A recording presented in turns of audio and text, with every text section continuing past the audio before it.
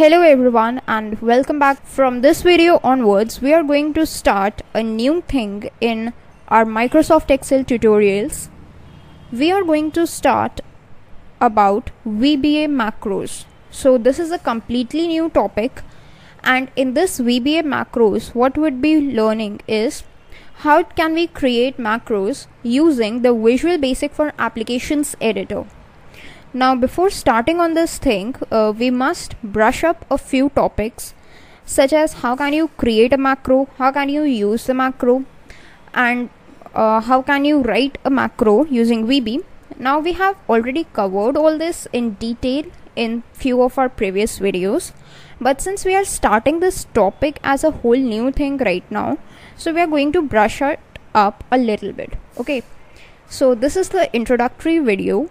In this video, I will teach you that how can you record a macro or how can you edit the macro. And from this video onwards, we would be just learning our journey about the VBA macros. So let's start. First of all, what you got to do is learn how to record a macro. So what you got to do is just go to your View tab. Here is this macros button. You can go and click on record macro. Now first thing it asks you is for a macro name. What I'm going to do is I'm going to provide it with a name. It could be anything that you want, but there is a naming convention that instead of spaces there must be an underscore like here. Then you got to provide it with a shortcut key. Now we have learned all about the control shortcut keys in our previous videos about the shortcut series. So there are only some letters that you can use, but what I'm going to do is just press the shift key and press S. Control shift S is a new shortcut that I'm assigning to this macro. Then it asks you that what is going to be the scope of this macro, that is where you want to store it. So I want to store it in this workbook, or you can select any of these options. Then you can provide a description like this is a first test macro, okay, like this. And when you click on OK, you can see on the bar over here, status bar, that the macro is currently recording. So whatever steps you do would be recorded in a macro.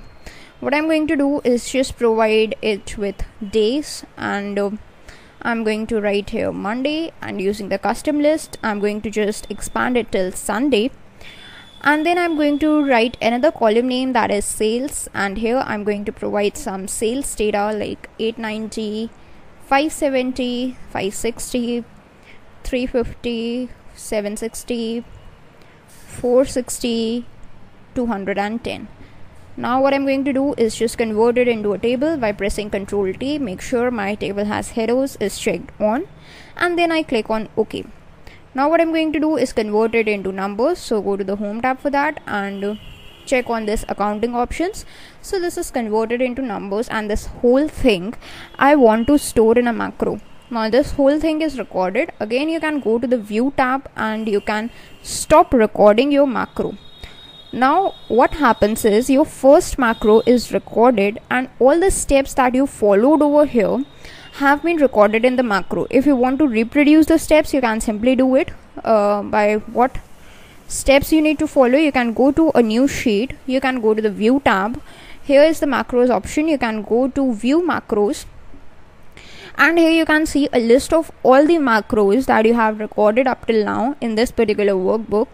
And here is this first macro. You can just select that particular macro if there is a list of macros, and then you can click on run. Okay, so yeah, that was some kind of an error. Okay, the error being that we just converted into an accounting range, and that was when this table was given a name. Like if you go to this sheet, so this table was given a name table 1, and in sheet 2 it could not be given the name as table 1, so it had given an other name table 1 underscore 1, and that is why the error was there. So it was basically because we followed that Control T command, and that's why we were getting that error. Otherwise all the steps would have been followed. Otherwise what you can do is just follow the shortcut for reproducing the macro. What shortcut what we had assigned to it was Control Shift S, and then again there is this error. You can click on end simply, and you can just select this and go to the home tab and change it to accounting as well. Now if you just select on this table like this, and you go to this design tab, here you can see the table name is table1_2, which means that there is a copy of this table. There are two copies of these table1, table1_1 and table1_2. So this step was done basically to show you that what is the usage of a macro, or how can you record a macro. With this you can also come to know that what are the advantages of a macro. So the advantages of the macro lie in the fact that you can reproduce the same steps again and again by storing it in a macro. It helps you to perform the different tasks with a simple shortcut. You can simply press the shortcut and all the steps that are recorded would be reproduced wherever you want. So basically macro is a piece of code or a set of instructions that you give to a Microsoft Excel sheet, and it is recorded in the form of a program which can be called a macro. Now what are some of the features of macro? If we talk about macros features, then macro is first written in a specific language known as Visual Basic. So if you have a knowledge of Visual Basic, then instead of recording the macros, you can simply write the macros. Now the question arises is where you want to write that language. So for that purpose, we have something known as the Visual Basics for the Applications Editor, or VBA, embedded in Microsoft Excel. Now Visual Basic for Applications Editor enables us to write the VBA code, and that VBA code, or the VB code specifically, helps us to perform these steps in macros. Okay, so that is what we are going to learn in this series of videos, that how can we create some Visual Basic code, how can we write macros for ourselves, and basically how can we go to the VBA editor. So for going to the VBA editor, one important step that you must do is, first of all, you can go to your tabs menu, and here you got to search for the developer tab. As you can see right now, my developer tab is not visible, but if your developer tab is visible, then it's cool. Otherwise, what you got to do is just follow some steps. You got to go to this file tab. Here is this options menu, and when you go to here, you can get this customize ribbon option. When you select over it, here is this customize the ribbon, which tells you that you can use this list to add, remove, rename and reorder the tabs, groups and commands and all. So what I'm going to do is add the developer tab from here. In the main tabs, you can see that there is this developer tab written, which is not checked. So if you just check on it, and right now you can see that it's not just added, but if you just click on OK, this is this OK button present over here. If you click on this OK button, then this developer tab would be added. So I just click on OK, and you can see after view and before add-ins, this developer tab is added. Now using this developer tab, you can easily go to the Visual Basic for the Applications Editor. If I just go to this developer tab, you can see all these options are given to you. So these are basically for the developers, that is the people who like to write code, who want to work with the code, and for them this developer tab is designed, and that is why it is not included generally in Microsoft Excel. You gotta perform some steps that we did just to include this developer tab in your Microsoft Excel. Now once you've got your developer tab, if you see over here in this code group, here are these options. Here you can record a macro as well, and here is this macros option, which is similar to the view tabs macros option that we got, and you can just perform any action that you want. Now this is this first macro. If you just go to this edit button, then you can see that this has opened the Visual Basic for the Applications Editor, but that is only possible if you have opened a macro or you have already created a macro. Then you can edit it using these options. So this is not the standard way of going to the Visual Basic for Applications Editor. The standard way is you got to go to the developer tab. Here is this Visual Basic option written. You can just click on it, and once you click on it, you can see that this window or this screen that is in front of you is actually of the Visual Basics for the Applications editor. You can see its name, Microsoft Visual Basic for Applications. It enables you to perform all these actions. And let me just close it for a while. If you just hover over it, so it gives you a shortcut that is Alt F11. If you just follow that shortcut, press Alt 11 from your keyboard, then also this screen appears in front of you. So basically in this video we learned that what is the usage of the Visual Basic for Applications editor in macros and how can you record a macro.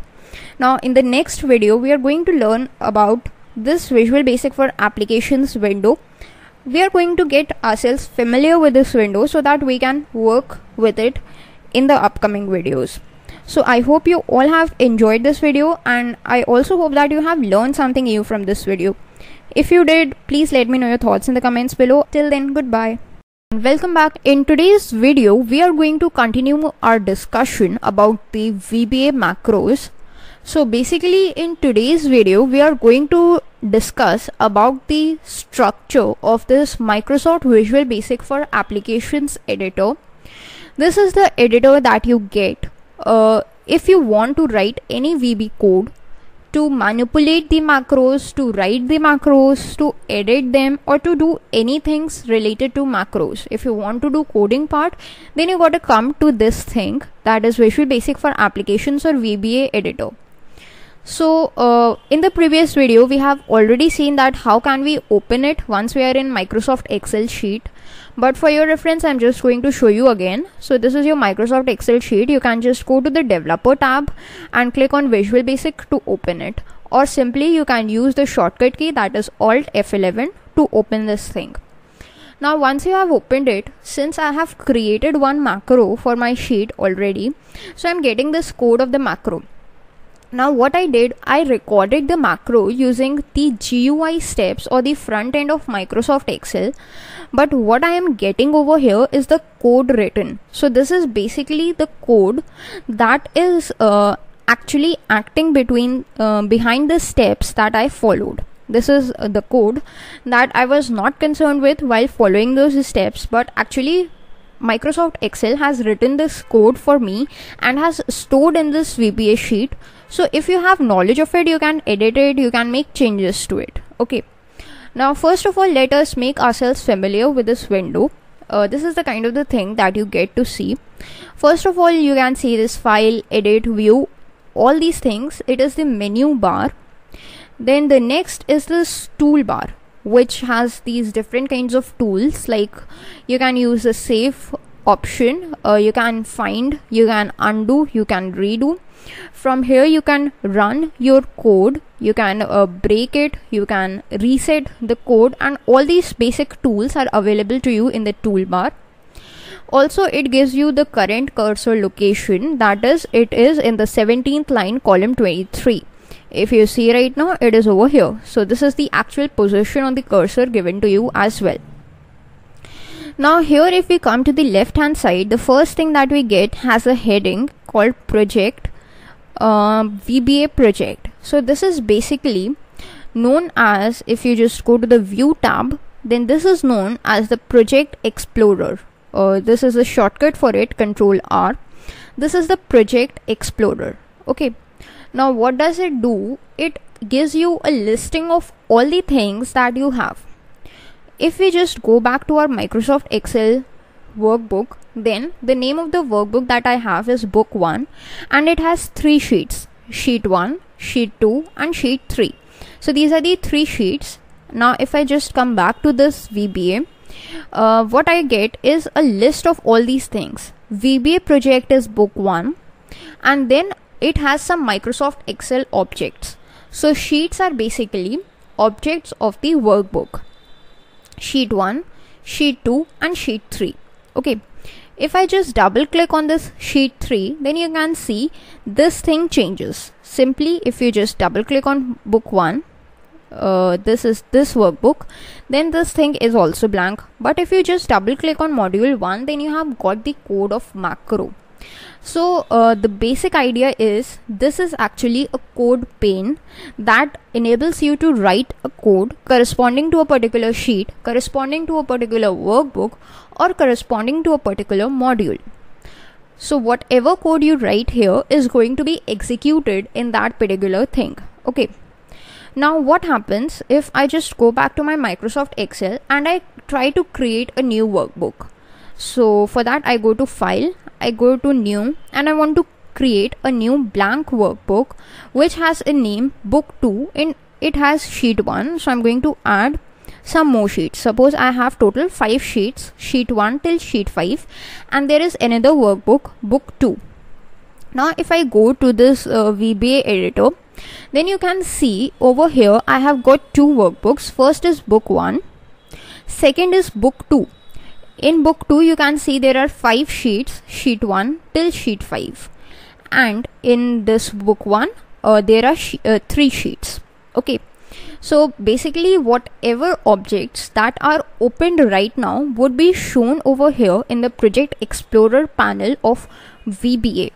It helps you to take an idea or make an understanding that what objects are open right now, and like Book 2 or a particular workbook contains how many sheets. Okay, now if I just close this Book 2 and click on Don't Save, then what happens is I go to VBA back, and you can see that VBA project Book 2 has been removed and only Book 1 is present with its sheets. Okay, now this VBA project enables us to also add macros. Like when we were creating the first macro over using GUI, what we did was selected its scope as this workbook.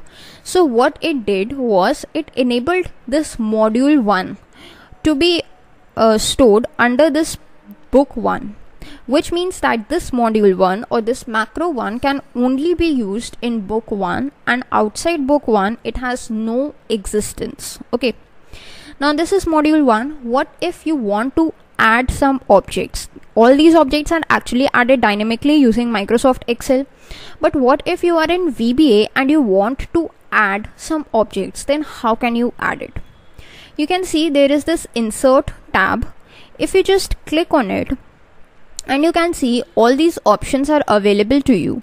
What all you can add? You can add a user form, you can add a module, and you can also add a class module. So I'm going to just click on module, and it has added another module known as module 2.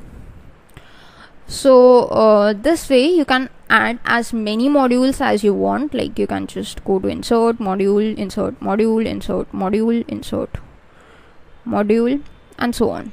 Okay, now once you are in module 1 and you go to the insert tab, you can see this procedure is disabled.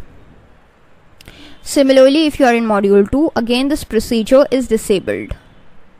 But okay, if your focus is not in any of these modules like right now, and you go to the insert tab, then also you can add a procedure to it. Now what is the usage of this procedure? This procedure enables us to perform a particular function. Like macros are a list of instructions, or they consist a number of instructions that are recorded, and they are basically stored in modules. So that is similarly the work of the procedure. A simple definition of a procedure is like if you want to perform some actions again and again and again, like you are going to use something, you are going to perform addition over the data again and again, then you can store it in a procedure and use that procedure in each and every macro. That would help you to just write the code once and use it again and again and again as many times as you want without having to write it again and again, saving you the development time and also reducing the length of your code. So this is how you can add a procedure. What things it asks for you is, first of all, it asks for a name. Suppose name it as procedure _1. Okay, then it asks for a type. It could be a sub procedure, it could be a function, or it could be a property. It is always advisable to go for a sub procedure in VB, but it may change as per your wish or as per the needs of the code that you are writing. Then it asks for a scope, public scope or a private scope. Public scope means it is accessible anywhere, and private scope means it has a limited scope. So I'm going to keep these default settings and I'm just going to click on OK. Then you can see what it has done is it has written this public. If I had chosen private, it would have written private over here.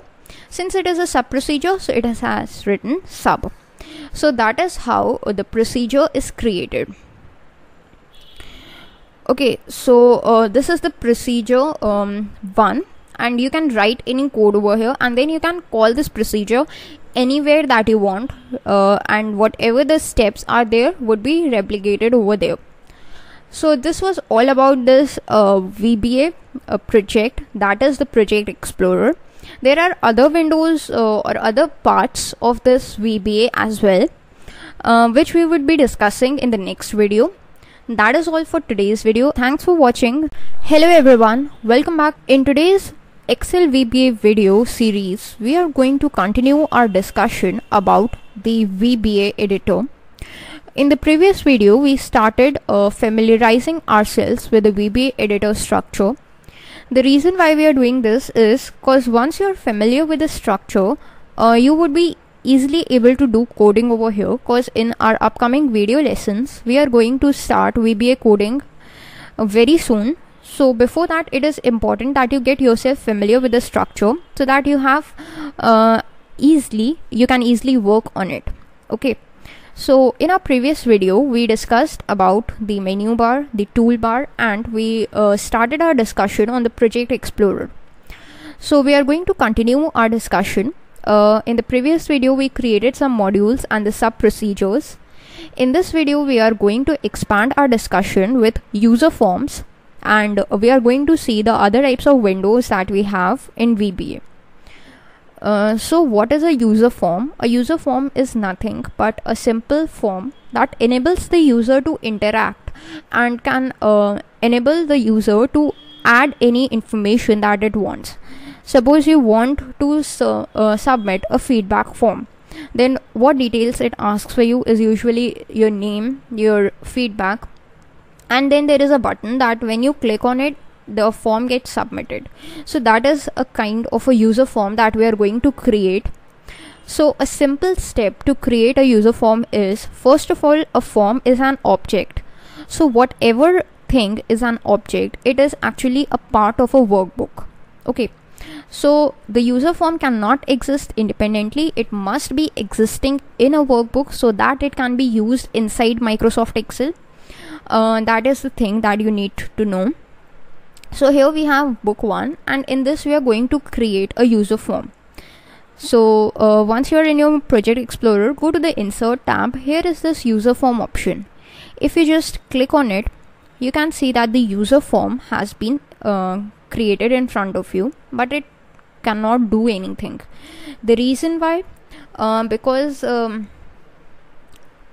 there are no controls over it, so we need to add some controls over this form. How can we add that? You can go to this View tab. Here is this toolbox option. Make sure you click on it, and here is this toolbox that you have got. It consists a list of the tools that could be added to this user form for its better usability. Suppose if you want the user to add its name in a text box, so first of all a text box must be present. So this is a text box, but how can you prompt the user that you must enter your name in this text box? For this there must be a label. So this is the label. You can just create a label over here and write name. This will give a message to the user that yes, I have to write my name in this text box. After writing the name, if you want user to submit this name, you got to provide the user with a button. So this is a button. Okay. Actually, if you just double click over this button, then it would open this thing which is kind of a button handler event. What it do, it allows you to write some VB code, and when you write this VB code, this code would be executed every time the button is clicked. If you look closely at its syntax, it is private sub and the name of this event, that is command button 1 underscore click, which means it is kind of a sub procedure that we just created, but its scope is private instead of public, and what name it has got is command button 1, which is the name of the button, and at what event it appears as the click event. Okay, and then there is end sub to end this procedure. So whatever code you want, you gotta write it in between private sub and end sub. Now here, if you see in the code pane, there is this command button.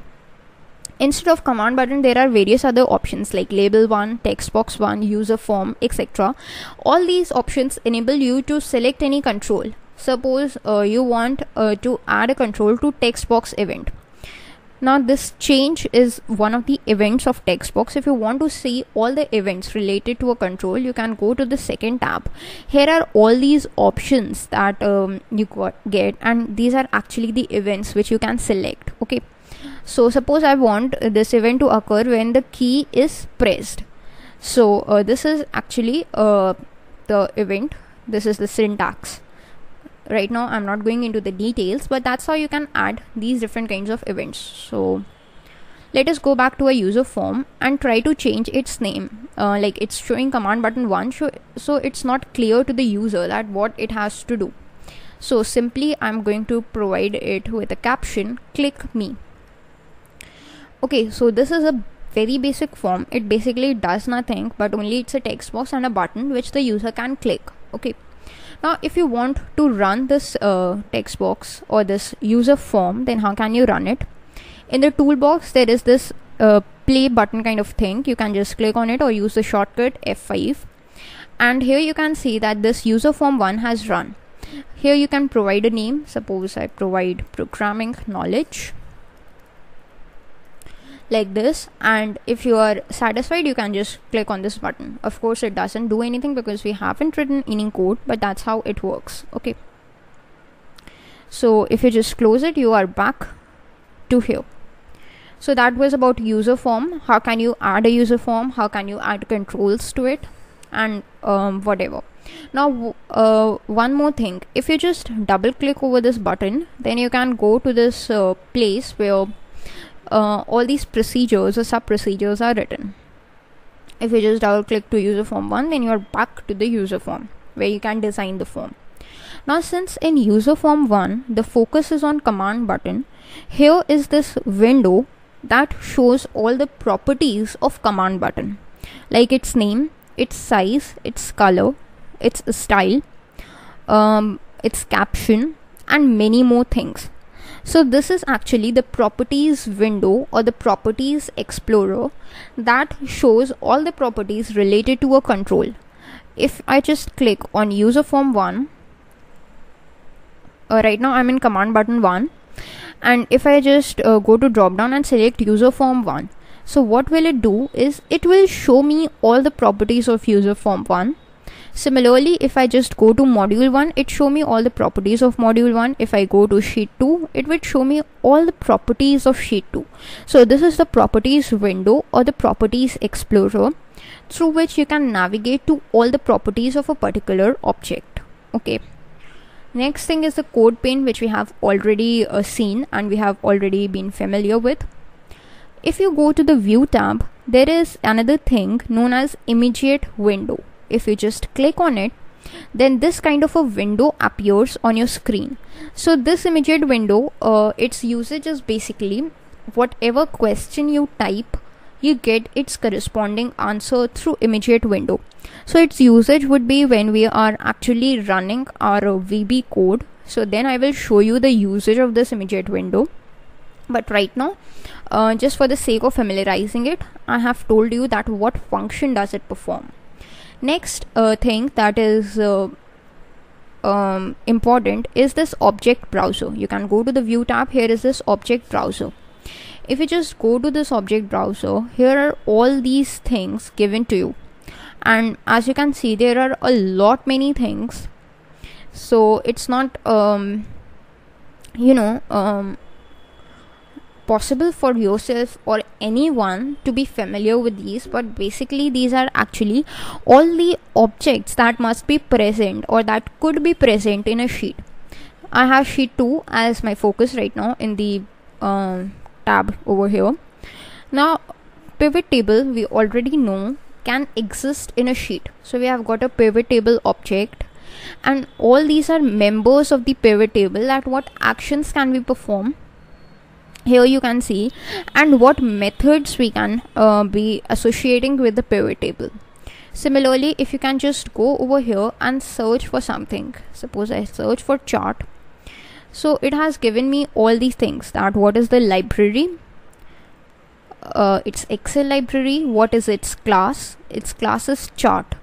So what is its member, all these things I have been given. So these are the search results actually. So if I just go over here, I've got this chart. If I click on chart, then these are all the members of chart. So this object explorer helps you to explore all the members related to a particular object. So this was basically the introduction of VBA. Now you're familiar with everything about VBA, and that's all you need to know for a general introduction of VBA. So this is one thing, that there is this small cross option. If you can just click on it repeatedly, then all the code panes that you have opened up till now, you can just close them one by one like this, okay, until you get to see this gray screen, means none of the code panes are open right now. And yes, that's all. Thanks for watching. Hello everyone, welcome back. In today's Microsoft Excel tutorials video, we are going to continue our discussion with the Excel VBA. And in this video, we are going to see that simply how can we write a macro for ourselves. In the previous video, we have recorded a macro, and using that recorded macro code, we have made ourselves familiar with the interface of the VBA editor in Microsoft Excel. Now it's time that we begin with our first code. So since our basic idea is about macros, so we are going to focus our first code on macros only. And in this video, we are going to learn that how can we write a macro. Also, we are going to learn some important things about a macro and how can we save a macro enabled workbook or a macro workbook. Okay. So basically, I am in my workbook from the previous videos only, in which I have created some macros. Now if you go to the developer tab and go to macros, you can just view the macros. You can see that there is this first macro and the procedure one we created. So it's only basically one macro right now.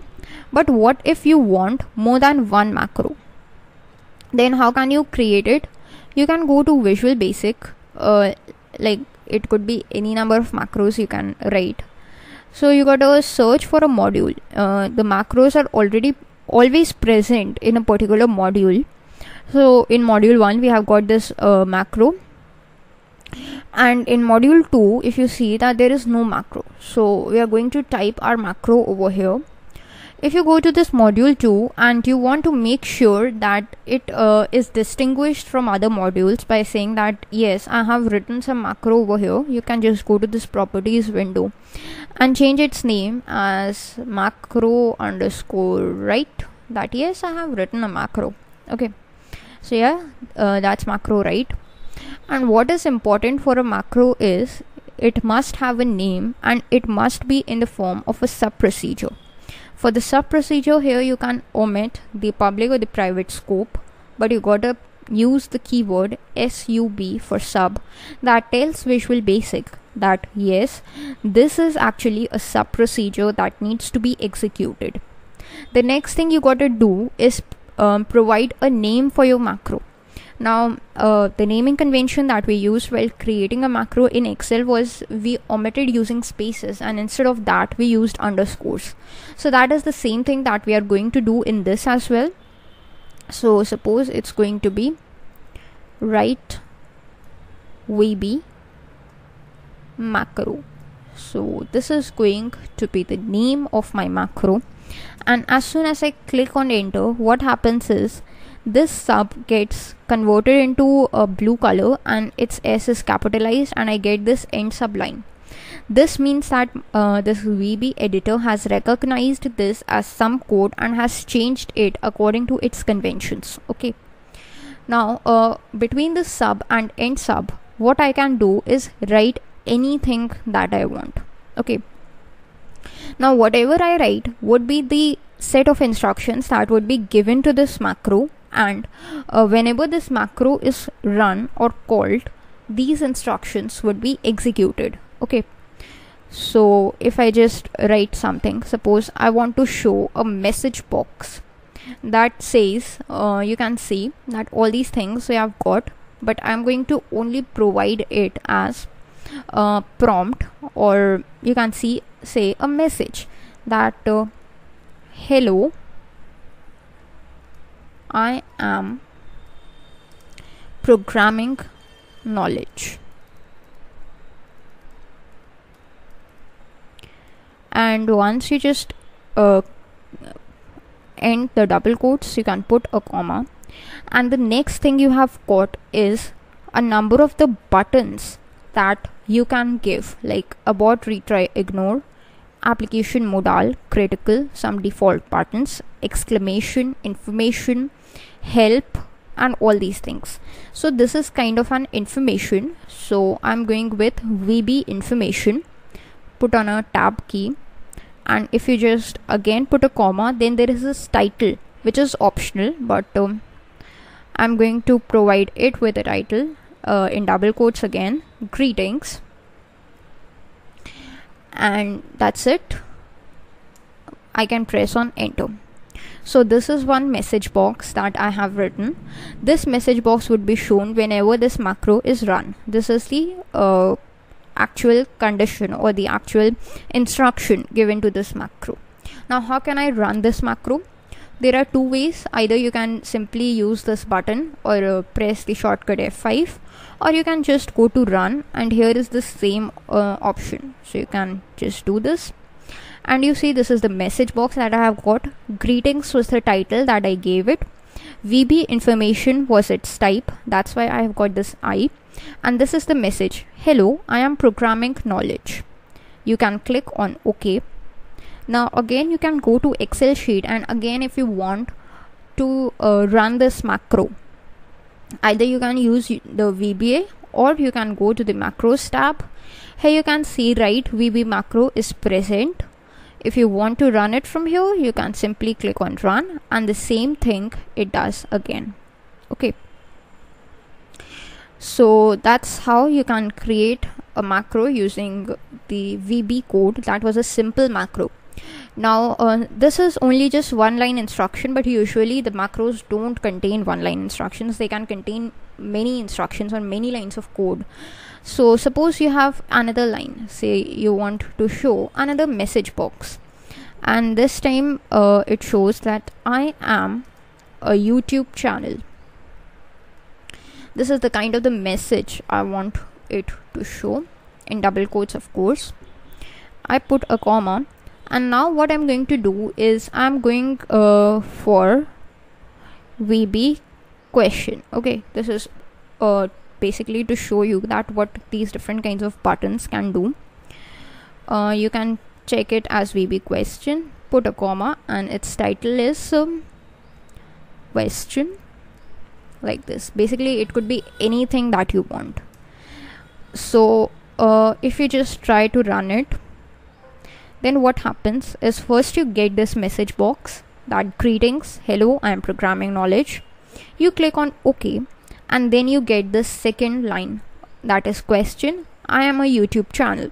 Okay, now one thing you must have noticed that in both these message boxes we got different icons. One was a information and then was a question. That was because of this VB question. So this defines the type of the message box. Also in both of these messages boxes we got only OK button, but what if you want more than one button? Say you want both OK and cancel buttons. So you can just go to message box, type something, say sentence. This is a simple sentence. Okay, put a comma, and then there is this option of VB OK cancel. You can put a tab, put a comma in double quotes, info. Okay, and then if you just run this macro again, what happens? First this thing information, then this thing question, then this thing sentence with two options, okay and cancel. So this is how you can simply write a VB macro.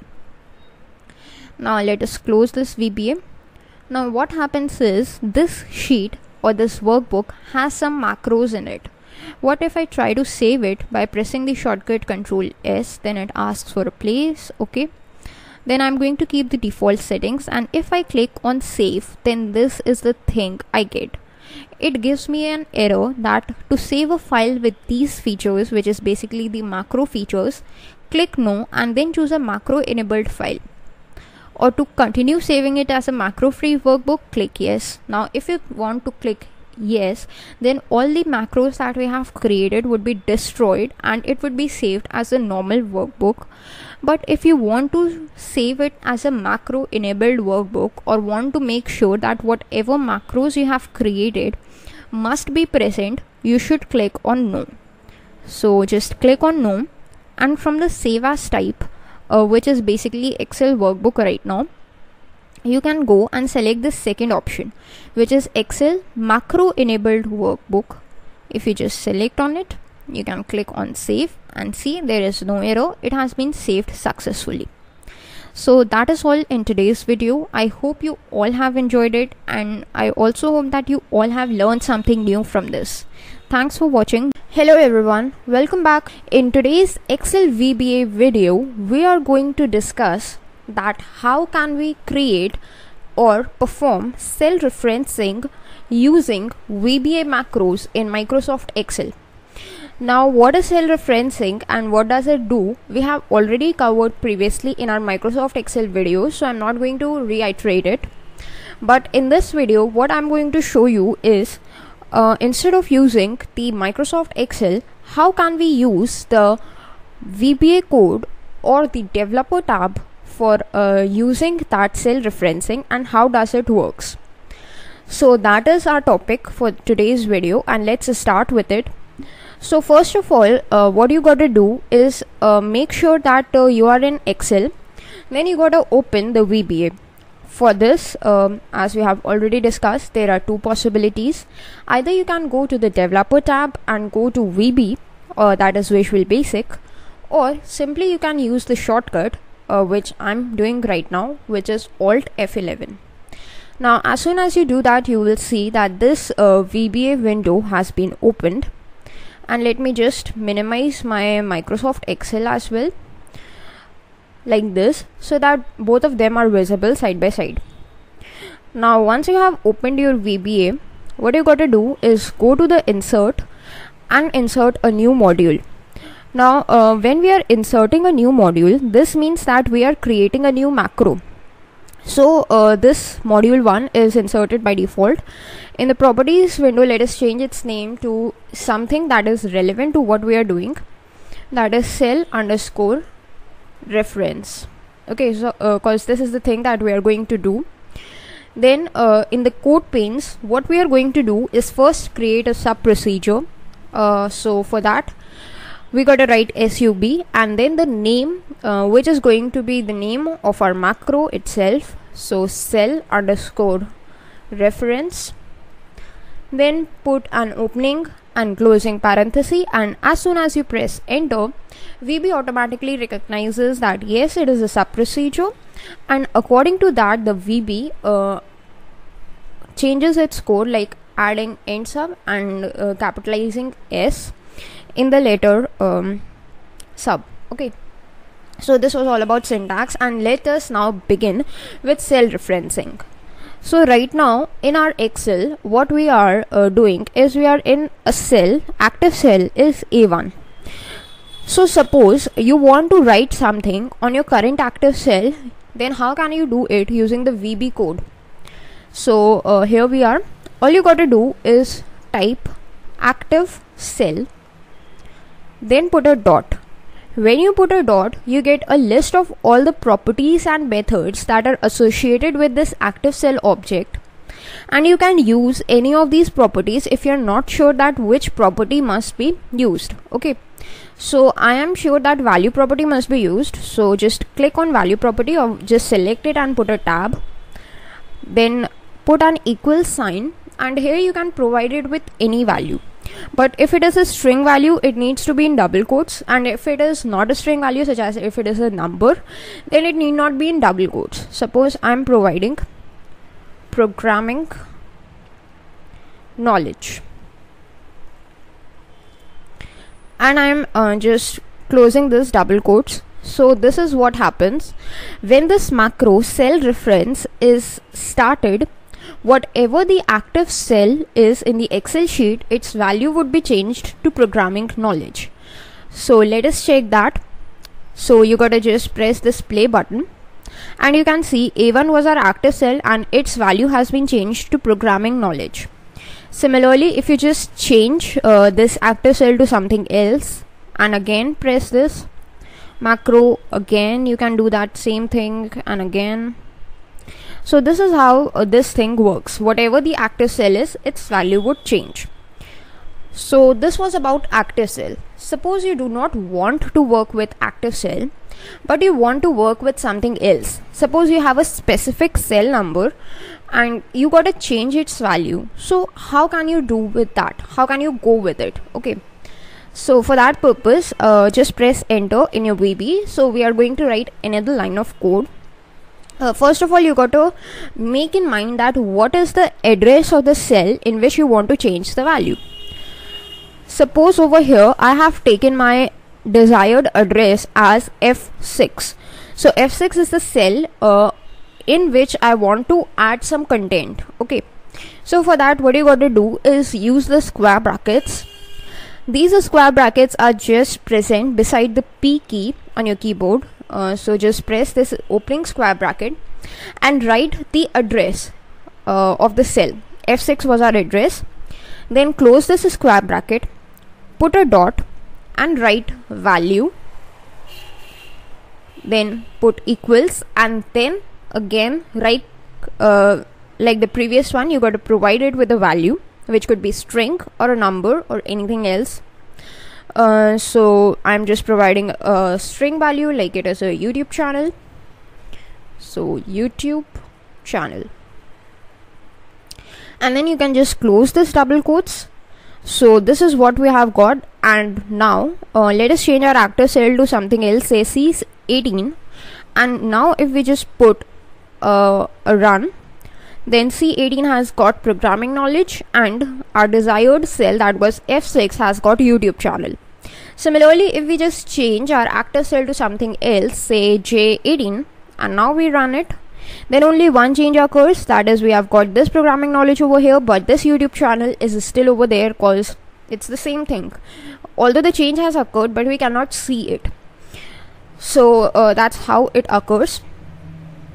There is another thing in VB, there is a line by line execution of the code. Means whenever we call this cell reference or whenever we just put this run key, then what happens is first this line is executed. When its execution is complete, then only this line is executed. Okay, so what is the benefit of this? Suppose we have written this active cell dot values programming knowledge.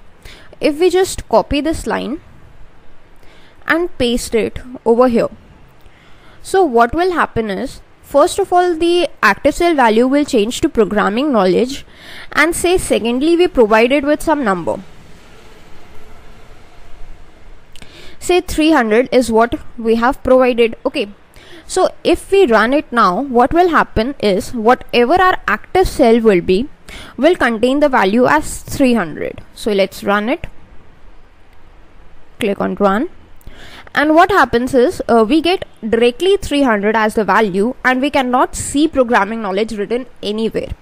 So what if you want to see it? How can you go with it? So for that, what do we need to do is go to this view, and actually there must be some debug window over here. Okay, or you can just what you can do is just go to this debug menu, and there is this thing written as step into, which has got a shortcut as F8.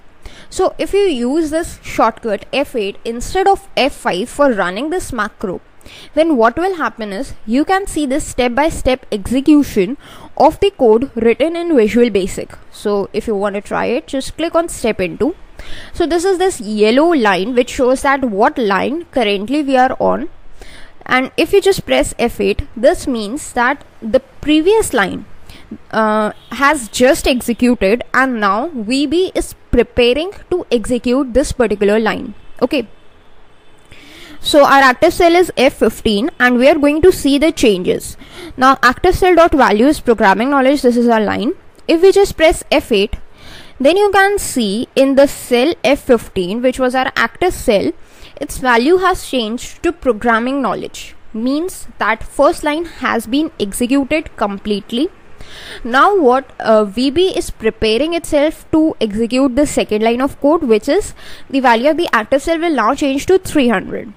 Now if we press F8, what will happen is the value of this cell, active cell, would change to 300. So these two lines have executed and the third line is preparing for execution, which is F6 dot value is YouTube channel. So if we just press F8 once again, then what happens is we actually cannot see it because there is already the same value, which is YouTube channel. But actually now this this line is executed and the end subline is the last line. Now if we press F8, then its running has been complete. Now it has been completely executed this macro. So this is how the step-by-step execution of a Visual Basic code works, and if you want to see it, you can simply use the step into function. Now this is hint given to you by Microsoft Excel itself. How can you see it? This is the code, and if you just press this run button when there are like overlining codes, then you have got this kind of menu where you have get this step into function. If you use it, then also this step into works. So that was all about today's video. In the next video also we are going to continue our discussion with the cell referencing, because there are many more things that needs to be covered. So I hope you all have enjoyed this video. Thanks for watching. Welcome back. In today's Excel VBA videos, we are going to continue our discussion on cell referencing in Microsoft Excel. In the previous video we started our discussion on the cell references, and we created some of the cell references in VB. So in the previous video we worked upon how to edit the contents in active cell and in a particular cell. Then we also learned about the step-by-step execution using the step into function of the debug menu. So in today's video we are going to look at some of the more methods through which the cells could be referenced in Microsoft Excel. And apart from this, we are not going to just look at a single cell, but now we are going to work on a range of cells. Okay, so let us start our discussion. This is our code of the cell reference macro from the previous workbook. So I'm going to just change the contents over here only. Now the last line you can see F6 dot value is YouTube channel. This helped us to change the contents of a particular cell, that is F6. Now what if we do not want to change the contents of a particular cell, but we want to change the contents of a range of cells? Okay, so how can we go with it? So a simple method like the one we used here is of square brackets could be used. Like if we just put a square bracket and then we specify the range of the cells. Okay, so the range of the cells must be specified by using two parameters. First is the starting position and the last or the second argument is the ending position. Like suppose I want A4 till E4, this all 5 cells to be containing some particular kind of text.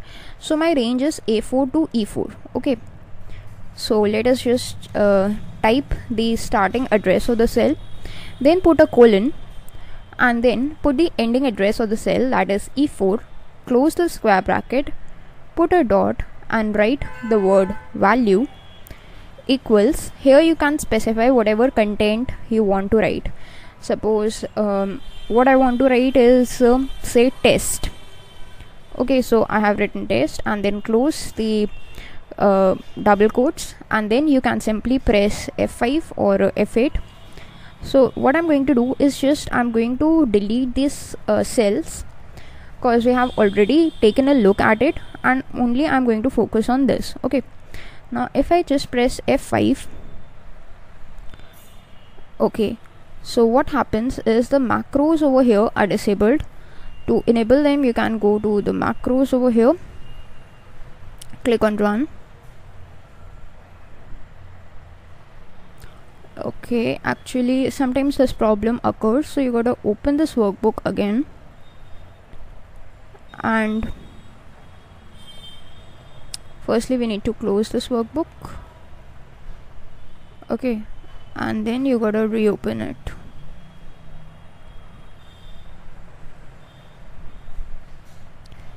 And here there is an option where you gotta click on enable macros. Okay, now what happens is all our changes have been lost, so let us just change it once again. A4 colon E4 dot value equals test, and then you can run it. So you can see that in these 5 cells test has been written as we required. Okay, now similarly if we just want to move in a row wise fashion, then also we can use the same thing. Suppose we want from A4 till A16 test 2 to be written. So what you got to do is provide starting point, that is A4, provide with the ending point, that is A16, close the square bracket, put a dot, value equals test 2, and close the double quotes. And then when you click on run, all these have been simply added with the value test 2. So that is how you can work with a range of cells, both in a column wise fashion and in a row wise fashion. Now another method is through the range method or the range function. You got to type range, open the parenthesis. Here simply like this you can provide a range of cells or a single cell. First I'm going to show you for a single cell. Suppose let us just clear all these contents first. Okay, that was an error. Just clear all these contents. Okay, now what happens is we just go to this range and provide the cell address, like E5 is a cell address. Close the double quotes, close the parenthesis, put a dot, and then we want to type value, so put a tab key, equals whatever value you want to provide. Like here I'm providing sample, so that's for a single cell. Okay, if you just click on run, in the cell number F6 we have got YouTube channel. A4 till E4 we've got test, but the value of A4 was overwritten by this third line, test 2, and in E5 we have got sample. Okay, now let us just delete this code for a while. And over here, suppose in the range function we want to provide a range of cells. Say we want to provide from H1 till H15, so write H1, put a colon, H15, that is starting colon ending, put a double quotes, close the parenthesis, put a dot, value equals the text that you want to write. Okay, and you can just click on run. You can see this all is covered with text now, sample over here. Okay, now this was about the string data, but what if you do not want to provide string data, you want to provide some numbers? So let us check. This time I'm moving in a column wise fashion from D17 till J17 is my target. So D17 colon J17, put a double quotes, parenthesis dot value equals simple text 2, like this, and you can click on run. So you can move in a column wise fashion as well. Instead of the textual value, you got to provide a numerical value. You can work with that as well. So that's a numerical value. Now you do not need to provide the double quotes in case of the numerical value. So that was another method. Let us just clear it all, and the sheet as well, we got to clear it. Now what happens is we got another method of just adding the contents. So there is this function known as cells. You got to write it, put a parenthesis, and as soon as you do that, it asks for two things: the row index and the column index. So using this, but obviously you can only just connect or write a single cell or refer to a single cell, but instead of providing the exact cell address, you got to provide the row index number, which is obviously from 1 till whatever value you want to provide. So you can reference it from here, but for the column index, instead of ABCD, you got to provide corresponding numbers such as 1 for A, 2 for B, 3 for C, and so on.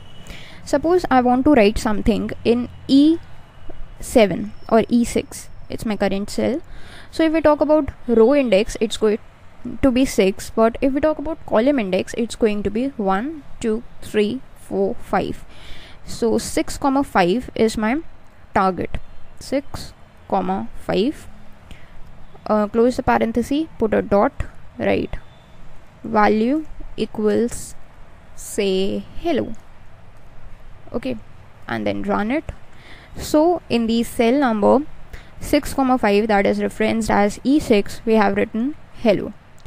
Similarly, if there is something else like cells, put a parenthesis.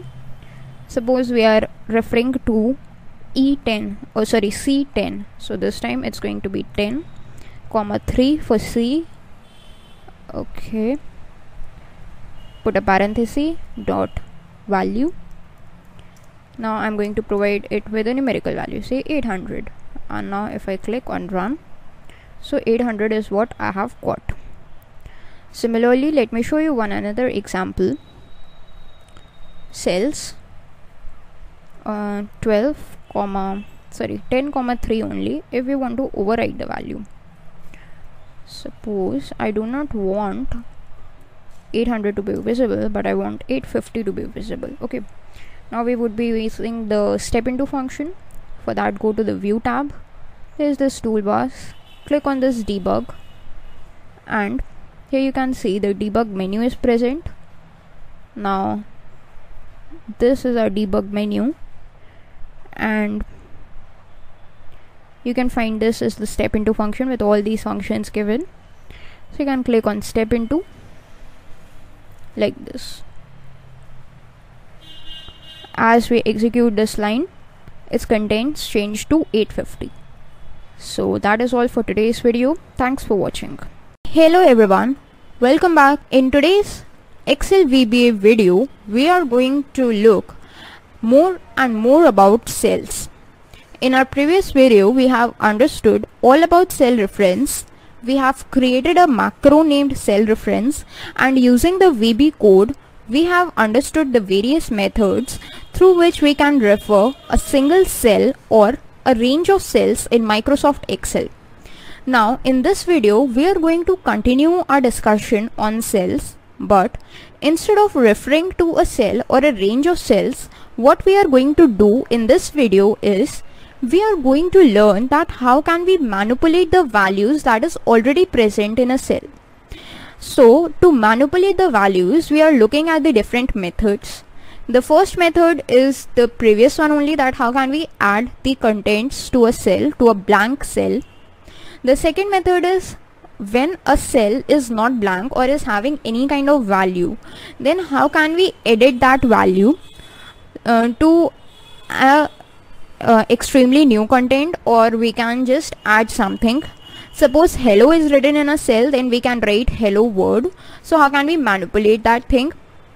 Then the third thing that we are going to see is what is the method through which we can copy the value of one cell to any other cell. how can we paste that copied value into some other cell? Then how can we cut the value from a particular cell and paste it to any other cell? Now this thing we are going to look firstly at a single cell, and then we are going to see that how these same expressions or same operations could be performed on a range of cells. So this is all what we are going to see in today's video, and let's start with our discussion. So from the previous video only we have this macro called cell reference, which has no code right now, but I'm going to begin writing the code. So first of all, what I'm going to do is just add some content in a particular cell. The cell I'm using is B3, and in B3 I'm going to change its value, or I'm going to write some content like programming knowledge.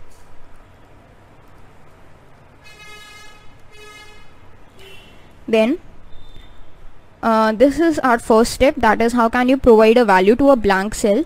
If you can just play it. So yes, value is provided to this blank cell. Now this was a string value. How can we provide a numerical value? So say B4, we got to provide a numerical value 50. That's our numerical value. Okay. Now then we have the second thing, that is how can we change the value. Suppose B3's value is programming knowledge, but we want to change it to something else. So how can we do that? Simply we want to replace its value, so you got to just provide the name. This whole syntax you got to repeat like this.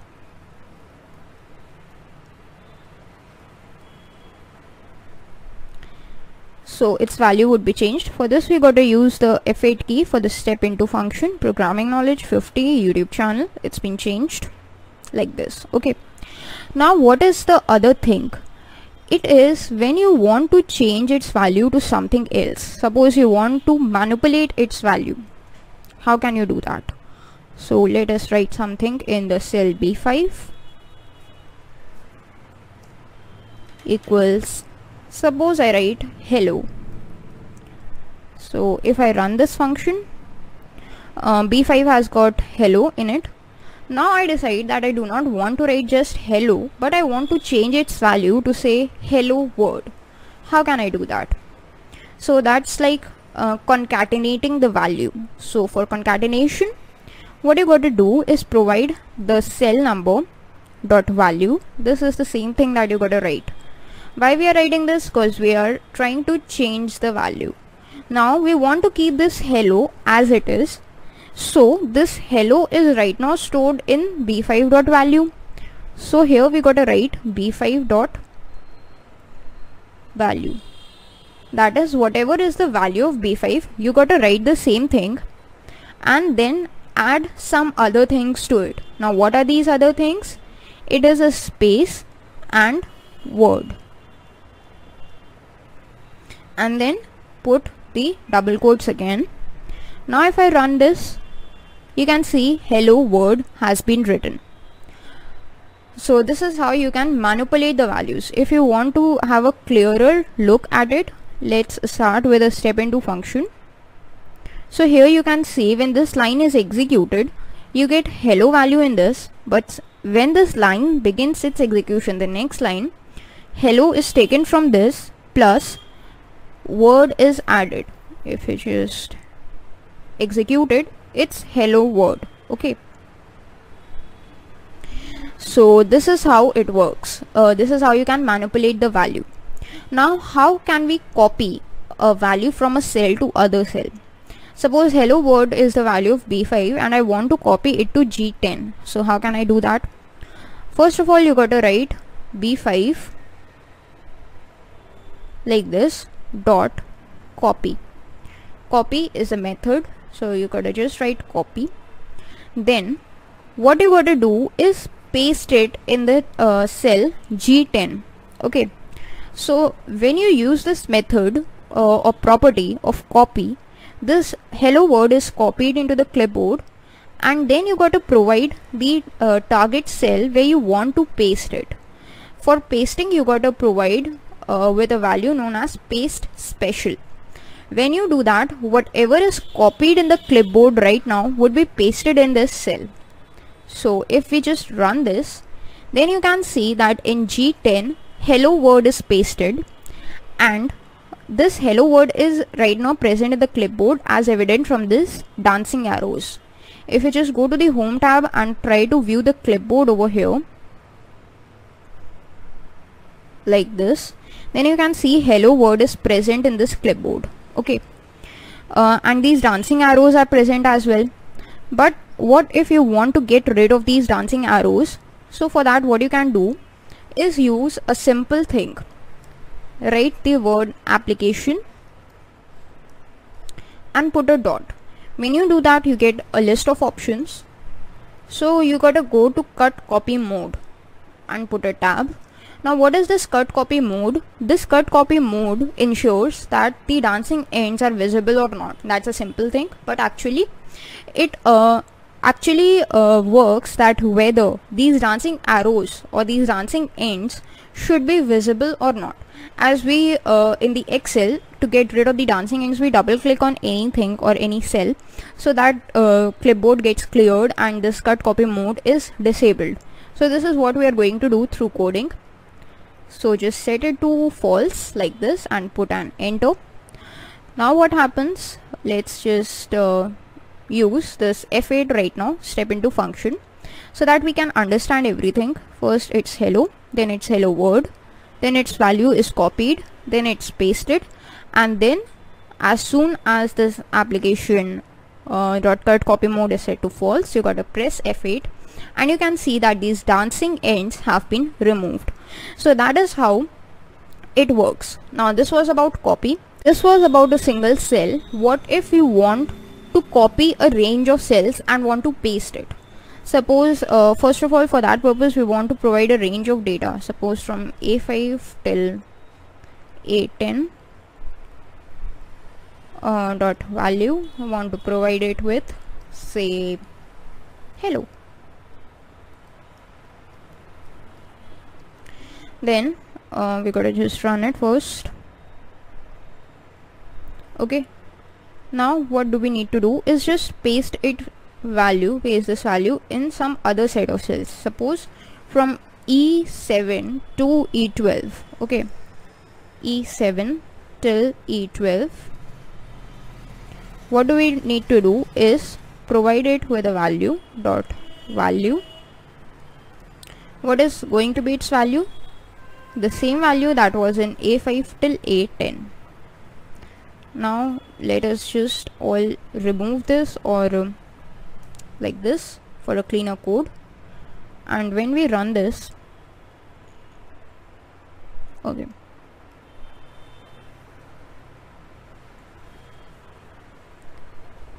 dot value.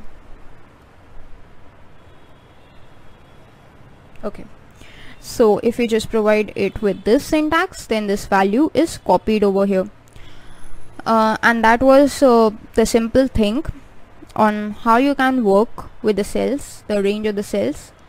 Now if you want to use the copy function, how can you use it? Suppose A5 till A10 dot copy is what we do, and then we got to paste it.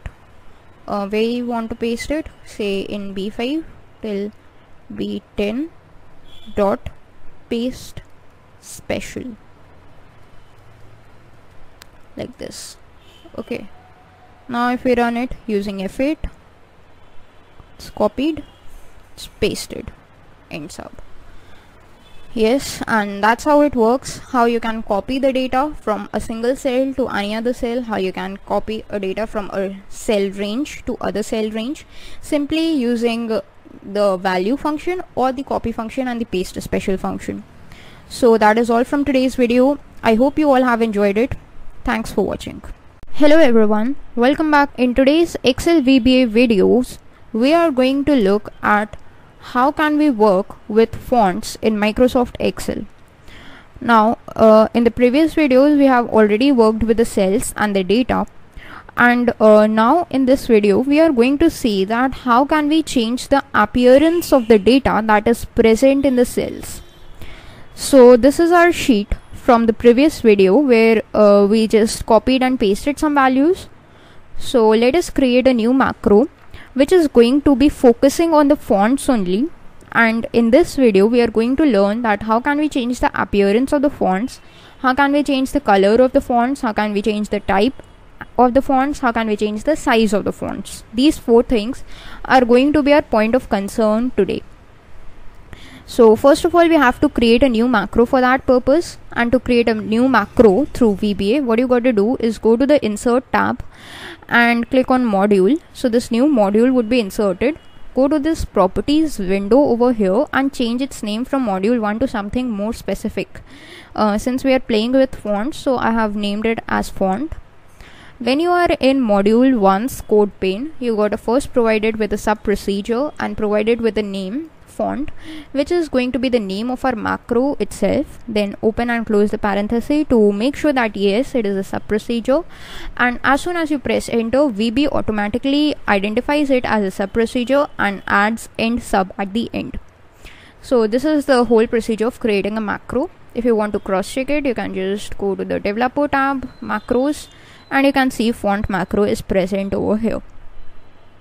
Now in this font macro, we are going to provide the fonts. So for the fonts to be provided, we must have some sample data. So we have B5 till B10, this hello, and we want to change the font of this hello. So what we are going to do is first refer to it, and first of all what we are going to do is change the type of this font.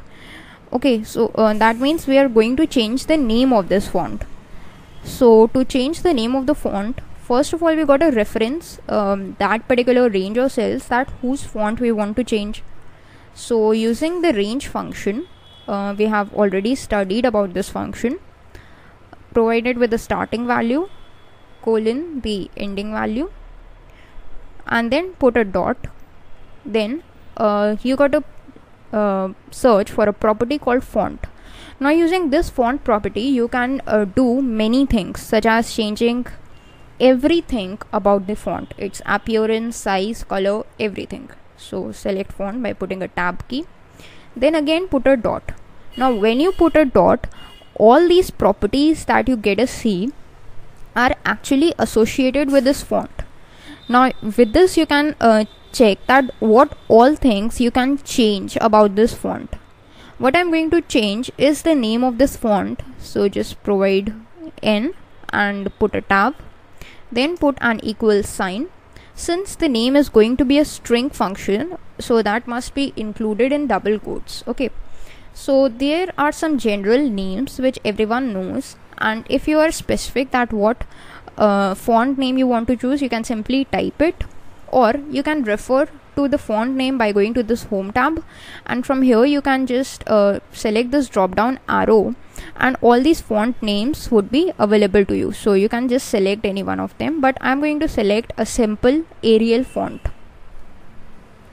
So type Arial and just close the double quotes. Right now its font is Calibri, but when I execute it, its font would be Arial.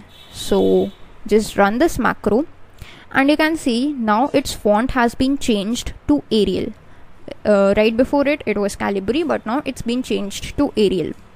Simply you can change it to any other thing. Suppose instead of Arial you want something else, say Times New Roman. It's also a popular font, Times New Roman, and here it is, Times New Roman is changed. So that's how you can change the name of the font. Now that was a simple thing.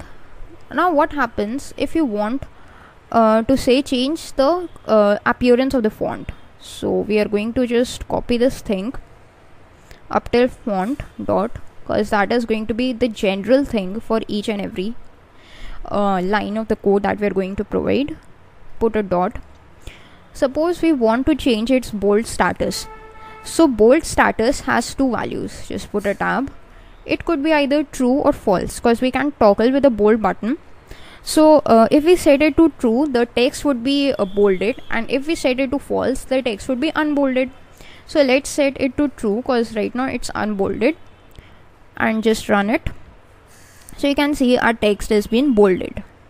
Similarly, instead of bold, you can work with other things as well for the appearance. Say suppose you want it to be underlined, so you can provide underline, put an equal sign, write true. This will make the text underline. If you want to see the step-by-step execution, just press F8, F8, F8. So you can see it's been underlined right now. Okay.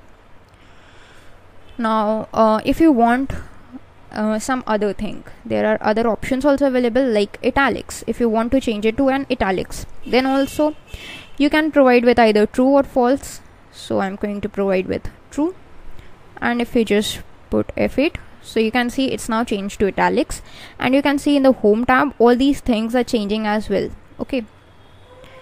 Now again, there is another thing called as strike through. If you want to do that, you can provide strike through as well. Click on true, you run it, and see that this all is now strike through. Okay. Now what I'm going to do is just change my data set. That is, instead of B5 to B10, I'm going to provide A5 to A10. There is something called as superscript and subscript. For superscript, if you want to change it to superscript, you can do that as well. Say the range of the cells or a single cell dot font dot superscript equals true, and if you just click on it, it's all changed to a superscript. Instead of superscript, suppose you want to just change the superscript status to a false, you can just copy it, paste it, then set its status to false, and you want it to be in the form of subscript instead of a superscript right now. So subscript equals true. Now let's use F8. First it is superscript, then superscript is false. Now it is normal when the superscript is set to false. Now it would be in the form of a subscript like this. Okay. So that's how you can work with it as well. Superscript and subscript. Now what if you want to change the size of the font? So you got to provide, suppose this is G10. Now I'm going to change its size. G10 size is what I'm going to change. Or suppose I'm going to change E7 size. Okay. E7 dot font. You can refer it using range. The reason why I'm using range is we get help from VB when we are using this range dot font dot. Now I want to change its size. So this is size, put a tab, equals.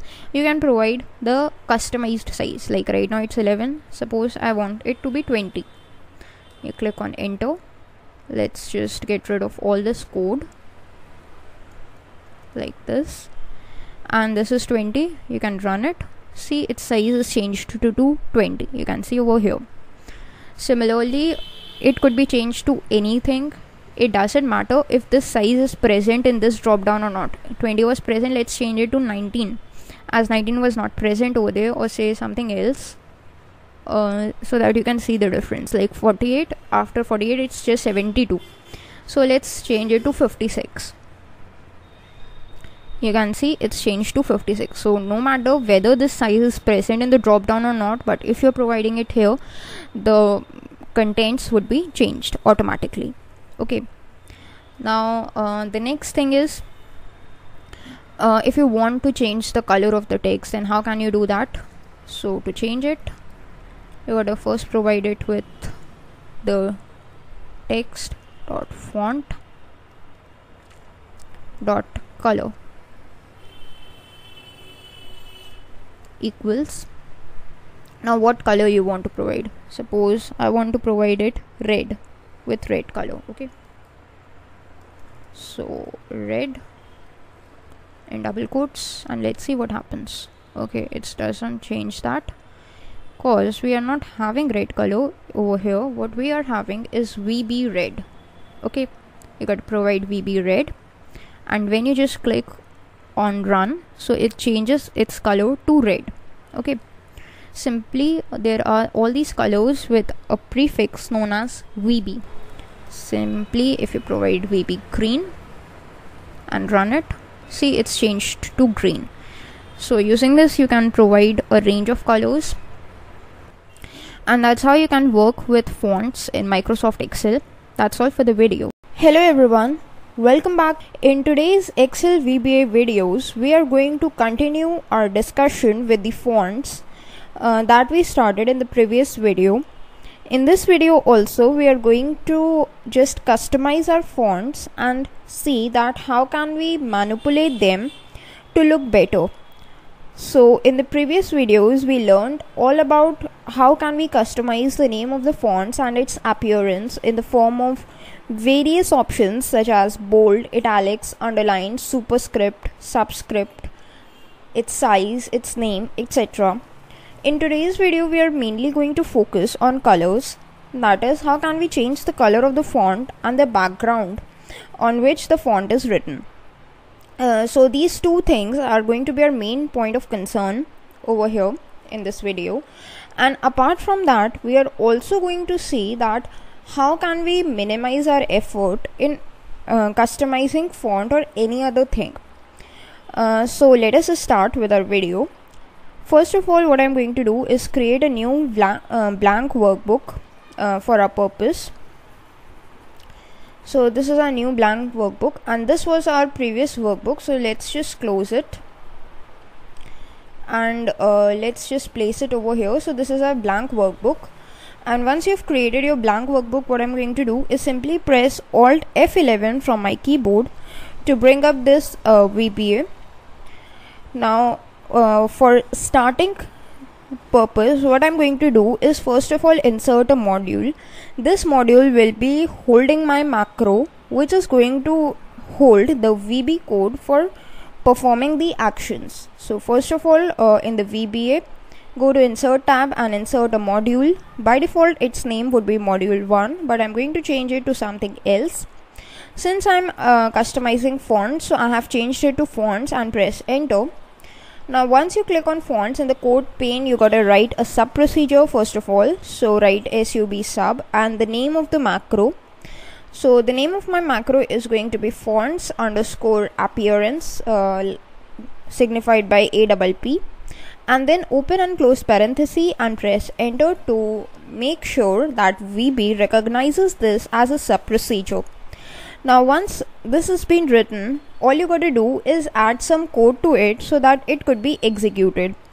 Now first of all, to apply anything to the fonts, we must have some text. So first of all, what I'm going to do is use this range function and add some text to my cells. So I'm going to use cells A1 till A10. And in it I'm going to use the property as value, and then in the value I'm going to write something, say tutorial. Okay, so this is a Microsoft Excel tutorial, that's why I've written tutorial, and let's execute this. On its execution you can see it's tutorial written. Similarly, let's just copy it once again and keep us for ourselves a set of two text. Now from range B1 till B10, I'm going to provide the value of the YouTube channel you are watching right now, that it's programming knowledge. Okay, and let's run this as well. So we've got these two values over here, and that's exactly what we wanted. So now let's just get rid of these two lines because they do not serve any purpose now. Now whatever operations we are going to perform is on these two ranges of cells. Okay, so first of all, let us brush up our understanding of the colors that we performed in the last video. First of all, you got to provide it with a range of cells to which you want to apply the changes. I want to apply it first to the cells A1 to A10. So write it like this, then put a dot. Then you got to provide it with font property, because this is exactly what we are going to change this time. Again put a dot, and then you got all these options. So out of these you got to select color, and in color you got to select a color. Now the colors are in the form of VB, like VB red, VB black, VB white, VB green, and so on. So there are a set of predefined colors only which you can select. These are basically the general colors like red, blue, green, yellow, white, black. And apart from that, there are two colors which are new over here, which are cyan and magenta. So suppose you want tutorial to be written in VB magenta. So you gotta write VB magenta like this, okay. And once you click on run or press F5 from your keyboard, what happens is the color of your text changes to magenta. Now if you want to change it to something else, say cyan, you can simply write cyan like this, and again you gotta execute it and its color changes to cyan. Simply, if you want it to be of blue, you can change its color to blue, VB blue, and you can press F5 so that its color changes to blue. So this is one method how you can change the color of the text given. There is another method given to us by Visual Basic, and that is through the usage of ColorIndex. Now, right now we have used this color property of the font, but we gotta use another property through which we can change the color, and that property is known as ColorIndex. Okay, so what I'm going to do is simply type in range, and this time I'm going to use my second range of cells, that is from B1 till B10. Then put a dot, then it is font, FONT font, put a tab, then put a dot again, and then the second property you are going to use in color, that is ColorIndex, which is highlighted just now. Instead of color, you got to use ColorIndex. So just put a tab equals. Now ColorIndex, as you can see, requires an index value. Now index value has a predefined range. In Visual Basic, the ColorIndex is only valid from 1 till 56. So there are only 1 till 56 color indexes available. And if you want to use a color index property, you gotta provide any number between 1 to 56, then its color would be changed according to that particular index. Okay, but if you provide it something out of the range, such as a negative value or a zero value or a value more than 56, then it would result in an error. So I would show you both of these cases. So first of all, let us give it a valid value. Okay, suppose I have given it as 5, so it is a valid value, and let's press F5 to see what changes it brings. So 5 color index is basically for a blue value or a blue color only. Let's change its color index to something else, say 10, and when we run it, it's in a form of green. So let's change it to color index 1, it's in the form of pure black. Then we have 56, which is the last value, it is in the form of pure black as well. Okay, 55, it's in the form of a shade of blue. So this is how you can toggle between these various indexes, and you would be able to see that what are these various values. Suppose we change it to 58, then what happens is you get an error, that runtime error 9 subscript out of range, cause what we are trying to do is access an index or a range that is not defined in Visual Basic. That is why we are getting this error. So when you get any error in VB, you either press debug or end. So I'm going to press end, and let's toggle between the values that are within the range only. Suppose 30, then it changes to something else. So that is the usage of color index. But there is an limitation, as you can see, that in color index what happens is you have no idea that what this value is gonna render. So you have to keep changing on the index until and unless you get a value that suits your mood or suits the setting that you are looking for. But a more generalized approach would be to follow the dot color property, which helps you to directly search for the color in VB, the exact color. If you want green, you gotta type VB green and the text would be colored to green. But in the case of color index, if you are searching for green, you gotta search for the right index by providing the different index values and then providing it with the right shade. So that is a limitation of the color index, but still it's totally up to you. It's totally your choice at whatever you want to use for colors. you can use everything that you want. Okay. So in this video we have basically learned about how you can apply colors in Visual Basic over the text. So there are two options, either through color or ColorIndex, but up till now we have only seen how can we change the text color. We have not seen that how can we change the background color. So in the next video we are going to focus on exact same thing, that how can we change the background color of our text, and apart from that we are also going to see the usage of the width block in the next video. So that's all for this video. Thanks for watching. Welcome back. In today's Excel VBA video we are going to see that how can we change the background color of the fonts using the VB coding through macros.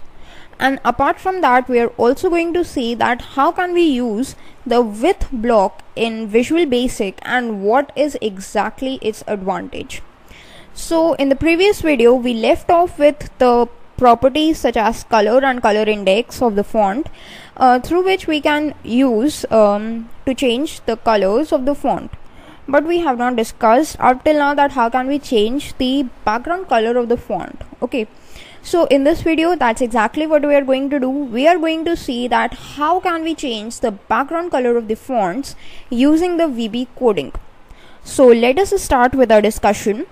So here what I have is my Excel sheet in which A1 to A10 and B1 to B10 I have some text which is in different colors.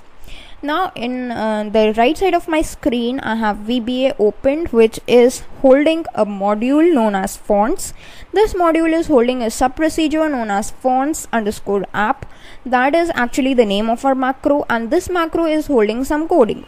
Using this coding we have already changed the color of the font, but now let's see how can we use this coding to change the color of our background on which the font is written. So let's start. First of all we got to type the range on which we want to change its background color. So the range that I'm choosing is A1 to A10 first of all. After you have written this you got to put a dot. Now here what we used up till now was a property called font because we were considering the font thing, but now we are going to choose another property that is known as interior. This interior property helps us to change the background or anything that is interior of a cell. This whole cell is actually accessed using the interior property. So in this video I'm just going to discuss that how can we change the color or manipulate the color using this interior property, but there are many other things which we are going to discuss in the upcoming video lessons. So you got to provide it with a value or a property known as interior. Once you have done this you can put a tab key, then put a dot. Now when you do that you can see that these are these range of properties which you can access using interior, and out of these what we are concerned with is color. Using this color property we can exactly do what we wanted to do, that is change the color of our interior. So put a tab and you will get this color. Then we know that what values does color accepts in the form of VB blue, VB red and etc., the different colors. So since the range is A1 to A10 we are going to use a yellow background or a yellow color for our interior. So just write VB yellow and press enter. Now once you press F5 from your keyboard or hit this icon to run it, you can see that the background has changed to a yellow color. Similarly, if you want some color else, like say VB magenta, you can just go with that as well. You gotta provide it with a color and hit run. So its color is changed to magenta. So that's one way. What's the another way? The another way is, say you type in range. Now I'm going to use B1 till B10. And in interior, I can use the ColorIndex property as well. Okay, that's the ColorIndex equals. Just provide it with 1 and see what happens is, okay, I've got this black color. So let's change its color to VB white so that the text is visible like this. And now if we just execute it, then you can see this is how we can use ColorIndex property as well to change the color of the background along with the font color as well. It's actually similar to the font color, but instead of font property we gotta use the interior property. So that's how you can apply a solid color. Now what happens if you want to apply a gradient to it? How can you do that? So gradient is actually a different whole topic, but in this video I'm going to show you that how can you apply a predefined gradient to your range of cells. Okay, so suppose I want to provide a gradient to range A1 till A10.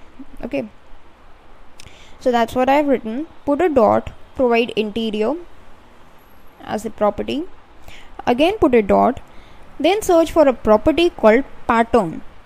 Now pattern is the property that helps you to set a gradient.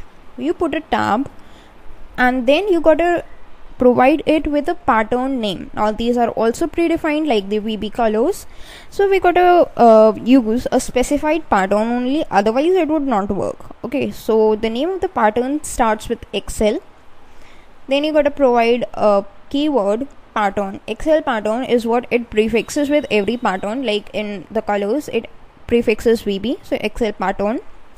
Then I'm going to provide linear gradient. Okay, and once you've done this you can press enter and hit run. So you can see in A1 to A10 a beautiful linear gradient has been applied. So that's how you can apply linear gradient over your text. So that was about the linear gradient, and instead of linear gradient you can also apply these different patterns, but that's exactly a different topic which relates to the interior property, which could be covered in the upcoming video lessons. Okay, in this video what we are going to cover is the usage of with block.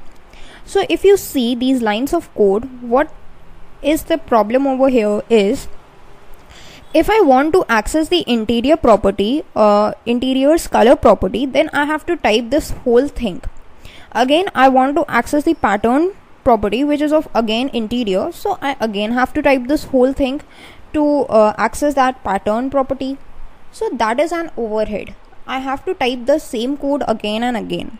So to reduce this thing, what does VB do is provide us with a facility of with block.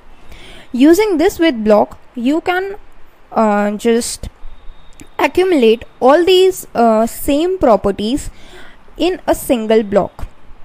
Let us understand. Suppose we want to change the font appearance of our text. Okay, so what can we do is first write with, and what we are going to do is provide it with a common property. Suppose we are considering the font property, so in this the range of the cells is going to be same, this range part is going to be same, dot font part is also going to be same, so this part is common. We can write this common part over here. So what I'm going to do is just copy this part and write it over here, just paste it over here, then press enter and you can use end with. Okay, so that's the with block, and in this with block we can specify any property very easily, and all the properties that we provide would be omitted with this code and still they would work. Okay, so I'm just going to put a tab for proper indentation and then provide it with values. Say I want to change the name of the font, so I put a dot, and once you put a dot you can see that it has access to all those properties which can be only accessed when we have written all these things. So this is a shorthand notation. So I'm going to change its name, so provide it with n, put a tab. The name I'm going to use is say Times New Roman. Okay, then I gotta change its bold status. I'm going to just change its bold to a true. Then I'm going to change its dot size property as well. The size I'm going to set at 50, and then I'm going to change its color as well to something as VB green. Then I also want it to be strike through. Okay, so this is strike through property is also what I'm going to set to true. So let us get rid of all this code like this,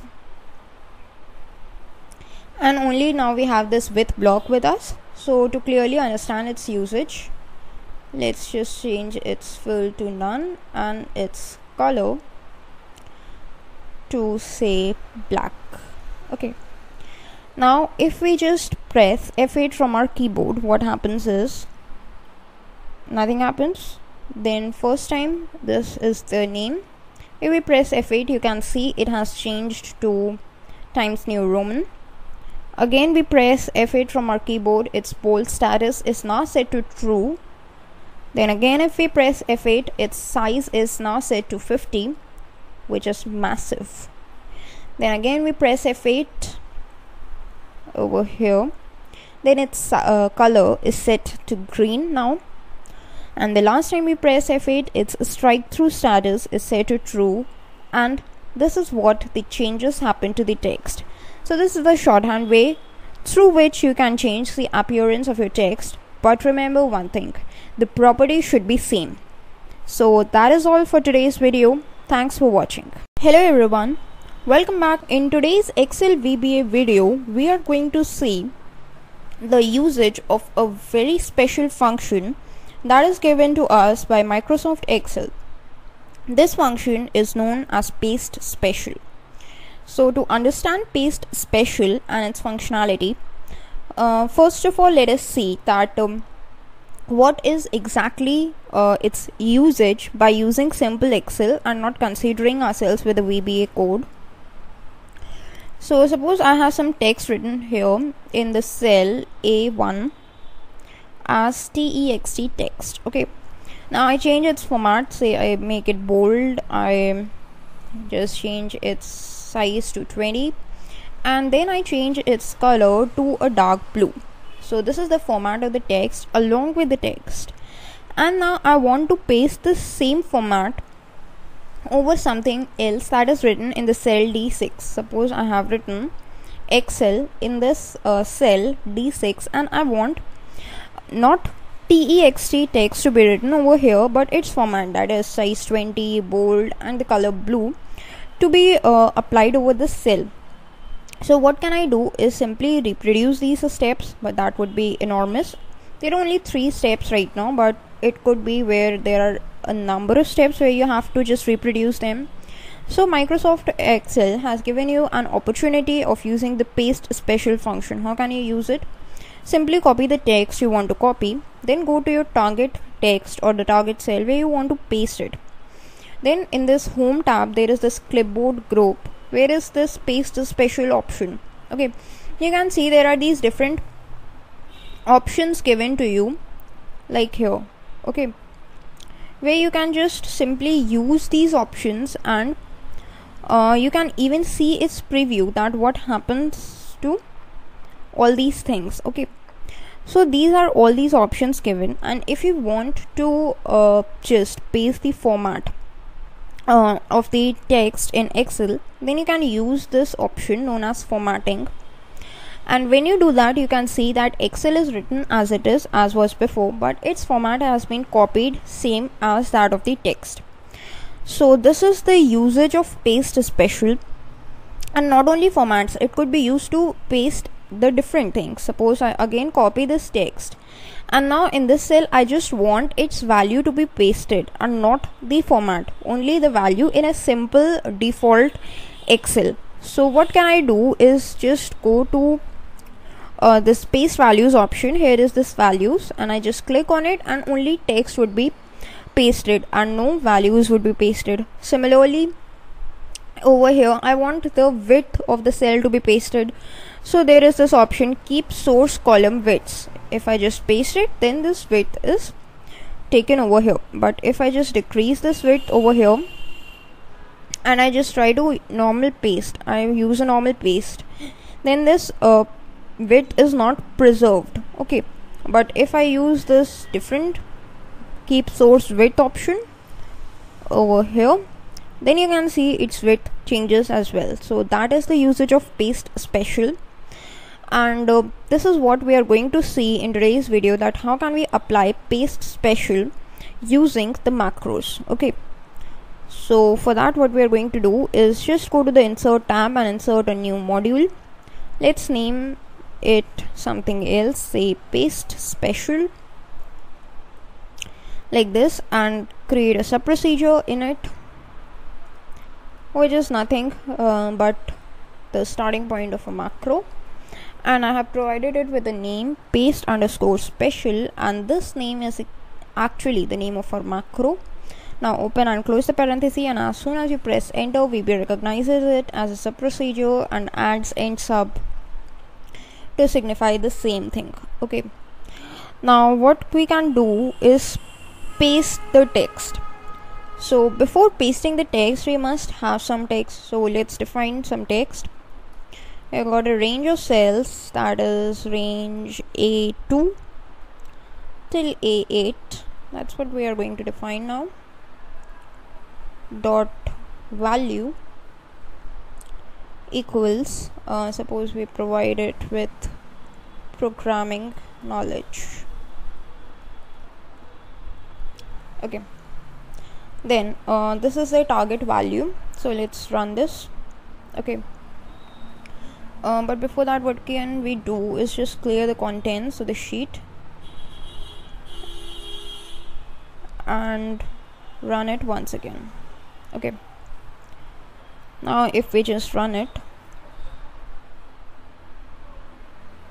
so we've got this text over here. Okay, that's exactly what we wanted.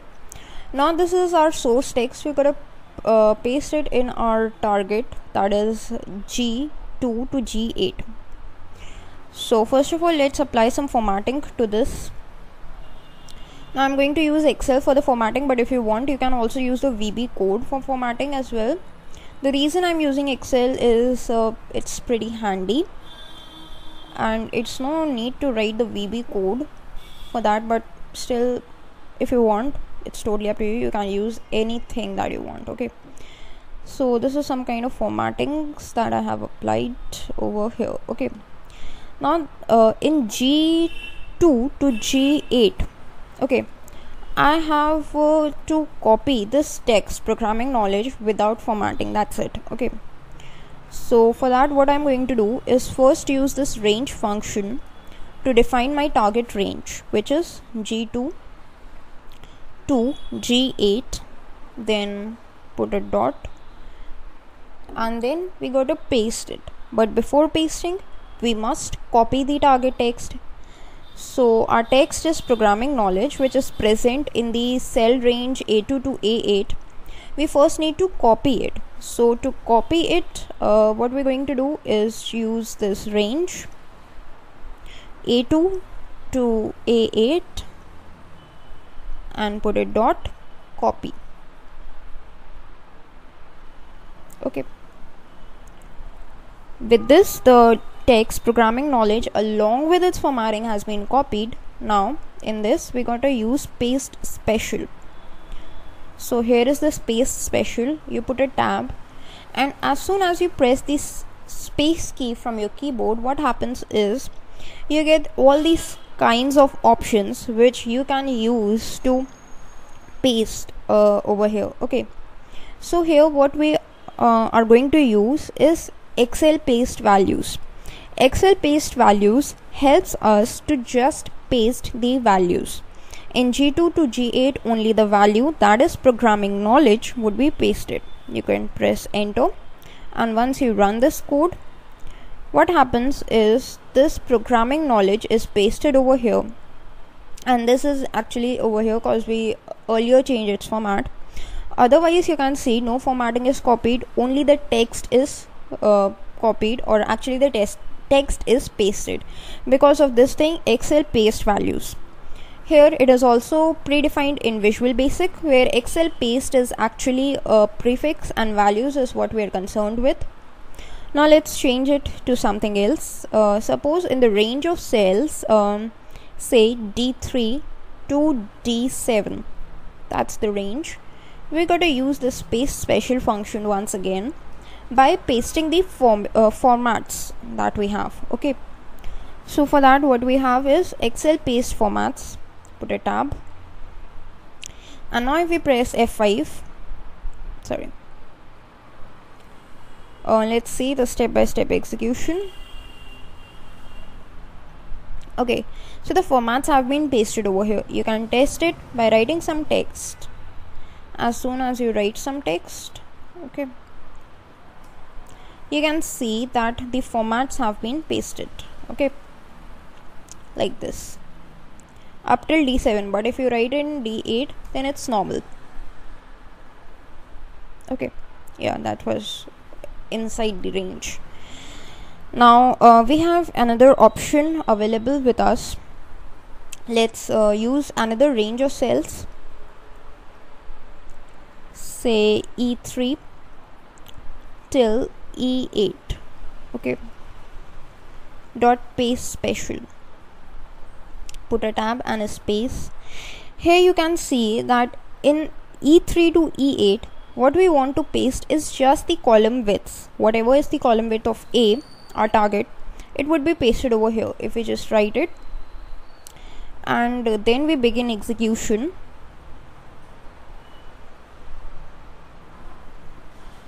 you can see in E3 till E8, what happens is whatever the column width was of these cells has been pasted over here, okay. So that's how the PasteSpecial works. And if you just use the PasteSpecial, then you can see, suppose I'm providing another range of cells, say A6 or A10 to A12 dot PasteSpecial, and put a space, then you can see you have got all these options, and using these options you can access these different things. Like if you want, if the source text has some comments and you want only those comments to be pasted over at some other place, then Excel paste comments is what you can go with. And similarly, if you want to paste the validation rules, then you can go with it. If you want to paste the formulas, you can use this formulas option. If you want to paste formulas and number formats, you can use this option. So these are all these different options. If you use Excel paste all, then what happens is whatever these formatting you have applied will be pasted. So let's use this Excel paste all, and the range, target range, is going to be F2 to F8, okay. Let's see what happens, and let's start its execution. In F2 till F8, everything is pasted. That is the formatting of the text itself, and you can see it over here. So that's the usage of Excel paste all. So using these different options, you can explore the different properties given to you by the PasteSpecial, and look for yourselves that whatever you are looking for is provided by it or not. So that is all for today's video. Thanks for watching. Welcome back. In today's Excel VBA video, we are going to see some different kinds of formattings that we can apply to our cells in Microsoft Excel. So up till now we have covered all about fonts and copying and pasting the text. So in this video we are actually going to move towards the alignment group in the home tab. And if we take a closer look at the alignment group, roughly we have these alignment options and the orientation options available to us in Microsoft Excel. So we are going to see these different kinds of options over here only. We are going to see that how can we change the orientation of the cells in Microsoft Excel. We can see how can we wrap text over the cells in the cells, or how can we unwrap it. Then also we are going to see that how can we merge or unmerge the cells in Microsoft Excel. But all this is going to be used with the help of the Visual Basic coding through macros. Okay. So first of all, let us add some text over our sheet in Excel. So Excel is the simple text that I'm going to add up till this and up till this. Okay. So this is what I have created. And if we just go to the alignment tab, here is what we have as orientation. If you can see, we can change its direction say angle counterclockwise. So these are these different angles of orientation which we get over here using this orientation option. So this is what we are going to do right now. Then using the merge cells, we can merge these cells into one. Using unmerge, we can unmerge it. Suppose we have got these cells and we use this merge option.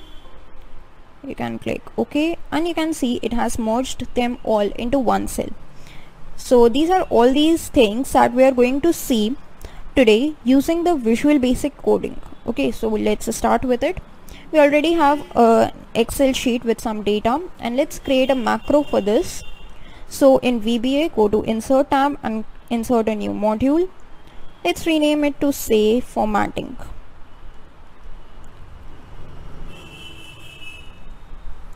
Then just create a sub procedure in it by using the keyword sub and providing it a name like format underscore cells, open and close parenthesis. This is going to be the name of our macro, and let's start formatting. So first of all, what formatting we gotta apply is change its orientation. Okay, so the question is actually how can we change its orientation? So for changing the orientation, we can use two things. Either we can use a range of cells or a single cell. So first of all, I'm going to show you a single cell only. Now for using this, I'm going to type the range function.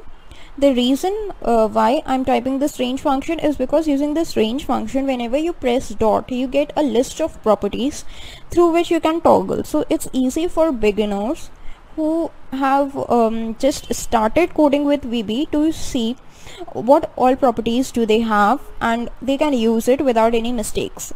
Otherwise, you can use any of the options that we have discussed previously. So here what I'm going to do is provide a range of a single cell, that is simply A1, then put a dot. Now here that's what I'm talking about. This is the list of the properties which we have at our disposal. Now here the property that I'm looking for is orientation, and luckily I have got the exact property name in Microsoft Excel, so just press O. See, it's orientation written, put a tab and then put an equal sign. Now as you can see, orientation provides us two methods through which we can just rotate our text either in a clockwise direction or in a counterclockwise direction. Okay, so both of these directions it could be rotated, but it needs some angle of rotation, that is by what angle you need to rotate the text. So that is what we got to provide over here, that is the value of the angle with which we want our text to be rotated. So suppose we want our text to be rotated by 90 degrees, so we just simply press 90, and what happens is our text in the selected cell would be rotated by 90 degrees. So let's see by pressing F5, and you can see the text has rotated to a 90-degree angle. Now this is one example. Let us just copy this whole thing and paste it. Okay, now what happens is, suppose we do not want 90 degrees, you want some else angle, suppose you want 30 degrees. So what will happen is the text will first rotate to 90 degree and after that it would rotate to a 30 degrees. Okay, so for this let us use F8 for step-by-step execution. First of all, text would rotate to 90 degrees, which is already rotated, so no change would be seen. Then it would be rotated to 30 degrees. You can see it's rotated to 30 degrees. Okay, simply if you want some else value, you can provide it. Suppose you want it to be rotated by 50 degrees. Okay, so now that is what it would do, that first rotated by 90 degrees, then by 30 degrees and then by 50 degrees. So that's how your text would be rotated by the different angles. But you have noticed one thing, that it is rotating only in one direction.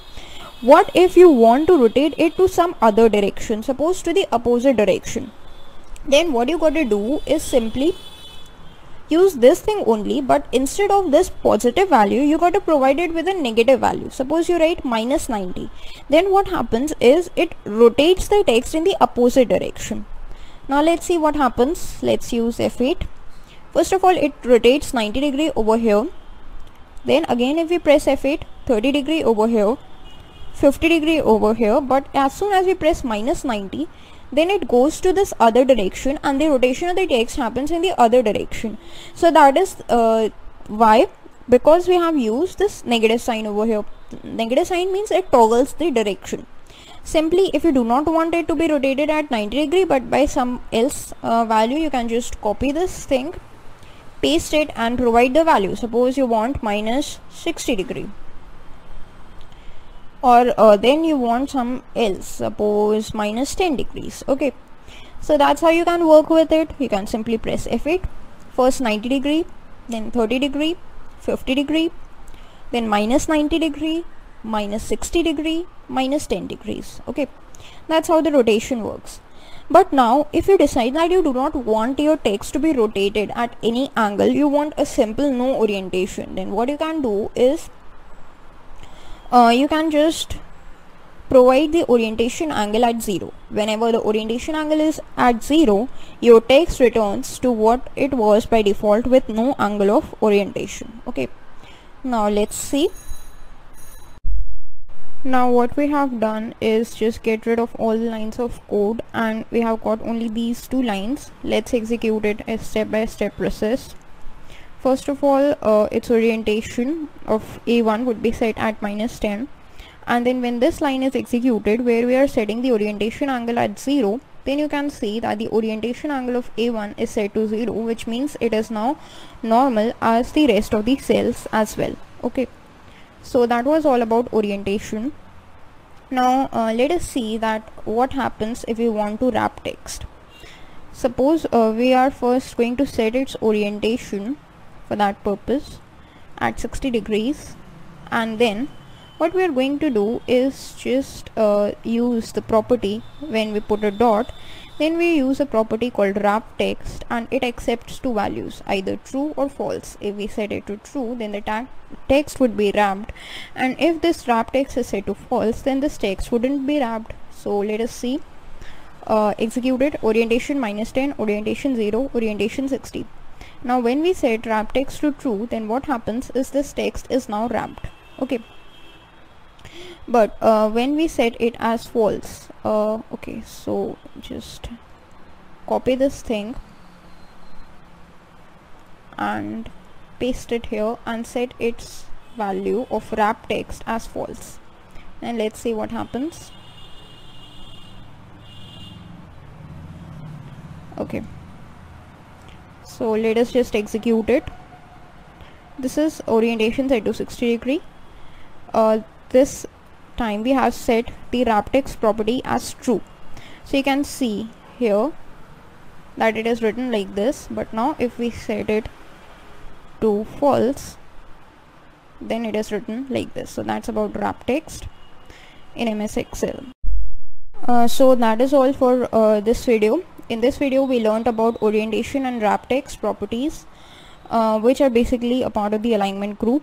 In the next video we would be looking at some more properties which helps us to format the cells, and one most important property in it is merging and unmerging the cells. So that's all for this video. Thanks for watching. Hello everyone, welcome back. In today's Microsoft Excel video, we are going to learn that how using the Visual Basic for Applications editor in Excel, we can do some of the basic operations that we used to perform simply using Microsoft Excel. So in today's video we would be learning about how can we merge the cells and how can we unmerge them. Then we would be learning about the cell alignment, that is how can we align the cells horizontally, how can we actually align the text horizontally in a cell in Microsoft Excel, and all this would be doing using the Visual Basic code. So let's start. First of all, what we are going to do is we have got a new sheet in front of us, that is sheet 5, and let us add some data so that we can apply our manipulations over this data. And let's copy it across the cells up till cell F over here and up till 10. So this is the copies of the cells that we have created. First of all, what we are going to see is how can we merge the cells. So to merge the cells, there are 2 ways by which we can go. First is merging throughout the rows, that is this is the first row. So how can we merge all the cells of this row, and then is going through these columns. Suppose F is this column, so how can we merge the cells of this F column. Okay, so this is what we are going to see, going through the rows and going through the columns. So let us start. Once you have got your data and you are ready with creating macros, well, what you got to do is press Alt F11 from your keyboard. That is the shortcut key for bringing out the Visual Basic for Applications editor, which I have already brought out. Then what you got to do is go to the insert and click on module. This would help you to insert a new module by the default name as module 1. This you can change to anything that you want. This would help you to reference it in a better way. So I'm just going to change it as cell op because we are just providing some manipulations over the cells. So cell op is something that I think is okay. Then just double click on it to make sure that the cell op is open in the codes pane. In the code pane, what you got to do is first create a sub procedure. So press sub sub, and then you got to provide a name for your macro. So this name could be anything again, but you got to make sure that instead of space you got to use the underscore. So what I'm going to use is simple name cell underscore op again, then open and close parenthesis, and as soon as you press enter, Visual Basic recognizes it as a sub procedure and automatically adds end sub in the end. So this is a sub procedure, and this whatever code we write in it would be the macro part, and it would be executed whenever this macro is run. Okay, so first of all, what we are going to do is actually see that how can we merge these cells in a row manner. So that is row wise merging. So this is what is known as a comment. That's I have added a comment, row wise merging. So you can see its color is changed to green, and Visual Basic would not execute it, but it is for the better readability of the person who is actually looking at the code. So row wise merging means we need to perform our merging in this row wise fashion. Suppose we want to merge the cells A1 till F1. Since they are in the same row, and that is row number 1, so we are going to merge them. How can we merge them? First of all, we got a reference to the cells to which we want to merge. Since there is a range of cells, so a simple function for that purpose would be this range function. In double quotes, we got to provide the range starting A1, put a colon, and the ending, that is F1. Close the double quotes, close the parenthesis, put a dot. After putting a dot, we are searching for a property known as cells. Now what is the cells property? This cells property allows us to manipulate these cells in whichever way that we like or whichever way that we want. So just put in cells, and you can see that there is present, it is present, you can see it. Then put a tab key and the cells would be written, then again put a dot. Now what we are going to do is merge the cells. Now in this cells property, we have some more methods and properties through which we can merge our cells. Now in cells itself, there are two methods through which we can merge the cells. So if you just type M, you can see there is this thing written as merge. If you just use it, then you can also merge the cells, and there is another thing known as merge cells. Both of them are used to merge the cells. So first we would be learning about the usage of this merge. So put a tab, and let's see what happens. So we got to run it. So how can we run it? This is this play button. You can just press it, or you can use the shortcut F5. Now as soon as you press that, you will get a dialog box from Microsoft Excel that merging cells only keeps the upper left value and discards other values. Why we get this? Because in A1 till F1 we have got a number of values. So Microsoft gives us a warning that if you want to merge the cells, then what will happen is whatever is the leftmost value, that is the A1 value, it would remain, and all the other values would be lost. If you are okay with this, then you can proceed, otherwise you can click on cancel. So I'm okay with it, so I click on OK, and what happens is my cells have merged and only A1's content is remaining over here. Okay, this was one method of merging. Then another method, let's look at that. So over here also range A1 till actually A2 till F2 is the range we are going to take now. Dot cells, put a tab, dot. This time we are going to use this other method called merge cells, and then put a tab. So merge cells is actually a property, so we got to assign a value to it, that is true. So you put an equal sign and write in true. And now if you run it, then what happens is you again get the same warning. You again got to press OK, and you can see that A2 till F2 have also been merged. So this was about row-wise merging, and these are the two methods using the cells property through which you can merge the cells. Now let's look at other methods. There are two more methods through which we can merge the cells, and this time we are going to practice the column-wise merging. So let us just comment it out that this time we are going to provide or practice the column-wise merging of the cells. Now again we got a reference range of the cells. Okay, we are going to merge the cells, so we got to specify a range. Now let us take this first column. A3 till A10 is the column that we have, and this is the column that we can merge. So A3 till A10 is our desired range. A3, put a colon, and then A10, close the double quotes, close the parenthesis, put a dot. Now instead of going to the cells property, what we are going to do is use another property. So if you just press M, then you can see there are two other properties available. One is merge and the other is merge cells. So these are these two things that you can use to merge the cells. Now it doesn't matter if you are using column wise merging or row wise merging, you can use both of them in any method that you want, but this is what I'm going to do, is just put this dot merge, and if you just execute it, this time I'm going to use this step into function. So F8, and as soon as this line is executed, now this line would be executed if I press F8. You can see that again Microsoft Excel gives me the same warning. I again click on OK, and you can see that this is the answer that I get, that all these cells have merged, and what value do I get is Excel is what I get. And that is how you can merge the cells in a column wise fashion or in a column wise manner. So this was one method of merging the cells. There is another method. If you just type in range A3 till A10, then put a dot, and then we are going to use this merge cells. Since this is a property, we got to provide it with a name, say true.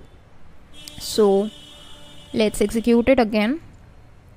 Nothing happens, and this time when this executes,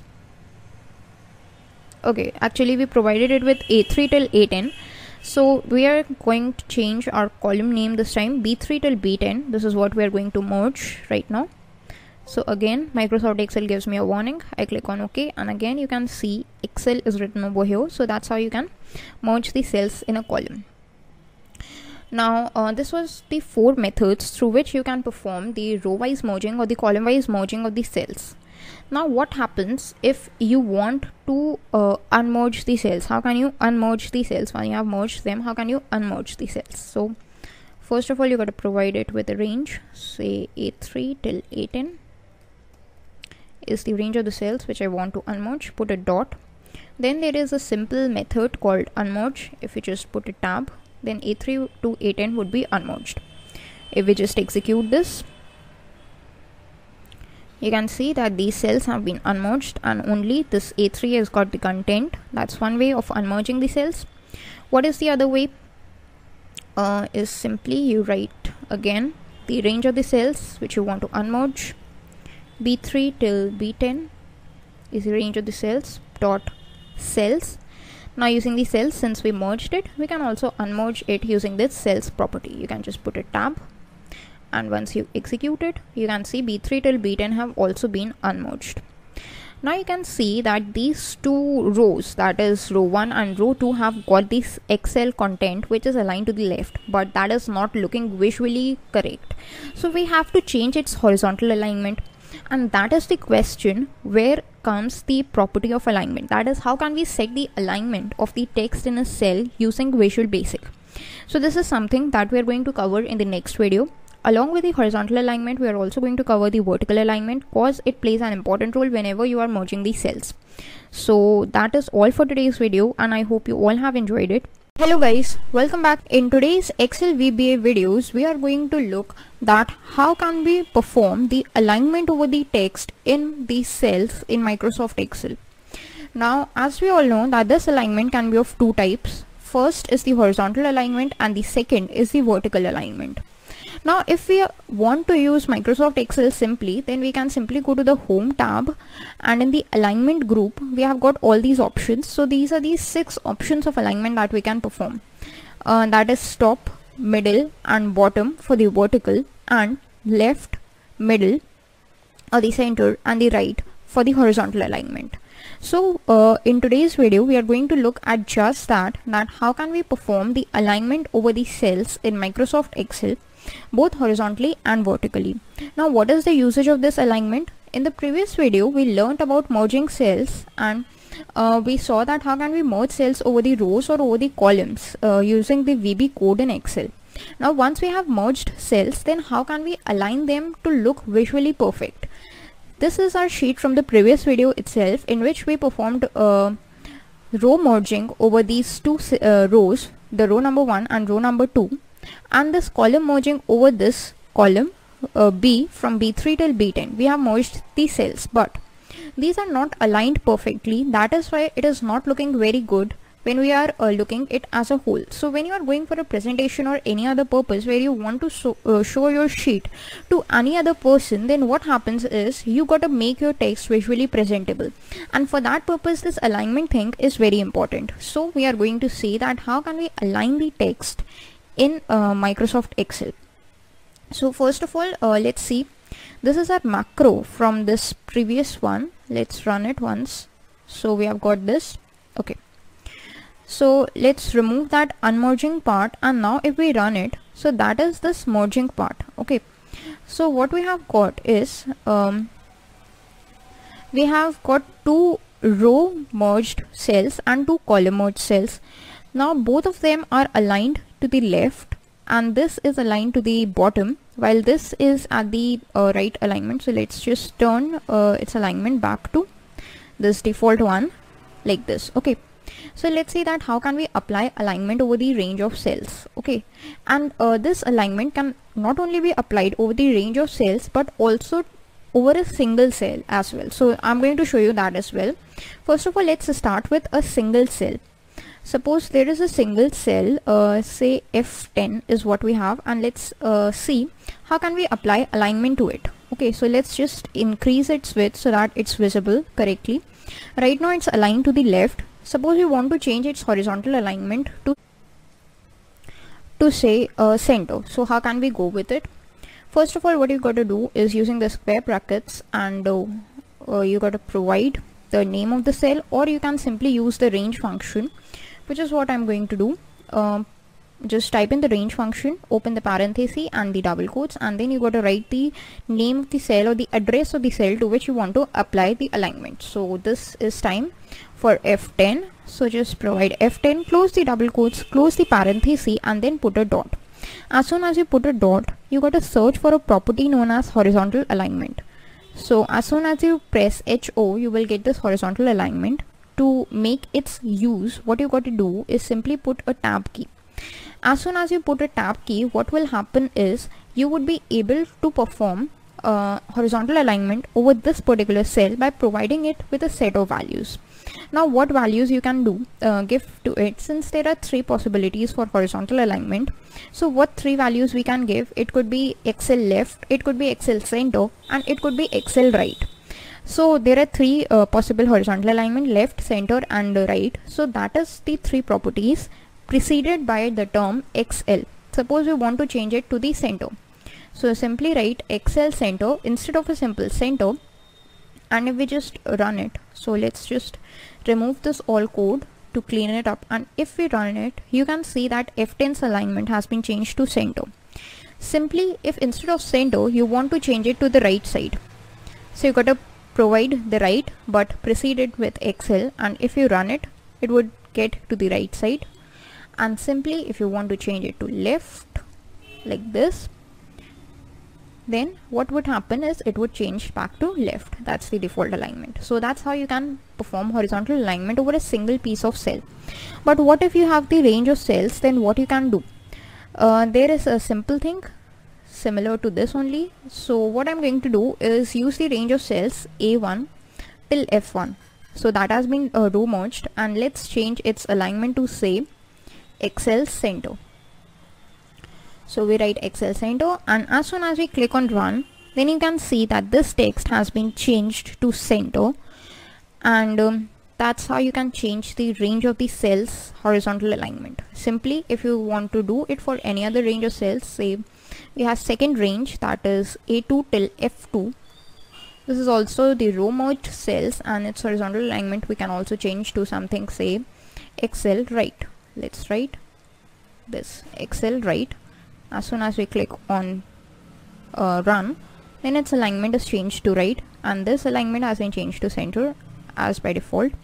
But say you want to change it back to left, simply you can write in left, and when you run it, its alignment would change back to the left. So that's how you can play with the horizontal alignment property over the cells. Now if you want to play with the vertical alignment property instead of the horizontal ones, then how can you go with it? One thing that is common is this range function. You got to type in range and open the parenthesis. Now here you want to provide the range of the cells. So first I am taking up this range, that is from A3 till A10. So let's write it A3 till A10 within double quotes. So close the double quotes, close the parenthesis, put a dot. Since now we are concerning our cells with a property called as vertical alignment instead of the horizontal alignment, so what will we do is just type in vertical alignment. As soon as we type VER, then this vertical alignment property would pop out. Then put a tab, and VB would take this vertical alignment property, put an equal sign, and again in vertical alignment, as we all know, that we have three possible values. Now what are these possible values? The top, the center, and the bottom. So using these three values we can perform this vertical alignment. So first of all, let us say it's by default at the bottom. This Excel written is by default at the bottom, but we want to change it to the top. So what you got to provide is precede it with Excel and then write top. Now let's clear up this code, and only this code is remaining of vertical alignment. So let's click on run, and you can see that now this Excel is written on the top, that is its alignment has been changed to the top. Simply, if we have this other range, that is from B3 till B10, this is the range highlighted right now, and you want to change its vertical alignment to say middle, then how can you go with it? Range is what you need to type, B3 till B10, then close the parenthesis, put a dot, vertical alignment equals, this time it's going to be Excel middle, but since in Visual Basic what we have is center recognized as middle, so what we are going to type is Excel center instead of Excel middle, because middle is nothing that this VB recognizes. Excel center is what it recognizes, be it the horizontal alignment or be it the vertical alignment. So let's keep it that way, Excel center, and when we run it, then you can see that Excel written over here has been changed its alignment to the center. Suppose we want to change it back to the bottom, so what we can do is just type in range, provide the range. Suppose B3 till B10 is whose range we want to change this time, again vertical alignment, and for the bottom the keyword is Excel bottom, like this, and you can run it. So again you can see it's changed back to bottom. Now what happens is, if you can just change the alignment of a cell both horizontally and vertically, then what happens? Suppose we have this range B3 till B10, we have changed its vertical alignment to the center, and suppose if you want to change its horizontal alignment as well, so you just write horizontal alignment, put an equal sign, and again I want to change its horizontal alignment to the center as well. Okay, so this is what I want to do. Let's just clear up this line of code because we do not want to use it anymore. This is these two lines of code we are concerned with, and let's use the step into function by the shortcut F8. So what happens is, first of all, when this line is executed, this Excel that is written over here goes to the center vertically. Then again when this F8 is executed, it goes to the horizontally center. That means both of them have been centered, that is Excel horizontal center and vertical center. Now when these two lines are executed, you can see in the alignment group both of these options have become activated, and as well as the merge cell option has been also activated. Why? Because the cells have been merged over here, and that's why when we are performing this operation, so that is why this merge cells option has also been activated. So that is how you can perform horizontal and vertical alignment over the cells. Hello guys, Welcome back. In today's Microsoft Excel VBA videos, we are going to see that how using the Visual Basic code in Microsoft Excel, we can apply the borders in cells, and then we are going to see that how can we customize the borders of the cells. So basically this video is going to be all about borders and how can we manipulate them using the Visual Basic code. So let's start. First of all, let us create a new sheet, and this sheet is where we want to apply our borders. So before applying the borders, what I'm going to do is simply write some text so that I can identify that this is the cell on which I want to apply the borders, and let's change its zoom percentage to around 328% or the maximum zoom percentage you can get. The reason why I have chosen this is because we are going to apply borders, and there are some things which are very subtle, so they won't be available or they won't be visible when we are viewing it at the default zoom percentage. So to show you all, I have increased its zoom percentage, and the cell in which I have written my text is the cell number E4.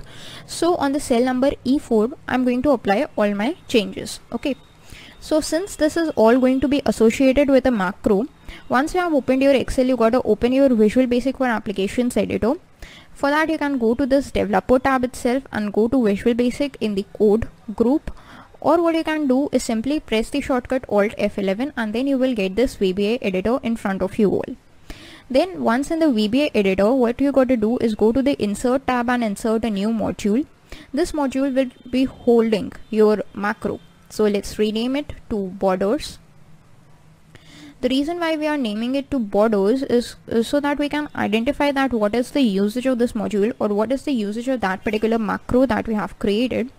Once you press enter, you can see this borders module is being created. If you double click on it, you can just get this blinking arrow over the code pane, means this borders is now available for you to code.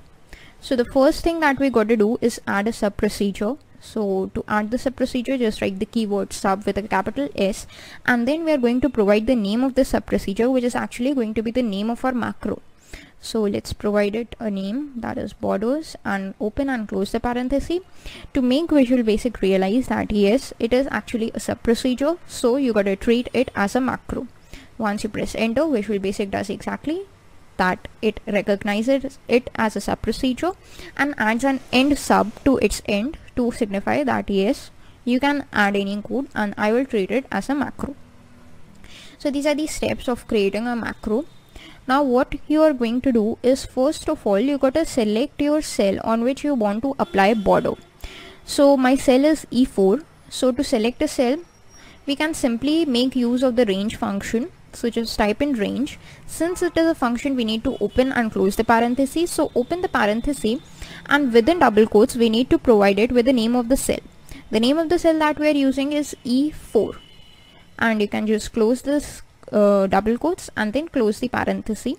So with this, we are going to refer to our cell E4, and then we got to specify that E4's which property is what we are going to concern with.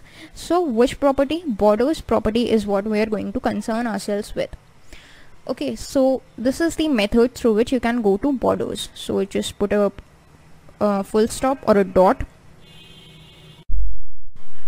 Okay, so now you got to search for borders. This is this borders property.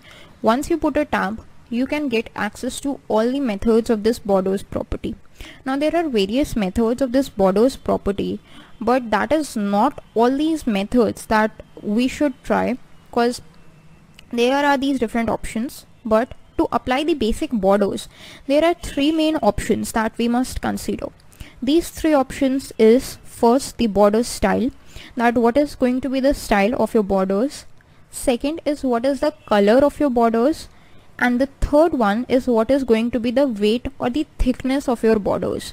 So these are the three main options that we must concern ourselves with. So the first thing is the style of the borders. So for the borders style, once you have got this borders property, what you got to do is again put a dot, and then you go to this option or this property of the borders that is known as line style. Once you get to line style, you would be able to apply the style of the borders that you want. So just put a tab and an equal sign. Now here you can provide some of the default values that have been provided to you by Visual Basic. Now using these default values you can provide the different line styles for the borders. So we have 5 different types of values, of 5 possible values for the line style. Now what are these 5 possible values? First is a dot, then a dash, continuous, double and a none. So these are the 5 possible values. Suppose you want a continuous line along the borders. So what you got to type is Excel continuous, like this. So continuous is the line style and we got to precede it with Excel to make sure that VB understands what it is. If we just run it, then you can see that we have got a simple black border with a continuous line. So black is the default setting of the colors, and this thickness, which is actually 1, is the default thickness. If we just change it from continuous to anything else, there is another possible value, say dot. If we want to apply a dotted border, then if we just click on run, then you can see that we have got a dotted border for ourselves. If we do not want dot, if we want a dashed border, so it just provide Excel dash as the value, and when you run it, this is the dashed lines or the dashed borders that you have got. Now instead of dash, suppose you want a none, so just provide Excel none, and if you just run it, you can see all the borders have got off. So this Excel none is used when you want to get rid of all the borders that you have been applied previously. So this is a line style that you can go with. Then another option is available with us, that is Excel double. If you just write Excel double and click on run, then this double borders is what we have got. So by default, what border line do we get is continuous, and what happens if we just click on none, all the borders that we have applied up till now will vanish. Okay, so Excel continuous is over here. Okay, so let's just change it to Excel none and run it once. So that was about the line style. Now what happens if you want to change the say color of your borders? Okay, let us again select the cell using the range property E4, within double quotes put a dot, select borders property, put a tab, then put a dot. Now instead of line style, we are concerning ourselves with other property that is known as color. So using color, we all know that we can use the default values provided to us by Visual Basic, that is VB red, VB green, VB blue, VB magenta, VB cyan, etc., or anything else basically. So let us go with VB red. Now if we just run it, then you can see we have got a continuous line style of the border, and the color of the line has been changed from black to red. Why? Because we have provided it explicitly. If we just change it to say VB cyan, then what happens? This line color changes to cyan. If we provide any other color, say magenta, it's changed to magenta. So this is how you can play with the border color. Now if you want to play with the border line weight, then you can do that as well. Go to this range function, provide E4 as the cell, put a dot, select on borders, put a dot, then we are going to play with its thickness or its weight. So the property we have got is weight. You can just put a tab, and we have got values up till 4. If you say if you just keep it 1, then what happens? You have got a very thin border. If you keep it at 0, then you will get this kind of error, because 0 is not a possible value recognized by the weight property. You can just click on end. So the possible values are from 1 till 4. Suppose you provided with 5, which is out of the range. Again, you will get the same error.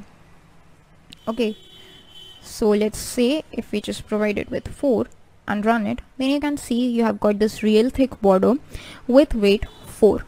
So that's how you can work with the weight. So yeah, and there is one more thing, that using this range or or this border colors, you can use another method to just color the borders, and that is through ColorIndex. We have already taken a look at its usage before, but let's look at it again. Suppose you provided with 26. Then what happens is, if you just run it, or we can just remove this line, and now if we run it, then 26 we have got this color. Let's just change it to 1, and let's see, the color index for 1 is black, so we have got this black. Suppose you want to change it to something else, say 3, then it's changed to red. So using this color index property as well, we can change the border color. So that is all about the borders that you need to know in Microsoft Excel. Thanks for watching. Hello guys, welcome back. In today's video for the Excel VBA, we are going to see that how can we use a very important feature of Microsoft Excel, and that is known as the clear cells feature.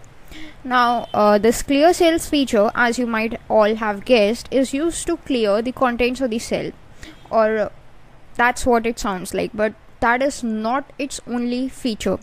This clear cells feature enables us to clear up multiple things in the cells. Okay, so before getting into this function or this clear cells feature using the VB code, let us first see that where it is present in the home tab. In the home tab it is present. In the editing group you can see this clear thing. So we have got all these options that you can clear all. You can clear the formats, the contents, the comments, or the hyperlinks. So these are the options that we get when we want to clear anything. That is, whenever there is a content of the cell present, we can clear its contents directly, or we can clear its formatting, just remaining with the contents. We can clear only its contents. We can clear if any comments are there, or if there are any kind of hyperlinks also, then we can clear. Okay, so let us first prepare our data, which is going to consist of all these things first, so that we can clear them. So first of all, let us create a link. This is going to be a hyperlink over here. So I have typed the text as link, and let's add a link to it. And okay, so we've got to add a link to it. So you can simply go to the insert tab, and in the insert tab you have got all these things where you have this hyperlink option. You can just go to it, and you would be able to insert a hyperlink to it. Okay, so what I'm going to do is insert a hyperlink for this Excel VBA first video, and I'm going to click on OK. So you can see this is the hyperlink. It has been created, and if I just click on it, then that video would start to play. Okay, so this is a hyperlink. Then what do we have is some other piece of text. Say in this cell B1 we have some other text, text text. That is a simple text, so we would be using the second feature, that is clear contents over here.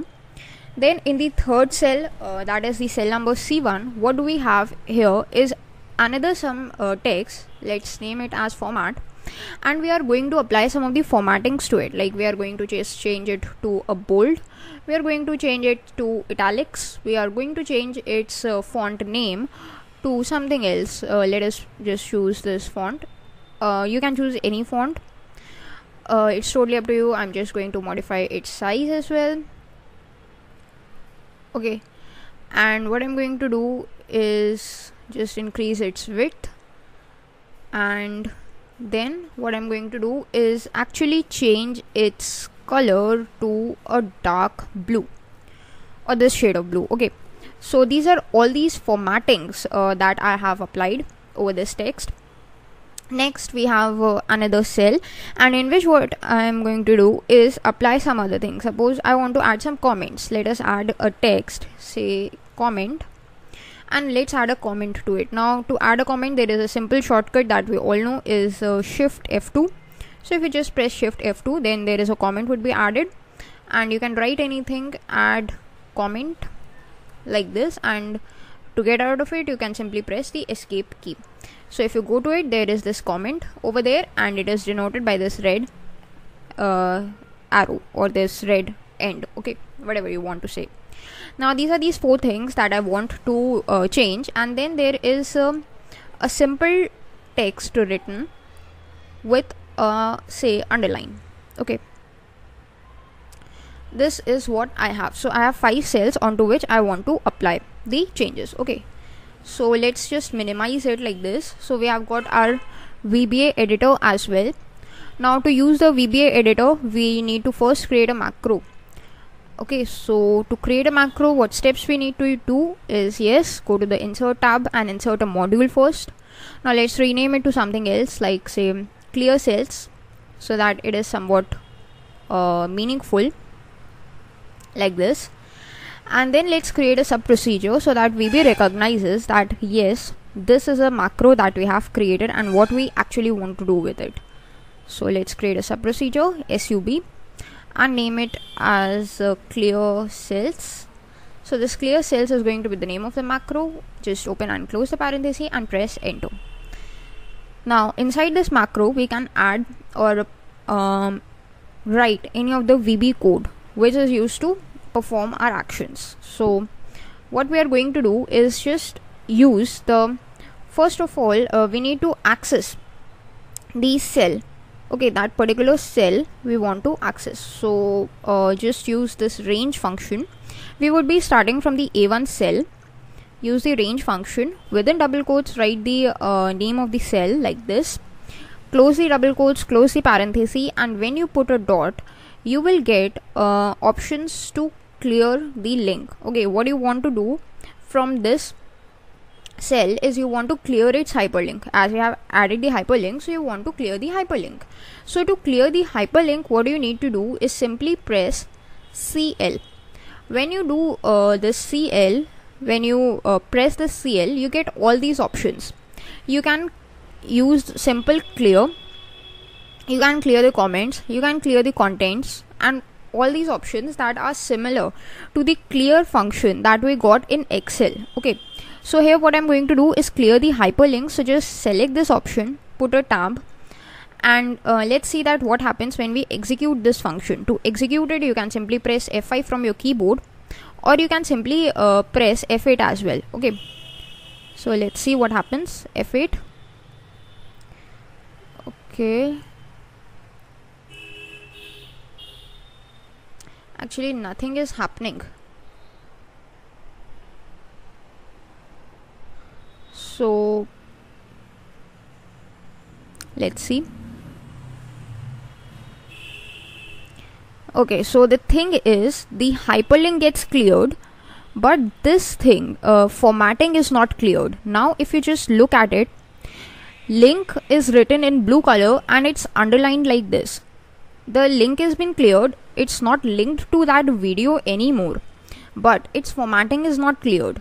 So clear hyperlinks, what it does, it just clears the links, but the formatting remains the same. Now if you want to clear the formatting, you have to use the other option. Okay, so suppose I want to clear its formatting as well. So just use this range function in A1, put a dot, and use this clear formats option.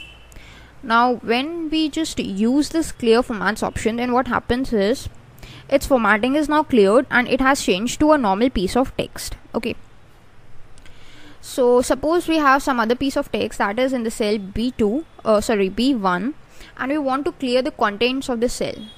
Text is written without any formatting. We want to clear that text. So what we can do is simply write it, put a dot, and use the option that we have is clear contents. When we use this clear contents option and we execute this, then you can see that the contents have been cleared at all. Okay, and now nothing is visible. Then this format is again used to clear the formats. So we have already used that function, so I'm not going to show it again. But there is another function or another feature or another property that we have, using which we can clear everything. Suppose over here we have some formattings applied and there is a text written as format. So we want to clear both of them in one go. Then what we can do is simply use this range, write the name of the cell, that is C1 over here, and put a dot, and there is this clear option. Simple clear without anything like clear contents, clear formats. You do not need to specify anything, simply you need to write clear. And when you do that, what happens is you can see that whatever formatting was applied on the text, it has been cleared, and apart from that the text has also been cleared. Okay, like this you can see. Okay, the text has gone, the formatting has gone as well. However, if some formatting is applied to another piece of text, suppose I have applied this formatting like this to some text piece, text text I have written, and I have applied some formatting to it. Okay, now what happens is, if I want to clear the formats, then what happens is the formats would clear and the text would remain. But if I clear the text, the formats would still remain, and if I write anything to it, the formats would be the same. Okay, so this clear function, what it does is it clears both of these things in one go. Similarly, if you want to clear the comments, you can use the simple function, this range d1 dot clear comments. There is this another option. If you just execute it, then you can see that the comments that were present in the cell D1 have now been cleared, and this red edge is now no longer visible. Similarly, if you just use this range once again in E1 and just clear the contents, then what happens is this text content has been cleared, but you can see this underlined formatting is still applied over here. You can see over here. Now if I just type any text, say hello, then you can see this underlined formatting is still applied. So that is clear contents, that it will only clear the contents, but the formatting that you have applied will remain as it is. So that is all in today's video. Thanks for watching. Hello guys, welcome back. In today's Excel VBA videos, we are going to see that how can we work with the delete cells feature in Microsoft Excel. Now if we just open this Excel and create a new sheet by the name of sheet 8, this is where we are going to perform our operations for the delete cells. Then you can see that in the home tab there is a group name as cells, and in this cells we have this delete option. So when we just go to this delete option, then what options do we have is we can delete a single cell, we can delete entire row, we can delete entire column, and if we want we can delete entire sheet. So these are the options that we get. So if we just go to this delete cells option, then there are these 4 options that we get. Entire row and entire column is something we have already understood. There are these 2 options, shift cells left or shift cells up. If you are deleting something, say if you are deleting a column, then what happens is the data that is on the other column will shift to the left. But if you are deleting a row, then what happens, the data in the row that is below it would shift towards the upper side. So using these options you can recognize, or you can make sure that what option you want to perform. So these are the controls that are given to us by Microsoft Excel, and all of these controls is what we are going to see using the VB code in today's video. Okay, so before starting with that, what we are going to do is add some text into our sheet so that we are able to identify that what happens. So what we are going to do is add unique text in every cell. So for that, what I'm going to do is simply type text 011, and this text 011 or this number actually 011 will help us to identify that this is a unique text. And let's just extend it up till now. So we know that this is text is unique, and let's just okay, let's change its name to text 021 and the name of this text as 031. And when we extend it like this and like this, then what we get is some unique pieces of text. The reason why we have created so that we can easily identify that what is happening. Okay, so once you're done with your text, what you got to do is bring up your VBA editor that I have already brought up by using the shortcut Alt F11. Then let's create a new macro for this purpose. Go to the insert tab and insert a new module. Now the name of this module is going to be the delete cells module, or it's totally up to you, you can use any name for that purpose. Now in the delete cells module you got to create a sub procedure. So let's name it as delete cells and open and close the parenthesis. So this is the sub procedure. Now when we have created the sub procedure, let's see that how can we use the delete cells feature. So first of all, let us just create or add a text into a new cell, completely new cell, that is G6, and let's see that how actually this delete function works. So using this range function, we first provide it with the name of the cell, that is G6 in double quotes, and when we put a dot, we have this function known as delete. Now what this delete function will do is it would help us to just delete the contents of the cell. Now if you execute it, you can see that whatever was written in the cell G6 has been deleted, but you have no idea that what happens over here, whether the cells have been shifted towards the left, whether they have been shifted towards the right, whatever has happened, you have no idea of that. However, if you just go over this place, let's pick up some text that is in between, say this B5. If we just try to delete the contents of B5, then please take a note that what is the scenario of the text right now, and if I execute this line, you can see that what happens is only the cells have been shifted towards the up, and there is no shifting of the cells towards the left or whatever it was. Only the cells have been shifted towards the up. So whenever there is two options of row and column, the column will precede, that is the column shifting would happen. Okay, so this is about a single say cell, but what if you want to delete an entire column? Then what you can do is simply just provide it with a range, put a dot, and you have a feature in VB known as entire column. If you just use this feature, then you would be able to use this entire column, and you can just delete the text of entire column. You can perform any of the operations in the entire column that is referred using the range function. Now right now we are referring to the B column, so whatever function you perform would be performed on this entire B column. Now you can just put a dot and search for delete.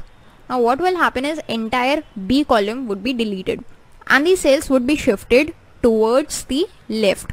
The contents of the C column would be shifted towards the left. Let's see that.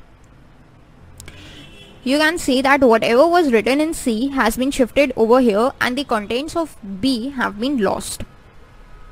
So that was how the shifting left works, and that is how this entire column feature of the delete cells works. Okay. Now that was about one feature, and we have another feature, that is how you can shift the cells towards the upwards using a single cell. We have already seen it.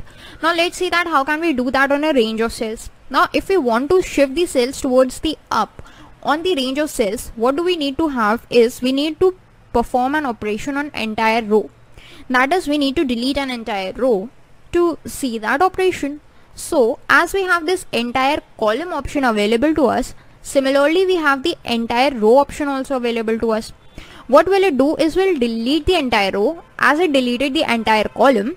So deleting the entire row would then shift the cells towards the upwards direction. So let's see its usage. Let's just change this code only. Suppose I want to delete the uppermost row, that is A1. Row is referred by A1. You can just put it like this and use this option called entire row. Put a tab, again put a dot, and then use this delete option. And when you execute it, notice what happens. This first row, whatever was written previously, that is 11 and 31, has been removed, and this 12 and 32 have taken its place, and similarly all the other cells have also taken their preceders' place. That means all the cells have shifted upwards by one cell. So that is how shifting up and deleting an entire row works. So this was the usage of the inbuilt functions of deleting entire row and entire columns. Suppose you have no knowledge of the inbuilt functions, that such kind of functions exist, then how can you perform this operation? Okay. Now in this case, if you want to delete rows, there are actually two rows only, and if you want to delete the contents of A1 and B1, simply you can write range A1 dot delete and range B1 dot delete. That's a simple thing. Okay. But what if you have thousands of rows and you have thousands of columns? Then what will you do? It would be tedious to write all these statements again and again and again, these similar statements. So what you can do is you can use this range function only, simply put a colon, and with the starting point you can also provide it with the ending point. Now what is the ending point over here? B1 is the ending point, so let's provide it with the ending point, that is B1. And now if we just use this delete function, then what will it do? It will perform the exact same operation of the entire row function, but the disadvantage being you need to know the starting as well as the ending point of the row which you want to delete. If suppose your row traverses up till H, but you just provide it with B1, then only 2 columns would be deleted, and C to H content would not be deleted. So that's not what you wanted. That's why it's easy to use those functions, entire row and entire column. Similarly, if you want to delete the entire column, you can also use the range for that purpose as well. Suppose it's A1 till A8 that we have over here. Okay, now if you just execute it, then you can see whatever content was previously written in A1 till A8 has been deleted, and the contents of cell B1 till B8 have been replaced by these contents. Okay, now that was when the cells are shifting and you are trying to delete something. But what if there you want to delete the content of cell A8? So let's see what happens now. If you want to delete the contents of cell A8, put a dot and then use this delete function.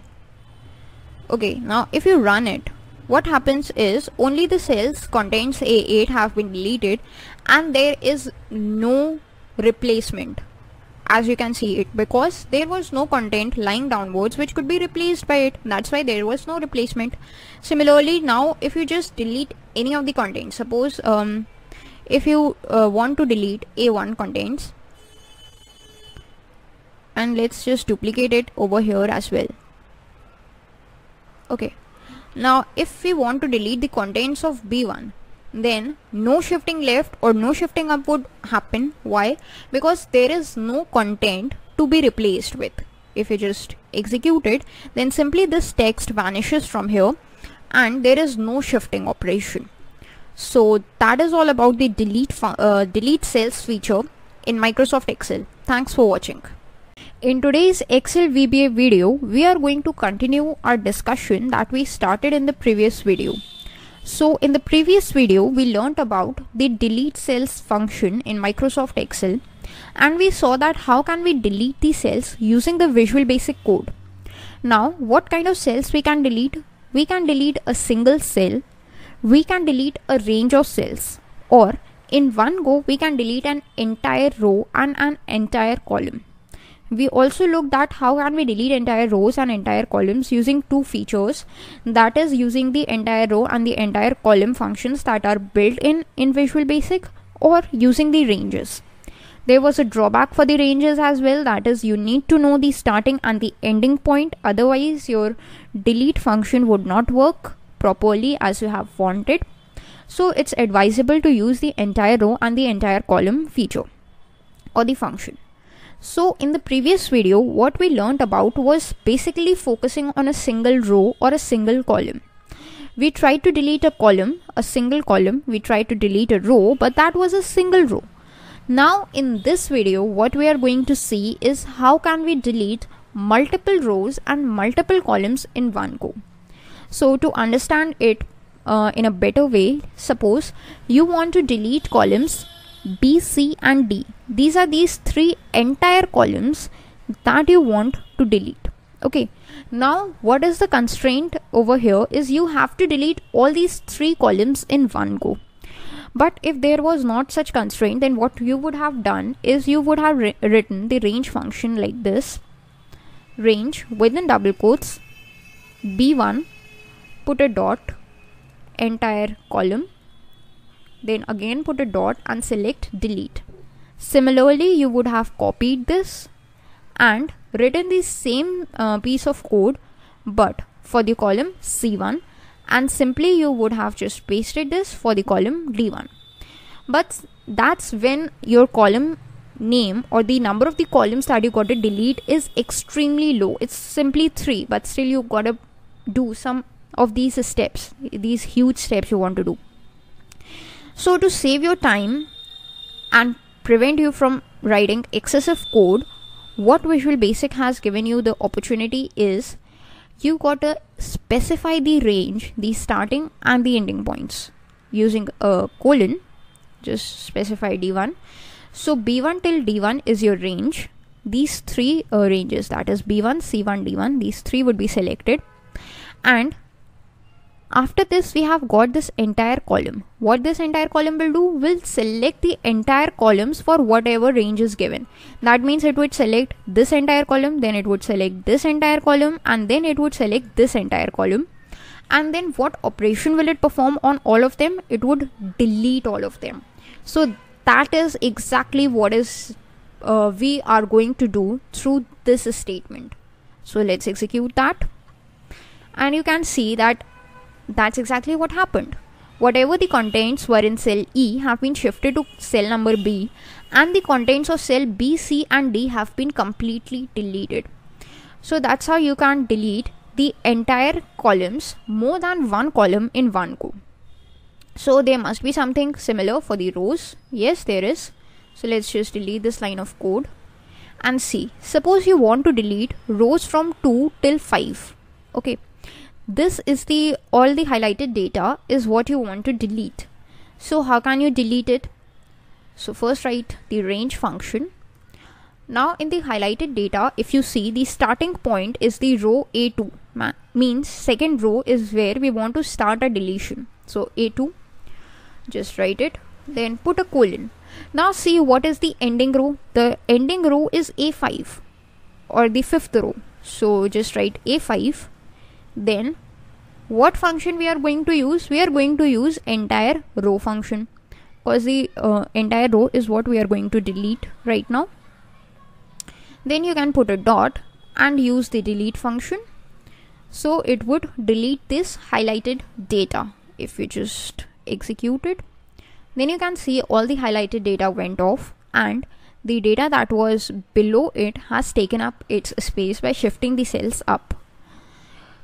So that is all about deleting the cells. Now you are able to delete any kind of data that you want to delete, whether it is from between the table or from an independent cell or wherever it is. You can delete any kind of data. But Microsoft Excel provides you another feature. So if you just expand it and go to the cells option, then in this delete there is another feature. We have looked at delete cells, we have looked at delete sheet rows, we have looked at delete sheet columns, but there is another option given to us, that is delete sheet. Now you can delete the data from sheets, but what if you want to delete the entire sheet? So a simple explanation for it was that you can just click on this plus and a new sheet would be created. Simply you can just right click and go to delete, and here this Microsoft will give you a warning. You can either delete it or click on cancel. But what if you want to achieve the same thing through the Visual Basic code? Then how can you go with it? Okay, so for that purpose we are going to look at a new function that is given to us by Visual Basic, and the name of that function is Worksheets. So if you just write the name of the function as Worksheets, and remember one thing, it is not worksheet, it is worksheets. That's plural of worksheet, worksheets.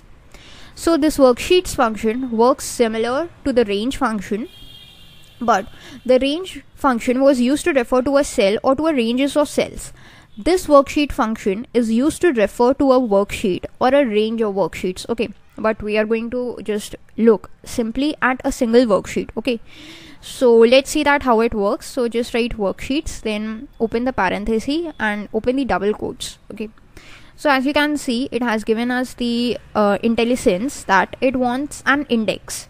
Now this index, since we are using double quotes, so it must be a text over here. Now what is this text going to be? This text is going to be the name of the sheet that you want to delete, and this has got to be exactly similar to the name of the sheet that you want to delete.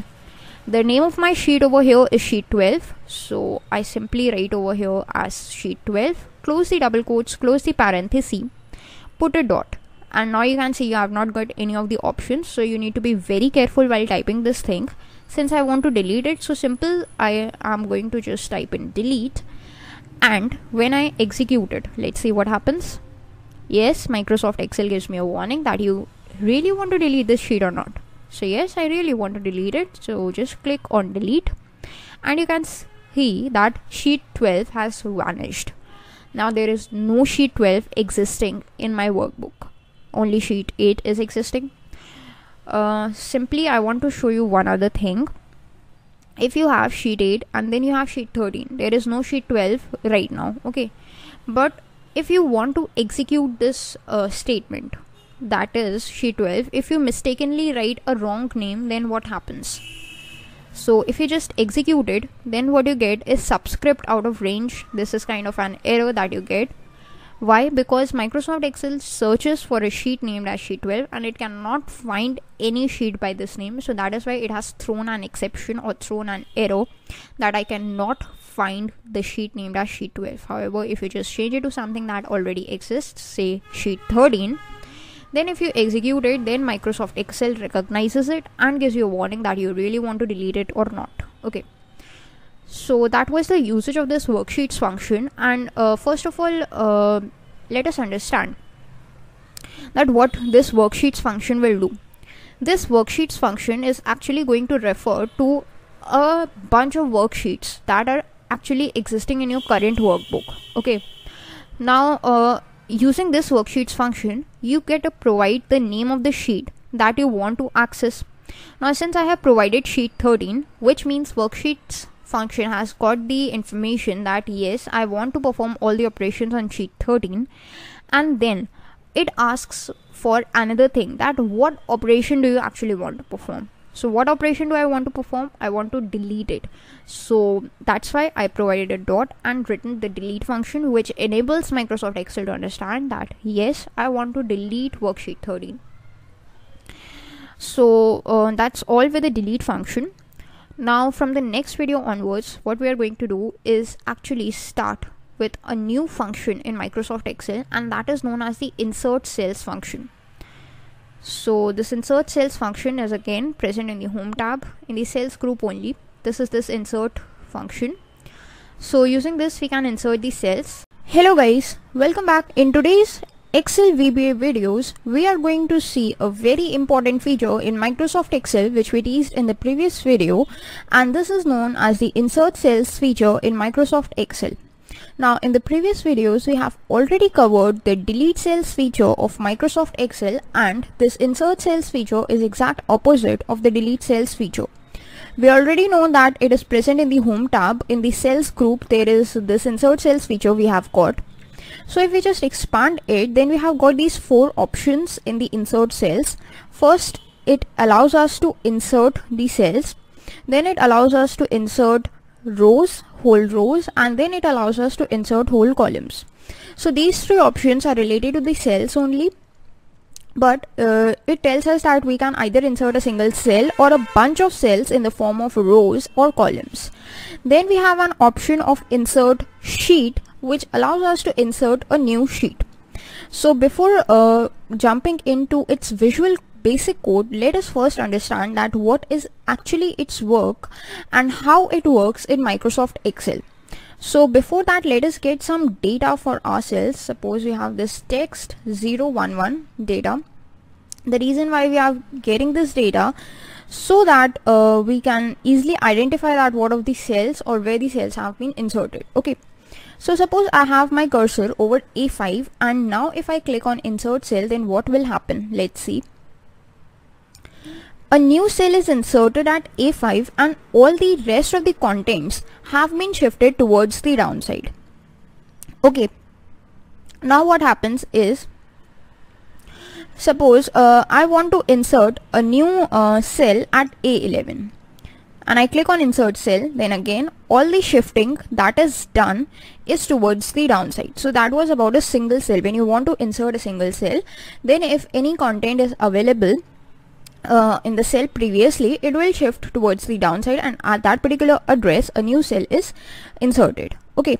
Now what happens if you want to insert a whole new row? So suppose I want to insert a new row at A2. So I go to this option, I expand it, and I go to this insert sheet rows.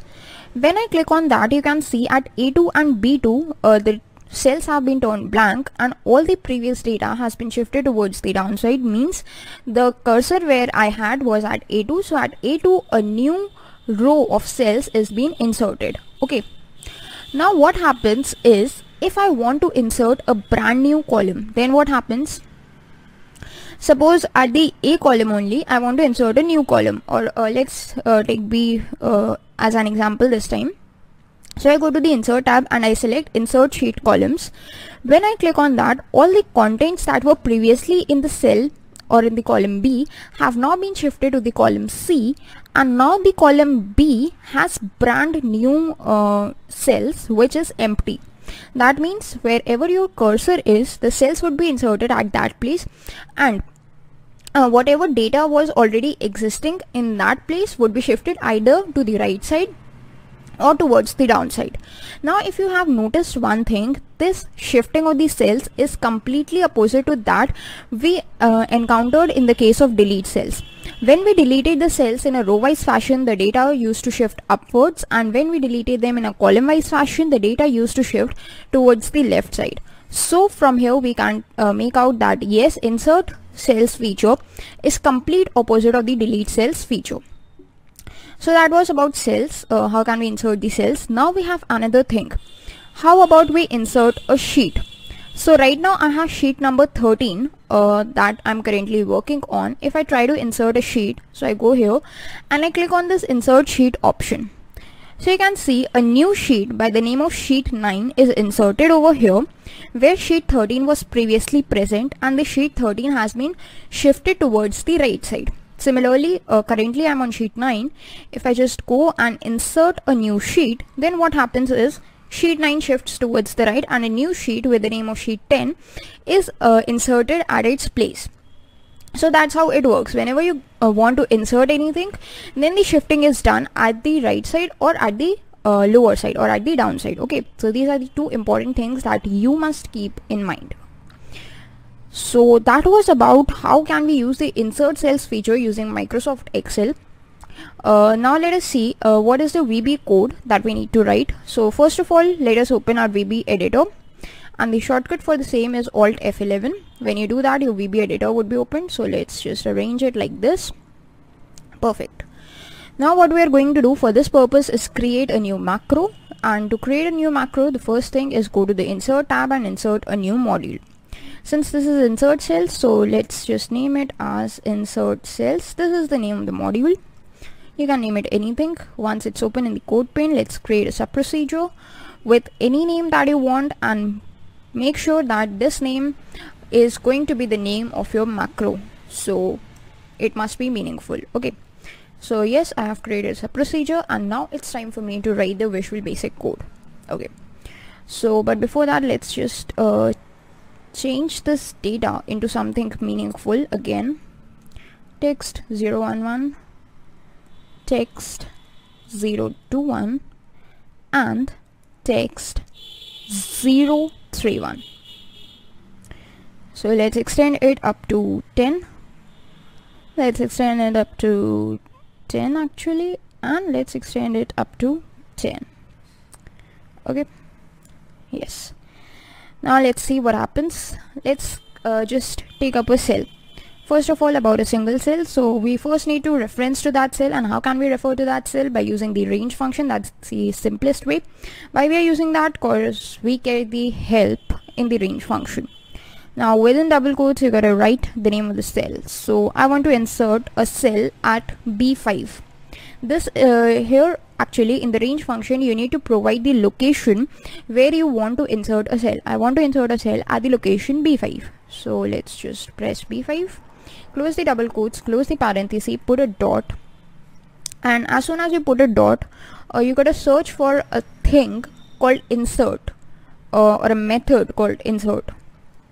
It works like this. That's it for inserting a single cell. If you just click on run, then you can see that at B5 a new cell has been inserted and all the contents have been shifted towards the downside. Okay, So that's how you can insert a single cell. If you just try to run it multiple times, then as many times as you run it, a new cell would be inserted and the previous cell would be shifted towards the downside. So that's how this insert function works. That's about a single cell. If you just provide a range over it, suppose B5 till C5, you want to insert cells, or from A5 till B5 you want to insert some cells.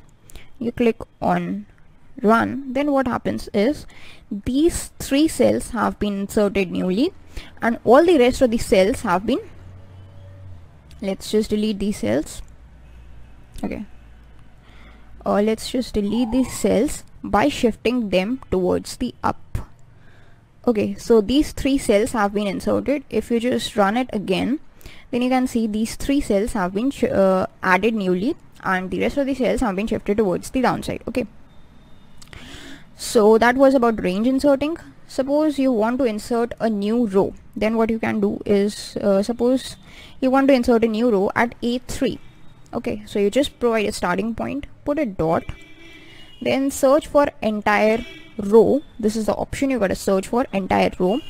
Again put a dot and then search for the function insert. Now when you run it, let's see what happens. An entire new row is inserted over here. Okay, and all the cells have been shifted towards the downside. That's already we have known. Okay, now what happens if you want to insert an entire new column? So I want to insert a new column where this A is residing. Let's see that. Range, let's provide anything that you want. Suppose if you provide A8, say let's provide A8 dot entire column dot insert, and when you run it over here, okay, just a second. Yes, insert cell, you can just select the macro from here and you can click on run. When you click on that, you can see a new entire column is present at A and all the contents have been shifted towards the right side. Suppose instead of A8 you provide it with say D8. Now in D8 the columns would be inserted. If you just click on run, then yes, only here the columns have been inserted and only this text is shifted towards the right. Hello guys, welcome back. In today's Excel VBA videos, we are going to see an important feature of Microsoft Excel through the Visual Basic coding. So in today's video, the feature that we are going to see helps us to adjust the width and the heights of the cells. When we are talking about the width, then it refers to the columns. That is why the whole term that we get over here is known as the column width. And if you just go to any cell and try to drag it towards the right or towards the left, then you can see there is this kind of an option that you get over here which tells you about the current width in points and in pixels. So that is what we can just adjust right now using the stylus. So this is the column width, and similarly if you go to these row numbers written like 1, 2, and you can adjust the height of the rows as well. So this is how you can adjust the rows height and the width of the columns. But this is exactly what we are going to see with the help of the Visual Basic code, that how can we adjust or manipulate it as per our choice according to the Visual Basic code. Okay, so before going into that, let's see that what is actually the significance of it. Suppose you are in the cell A1 and you write any data.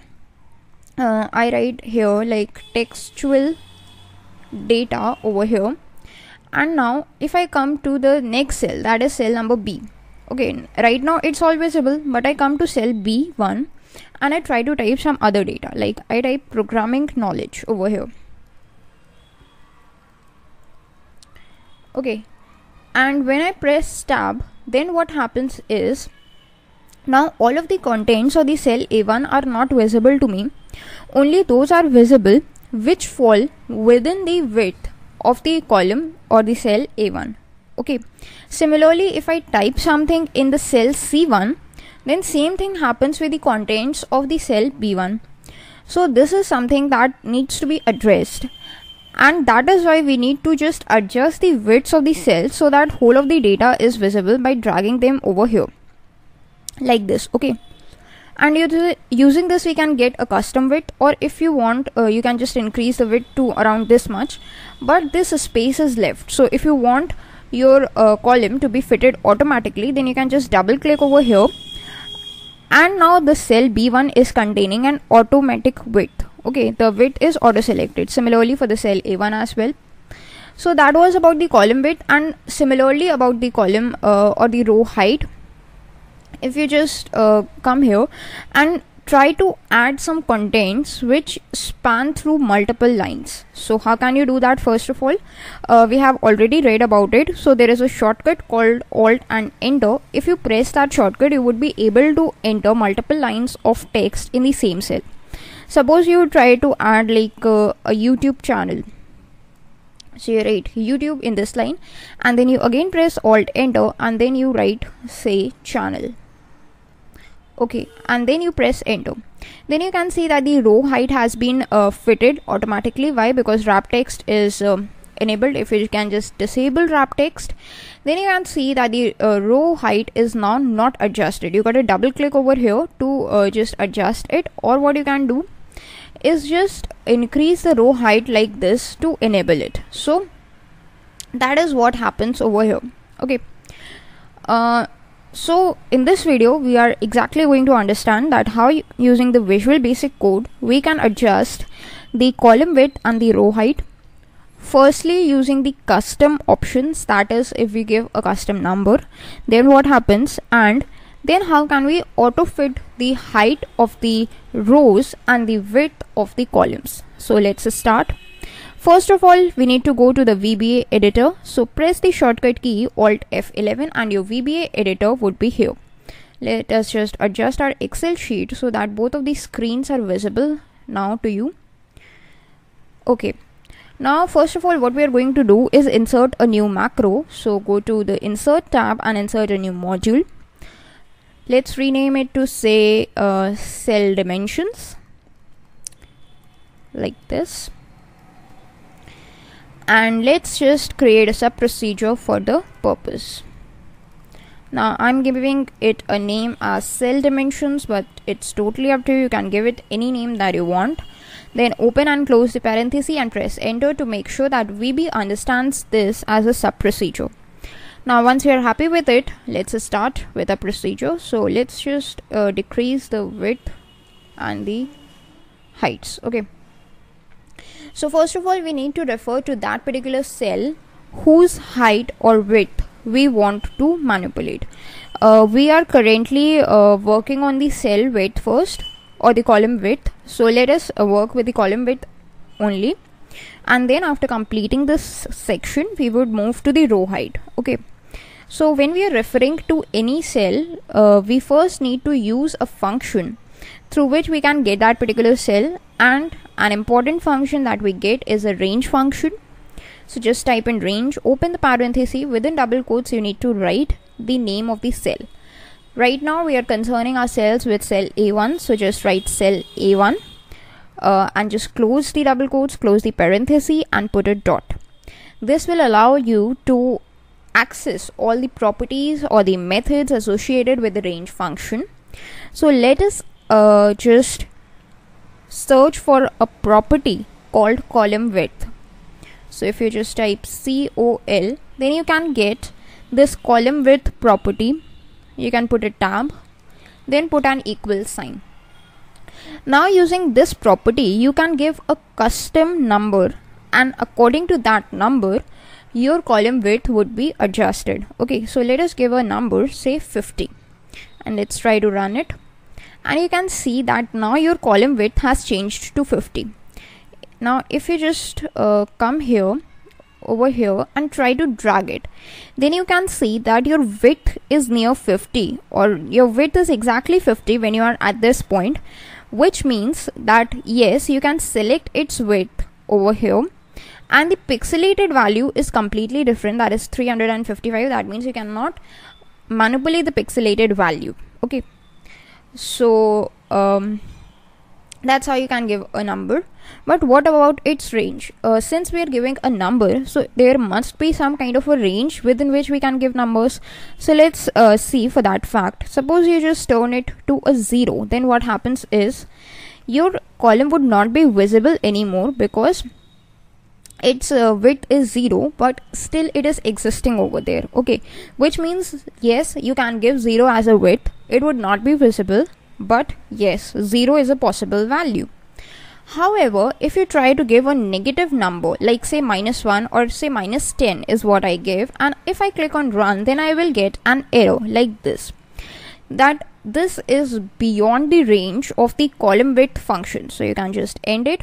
That means you cannot give negative values to it. All you can give is positive values. But what is the upper limit for the positive values? The upper limit is 255. If you try to give it as 255, then what happens is, and you run it, then you can see that your column A has been turned into this much of white width column. You can see it's too much wide right now. So that's 255. Okay. But what if you try to give it a value of 256? That is beyond the range, and if you try to run it, then again we will get an error. So that is about the range. The possible values for the column width property are 0 to 255. Okay. Now this is one method through which you can select the width of the columns, but there are more than one methods. There is not just a single method, there are different methods. Suppose you want to use some other method, then how can you use it? For all of the methods, one thing that is common is the range, and within double quotes the cell number or the cell name, because it is used to refer to that cell, so it's going to be the same or common part for all of these functions. So let us just type range A1, put a dot. Now what we are going to do is, the second method says that you have to first make sure that what you want to manipulate. Since we want to manipulate the width of the column, now width of the column is associated with the column property of the cell, so we need to access the column property first. So just associate yourself with this column property. You can see column is written, put a tab, then put a dot, and then in column you can just access the columns property. This columns property, put a dot, and then you get a search for the same property, that is column width. Now using this method also you can change the width of the columns to a custom number, and its range also is from 0 to 255. Okay, so let us say keep it as 200, and let me just change it to 100 so that it is a possible value, it is a valid value. And now if I just use a step into function F8, then first of all the width of the column would change to 100. So let's just extend it and see, now it is 100. Now if you just change it once again like this, you again press F8, then what happens is the width will increase and it would change to 200. Now you can see it has increased to around 200. So that's how you can just change the width of the columns. The rest of the things, there are some more methods through which we can manipulate the width of the columns, and about the row height also we have some data we are going to discuss in the next video. That's all for the video. Thanks for watching. Hello guys, welcome back. In today's Excel VBA video, we are going to continue our discussion which we started in the previous video about manipulating the columns width of the cells using the VB code. So this is our screen from the previous video itself, where we have used this column width function to set a custom column width for our cell named A1. Okay, now what we are going to do is by using these two statements, we have found out that the width that we get in those cases is very wide. We cannot just navigate through it, and if we try to navigate it, then there is a lot of white spaces remaining after our data. So it is not advisable to get so much of white space because it is not good for viewing purposes. Okay, so now what option do we have from Microsoft Excel is we can just auto fit it. Okay, that means whatever the space that your text requires, would be used by the cell. Okay, the cell, the width of the column would be auto fitted according to the need of your particular cell. Okay, and it is dependent on the cell per cell by cell basis. That is, if the cell has 2 letters only, it would be that wide. If the cell has 2 words, then it would be that much wide. So how can we fit the column width to the auto fit using the VB code is what we are going to see right now. First of all, you need to refer to that particular cell using the range function. That's the common part, range A1, like this, then put a dot. Then since we are currently trying to auto fit the width of the columns, so what will we do is just use this keyword columns, put a tab, then again put a dot. Now in the columns property, we have a property or a method named as auto fit. If we just try to access this auto fit method, and you can just put a tab, then what happens is this will allow your column width to be fitted automatically as per the contents of the cell. So let's see its usage. Let me just clear these 2 lines of code because they are no longer required now. And as soon as I click on run, then you can see that over here textual data requires this much of space, and that is why it has been auto fitted. Suppose if we just try to change its content to say textual only, and now if we just run it, then you can see now A1 requires only this much space, and that is why it has been fitted to around this much only.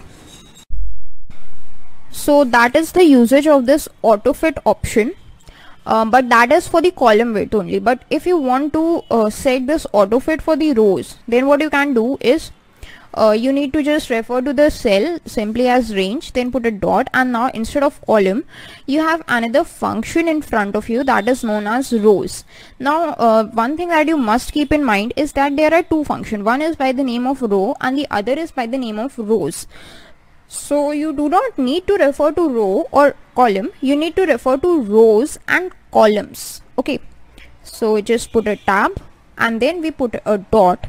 Then what happens is, if you want to auto fit the height, you can just simply click on this auto fit option, and that would help you to auto fit the rows. Okay, so before that, let us just change its data to say add multiple lines of text so that we can understand it well. Textual data entered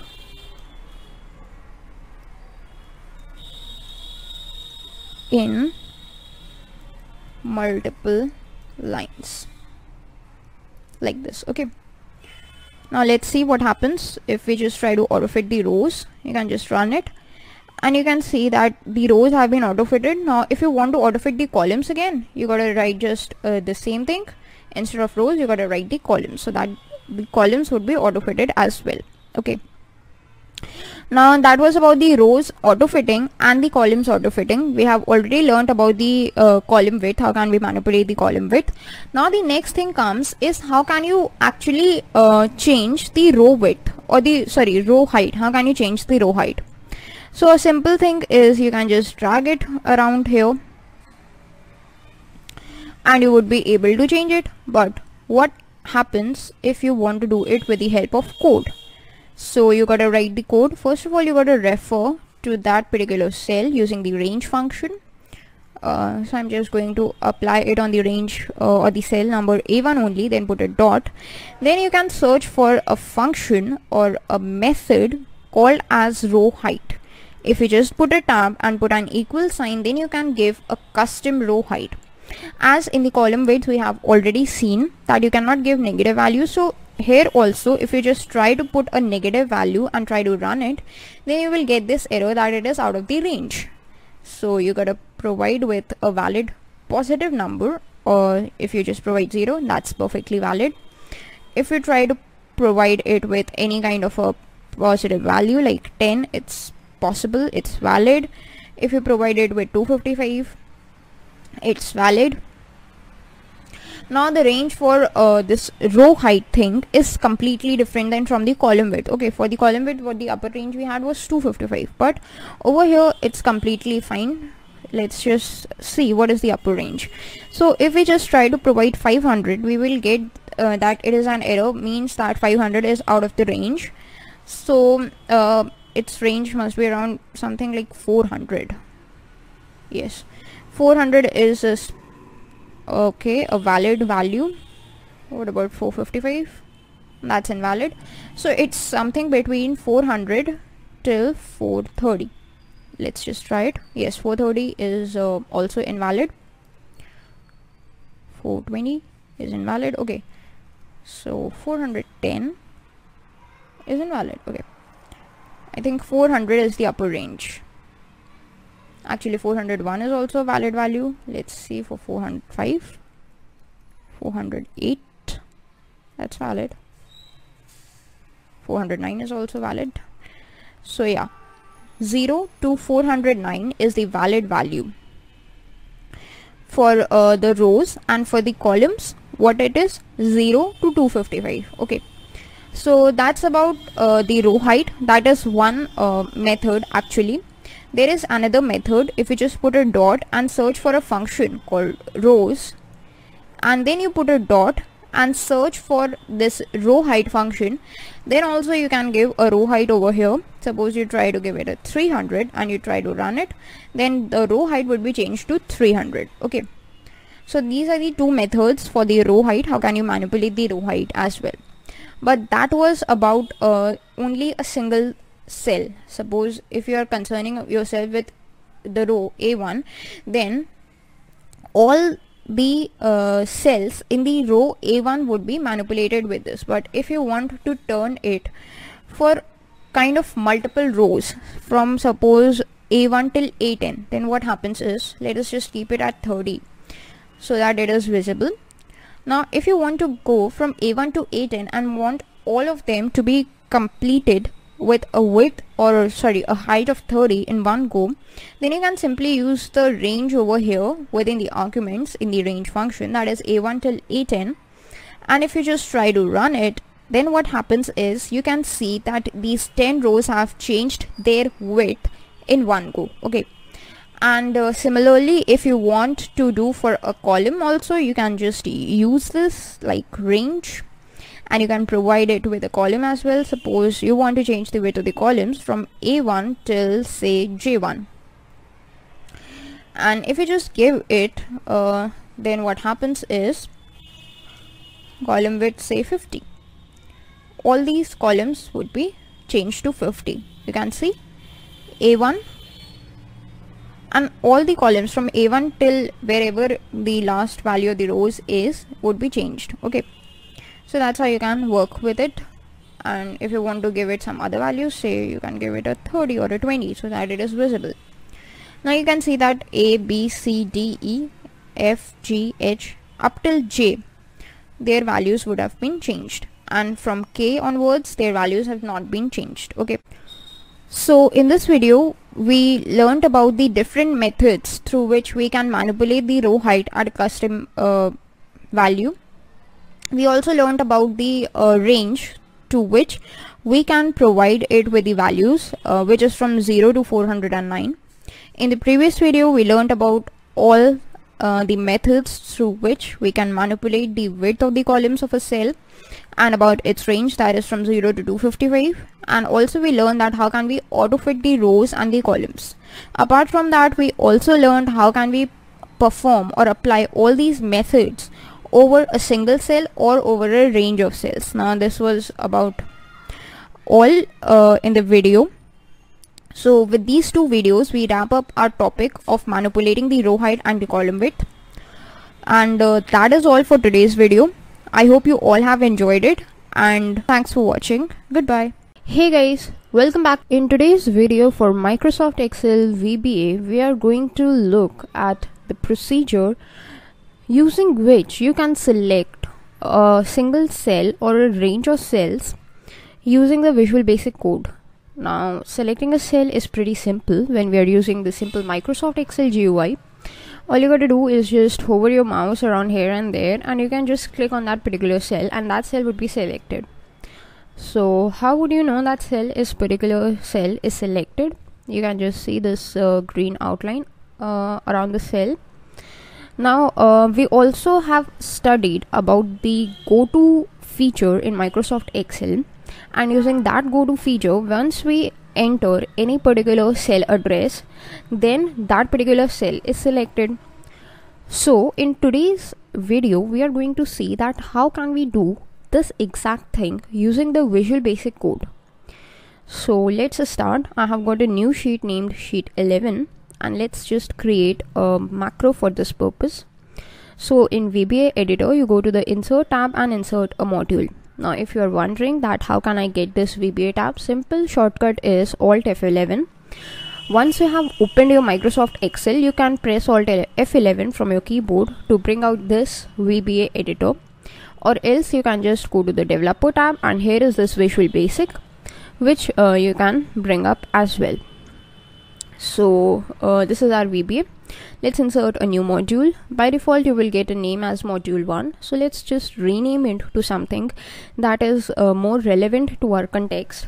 So cell select is what we are actually going to see today.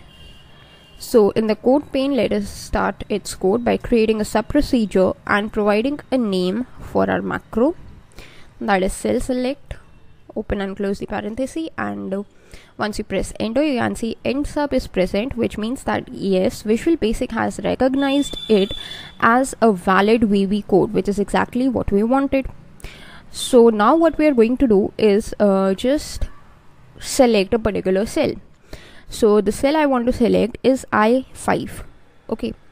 So first of all, what we got to do is use the range function, and the reason we are using this function is so that we can refer to a particular cell. So just use within double quotes, write the name of the cell I5, close the double quotes and close the parenthesis. Now once you press the dot, you will have to select for an option or search for an option called select. Now once you just type it, you can see this is select written. And that's it. This is the code for selecting a particular cell. If you could just run it, then what happens is the current active cell or the current cell that is selected is I5, and that's exactly what we wanted. Now using this code, you can select any number of cells. Suppose you have selected I5, now you want to select some other cell. Suppose F6 is the next cell that I want to select. So you got to press this, put a dot, and again search for select. Now if I run this code, so I have to use the step into function with the shortcut F8 so that I can use the or see the step-by-step execution. So first of all, let us just select some other cell. Right now J11 is selected, but when this first line of code is executed, I5 is selected, and when this second line of code is selected or executed, F6 cell is selected. Okay. So that was about a single cell, but since we know that using the range function we can refer to a range of cells as well. So what happens if we just provide a range of cells instead of a single cell as an argument to the range function and use the select property? Then what happens? Let's see that as well. So in range, let us provide a range of cells that is from A1 till G1. So I'm providing it with a range of the same row A1 till G1 like this. This is how you provide a range. Put a dot and add select to it. Now if we just press F8, so first of all I5 is selected, then F6 is selected, and after that this A1 till G1 is selected. This whole is selected. Okay, so when you provide a range with a select property, then whatever is given in that particular range is selected. Now that was about a row. What happens if you just provide a range for a column? So that's pretty simple as well. This time let us provide for a column B1 till B10. Now we have 10 rows, 1 to 10, and the column is same, that is column number B. So this is the code for it. Let us execute it. I5 is selected, then F6 is selected, then A1 till G1 is selected, and then B1 till B10 is selected. So that's how you can use the select function. So that was all about the select function in VB. Now there is another function and the property that is very important, is known as activate property. What happens when you want to activate any kind of cell? Okay, So what happens is, let us just see what happens if we want to activate a particular cell. So right now we want to activate a single cell. So using this activate function, you can actually activate a single cell or multiple cells as well. So let's just provide it with a range, and within parentheses let us provide the address of the cell. H3 is the target cell that I want to activate, so just press H3, close the double quotes, close the parenthesis, put a dot and write activate. So once you just press A, you can see that activate is the first property of the range function that you have got, so just put a tab. Now what happens is, if we just run this cell or this piece of code in the macro, then what happens is activate actually does the same thing as the select function. It also selects that particular cell, and select function also selects that particular cell. Okay, so basically their properties are similar. What they do is select a cell or a range of cells. So if you just look at it, then activate and select are basically synonyms of one another. You can activate a cell or you can just select a cell. Similarly, if instead of a single cell you want to do that same thing, that is activate the cell for a range of cells, then how can you go with it? Just use the range function, put double quotes, you can provide the range.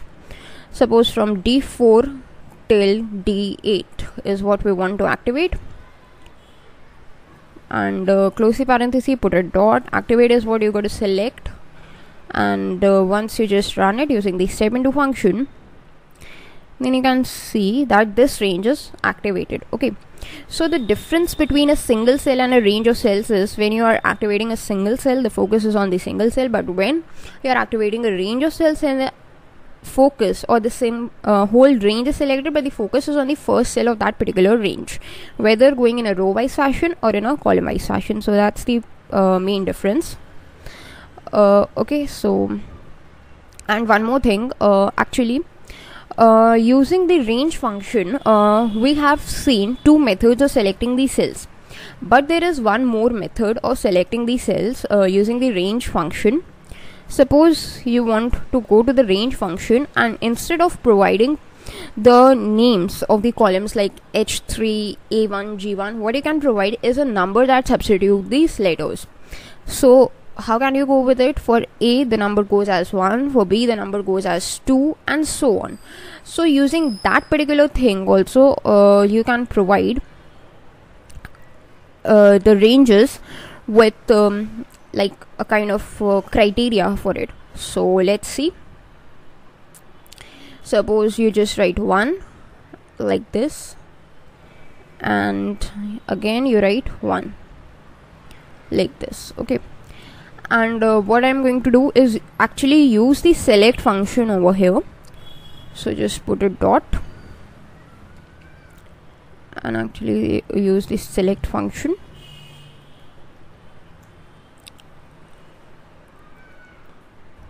Okay, actually the error that we are getting over here is this.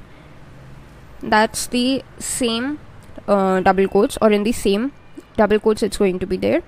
So now if we just run it, this code is all similar. Now you can see 1 1. What would it do is select the first row and the first column completely. Now if I just maximize my Excel and try to move my stylus, you can see this whole first row is selected. That is what it does. It selects this whole first row, and that's how you can go with it. If we just change it to say 2, then what happens is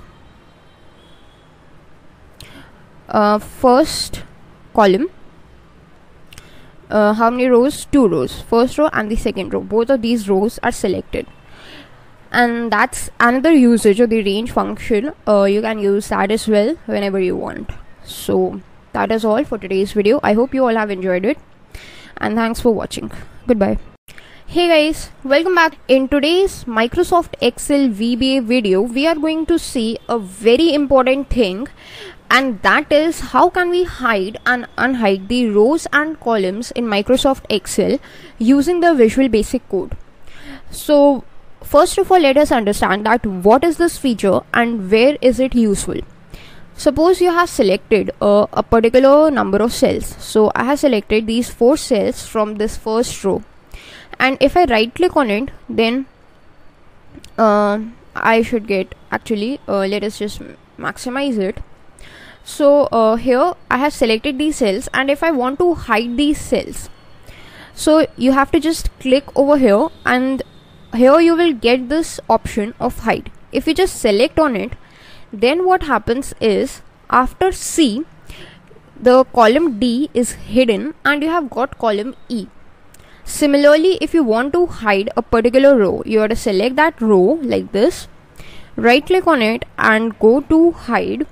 Once you click on it, you can see the first row has hidden and the row numbers that are visible are from second. Okay, now you can just press Ctrl Z to restore the things back to normal. Now this is exactly what is the feature of hide and unhide. But actually I have just shown you hide, so let us just unhide it as well. Now once the columns have been hidden, you can see that this kind of thing appears over here, that there is something was present over there but it was hidden. So if you just right click over here, you get this option of unhide. So if you just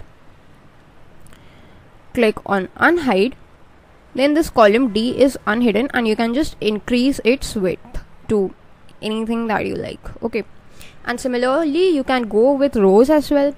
So that was the feature of hide and unhide and where it is used. Suppose in a company you are preparing a spreadsheet and that contains some of the data that is not to be shown or that is not to be viewed by everyone.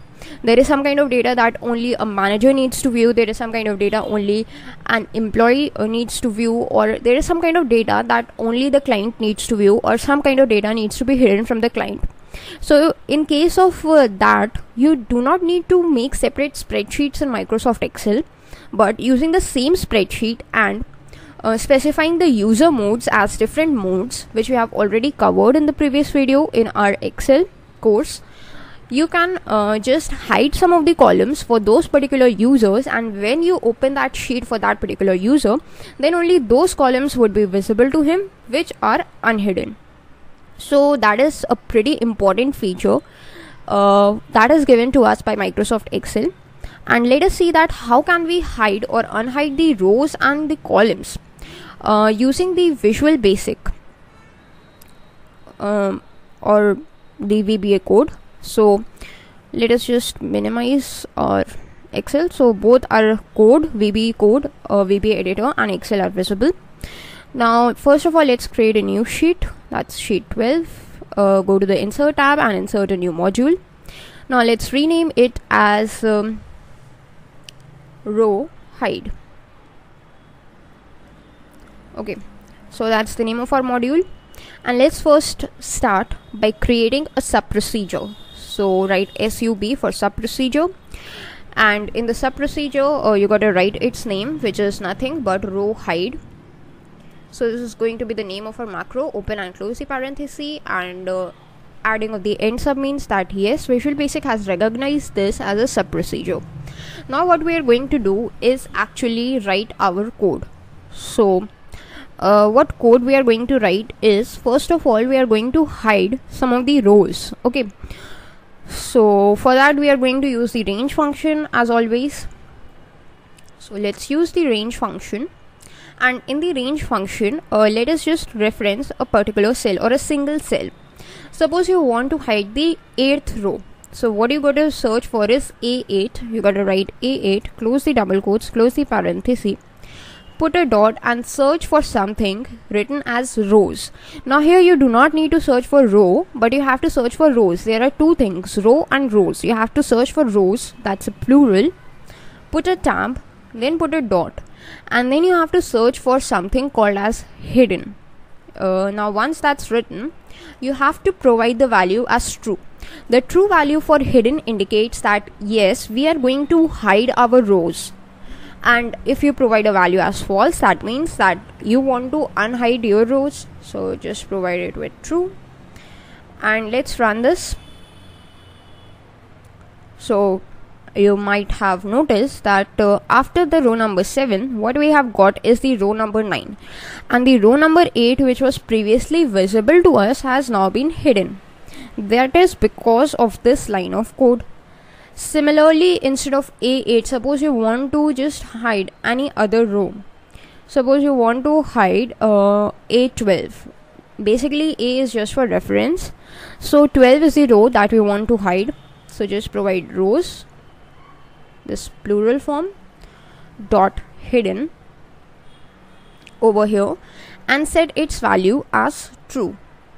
Now if you just run it, now you can notice that right now this 12 row is visible over here.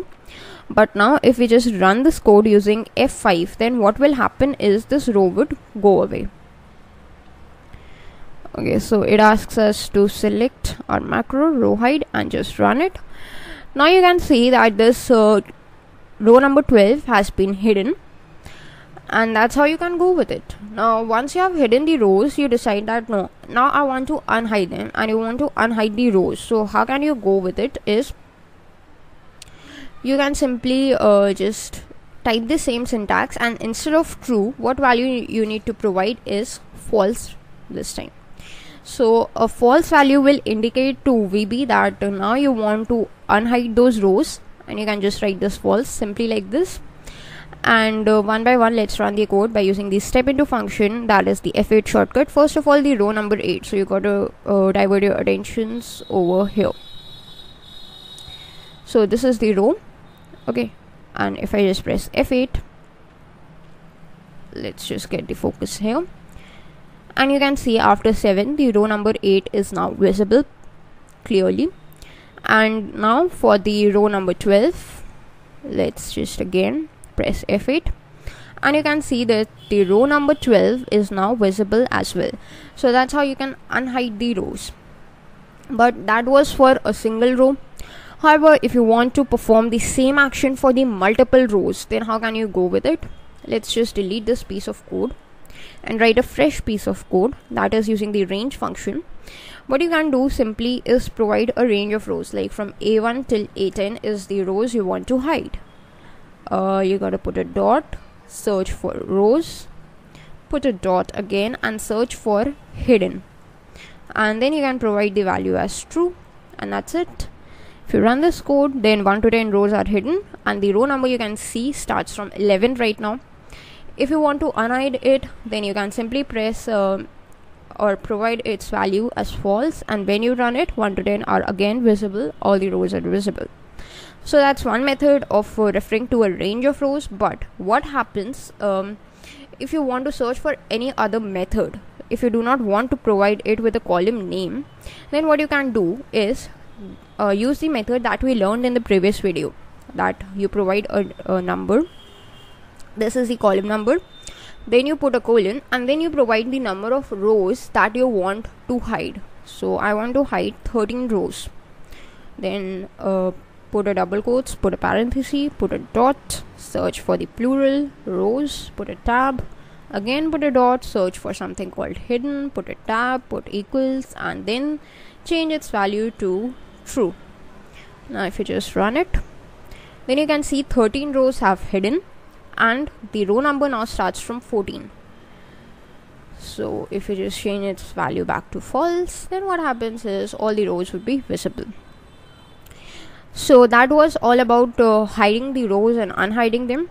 Similar things can be done with the help of columns also. What you got to do for that is, instead of this row, what you got to provide it with is columns. Now there should be this plural columns as well, like you use this plural rows, there must be this plural columns, and for this columns you have to select the letters. Suppose we want to hide columns from A till H, so A colon H is what you need to provide, and just change its value to true. Now if you just run this piece of code, then A to H columns have hidden, and now the columns start from I.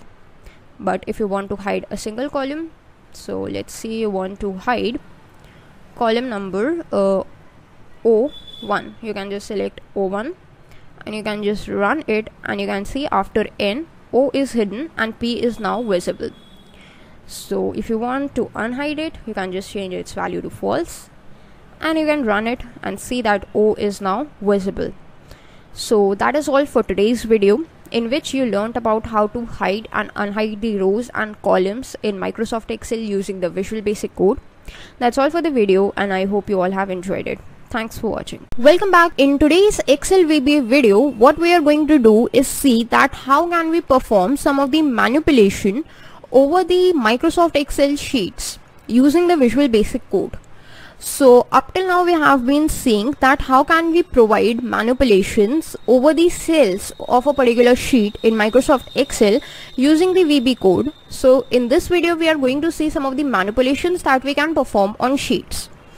So let us just we have this sheet 12, and let's just open some more sheets. So now we have sheet 13, sheet 14 and sheet 15. So we are going to perform all our operations on these three sheets only. So first of all, let us just create a new macro for this purpose. Now I have my VBA editor over here using the shortcut Alt F11. That's the same shortcut you can use as well. Now go to the Insert tab and insert a new module, and let's just rename it as Sheets. So it would tell us that yes, we are going to perform some actions on the sheets, and let's create a sub procedure and provide this sub procedure as a name as sheets, which is going to be the name of our macros as well. And now VB has recognized it as a sub procedure. Now what we are going to do is see that how can we provide any kind of like manipulation over the sheets. So currently we are in sheet 13, and if we write any function, suppose we write the range function, and using the range function we want to change the values of particular cells. From A1 till cell A10 we want to change its value as hello. That's what we want to do. Okay. Now if we just run it, you can see cells A1 till A10 have got their values as hello. Why in sheet 13? Because we are currently in sheet 13. So if we change our sheet, current sheet, to sheet 14, and now we run it, then what happens is the same thing happens in sheet 14. Now this sheet 14 has all these contents, but what happens if currently you are in sheet 14 but you want to change the contents of sheet 15 while your current or active sheet is sheet 14? Then how can you go with it? So luckily Microsoft Excel VBA provides you a code for just that. You have in Microsoft Excel VB a function known as sheets. This is sheets, that is plural of sheet. So let's just search for that function that starts with the capital S and sheet, and you gotta provide it with a S, that's the plural, and within the parenthesis you need to provide the number of the sheet. Okay, suppose I want to provide manipulations to my sheet number 15, so just provide 15, close the parenthesis, and once you press a dot you got to provide this whole range function over here. So let's just go to this range function, and now this is the thing that we are going to do. So let's just run this code. Okay, so the problem that we have got over here, actually the problem was instead of sheets, what is the name of the function is worksheets. So sheets is not the name of the function, but worksheets is the name of the function. So if you write this worksheets, and now if we just run the code, then you have got no error, which means this line has been executed clearly. So let's go to sheet 15, and now you can see A1 till A10 we have got this hello over here. So that was one method of using the worksheets function. Suppose you have another sheet as sheet 16 and you have renamed it to something like say SH. Okay, that's the name of our sheet, SH. Now instead of the number, if you have renamed some of your sheets and you want to refer to that particular name of that particular sheet, then using the worksheets function, instead of this sheet number, what you can provide is the name of that particular sheet. So how can you provide a name, since name is something that is in a string format? You got to provide it with double quotes, and within double quotes you got to provide exactly what is the name of the sheet. So let us just keep all the remaining things as same, and let's go to sheet 15, so that our active sheet is something else and we want to perform manipulations over some else or some other sheet. And now if you want to just click the run function or run it, then you can see no error we have got. If you want to just check it, go to sh, and here A1 till A10 we have got our values as hello. So that's how you can refer to the sheets. You can change the contents of one sheet while you are in some other sheet. Now what happens if you want to add some sheet? Right now we have around 16 sheets, but you want to add some more sheets. Simply you can just press this plus function, but there is this VB we are talking about right now. So let's see how can we add sheets using the VB. So search for this function or add this function called worksheets, and you can just provide a dot, and here you can see you have got this bunch of options. So all these options you can see. So you have to search for an option called add, which is exactly the first option, and once you just run it, you can see a sheet number 17 has been added. But what happens is our focus was on sheet sh and sheet 17 was added before it. So you can just run it once again and see that before sh the sheet 18 has been added. But what if we want to add any sheet after sh? That is you can just drag it, of course, but what happens if we want to change it through the Visual Basic Code? Then what happens is you have got actually a method just for that. So let's just see. You can just go to worksheets dot add, put a tab, then you got to provide it after.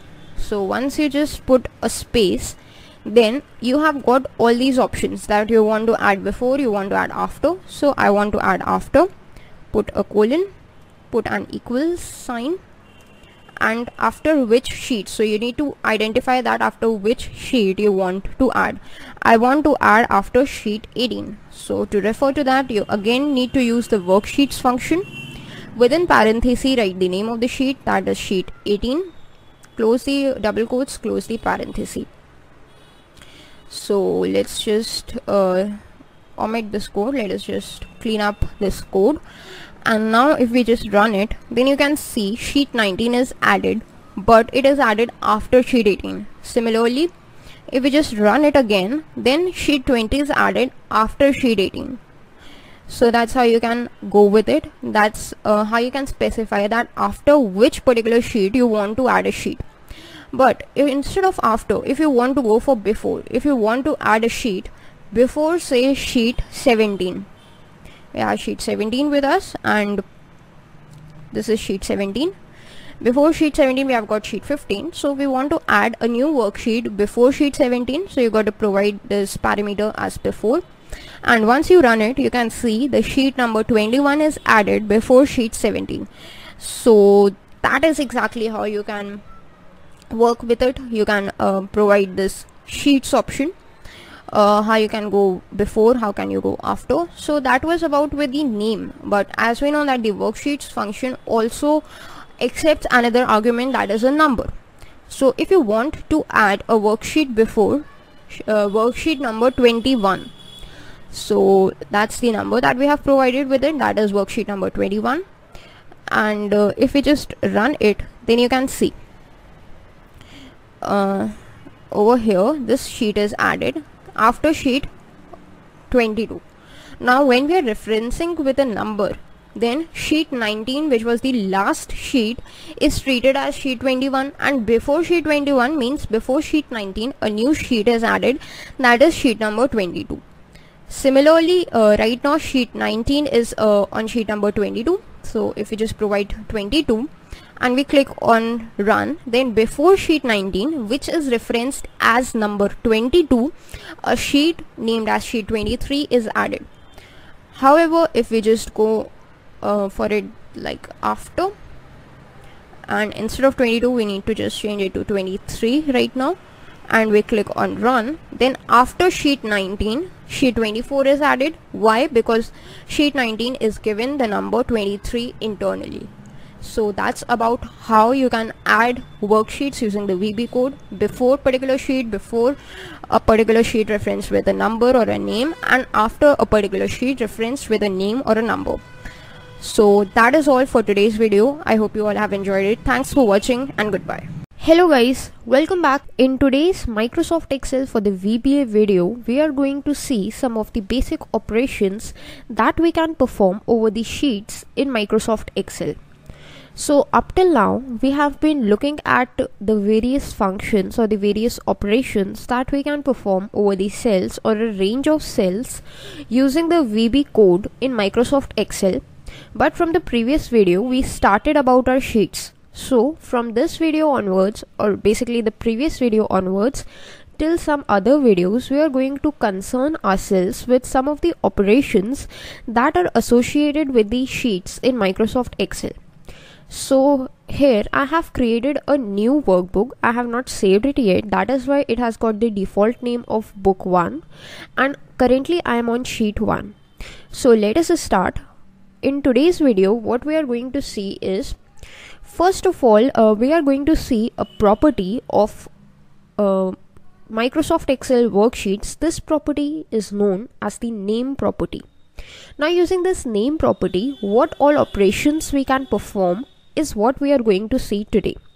So let us start with our code.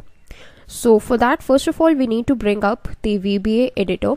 So for that, we have a shortcut with us, Alt F11, and this is our VBA editor. So let us just adjust the position of the Excel as well, so that both these screens are visible to you now.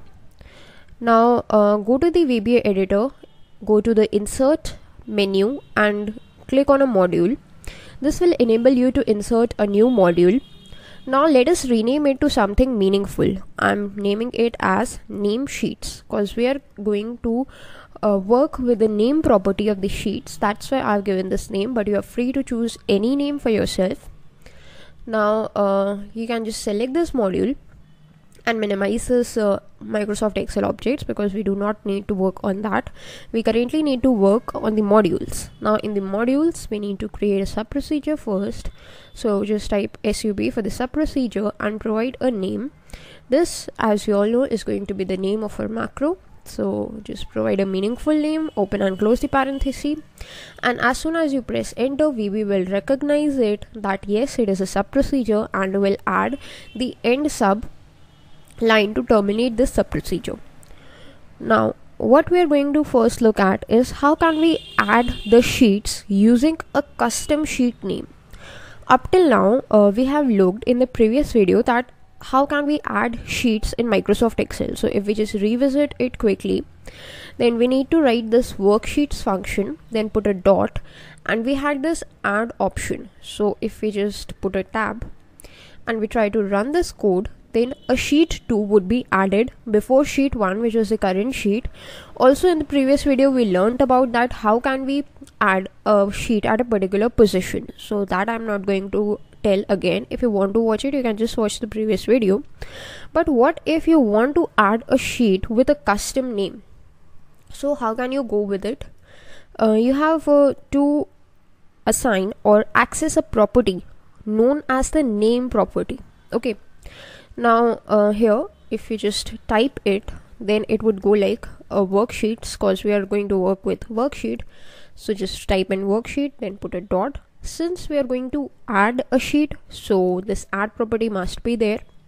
Then again you need to put a dot, and now what we are going to do is actually use the property known as the name property. Now if we just write name, then we need to provide it with a custom name, and this is the same name with which the sheet would be added. So you just put an equal sign, and within double quotes you gotta write the name. Why double quotes? Because it is a string value, so it needs to be provided within double quotes. So what I'm going to write is custom name, put a space and write NAME name, and you can just click on run. Then you can see that what happens is one of the worksheets is added. Up till now we had two sheets, sheet 1 and sheet 2. Now using this line of code, worksheets.add, a new sheet, sheet 3 is added with the default name. But using this line of code, a new sheet is added which was named as custom name over here. So if we just try to rerun it with the help of the step into function, so that you would be able to understand it in a better way. So but what we need to do for that is change the name of this worksheet, because there cannot be two sheets with the same name in the same workbook. So let us just name it as custom sheet. Okay, now if we use the step into function using the shortcut key F8, then what happens is, first of all, this worksheets.add function is going to execute. If we just press F8, then you can see the worksheets.add function executed, and it added a sheet with the name as sheet 5 in our workbook. Now we have this second statement which would add another worksheet in our workbook, but with a name as custom sheet. So if we just press F8 again, then you can see that a new sheet before sheet 5 has occurred over here, or is added in the workbook, and its name is now custom sheet. So that is how you can actually add a sheet with a custom name in Microsoft Excel, or with any other name, any name that you like. Okay, now the question is, once you have added the sheets, can you rename them? Suppose I have this sheet 5 and I want to rename it. So a general procedure is, you just right click over here, go to this rename option, and then you would be able to rename it, or you can just simply double click over this name and you would be able to rename it.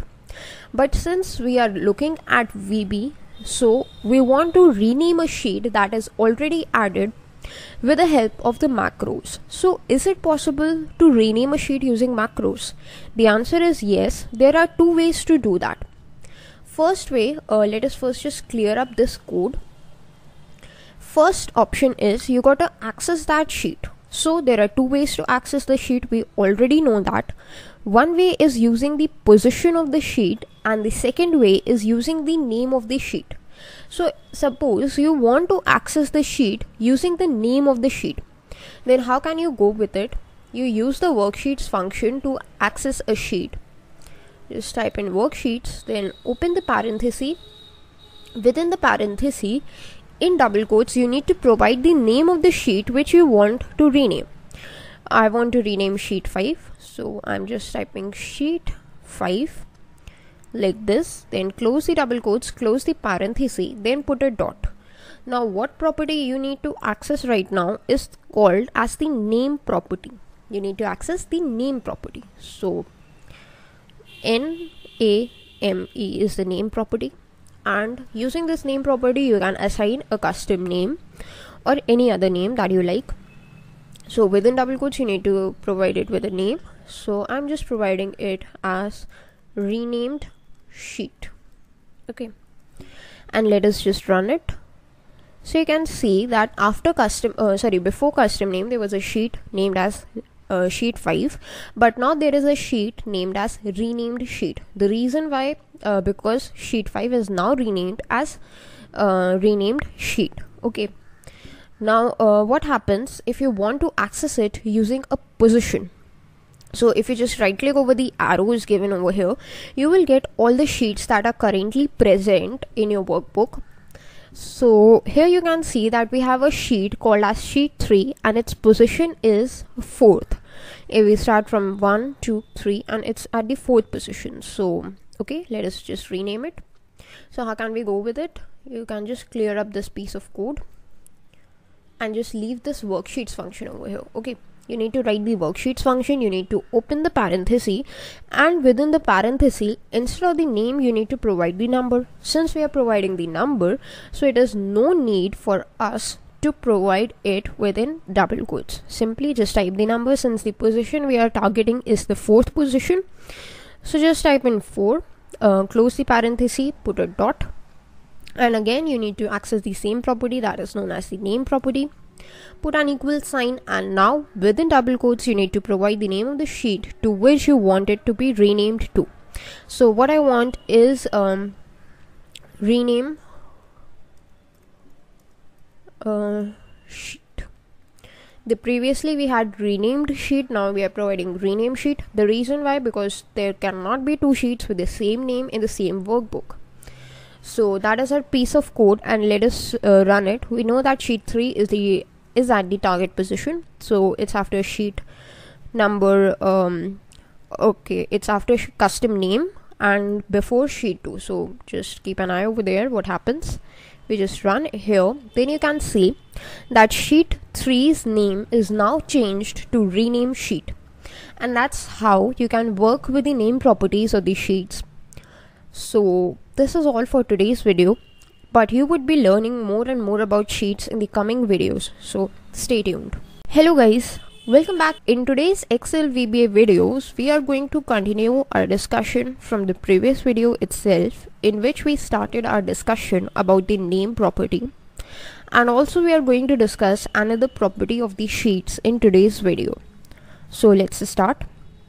This is our screen from the previous video itself, where we created a macro named as name sheets, and in this macro we provided some code which was used to rename a sheet. So in the previous video we talked about how can we add a sheet with a custom name and how can we rename an existing sheet. Okay, so these were the 2 things that we talked about in the previous video. In today's video, what we are going to see is what are the other applications of this name property of the worksheets.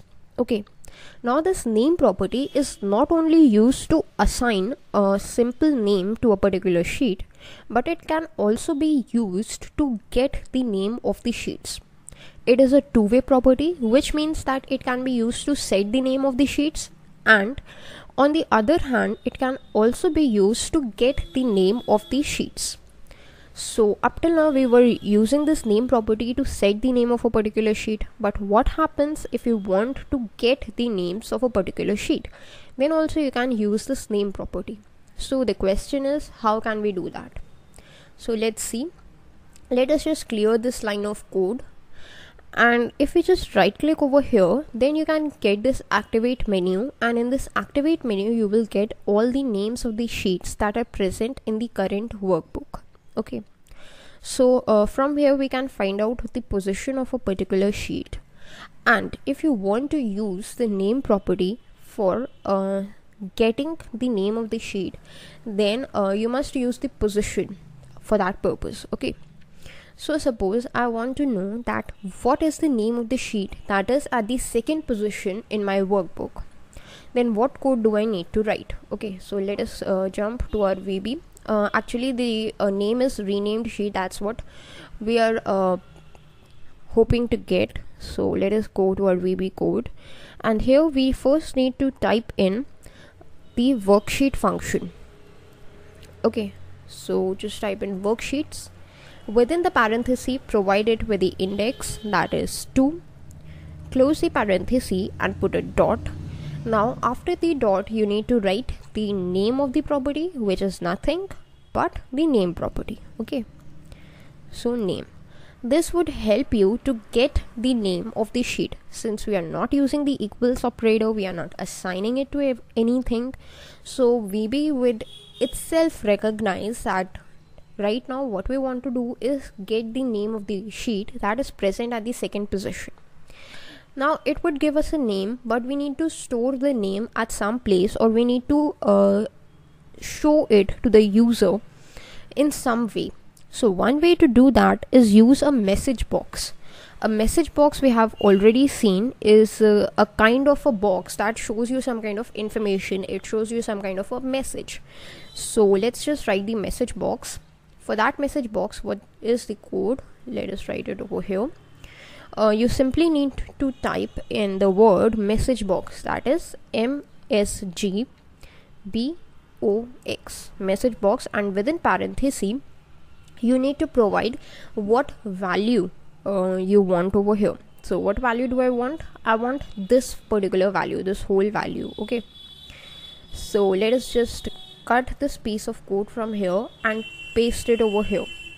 So what this code says, that whatever is the name of the sheet which is present at the second position must be displayed in the form of a message box using this piece of code. Okay, so let us just run it, and when we run it, you can see that in Microsoft Excel this is a thing shown over here. This is actually known as a message box, and in the message box, what message do we get is the name of that sheet. And now you can click on OK, and this is the exact function of message box. But whenever you are trying to access the name of a sheet, it is not a very good practice to use a message box. The reason why, it would show the sheet name in the form of a message, and you cannot copy that name, or you cannot use that name anywhere else. Okay, so what you can do is simply use a particular cell, and in that cell you can store the value of that particular sheet. So for that purpose, what do we need to do is first access the particular cell, and we have been working with cells for a pretty long time now, so we know that to access the cell, simply we can use the range function. Within double quotes in the parenthesis, we need to provide the name of the cell. So suppose I want it to be displayed in A5, and you put a dot and provide it with a value operator. So put a tab equals. Now what value we need to provide is worksheets2.name. So you can either type the code, or I'm simply using it as copy and paste it. Okay, so let's see what happens right now. So just press the F8, which is the shortcut for the step into function. First, this line of code would be executed, which would show us a message box. Yes, we get this message box. You can simply click on OK, and then if we again press F8, then you can see that in the cell number A5 we have got the name of the sheet, which is nothing but renamed sheet. And you can just again press F8 to complete the execution of the macro. So this was how you can put your sheet name in a cell. Now there is one more thing that you need to know about the message box, that if we just try to run it again, if we try to run this piece of code again, then what happens is we have got this message box. Now while this message box is open, if we try to click anywhere else, then you can see it gives us that ding from the computer, which means that we cannot use any of the functions of Microsoft Excel while this message box is open, which is again a drawback for us, and that is why it is not advisable to use a message box. And that is why you can obviously use a cell to display the name of the sheets. Until and unless you click on OK, you cannot use any of the functions of Microsoft Excel or VB. So this is what a drawback is. So now you can just press the F8 function, so we get our sheet over here. And that's how you can actually use the multiple sheets. We just showed the name of a single sheet, but if you want to show the name of multiple sheets, suppose you need to use the range function and show the name of any other sheet. So simply you can just type it. Suppose in the cell number B5 you want to show the name of some other sheet, the sheet that is present at position 3. You can simply write worksheets on position 3 dot name is what you want to do. So let's just clear up this piece of code of message box, and let us run it using the step into function again, so that you are able to understand it. First, this line of code is executed, but no change is shown because it is already present over there. Then again, if we press F8, then you can see custom name, which is the name of the sheet that is present at the first position, actually is shown over here. Okay, Now you can just open it by right clicking over here, and you can see over here that what happens here. Okay, you can just see that custom name and renamed name, and similarly using this option you can access as many sheets as you want. So that was about how you can use the name property to get the names of the particular sheet in Microsoft Excel. Now what happens is once you have got the names of the sheet, this was actually all about the name property, and now we have another property with us, and this property helps us to copy the sheets from one place to another. So basically what a copy function do, we all know that it copies the data from one place to another. We can copy the data of the cells simply using the Control-C and Control-V function, but what if we need to copy the whole sheet, or we need to move the whole sheets? Then what we can do, this is the exact procedure that we need to follow. So instead of the VB, first of all let us look at what are the steps in Microsoft Excel for the copy function. If you want to copy any sheet, suppose this is the rename sheet, this is what I need to copy. Okay, actually yeah, this is the rename sheet that I want to copy, and okay, actually this renamed sheet is what I want to copy. I want to create a copy of this renamed sheet. Okay, so what can I do is just right click over here, and there is this option of move or copy. So using this particular option is what I need to copy it. Okay, so this is simple using Microsoft Excel, but in the next video we are going to see that how can we use this option using the Visual Basic Code. So that is all for today's video, and I hope you all have enjoyed it. You must have learned something new, and stay tuned for the next video to learn about the copy function. Thank you. Hello guys, welcome back. In today's Microsoft Excel for VBA video, we are going to continue our discussion which we started from the previous video, and this discussion was about copying and moving sheets in Microsoft Excel. So let us start. In front of your screen you can see that this is the workbook which I created in the previous video, and we were trying to copy this sheet known as renamed sheet to some other place. So to copy it simply using Microsoft Excel, what you need to do is just right click over here. When this sheet is present, you need to just right click. There is this option to move or copy. You can just click on this option, and when you do that you will get this kind of a menu which is a move or copy menu. From here you can select the workbook that you want to paste it in a particular workbook or in a new workbook. Okay, so I just want to paste it in the same workbook, that is book 1.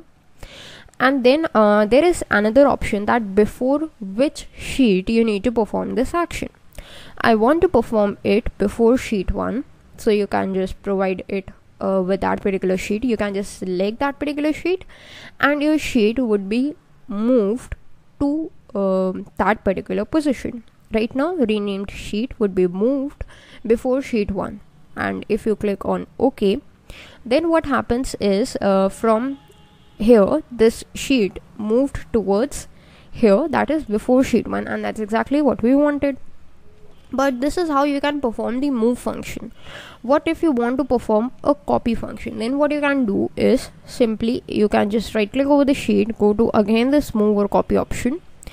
The workbook is going to be the same, and when you want to create a copy, then there is an option of create a copy. You need to check this box and your sheet's copy would be created. So here again you can select that before which sheet you need to create a copy, but if you want to create a copy of this particular sheet at the very end, then this is this last option called move to end. You can just select this option, and once you click on OK, you can see that a new sheet is created over here, or a copy of renamed sheet is created over here, and by default or by the naming convention its name has been changed to renamed sheet, and within parenthesis you have got a 2, which means that yes, this sheet is actually a copy of this sheet. This sheet is original one and this is a copied one. Okay, so that's how the move and the copy function works. But that was about the Microsoft Excel. That was the easy way. But what if you need to perform the same action using the Visual Basic Code? So how can you do that? For that, let us just minimize our Microsoft Excel or restore its size so that both of the screens are visible. And okay, so let us just create a new module. Go to our VBA editor. If you do not have the VBA editor in front of you, simply you can use the shortcut Alt F11.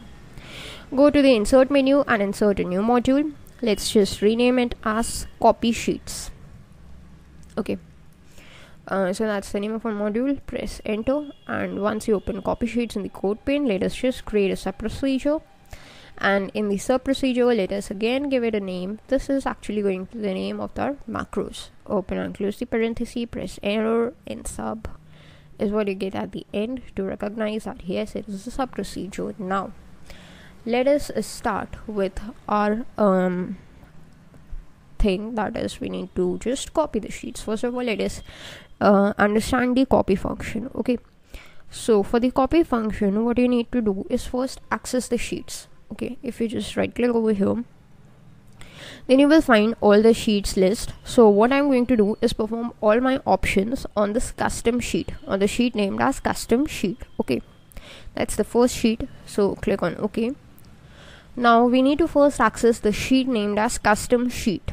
Okay, so for that, what we need to do is use the worksheets function, which we have already read about, and within the parenthesis you need to provide the name of that particular sheet. So let's just provide as custom sheet actually, and just close the double quotes, close the parenthesis.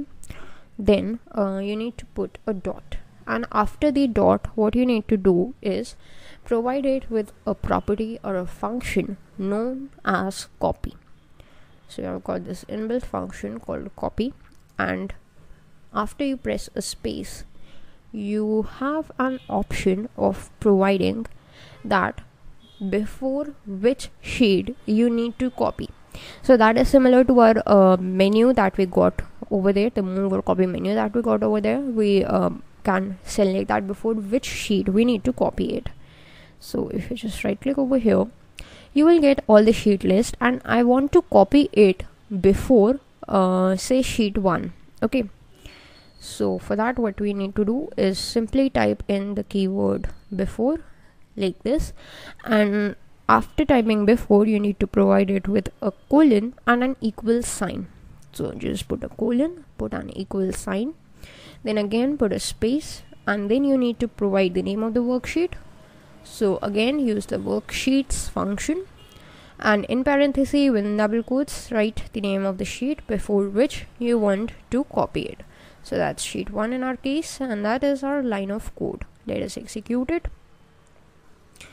And if we just right click over here, so you get this menu, sheet menu.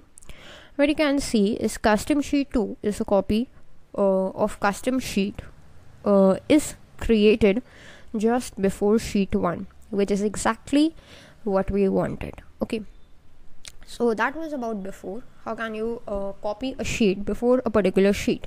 But what if you want to copy it after a particular sheet? Now this is used when we are trying to use that move to end function. So if you want to move use that function, you do not have move to end option over here. What you can do is just right click click over here and find out the last sheet's name. It's right now renamed sheet 2, and after this particular sheet you can just copy your sheet. Okay, so that's actually RA named. I tried to give it renamed, but it was a typo. That is RA named. Okay, so let's just work on it. So what you need to do for that purpose is actually just get rid of this piece of code and write in worksheets function what sheet you need to copy. That's custom sheet. That's the name of the sheet, custom sheet that I want to copy. And what operation you want to perform, I want to copy it. Position after. Okay, after which thing? After a worksheet, which is need to be accessed with a worksheets function. And what is the name of the sheet? It is RA named sheet and space with parenthesis 2 to specify that yes, it is a copy, and close the double quotes, close the parenthesis, and when we try to run this piece of code, it's run. You can see after renamed sheet 2, we have got a custom sheet 3. Why sheet 3? Because we have already created a copy of this custom sheet with a 2. So you can see that in this activate menu, we have got our custom sheet 3. So that is how you can copy the sheets. Okay. So that was the usage of the copy function. But what if you want to move your sheets? Like we had this copy or move option. We had two options. We can copy the sheets or we can move the sheets. So what if you want to move the sheets? Then what happens? The syntax to move the sheets is same as the copy sheets. All you gotta do is simply write the piece of code, but instead of the copy property, you need to use the move property. So if we just right click over here, suppose I want to move sheet 1. Okay, so I need to access worksheets using the worksheets function. I need to access the sheet whose name is sheet 1. Then put a dot. Now instead of the copy property, we need to provide the move property. Then before after, that is the position that's mandatory to perform to put. Before, put a colon, then put an equal sign. Before which sheet? I want to move it to the first position, that is before worksheet named as custom sheet. So worksheets, and within double quotes you need to provide its name, that before which sheet. So in my case it is custom sheet. Okay, so that's how you can work with it, or simply I'm just going to copy it so that I can show you the after method as well. This time what I'm going to do is move a sheet named as sheet 2 and move it instead of before. I'm going to move it after. After which sheet? I'm going to move it after sheet 1. So wherever the sheet 1 is, after it we would get the sheet 2. Okay, so this is a piece of code and let's run it. Let's just look at the position right now. It's after custom sheet 2. Now if we just run it, and now if we look at the position, then sheet 1 and sheet 2 are at the first two positions, then is custom sheet and all the other sheets. So that's how you can use the move and the copy functions in Microsoft Excel using the VB. And that's all for this video. I hope you all have enjoyed it. Thanks for watching. Hello guys, welcome back. In today's Microsoft Excel VBA video, we are going to see that how can we change the color of the sheets that are present with us in Microsoft Excel using the Visual Basic Code. Now when we are talking about changing the color of the sheets, what we are going to change is actually the tab color of the sheets. Now if you can just see over here, right now it's white in color, and if you just right click over here, you will get this option that is tab color. So if you just select any of the color from here, suppose I select this green, okay, then what happens is you can see that now if this sheet is referenced, then it is referenced in green color. So that's how you can change the tab color of the sheets in Microsoft Excel simply using the Excel. But since we are learning about VB, so we would be seeing how to do the same using the Visual Basic Code.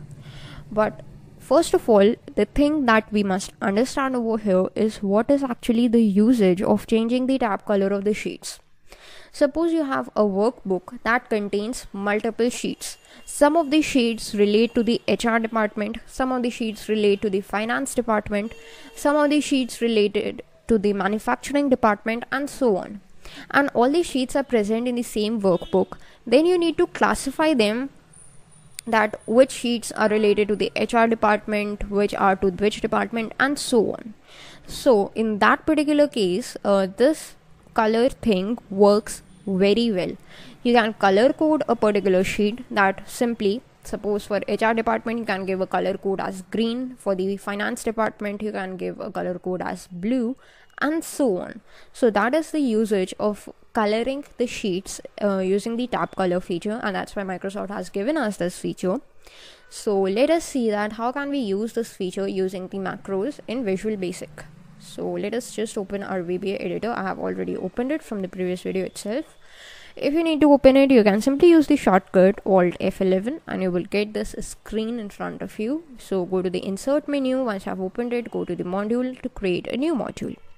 Now in this module, what you need to do is provide the name of the sheet, but it could be anything that you provide, so it doesn't really matter that what you type over here, but you need to make one thing sure, that this name must be something that you should understand, so that afterwards if you see your code, you are able to understand that what this particular module does. Okay, now if you just press enter, so color sheets is what I have given this as a name, because we are going to actually color the sheets. Okay, so once you have opened your color sheets option in the VBA, what you are going to do is create a sub procedure, and in this sub procedure you need to provide a name, which is going to be actually the name of our macro. So usually I just provide the same name as the name of our module, which is color sheets. Open and close the parenthesis and press enter. Okay, so first of all, what do we need to do is actually change the color of the sheets. So for that, first of all, we need to reference that particular sheet whose color we need to change. Okay, we know to refer the sheets, we have got the worksheets function, and using the worksheets function, there are two ways through which we can refer a sheet. You can simply type worksheets within parenthesis. You can either provide the sheet name or the sheet position. First of all, let us see with the help of a sheet name. Suppose I have sheet name as sheet 1, and this is the name of the sheet whose color I want to change. Okay, so just close the double quotes and close the parenthesis. Now what property we need to access is the tab property, since the option that we had in Microsoft Excel was the tab color. So first property we need to access over here is known as the tab property. You can just put a dot, and you can just get the tab option, or if you do not get the option, you can simply type tab, then again you put a dot. In the tab property, what property we need to access is the color property. So you need to simply provide it as color color, and then you can put an equal sign. Now we have used this color property with our cells before in our previous videos, so we know that when we are using these colors, what value we need to provide. We can provide 8 basic values, that is the 8 basic colors which Visual Basic gives us, which are black, red, blue, cyan, magenta, yellow, green, and so on. Okay, so if you need to access or provide it with a particular color, then you need to write the name of the color prefixed with the VB. So I want to color it in magenta, so VB magenta is what I write, like this. Okay, and this is what we are going to do. So just run it. Yes, color sheets is what I'm going to run. So just select it, and you can see that sheet 1 is now colored in magenta. If you just go to any other sheet, and you will see that sheet 1 is now colored in magenta. Sheet 2 is colored in green color, and sheet 1 is colored in magenta, which we wanted. Now the other method is, there are actually 4 methods basically. The other method is, or the 4 ways which you can change the color of the sheets. Use the worksheets function, and instead of the name you need to provide the index. So for providing the index, let us right click over here. Custom sheet is whose color I want to change now, and it is present at the index 3. So worksheets and the index, you need to provide it as 3. Then close the parenthesis, put a dot, write the property value as tab, again put a dot, and you need to use this color. And using this color, you can specify any of the colors which you can use. So I'm going to change it to cyan. So let us provide it as VB cyan, because that is the convention that Visual Basic follows. Now VB cyan is what we're going to do. Let us just clear up this line of code, and when we run it, you can see custom sheet has been changed to cyan. Now if we just change our current active sheet to something else, you can see that custom sheet is now colored in cyan, and that's how you can go with it. So that was the second method. If we talk about the third method, so we already know that we can actually change the color of anything, be it the cells or the sheets, using two methods. One is the color method and the other is the color index method. When we are using the color method, we need to provide the name of the color prefixed by the letter VB, but when we are using the color index, we need to provide the index of the color. Okay, so let us just use this color index property. Instead of color, you need to write color index like this, put an equal sign, and you need to provide it with a value. So the value I'm providing is 20, and instead of 3, I'm just going to change its position at 4, which means the current sheet is custom name, or actually custom name sheet is whose color I want to change with a color index of 20. So if you just click on it, then you can see that we have got this light blue color, which is actually what we must get when we're using the color index 20. So that's the light blue color with which our sheet named as custom name is changed to. Now what happens, we can use this color index property with instead of the sheet index, if we provide the sheet name in the worksheet function. So that is the fourth method. So within double quotes, you need to provide the name of the sheet, which is nothing but rename sheet, like this. And the color index, this time going to change its value to a 50. Okay, like this. And if we just click on run, then you can see it has got a dark green color shade. So that's what it is.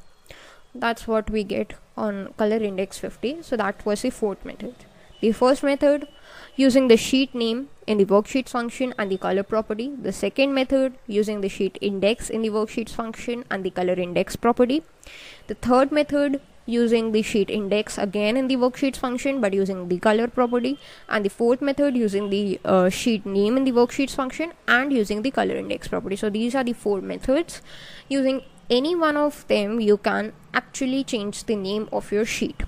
The color of your sheet. Okay, now what happens is, once you've colored your sheet, if you want to change it back to normal, if you do not want to provide any of the color to this particular sheet, currently we are having the rename sheet over here. So right now it's of green color, but if we want to remove any color from it, okay, so what we can do is, using the worksheet function, you need to reference that particular sheet. So right now we are using this name.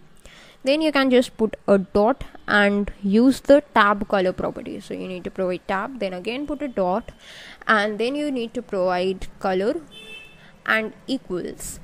Now in this equal sign, instead of providing it with a color, what you can provide it with a value known as false.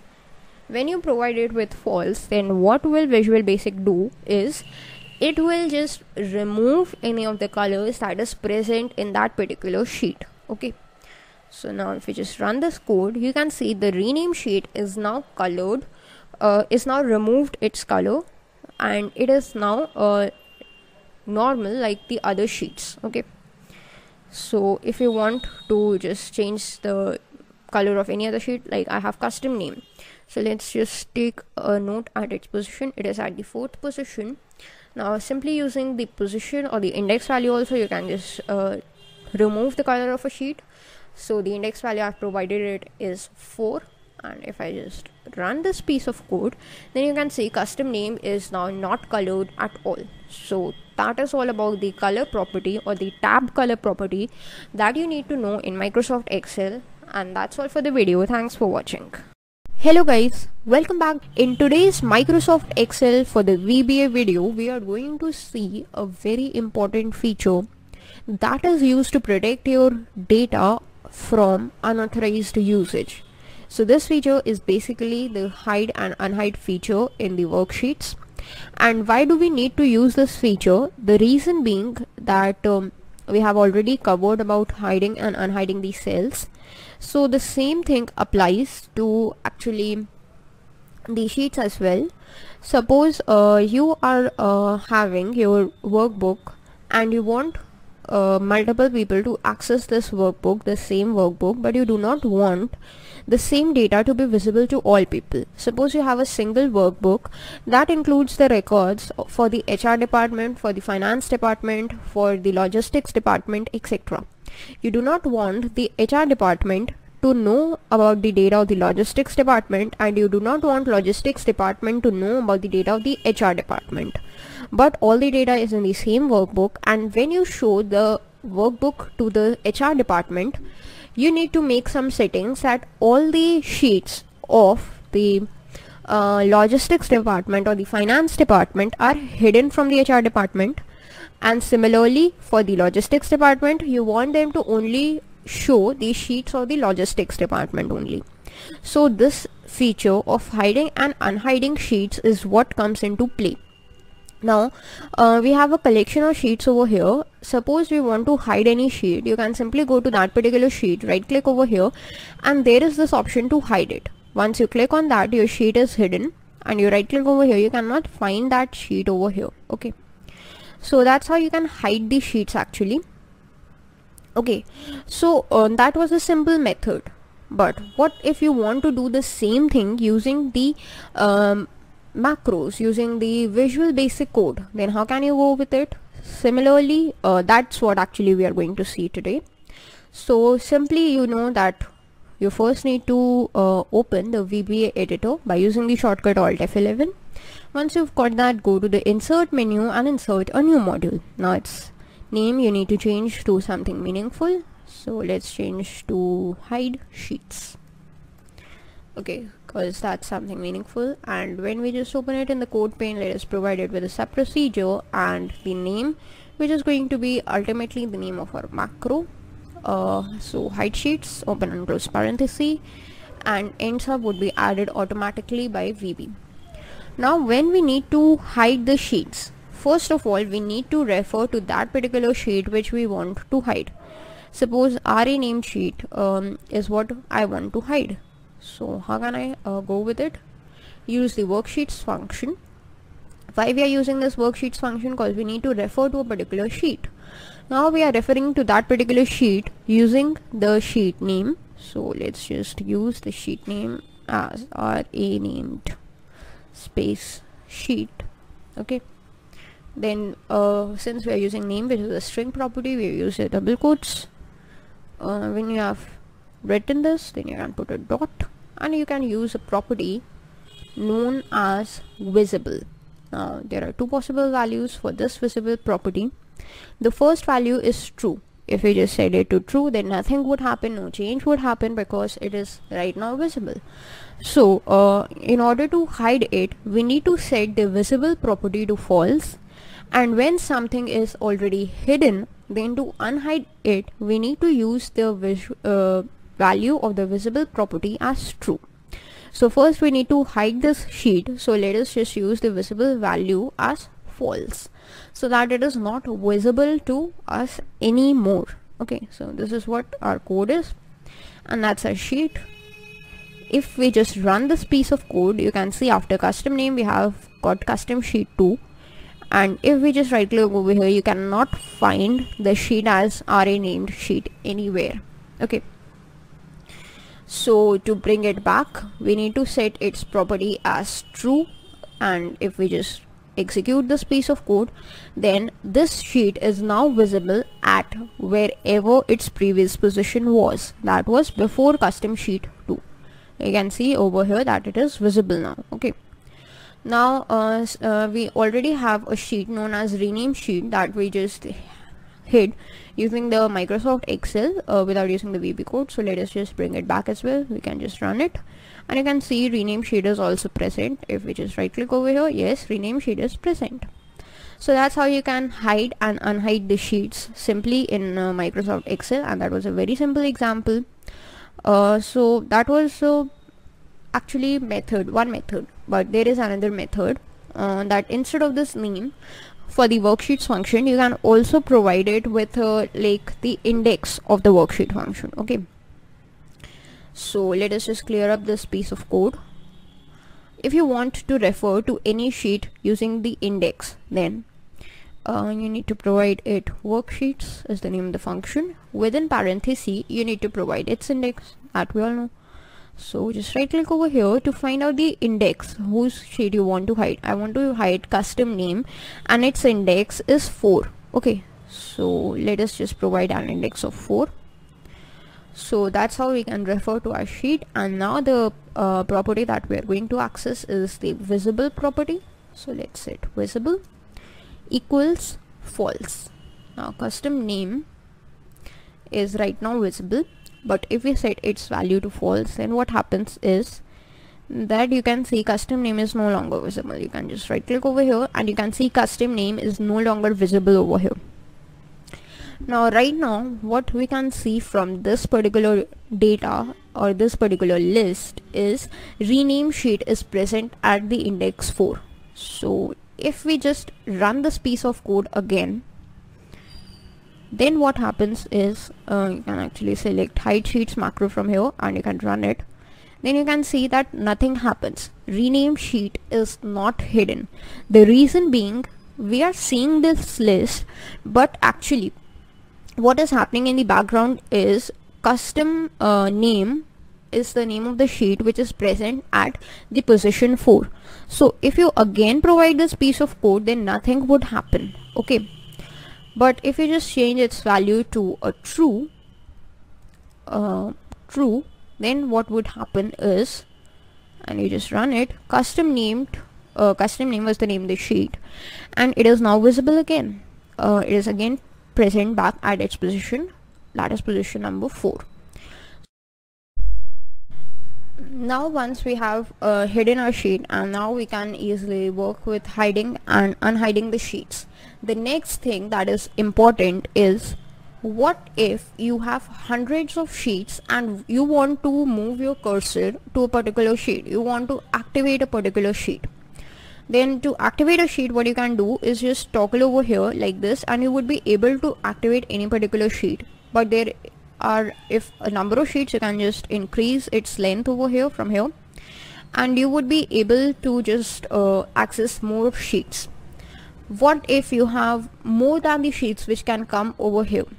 So you can just right click over here and you will get this menu, which is actually the activate sheet menu, and using this activate sheet menu you can activate any particular sheet. But it is also possible if there are a limited number of sheets. Suppose in your workbook you have like 500 sheets or 100 sheets, then how can you work with it? Okay, so for that purpose we have a function in Microsoft Excel, and this function is known as the activate sheets function. Now we have already seen it in the cells, that how can we activate cells or how can we select cells. So using this function we can actually activate or select a particular sheet in Microsoft Excel as well. So let us see that how can we use it. So instead of the visible property, we are going to use another property that is known as activate. So worksheets 4, that is whatever the worksheet is present, whichever worksheet is present at the index 4, you need to activate it. So the sheet is custom name and we need to activate this custom name sheet. If we just run it, then custom name sheet is now activated. So that was using the index. But what if instead of the index you need to provide the name of the sheet? The name of the sheet that we need to activate right now is sheet 1. So if we just provide this piece of code, then what will Visual Basic do if we just run it is, currently we have a sheet 1 activated and our cursor is in sheet 1. If we just right click, then in this activate list also we have got this sheet 1, which means sheet 1 is activated right now. There is another method to activate the sheet. Instead of activate function, you can use the select function. And let's just change the sheet name to say sheet 2, and when we run it, you see sheet 2 is activated. And if you just right click over here, then again in the activate list you can get this sheet 2 is activated. So that is all on how you can activate the sheets. How can you select a particular sheet using the VB, how can you hide or unhide the sheets. So that's all for the video. Thanks for watching. Welcome back. In today's Microsoft Excel tutorials video, we are going to see that how using the Visual Basic for the applications editor and using the Visual Basic programming language, we can actually implement sheet protection over the sheets in Microsoft Excel. Now, the first question arises is, what is sheet protection and why do we need it? So, sheet protection is actually, as the name suggests, is the way through which you can protect your sheets from unauthorized access. Then why do we need it? We need it because data is a very sensitive thing and we need to protect our data from unauthorized usage or unauthorized access.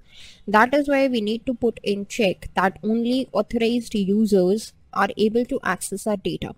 That is why we need to provide sheet protection. Since in Excel sheets we put a lot of sensitive data, so it is equally important to implement the good strategies for protecting that particular data. So that is why we have got an option of sheet protection in Microsoft Excel.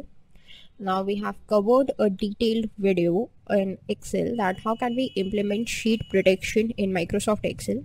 So I'm not going to revisit it.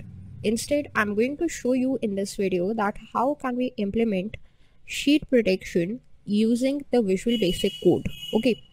So let us start with a procedure. We have our workbook named as book 1 and we have a bunch of sheets. Okay.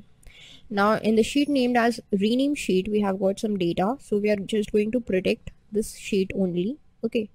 So you need to open up your VBA editor. The shortcut Alt F11, you can just press it anytime and VBA would be open in front of you. Now once you've opened your VBA, you need to go to the Insert tab and insert a new module. Now you can rename this module to anything you want. I'm just going to rename it as Protect Sheets, but make sure you give it a meaningful name and then open this Protect Sheets in the code pane and create a sub procedure for it and give it a name. Now the name of the sub procedure is going to be the same name of your macro. So again, make sure that you get something meaningful. Then you need to open and close the parenthesis and VB would recognize that yes, it is a sub procedure and would add end sub to make sure that yes, whatever code you write is between these two lines. Now we need to write the code to protect our sheets. So first of all, let us just break down that code. Now the thing is, we need to protect a sheet. So to access a sheet, we first need to use the worksheets function. Okay, because for the sheet protection, we need to first access that sheet. So to access that sheet, use the worksheets function. Within the parenthesis, you can either provide the index of the sheet or the name of the sheet. So I'm just providing its name. That is nothing but rename sheet. So that is the sheet name that I provided. Then I need to put a dot. When I put a dot, I need to provide it with a property, and this property will determine that what function would be performed on this particular sheet. So rename sheet is the name of the sheet, and what function I'm going to perform on this sheet is what I'm going to select using the property. So the property that I'm going to use is protect. So when I use this protect property, VB will recognize that yes, I want to protect my sheet. Now a general convention is you need to protect your sheet using a password. I have protected my sheet. The next thing that I need to do is provide it with a password. So for the password, you just need to put a space, then write the keyword as password.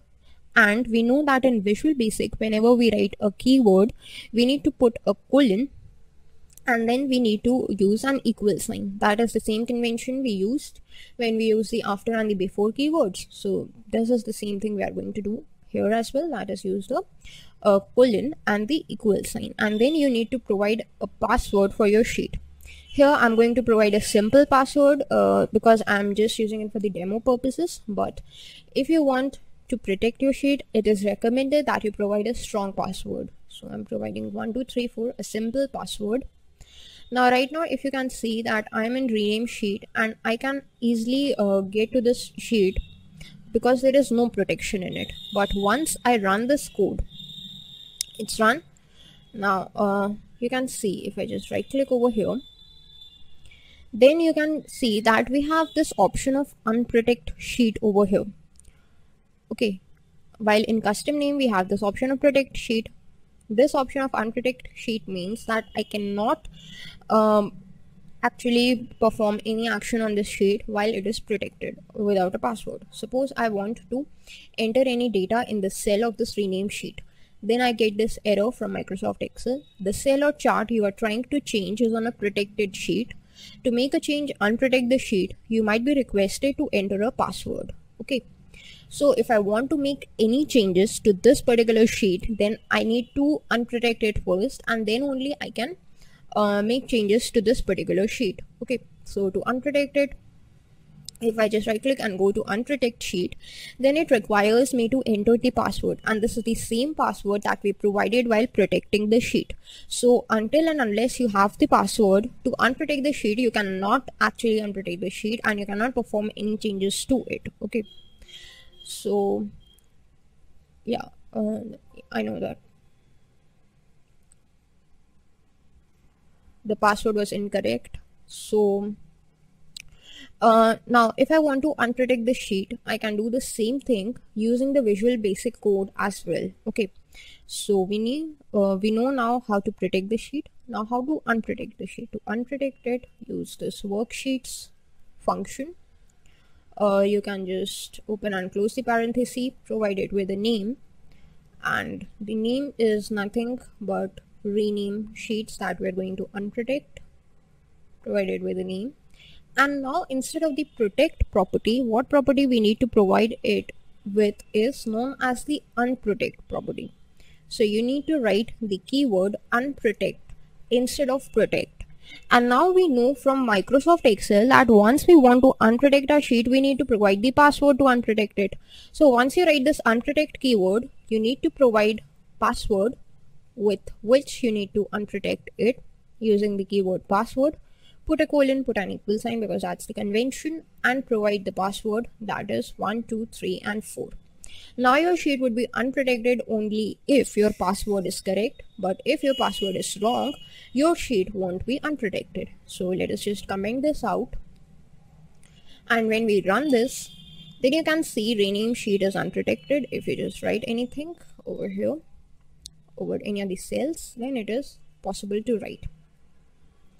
Okay, so now one thing more, let us come to VB again, and let us just uncomment it and comment this. Now we are again protecting our sheet with the password 1, 2, 3, 4, and protect sheets is what I want to run. Now rename sheet is again protected. You can see this all menu bar has been disabled. Now what if I want to unprotect it again, but I provided with a wrong password? Then what happens? 1, 2, 3, 4 was my password, but I provided with simple 1, 2, 3, which is a wrong password. Now if I just run it, then I will get this error. The password you supplied is not correct. Verify that the caps lock key is off and be sure to use the correct capitalization. You can just debug it, you can end it, and now you know that if you provide the wrong password, then also you are not able to unprotect your sheet using VB as well. So in order to unprotect your sheet, you must provide a correct password, which is 1, 2, 3, 4 in this case. So if instead of 1, 2, 3, you provide it with 1, 2, 3, 4, and then let us just stop its execution right now. And if we try to again execute it, then what happens is simply press F8 from your keyboard, again F8 from your keyboard, and again F8 from your keyboard.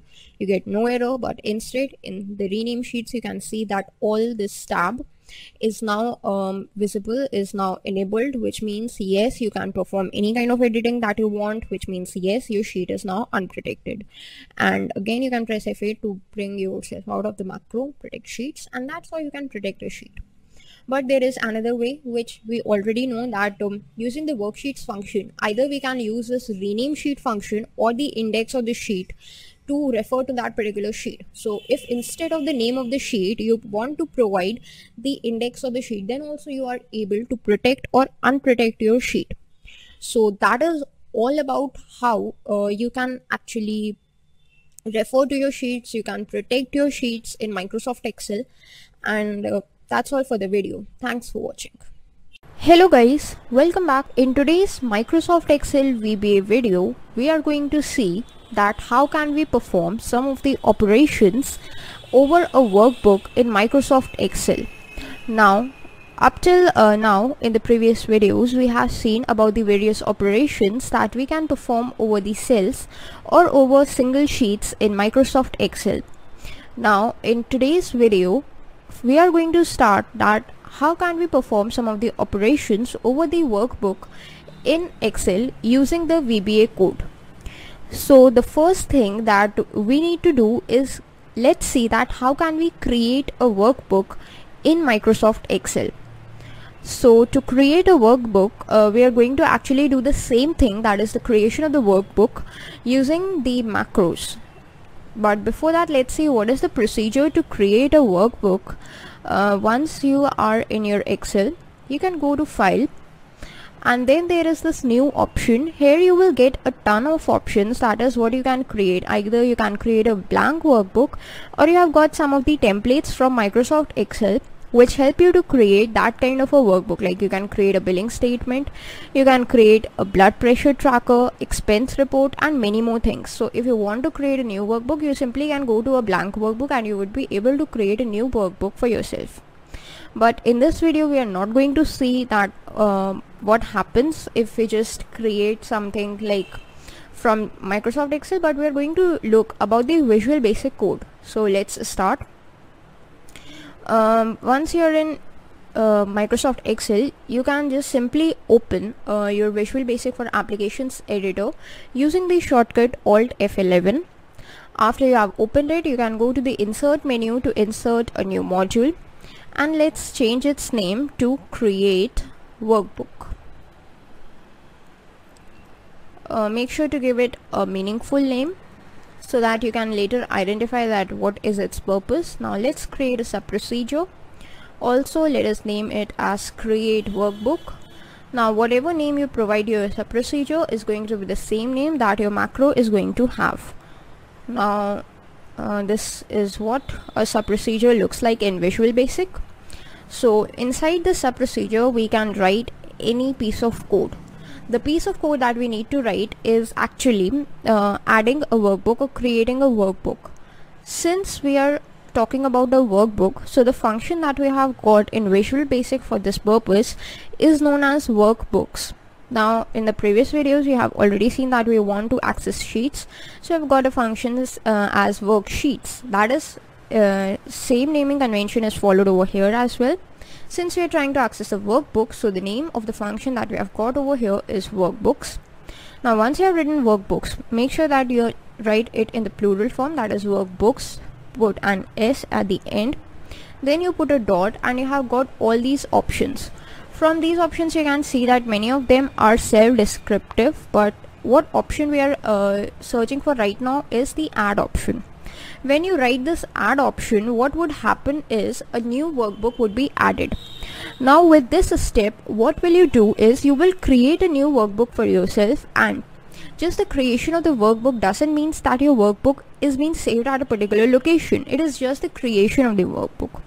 So this statement would help you to create a workbook, but once your workbook is created using this function or this statement, you need some other piece of code to save that workbook. Okay, so let us execute this, and you can see that we have got a new workbook open. Let us just maximize it so you are able to see it. You can see we have got a new workbook by the name of book 1. If you want to cross check it, you can see now 3 tabs. So that's how our workbook is created. Our new workbook by the name book 1 is now created. Okay, now let us come back to our VBA editor. Here we perform this action of creating a workbook, and now the book is created. Now what happens if once our book is created and we perform some actions to it? Now once we have performed some actions, then we need to just actually save it as well. So how can we save our workbook? Okay, so that for that what you can do is you can actually save it while it is being added. Like once you have added this workbook, this statement, then in this statement only you can save that workbook. Okay, that means either you can just write this statement and the workbook is created. like this book 1 is created right now, and if you want to save it, you can just go to file and go to the save as option. But if you do not want to do that, you want to do something or everything using the Visual Basic Code, then what you can do is simply save the workbook like this only. So how can we work with that? For that, what you need to do is just use this workbooks function, put a dot, and use this add function. This is mandatory because we are trying to add a workbook, so this function is mandatory. But after add, you can again put a dot, and you can see there is a lot of options over here as well. So from these options, what option we are going to choose is a save as option. Now here also you can see there are two options, the save option and the save as option. The save option can only be used when we are trying to save a workbook that's already present and we have done some changes to it. But since we are trying to create a new workbook and then save it, so we have to use the save as option in this case. Okay, so let's use the save as option. Actually save as option is what we are going to use, not the save option. So save as is going to be our option. Then you need to put a space. Now once you put a space, you can see that there is a syntax that Visual Basic has given you, and using this syntax you can easily find out that there are these bunch of things which you can provide, such as first thing, you can provide it as a file name, then you can provide a file format, a password if it is password protected, if only read only, if you want to create its backup, what is its access mode, and many other things. But since all these things are given in square brackets, which means that all these parameters are optional, you can provide either one or more than one or none of these parameters. Okay, so what we are going to provide it with is a file name. Using this we can provide it with a custom file name, and also we can specify the path that where this workbook is going to be saved. So we are going to use the file name parameter, and we know to use the parameter, what thing we need to do is we need to write the name of the parameter. So this name of the parameter that is given over here, that is in the bold, file name, you have to write it as it is, that is file name. The convention should be same, that is F should be capital and N should be small in file name, and they should be as a single word. Then you can put a colon over here and put an equal sign, and as you press space, you need to provide the path, the whole path where this workbook is going to reside, and apart from that path you also need to provide the name of this workbook. Okay, so I have a path with me, so for that path I can just go to file and open. So where my sheet VBA is present actually.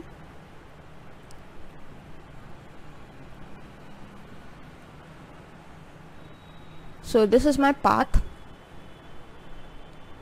If you want to go to your path, you can open your current worksheet, then go to the save as option and go to the browse folder, and in this browse folder from here you can just copy the path. Okay, so I have copied my path, and this is the same path where I am going to just provide it.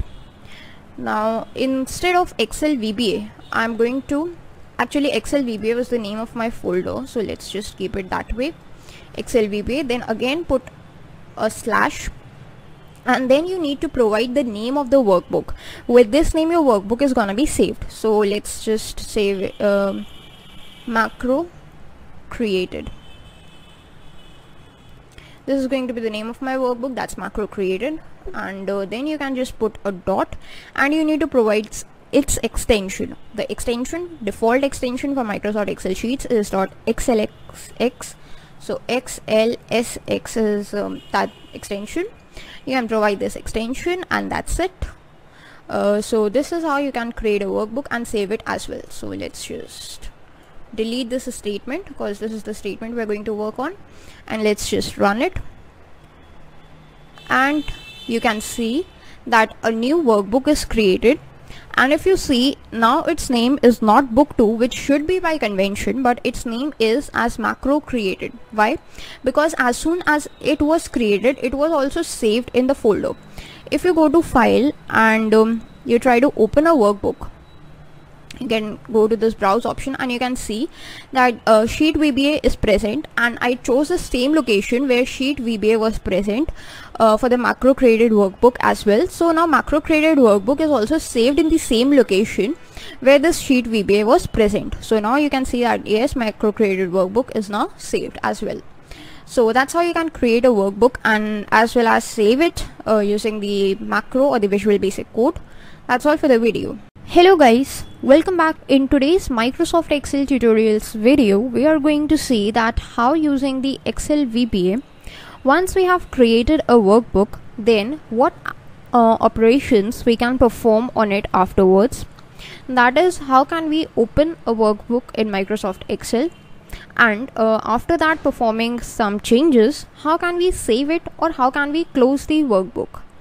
So in the previous video we learned about how to create a workbook, and after its creation we saved it at a place with a custom name.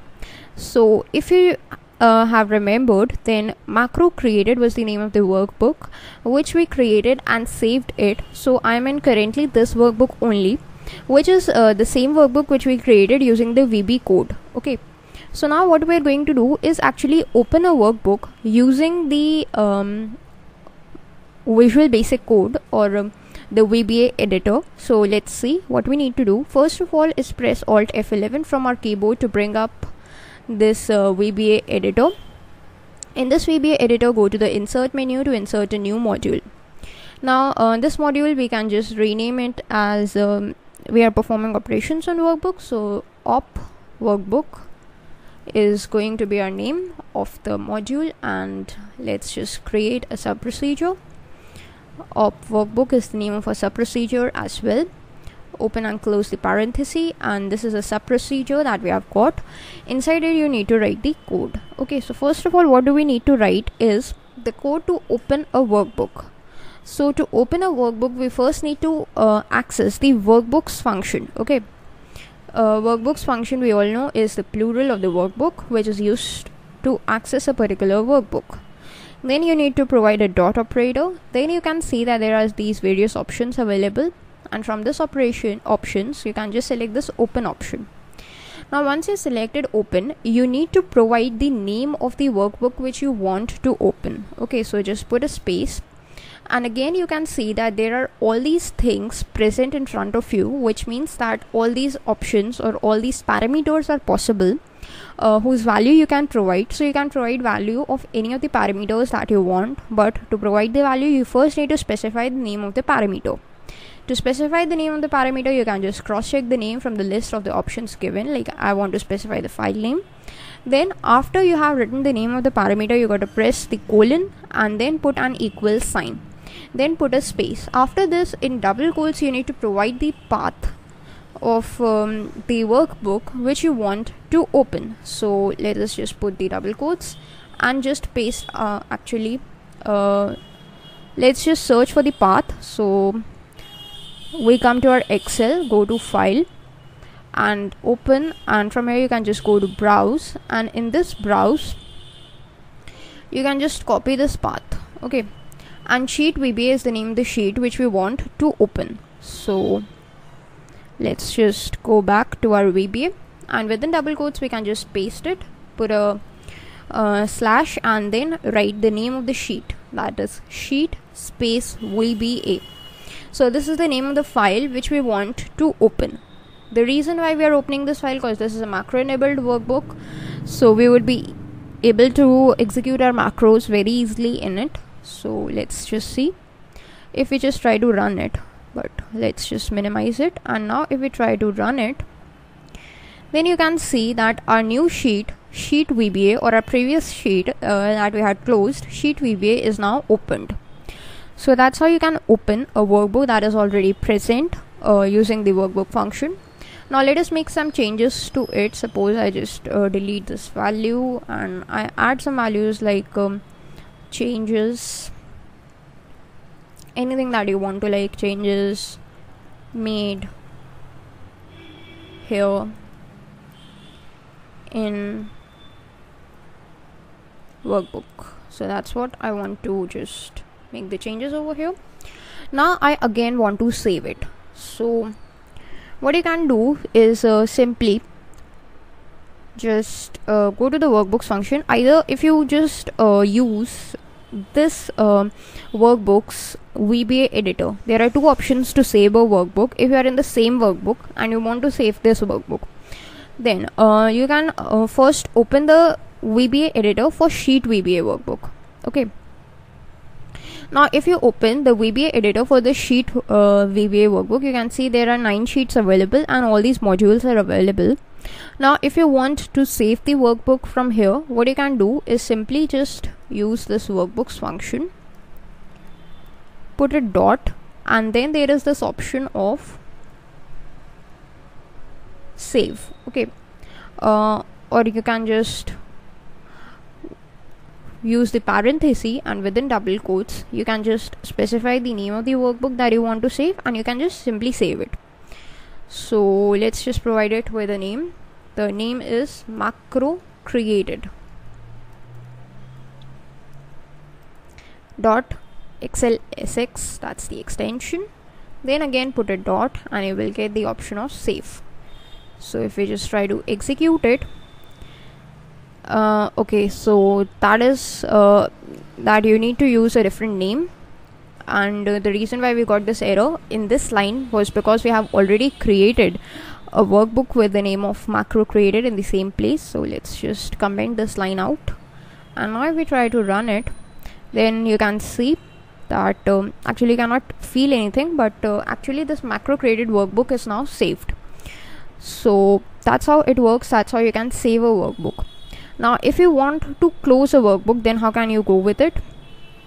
Suppose we are in sheet VBA and we bring up its VBA.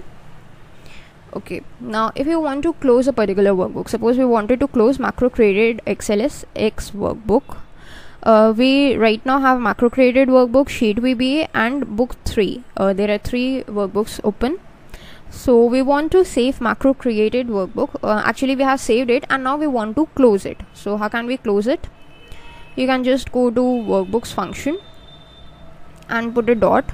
You can see there is this close option. So if you just use this close option, then what will happen is you can just comment this line out and let's see what happens. We can just run it. You can see that we have got a warning from Microsoft Excel that you want to save changes to your sheet VBA.xlsm. The reason why we have got xlsm as the extension, because it was a macro enabled workbook, and it is asking you to save it because we haven't saved it at up till now. So if you just use that workbooks function and put a close in it, this means that you would be able to close the current workbook. So I do not want to close this workbook, but I want to close some other workbook. Okay, so what workbook I want to close? I want to close this macro created .xlsx workbook. So for that, what we need to do is, after this workbook function, within the parenthesis we need to provide the name of the workbook along with the extension that we need to close. I want to close this macro created, that's the name of my workbook, and provide its extension. And what operation do I need to perform? I need to close it. Okay, so just close, and when you run it, then you can see nothing happens. But if you open this up, then we have got sheet VBA, we have got book 3, but our macro enabled workbook, that was actually the macro created workbook, that was the name of the workbook, is now been closed. So that's how you can close the workbook. But if you want to save the particular workbook, that is, we are in sheet VBA, and now if we want to save the sheet VBA named workbook, then how can you go with it? We know how to close this workbook. So before closing, we need to save it. So for that, workbooks, within the parenthesis you need to specify the name, because if you just go with workbooks and put a dot, then there is no option of saving it. So you need to provide it with a name, and the name of our actually workbook is sheet VBA.xlsm. That's the name along with the extension. Then put a dot and use the save option, and then we can just close it using workbooks dot close, or alternatively you can provide like workbooks within the parenthesis. You can provide the full name like sheet space VBA dot xlsm, and then you can just close it, or simply you can just directly close it. So if you just try to execute it using the F8 function, first of all it is saved, and then if you just try to close it, then yes, it's closed. can just check it. Like book 3 is now only open along with this VBA editor, which is now for book 3. Okay, so if you want to check it, you can go to the file and open our sheet VBA. Then once the sheet VBA is open, you can see whatever changes we made over there are now present. So that's how you can open, close and save the workbooks in Microsoft Excel using the VBA code. That's all for the video. Hello guys, welcome back. In today's Microsoft Excel VBA videos, we are going to see some of the important operations that we can perform over the workbooks using the Excel VBA. Now in the previous videos, we have already seen that how can we create a workbook, how can we save a workbook using the save option and the save as option, then how can we open a workbook and how can we close a workbook, all using the VBA code in Microsoft Excel. In today's video, we are going to see some of the basic operations, that is how can we get the name of a workbook, of the current workbook, how can we activate a particular workbook, then how can we delete a workbook, and how can we create a new folder in Microsoft Excel. So all this we are going to see using the Visual Basic for the Applications Editor or the VB code. So let's start. First of all, we are going to see that how can we get the name of the active workbook or the present workbook that is open on in our screens. Okay, so to get the name of this workbook, we need to first open the VBA. So for opening the VBA editor, we know Alt F11 is the shortcut key. So if you look at it, currently we are in a workbook called as macrocreated.xlsx. Okay, so let's create a new module, insert a new module to it, and workbook ops is going to be the name of this module. And let's just create a sub procedure, and the name of the sub procedure is also going to be workbook ops. Open and close the parenthesis, and this Microsoft Excel recognizes it as a sub procedure. Now first of all, we need to get the workbook name, which means that we would get the name of the workbook that is currently active, which means macro created. Okay, the macro created workbook is currently active. Now if we just go to our Excel, then we have macro created workbook, we have sheet VBA workbook, and we have this VBA editor. So we have two workbooks open, but the current workbook that is active or on which the VBA is working on is the macro created workbook. So if we try to access the active workbook, then this macro created workbook would be accessed. So how you can access the active workbook? You have got an option called active workbook. So active workbook is the option or the method that you need to write. Then you can put a dot, and you can see you have got all these options in front of you. So we can get the name of this workbook. We are currently concerning ourselves with the name of that particular workbook. So you can just go to name, that's NAME name, and that's how you can access its name. Okay. Now since we want to display this name, so how can we display it? There are two methods which we have already discussed. One is using a message box. You can simply use a message box, and within parentheses you can just specify this active workbook.name. Or what you can do is you can access a particular cell, and in that particular cell you can get the name of this active workbook. So let's specify a cell using the range function. The cell is A6, where I am going to specify the name of the workbook. So put a dot and add value, put an equal sign, and after this I'm just going to copy paste this whole thing, that is active workbook.name. So let's just copy it and paste it. Okay, now let's just run it one by one. So let's just minimize this VB, or just open up this thing. Okay, yes, let's run it using this step into function. First is message box. So what do you get? In the macro created workbook, you get the name of the current workbook or the active workbook, that is macrocreated.xlsx. You can click on OK, and then there is this range. You can just press F8 and F8.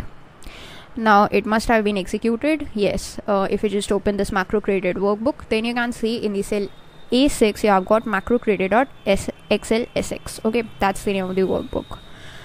Now that was one method through which you can access the current workbook. There is another method, and that is known as this workbook. Instead of active workbook, you can specify this workbook. Okay, so suppose in the cell A10, instead of active workbook, we can just give it as this workbook, or we can actually give it in the form of a message box as well. Instead of active workbook, you can simply type this workbook, and now if we try to run it using the F8 function, okay, so that's the message box. You can see we have got a message box with a workbook name, and this time we use this workbook instead of active workbook. So that's how also you can do it. And now you can see that in the cell A10, what we have got over here is actually the name of our workbook, macro created.xlsx, but that's for the current workbook. If you want to access some other workbook, okay, then how can you go with it? If you want to actually activate some other workbook, then what you can do is, let us just comment out this code because we do not need it anymore. We need to activate some other workbook. We have opened a workbook named as Sheet VBA, so the workbook must be opened to activate it. Otherwise, you need to first open it. You need to use the workbooks function because this function is used to access the workbooks. Within the parenthesis and within double quotes, you need to provide the name of the workbook which you need to activate. So the name of my workbook is Sheet VBA.xlsm. The reason why we have this extension, because it's a macro enabled workbook. Once you have provided that, you can put a dot, and there is this option of activate. You can see this option activate. You can just click over here, and this is the option that you need to use. You can just run it, and you can see that you got a blinking option. So that was to activate this VBA. Okay, so let's just see it once again. This is this thing. This we need to run. Okay, so let's press F8. Actually, it's right now active, so it's not working. So let's just change its name to macro enabled or macro created. That was the name of our workbook.slx. That's we need to activate, and let's use F8 and see. That was this blinking. That is what tells us that yes, now our workbook is activated. Okay, so that's how we can activate the workbook. That's how we can access the current workbook. How can we display the name? Now if you want to delete a particular workbook, then how can you go with it? So for that purpose, we have a command or an option known as kill. You can just write kill, and then within the parenthesis you need to provide the whole path name of the workbook that you want to kill. So for that, what we need to do is actually go to this workbook, and let's create a new workbook for us so that we can kill it, because we are not going to create kill our already existing workbook. So right click, go to new, and let's create a Microsoft Excel worksheet, and let's name it as killed. It's going to be killed anyway. So let's come back to our VBA, and what we are going to kill, we need to provide the whole path name actually. So for the path name, what you can do is just go here, go to the file, open, browse, and that's killed. That's what we need to kill. Okay, you can just copy the path name from here, then come back to your VBA, just put the path name killed dot xlsx is what we are going to kill. So let's just comment it out, and let's perform the action using F8, F8 and F8. You can see nothing has happened, but if you just open it here and see that killed is now no longer available over here, which means that yes, it's been killed. If you want to cross check it, you can simply go to the browse, and here you can see that killed is not present at that particular location. So that's how you can kill a sheet, you can kill a workbook. Now we are going to see one more thing, that's actually how you can create a new folder in Microsoft Excel using the VBA. Actually, how can you create any folder in a particular path? So let's just use a command that is called mkdir. So that is actually the short for make directory. The make directory means make a folder. That's what it does. Within the parenthesis, you need to provide the path where you want to create a folder. So that's my path, and then you can just put a slash, and then you can provide the name of the folder. So let's provide it as Excel created. That's the name of our folder, Excel created, and that's it. That's what you need to do. So if you just run this code, then you can just go to that particular path. That's our Excel VBA folder, and you can see there is a new folder, Excel created. If you right click over it and go to the properties, you can see that we have got all these properties. It's created right now at this time.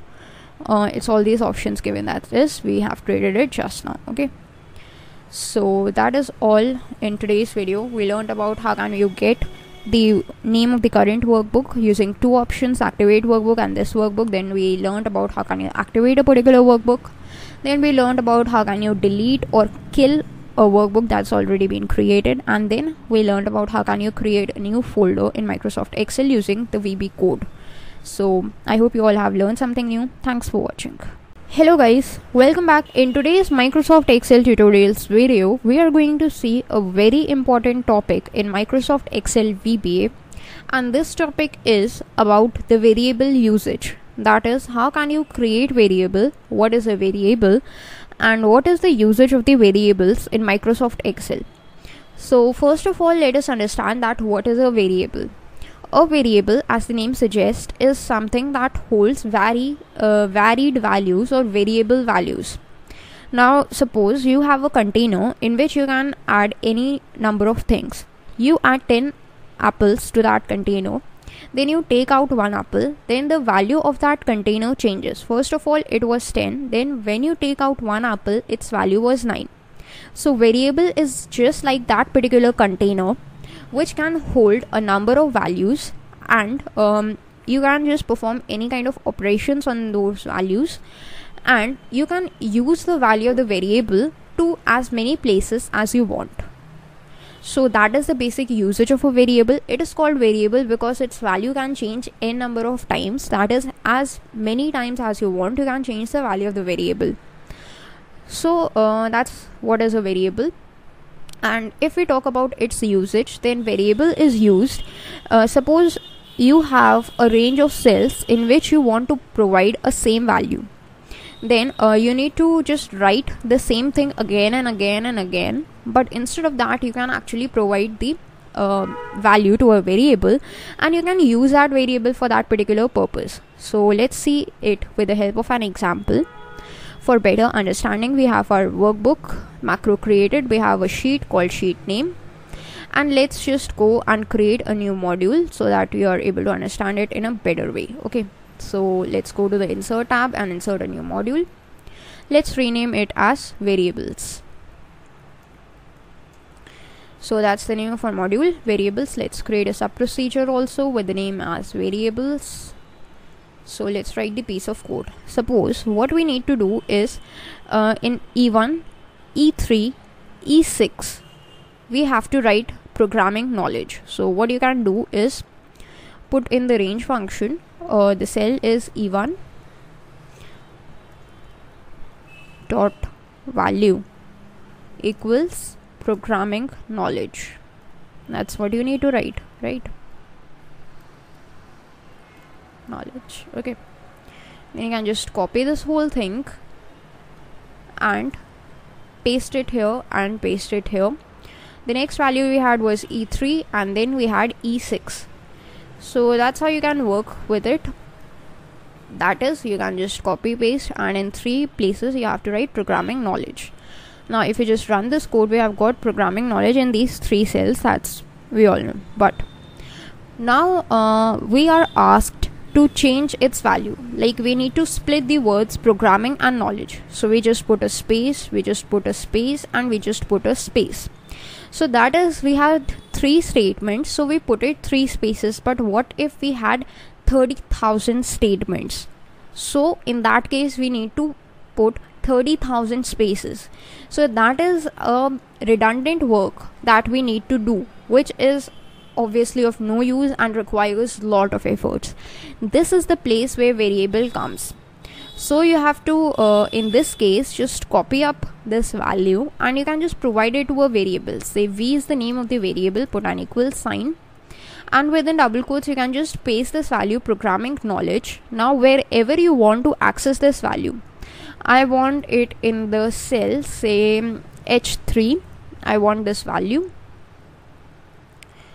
So instead of writing the whole programming knowledge, what I do is I simply type V. Now if I just try to run it, you can see as soon as I run this line, then in H3 the value of V, that was programming knowledge, is now written. Simply you can just paste it as many times as you want. You can just copy this statement and you can paste it as many times as you want. And in the same places, like suppose I want in H7, now I want in H9, all this V, the value of the V would be pasted. Now if you just run this, then we have got the values at every place that we wanted. Now if you are asked to perform any kind of change, like you are asked to do this, that there should be no space between programming and knowledge, it should be a single word. So now you can just change the value of the variable V, and wherever the value of variable V is used, it would be changed automatically. If you just run it, then you can see at these three places the changes have reflected just by changing a single place, changing at a single place, that is changing at where the value of V was present. So this is very important when you are working with thousands of lines of code, which is generally the length of the code when you are working in a company. So you do not need to perform changes at n number of places, you just need to perform the change at a single place, and then all the operations would be done accordingly. So that's the usage of the variables in Microsoft Excel. Now there are certain operations also that can be performed on variables. Okay, so that in this video right now we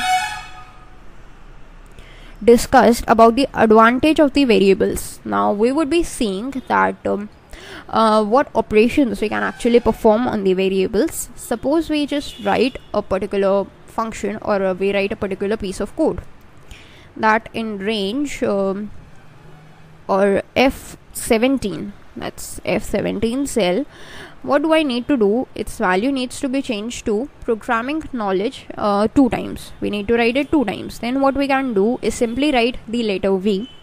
It holds the value of programming knowledge. We can simply write letter V. We can put an ampersand sign, and again we can write V. Okay,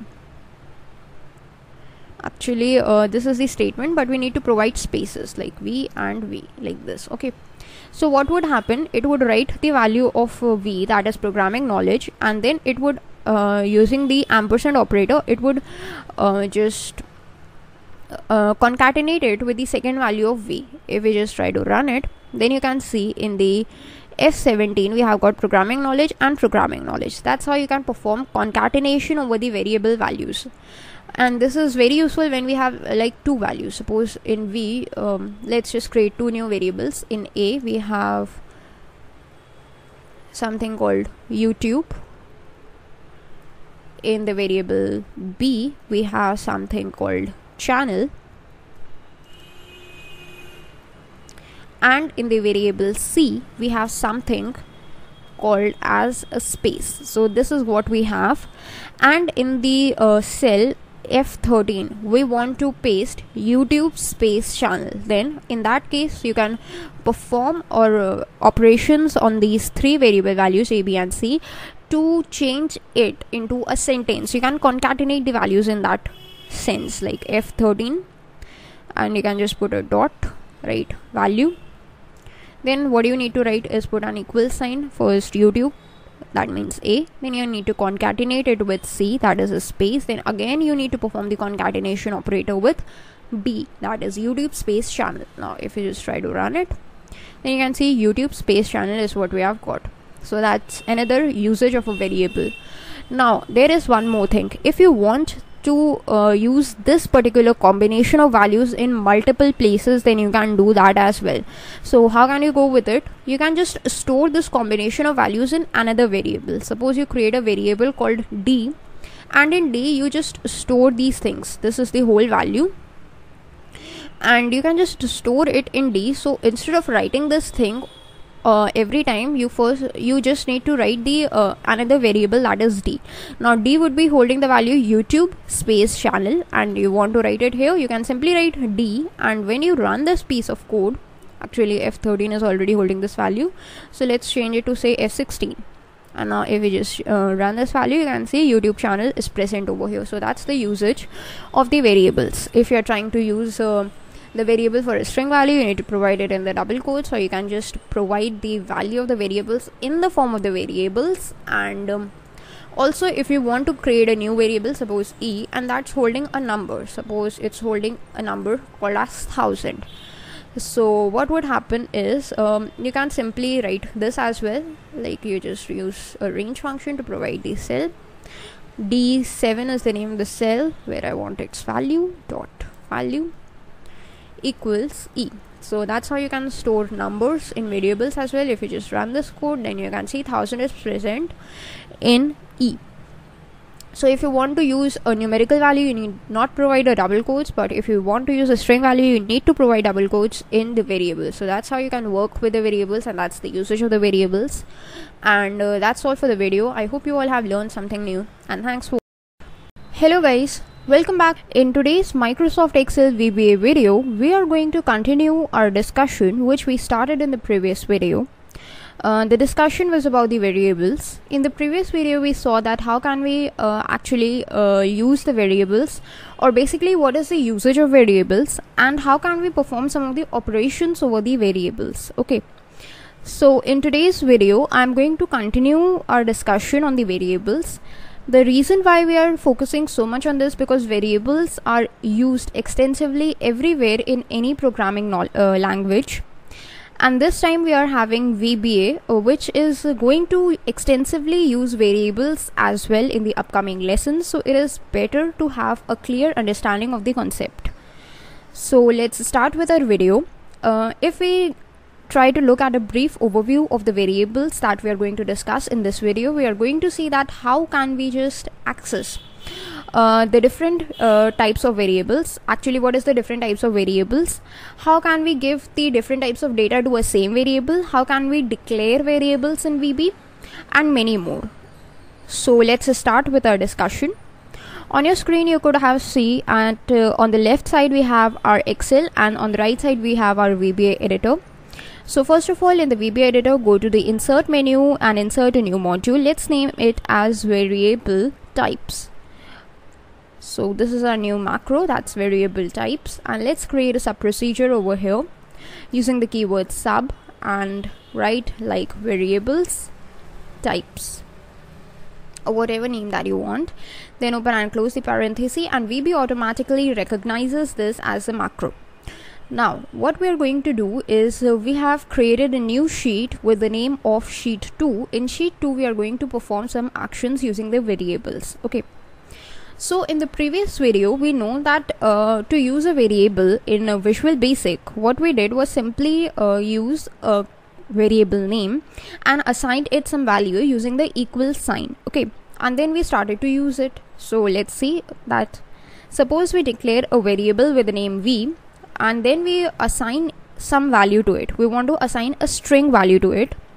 So we assign like hello world to it. So now variable v is holding a string value, and now we want to just show this string value. We want to print this string value onto a cell, say A3 is where we want to print this string value. So simply we can write A3 in square brackets and put an equal sign and put the value of v. Now if we try to run this piece of code using the F8 function, let's see what happens is after this first line, now v is holding the value of hello world, and when we execute this, then you can see that in A3 the value of v, which was hello world, is now stored. Okay, so that's how it works actually. Yes, but after some time, after executing this statement, I realized that I want to perform some other action, like I want to store some numerical value, but I want to use the same variable, that is v. So in VB, it is possible that you can assign the numerical value to some variable that was previously holding some other values. Okay, which means that now to the variable v you can access or you can assign a numerical value instead of a string value. You want to see that example, so let's just type v again, put an equal sign, and this time I'm going to assign a numerical value to it, say 80. After this, what I do is I want to just show this value somewhere. Suppose I use a cell A4 to show this numerical value right now, which is nothing but the value of v, which is now holding 80. So let's see that what happens if we are able to execute this piece of code or not. So first of all, hello world, that's simple and that's shown.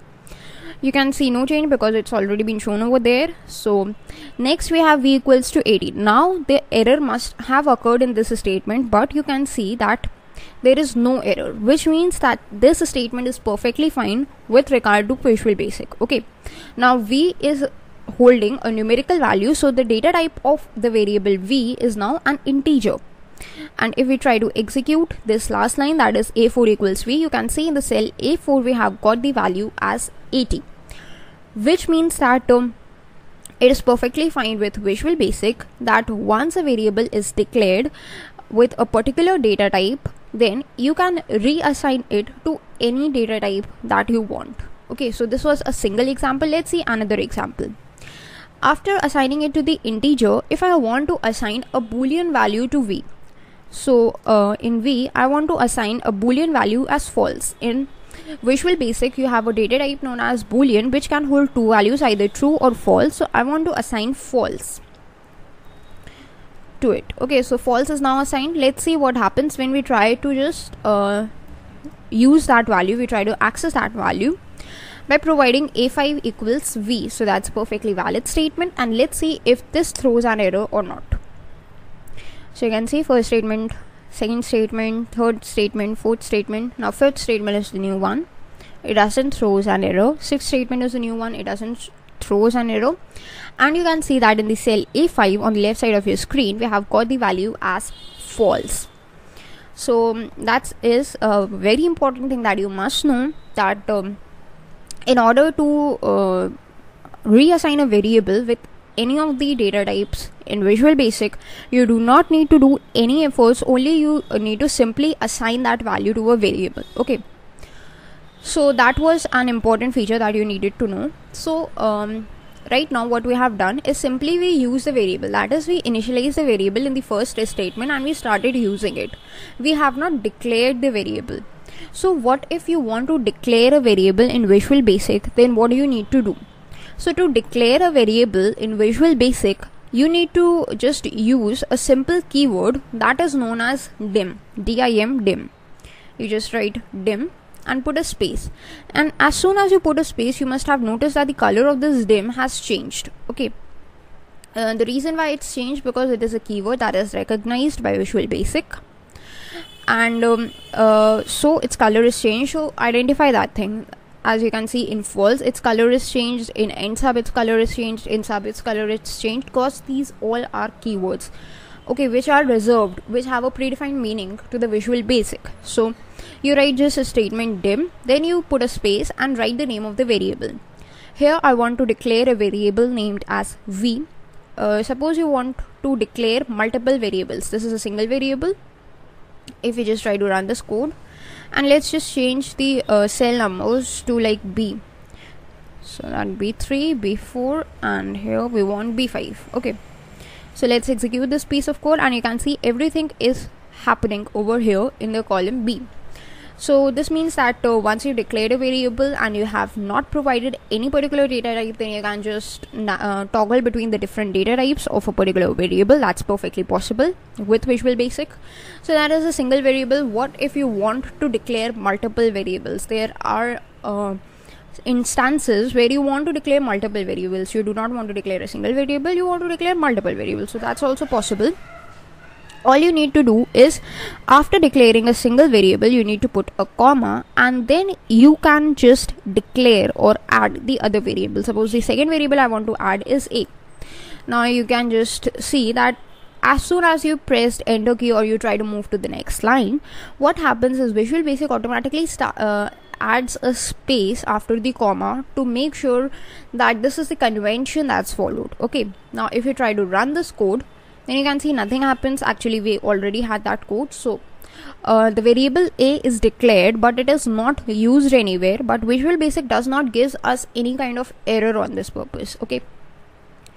Also, we can just use any undeclared variable. Suppose if we just like write a, but we do not write v, which means we have declared only a. We have not declared v as a variable, but we are using this variable v.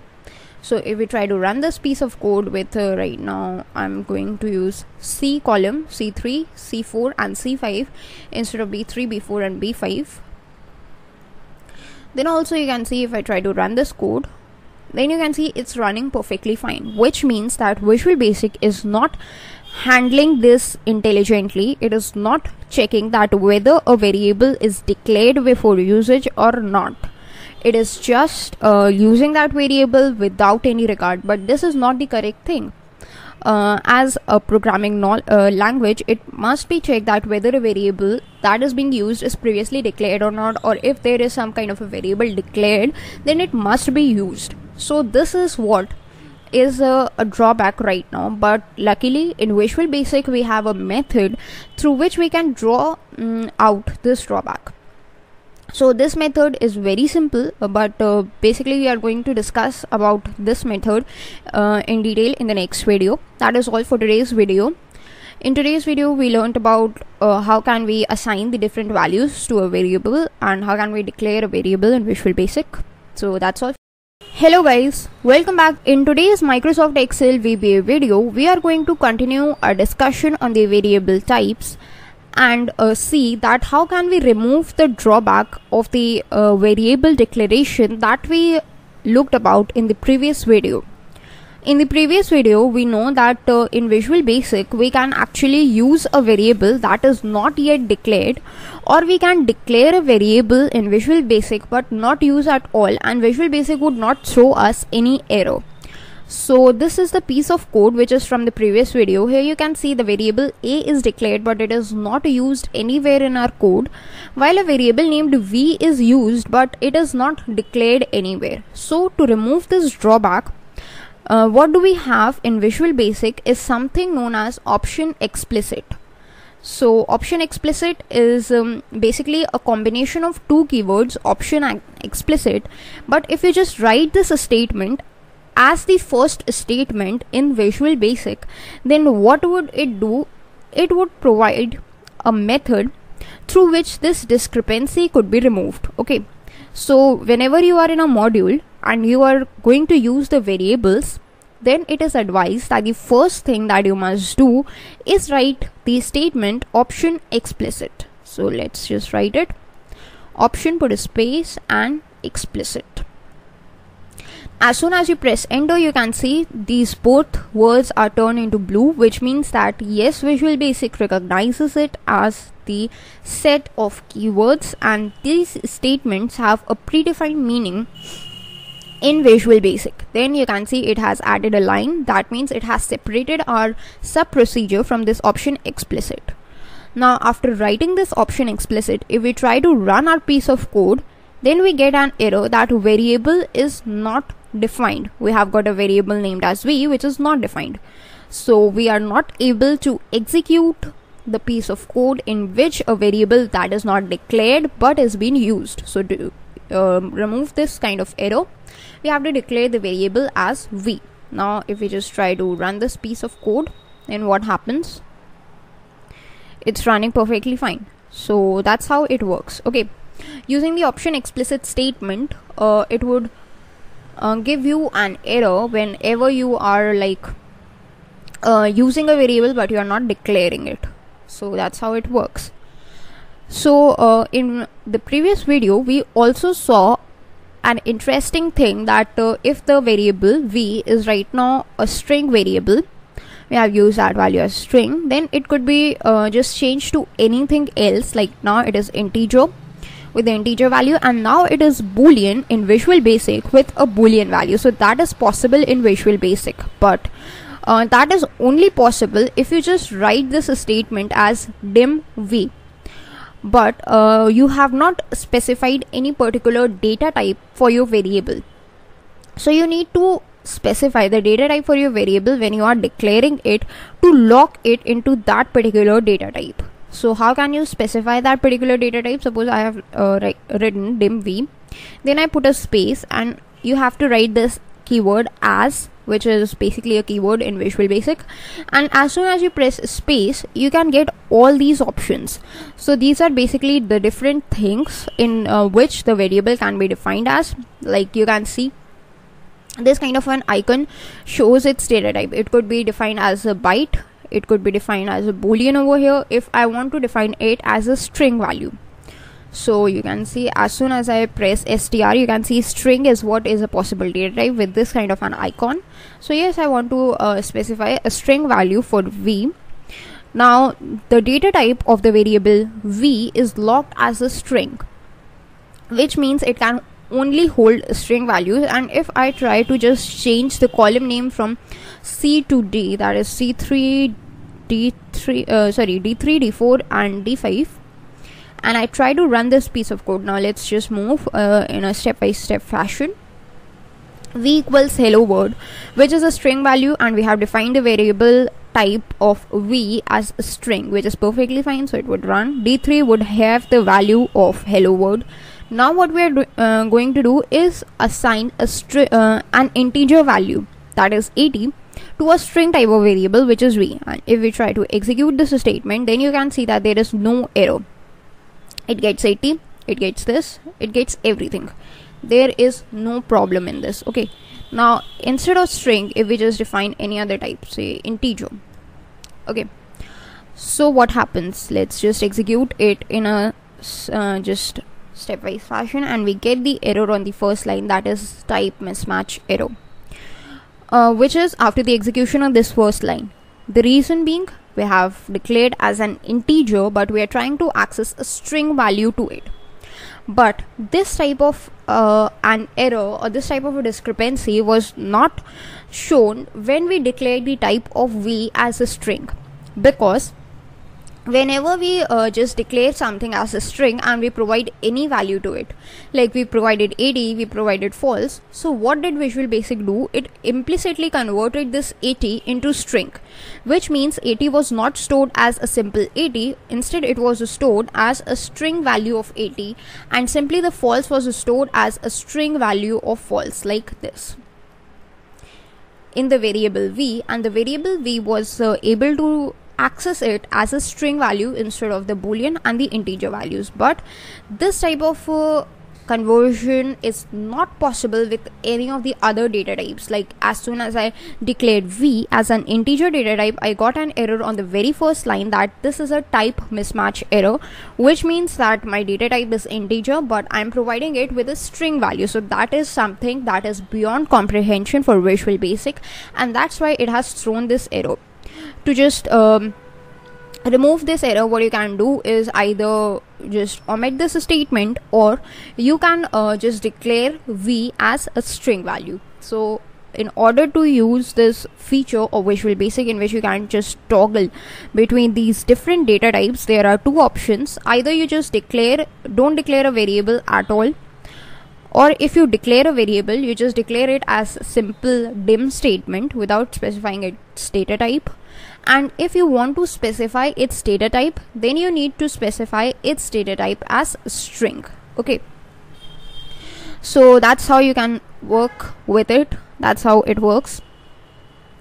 And there is one more thing. Suppose you want to just use these different variables. Suppose I just write integer here, and I declare multiple variables, like I put a comma, dim v comma a as integer.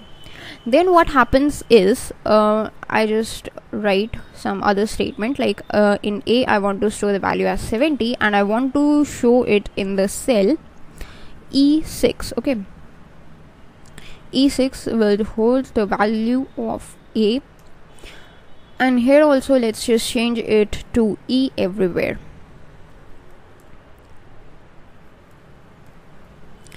Okay, and let's run it. then you can see that there is no error, means this first statement is executed holding the value of v as a string, then holding the value of v as integer, holding the value of v as boolean, and then this was run holding the value of a as an integer. But you might be wondering that we declared v and a both as integers, and how it is possible that we get hello world to be executed without any error. The reason being, when you are using this statement, then what happens is this data type is the data type of only the last variable, which means that a is an integer but v is not having any data type in Visual Basic. So if you want to just see it practically, what you can do is simply use this a and try to access a string value, like I want to access Excel, and try to just print it in E7, the value of a, which is now a string. So if we try to run it, then you get a type mismatch error, and if you try to see where you get it on line where a has the value as Excel. So this is what happens, only the last variable gets logged with this data type, while the other variable does not logs with the data type.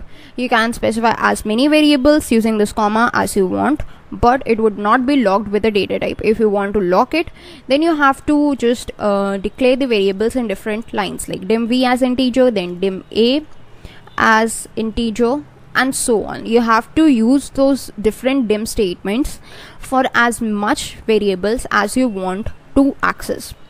So that is also a convention, that is also a rule that you need to follow in Visual Basic. So that is all about the variables in Visual Basic, and I hope you all have enjoyed it. That's all we need to know about the variables, and this wraps up our topics of variables in VBA. Hello guys, welcome back. In today's Microsoft Excel tutorials video, we are going to see that what is a comment in Microsoft Excel VBA and what is the usage of this comment. Now we have already seen the usage of the comments in Microsoft Excel, that is how can we add comments, but those comments were for Microsoft Excel. But what if we want to insert a comment in this Visual Basic for Applications editor for the VB code? All those of you who have read or learnt about any of the programming languages up till now, you know that each and every programming language has a comment, and this comment is used to help the reader of the code who has not written the code to understand that what the code does. If I just show this piece of code to you, you might take 2 seconds or some time to just process that what is written in this code and what is the meaning of this code. But this is a very simple code. Imagine if there is a very complex code, then you would take minutes or even hours to understand that what is the logic over there and what is the purpose of this particular statement. So it is a good practice to write the comments in that case by the programmer who is writing the code. So when the programmer writes the comments, then any person who is reading that code afterwards is able to understand that what actually the code does and is able to perform the actions that is required by that particular piece of code. So what is the usage of comments? We know that where the comments can be used, one, wherever the programmer thinks that the logic is something that needs to be explained to the user.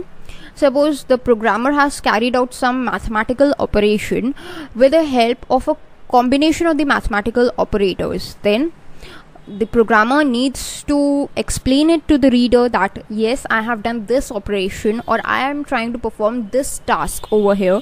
So in that case, the programmer can write the comments so that the reader can understand. Or the wherever like you have written some piece of code but that code is giving some kind of error, so you can write the comments over there to make sure that those piece of codes are omitted from the compiler. Suppose right now if I see that I have declared dim v as an integer value, so I have executed these statements where the value of v is a string, but I have written this statement, I do not want to execute them. So what I do is I write a comment on it, or I can comment this line. So in Visual Basic, how can we comment it? You can just put this single quote over here. This key is just present beside your enter key and after the colon key in your keyboard, and that's a single quote you need to just write here. So as soon as you write there, you can see that whichever statement in which you use the single quote, it has turned into the green color. Green color indicates that now this statement would not be executed by the compiler because it is a comment. It would not be recognized as a valid VB statement. It would be omitted by the compiler whenever the compiler tries to execute this piece of code. So let's just do that same thing for this boolean value of V as well, and as well as for this string value of A. Okay, like this. Now we have dim V as integer, dim A as integer. Let's just change it to say F4 and F6 respectively, and if we just run it, then you can see only the possible values or only the correct values have been executed, and all the rest of the code which we knew would give us an error were not executed, and thus we didn't get any error in Visual Basic. So that is the usage of comments. Another usage is that you can just specify what a piece of code is doing. Like here we are declaring a variable, so you can just specify it with a comment. Like you can just write this single quote, and then you can write that variable declaration,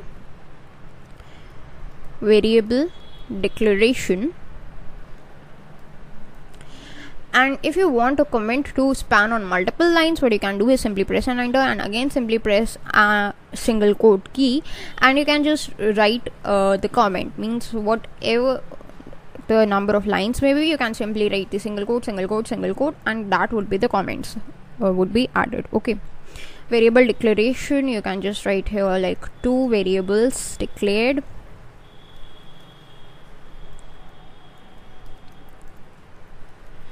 and here you can write like integer variables, which means that there is no need, no compulsion for you to add a single line of comment.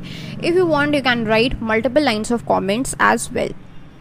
So that's how you can write multiple lines of comments. But what if there are multiple lines, like there were 3 lines, however if there are a 10 lines or a 50 lines in one go that you need to comment, then in that case, if you just go on like here is some lines, I have just written there some garbage data, this all data I need to comment in one go, then what happens is I have to write the single quote every time. I have to go at the start of every line and I have to write this single quote at the start of every line, which is a cumbersome process. It requires too much effort, but that is of no use because this code would be commented. Okay, so in that case, in Visual Basic we have an option of a comment block and an uncomment block. So that option is present in the edit menu. If you just go to your edit menu, you can see that there is no such option of comment or uncomment block. So you must be wondering that where it is. So the reason being, this is the default setting of the Visual Basic Code or the VBA editor, and in the default setting we do not have this comment or the uncomment block. We have to add it explicitly, like we added the developer tab explicitly in Microsoft Excel. It was not present in the default settings. So simply in this edit menu bar also we have to explicitly add this comment and the decomment block. So how can we add? To add anything, what you need to do is just follow these steps. Go to the view menu bar. This is this second last option, which is of toolbars. You can just go to here and you can see there are these bunch of options. You need to go to this customize option. When you go to this, you can see that there is this customize menu bar open in front of you, or this customize dialog box is open. In this customize dialog box there is this commands option that you need to go to, commands option, and in this commands option you can see this edit menu.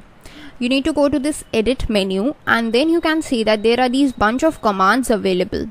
From these bunch of commands you need to search for this comment block. So this is our comment block. You need to bring it to the edit menu bar. So how can you do that? You can just double click over it and you can then drag it to this edit menu and you can just paste it or bring it at any place here. Like I want at select all option, after select all option. So here I brought this comment block Simply for the uncomment block also, we want also the uncomment block, so just double click and then drag it with your mouse button down all the time, and then bring it just below this uncomment block, and you can see comment block and uncomment block are now available to you. Then you can just close this edit menu bar. So here you can see that there are these bunch of options available to you. If you want any of these options, you can simply add these options anytime that you want. Okay, these are these different options available to you, or if you want to remove that option, you can do that as well. Then you can just simply close this, and now what we have is we want to just comment this whole block. So just select this whole block, go to the edit and just select this comment block option. So as soon as you do that, you can see that whatever piece of code that you selected was commented in one go for all the statements. Okay, now if you simply now you have commented it, but what if you want to uncomment it? So it goes both ways. You can just uncomment it as well. You can simply select all these statements that you want to uncomment, go to the edit menu bar, and here is this uncomment block. You can just uncomment it as well. Okay, so that's how you can work with it. Simply if you want to just uncomment a single thing also, then you can just select that line and you can go to this uncomment block, then it would be uncommented. And we are getting this error over here because integer is a keyword in Visual Basic and this statement does not make any sense. So either you delete this statement or you just comment it. So to uncomment it, you can just go to the edit menu, uncomment block, whether it is a single line or it is a block or statement. Simply using the comment block also, if you want to comment, you can comment a single line or a block or statements as well. Okay, so that was about commenting and uncommenting the things. Now let's just clear up this piece of code. So that is all about the comments that you need to know. Now you know what is the usage of the comments, where are the different places where you use the comments, and how can you actually comment or uncomment some kind of a thing in Visual Basic. So one more thing, if you do not want to use that uncomment option and you want to uncomment any piece of statement, then you can simply remove this sign that we added for commenting it. That's the single quote sign. You can simply remove it and the statement would be uncommented. Okay, so that is all for today's video and I hope you all have enjoyed it. Thanks for watching. Hello guys, welcome back. In today's Microsoft Excel tutorials video, we are going to see the starting of a very important topic in Excel VBA, and that topic is known as loops. So let us first understand that what is a loop. A loop is something that is used to execute a piece of statement again and again and again until and unless a termination condition is met.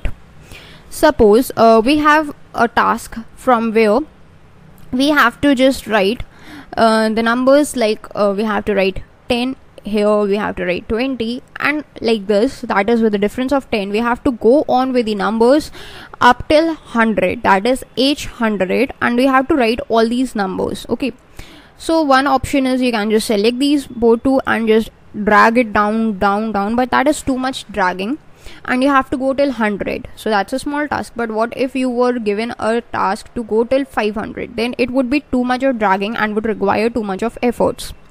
So in that particular case, you do not want to use such a laborsome task or laborsome process. What you wanted to do was a simpler task. So using loops, you can do exactly that.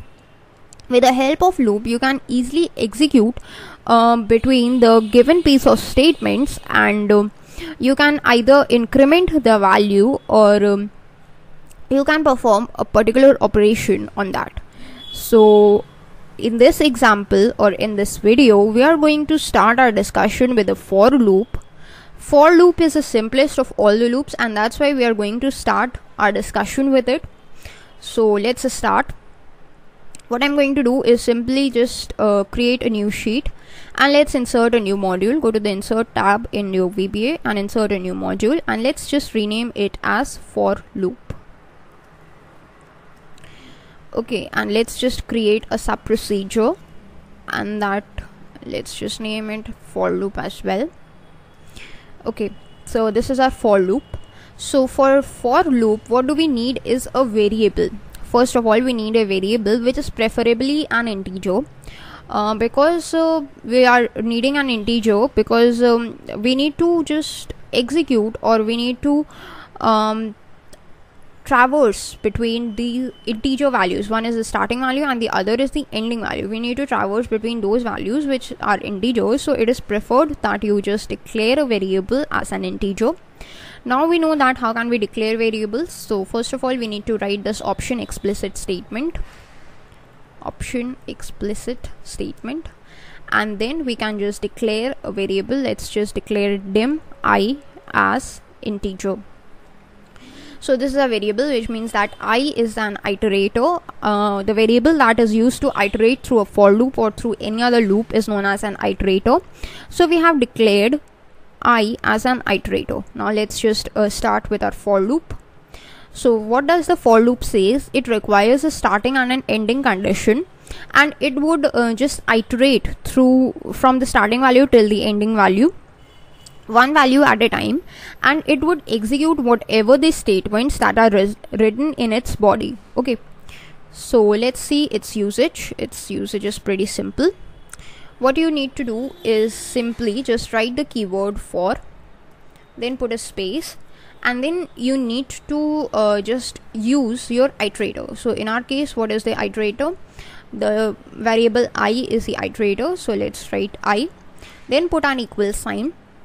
Then you need to write the starting value. I want to execute this for loop 5 times, which means my starting value would be 1. If my starting value is 1, then my ending value would be 5. Then it would be executed 5 times. Okay, so I write 1, then I put a space, then this is the starting value, then I need to provide it with the ending value. So my ending value is 5. Okay, but between these starting and ending values, I need to specify a relation that 1 is the starting value and 5 is the ending value. For that purpose, I need to use a keyword that is known as to. So when I write this whole statement that for I equals 1 to 5, then for loop recognizes this as a valid statement and executes the line of code or iterates through from 1 till 5. Okay, then I put an enter, and now this is where I enter into the body of for loop. This place here is the body of for loop, and whatever code that I write over here would be executed 5 times. So what I want to execute here is simply I want to show a message box. Okay, that's what I want to show. I want to show a message box, and in the message box I want to show the current value of I. So simply I write I. The reason why I have indented it cause that is some statement that is inside the body of for loop, so it is advised to use indentation. Okay, and then you can simply write simply put an enter key, then you can press the backspace to make sure that you are not indenting it anymore, and then you can write another keyword that is known as next. Now when you write this keyword next, for loop knows that you have to execute this line of code, and then you go to the next iteration. Means first of all the value of I would be 1, it would execute this with 1, then it would go to next value of I, which is 2. It would increment by 1 until 5. So that is a valid for loop. That's how the for loop is written. Let's see its usage. So let's use the step into function so that we can better understand it. First of all, I equals 1 to 5. Then we get a message box statement. When this statement is executed, you get the value of I as 1. You can just click on OK. Then we get this next. If we just execute this, we again go back to message box. Next increments the value of I, and we go to the message box to execute this. Now we get the next value of I, which is 2. Again we go to the next statement. Then we go to the next value of I. Again to the next statement, again to the next value of I, again to the next statement, again to the next value of I, that is 5. And now when we go to the next statement, we are not going back to the message box statement because our ending range, that was 5, has been met. Now the value of I is 6. So that is out of the range of for loop, and that's why we go to this end sub statement or whatever statement that is after the for loop, and then that is our execution of for loop is complete now. So that's how it works. That's how the execution of the statement is done. Okay, so this is actually showing the values through the message box. But what if you do not want to do that? Suppose you want to store this value in a range of cells from A1 till A5. I want to store the values 1 to 5, or I want to store the values 10 to 50 in A1 to A5. Then how can I use it? Okay, what do I need to do? Let's just write it. Store 10 to 50 in A1 to A5. So that's my problem statement.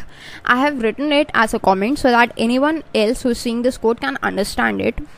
Now what I need to do is use a function that is named as cells. Okay, and in this cells I can just specify 1, which is A for the column, put a comma, and then for the column index, the row index was 1. Okay, actually the row index must be I and the column index must be 1. That is I comma 1, which means in A1 till A5. What I'm going to store is within parenthesis I into 10, which means in I comma 1 I am going to store I into 10, and this is what I have written as a statement. And let us execute it. Since I have already explained to you the running of the for loop using the step into function, so I'm not going to do that again. I'm simply going to use F5. If you want to understand it again, you can use the step into function. So you can see here I have got 10, 20, 30, 40 and 50 in A1 till A5. Why? Let's just understand its execution. So when I execute this, when the value of I is 1, what statement does VB understands as 1 comma 1 equals I into 10, that is 10. Then VB understand this statement. Now the value of I is 2, so VB understands it as 2 comma 1 equals 2 into 10, that is 20. Simply in the third line VB understand it as cells 3 comma 1, that is 3 is now the value of I, equals 3 into 10, that is 30. So that's how VB understands it, because we have just given it all in a form of a loop, in the form of a for loop. So that is the usage of for loop. Instead of writing these statements, I simply write a logic, and when this logic is executed, I get my desired output. So that is a simple explanation on the for loop. In the upcoming videos, we are going to explore more about the for loops for a better understanding of the concept. That is all for today's video, and thanks for watching. Hello guys, welcome back. In today's Microsoft Excel VBA video, we are going to continue our discussion with the for loop. In the previous video, we started looking at the topics of loops, and we started our discussion with the for loop itself. So in this video we are going to look at the for loop once again. We are going to look at some of the features of the for loops which would help us to understand the applications of this loop in a better way. The reason why we are doing this, because loops have a great importance in any programming language, and wherever we are using the Visual Basic Programming language, for loop is going to be of utmost importance. So it is better to understand its basic clearly. So let's start. This is our screen from the previous video itself, in which we used the for loop. So we used this for loop for a simple value, that is from 1 to 5, and we displayed that value multiplying it by 10. Now we all know that suppose if we want to just show like the color over here and the color index over here, that is if we want to show the color of any particular thing, or we want to assign a color using the color index, then we have possible values from 1 to 56. Now 1 to 56 is an integer value, so if we want, we can just show it using a for loop. So this would help us to understand the working of a for loop in a better way. Let us just change the code here. I'm just deleting this piece of code which we wrote in the previous video, and I'm going to start with a new code.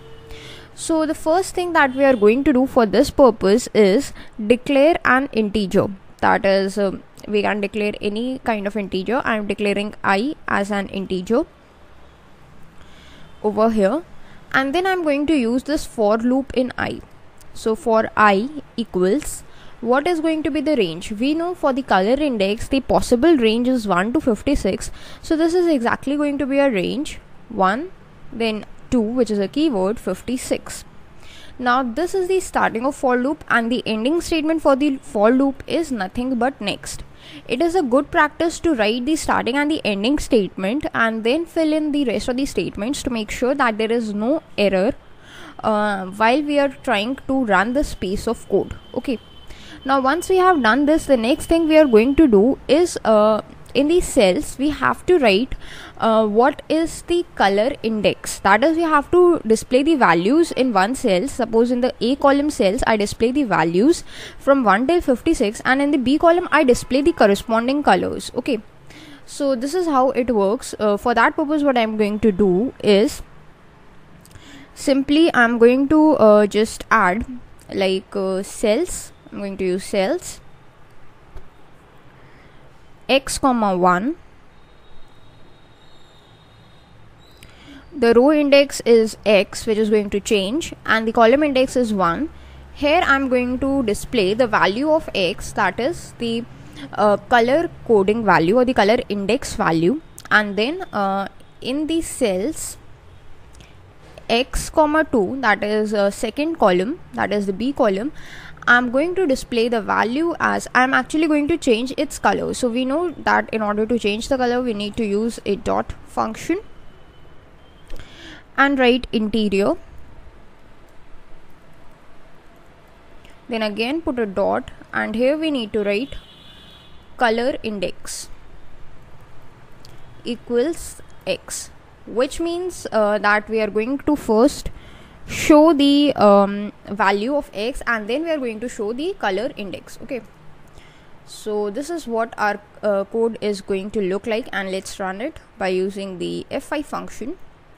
So first of all, you can select the macro. For loop is the name of the macro, and if we click on run, then we get an error. Okay, so actually the variable that we defined here was I, but I have written here as x. So let's just change the name of the variable to x. This is actually the name of the variable, which could be anything that you like. I have chosen x. If you want, you can choose I or any other variable name.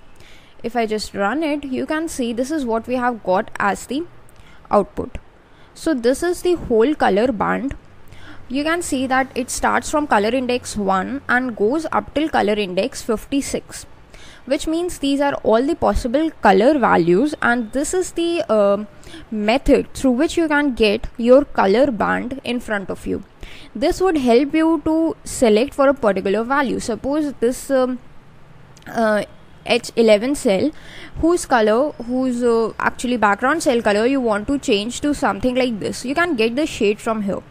That is, for 38 value you will get this particular color, this particular shade of pink, and you would be able to just apply it, or any other color like you want, which is orange, and these different kinds of shades. So this is the color band that you have got for yourself. Okay, so that is one application of for loop. Another application, or we can say another important thing that we need to understand in a for loop is, up till now we just wrote 1 to 56, and what did it do? It traversed the for loop from 1, 2, 3 and so on up till 56, which means there was a gapping of 1 every time in the for loop. But what if we do not want the gapping of 1, we want gapping of something else? Suppose we want gapping of 2. Suppose I want to show the color bands of 1, then 3, then 5. I want to show the odd color bands in the column D, their values in D, and the color bands in column E. Then how can I go with it?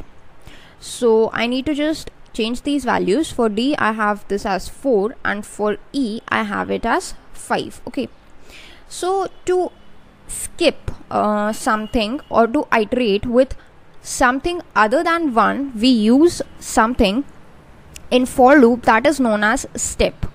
If I just write this keyword step and I put a space and write as 2, then what will for loop do? Step is again a keyword. It would execute for loop for value of x as 1. It would take the value as 1, execute these two statements, and then when it encounters the next statement, it would see that the step value is 2, which means instead of incrementing the value of x by 1, for loop will now increment the value of x by 2, which means the next possible value for x would be 3. And this is how it works. So let us see it. I'm just going to run it all in one go using F5 key. And you can see that we have got the value as 1 in E. Then I have got the value as 3 here, value as 5. And as you can see, we use this x, which means in the 1, 4, that is the D1 cell, we got the value of x, that is 1. And then the next value is 3, that is why we have got, we have escaped this cell which was of 2, and we have got this thing as 3, which means this cell, this value of x was 3 over here. If we just try to look over here, it was 3, which means the cell number or the coding in the cells would be like this: 3, 4 equals to 3. And the color index value it took as 3. That is why one of these rows have been left blank everywhere. So that is how you can use the step function to just iterate through the values by skipping some values. This was 2. If you want, you can just keep it as 3, keep it as 4, or any of the integers that you want. Also, you can put a negative value to it. But what is the significance of a negative value?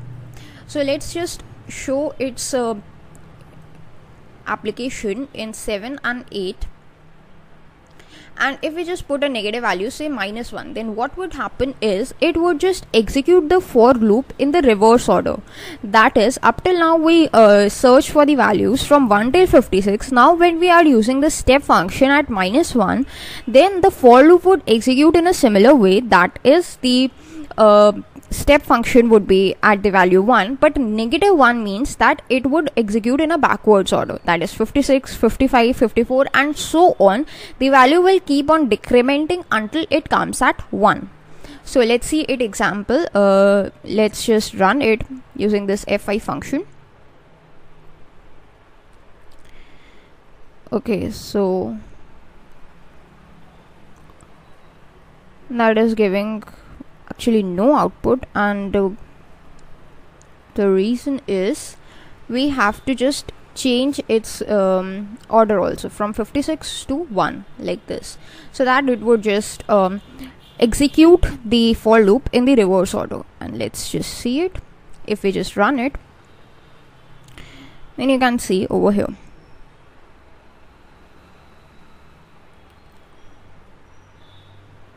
So that's how it works. And that is all for today's video, in which we learned about some of the variations or some of the syntaxes of the for loop, which is specifically the step function.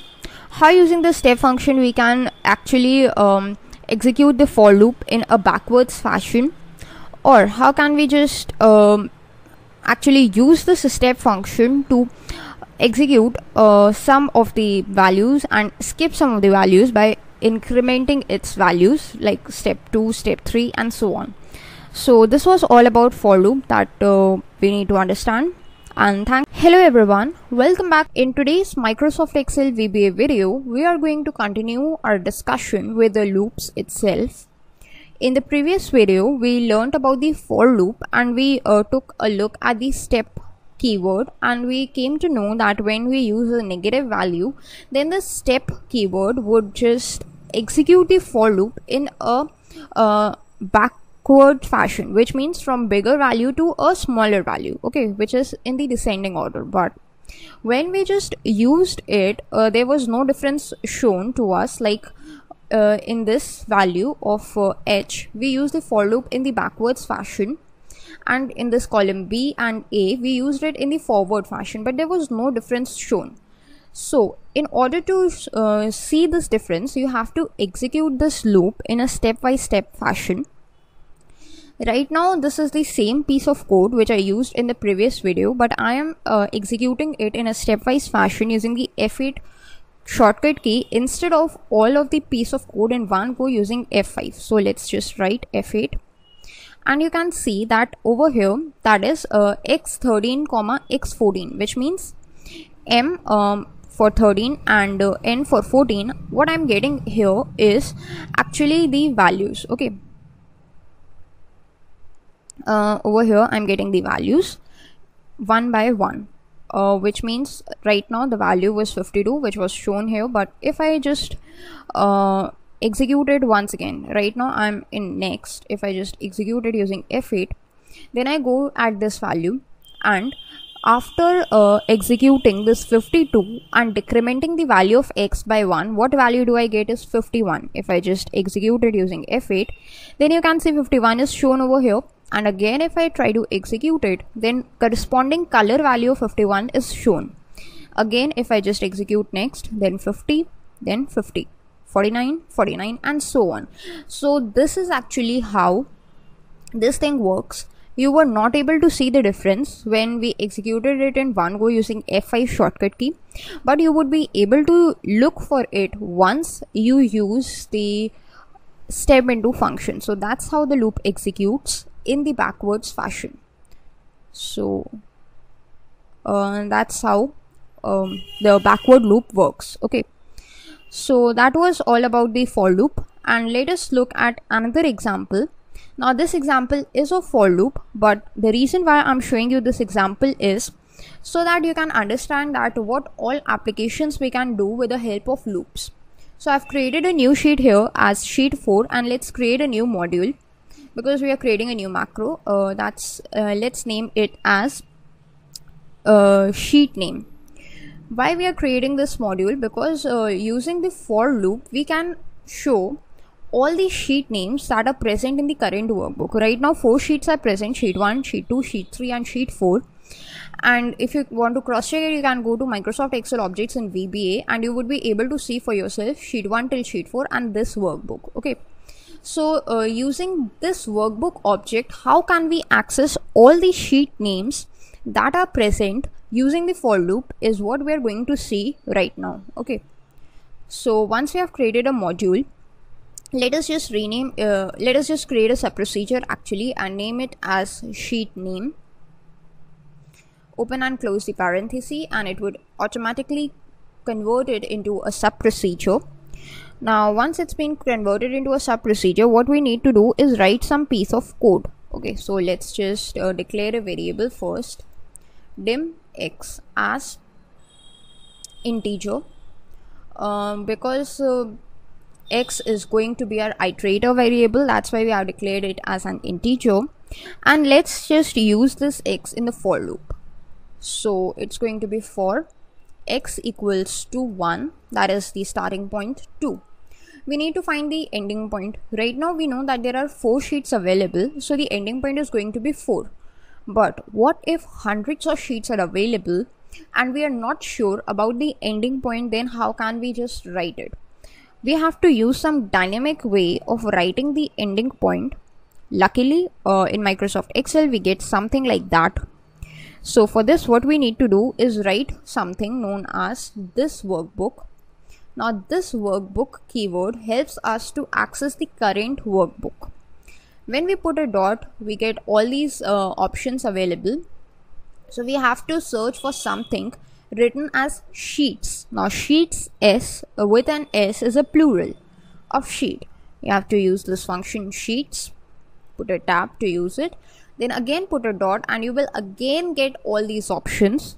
So you have to use this count function so that we can get the count of sheets that are available with us right now. And whatever the count is, we have to go to that particular value of count as the ending value of our for loop. And then you can just simply write next to make sure that you are ending your for loop well and you are not trying to get any kind of errors. Now within the body we have to just show the name of these sheets. Okay, so what I'm going to do is I'm going to just show the name of these sheets in the columns like A1, A2, A3 and A4. I want to show these sheet names. So how can I do that? Using the cells function, right? The row index. The row index is going to be nothing but the value of x itself, and the column index is going to be fixed at 1, which means at the column number A.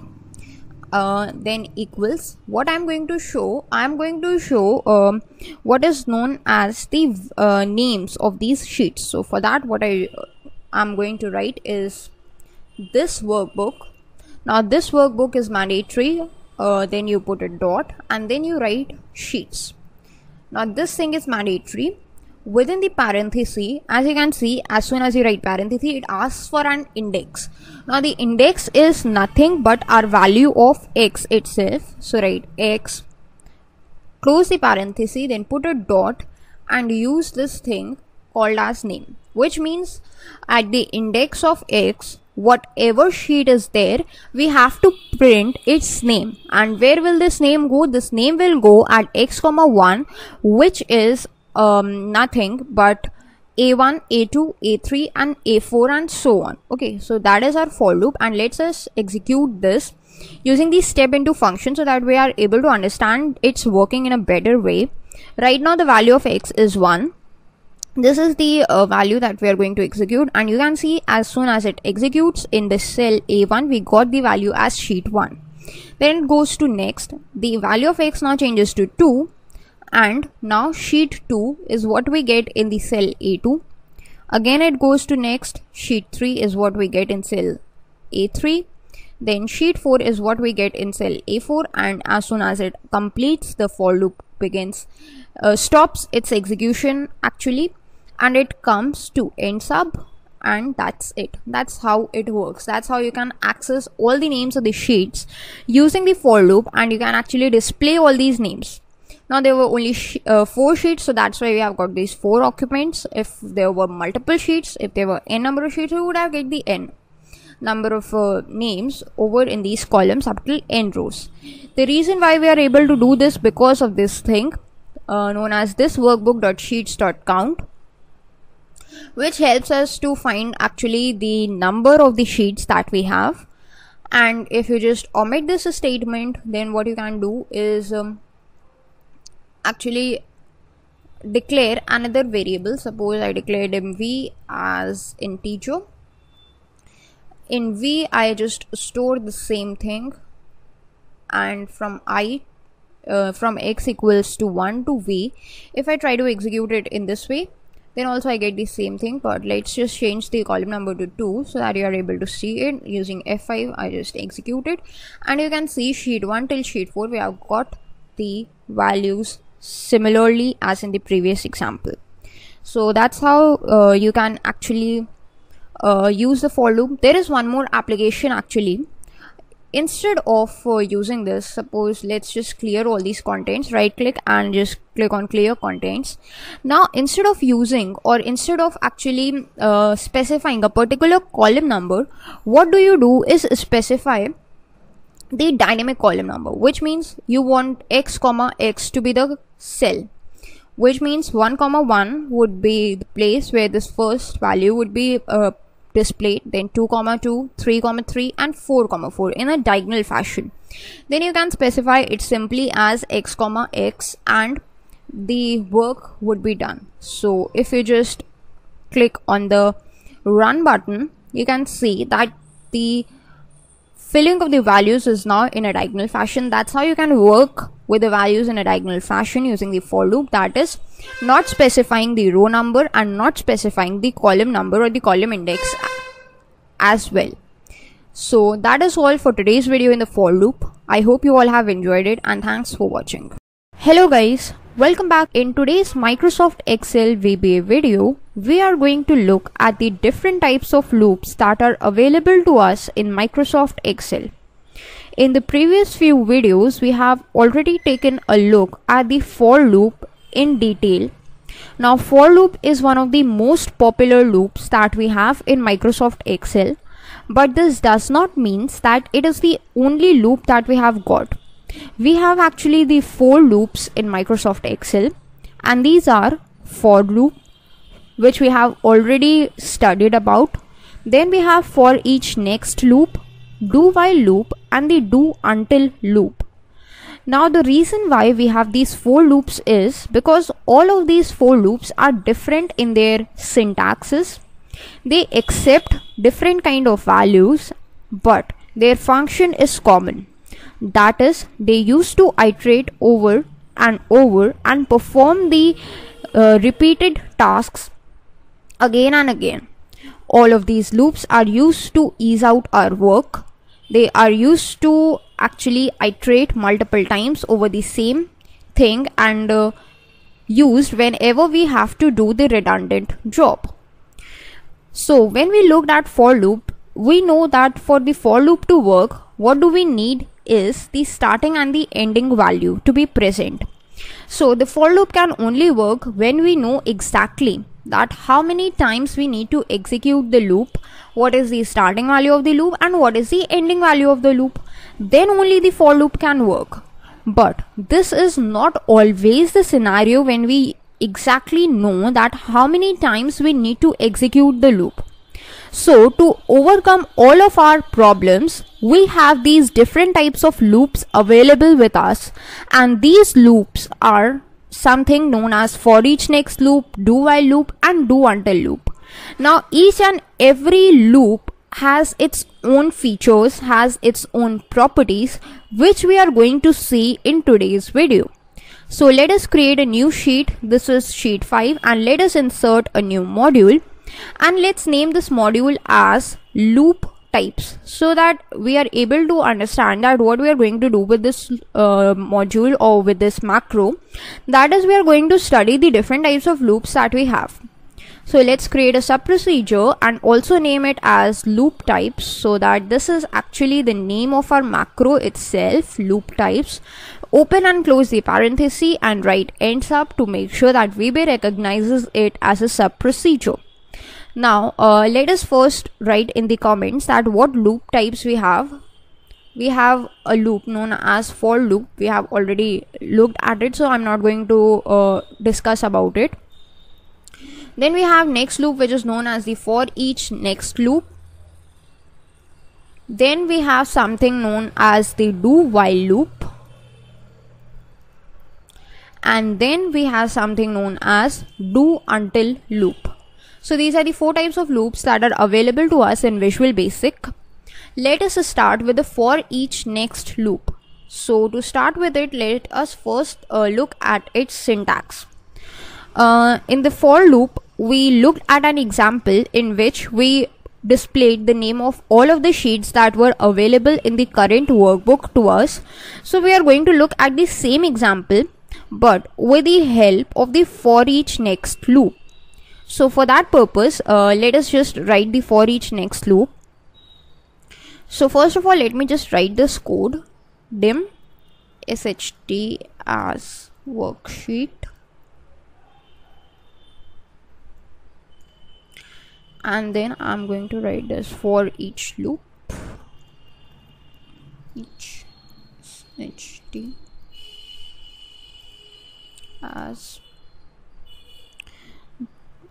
this workbook dot sheets. Actually, it's going to be in this workbook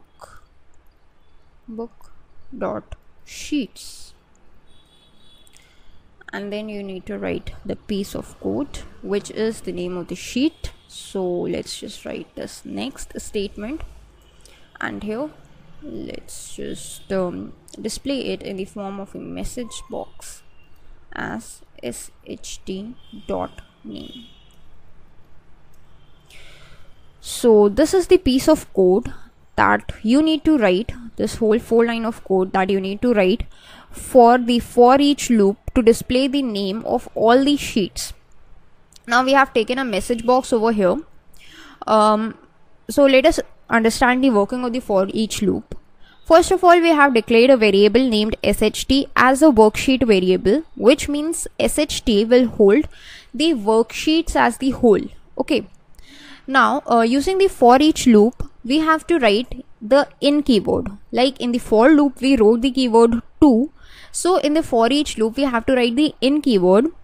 Sht is the variable that is of type worksheet. So we write for each worksheet in this workbook dot sheets. Now this workbook, we know this is an object which is used to refer to the present workbook.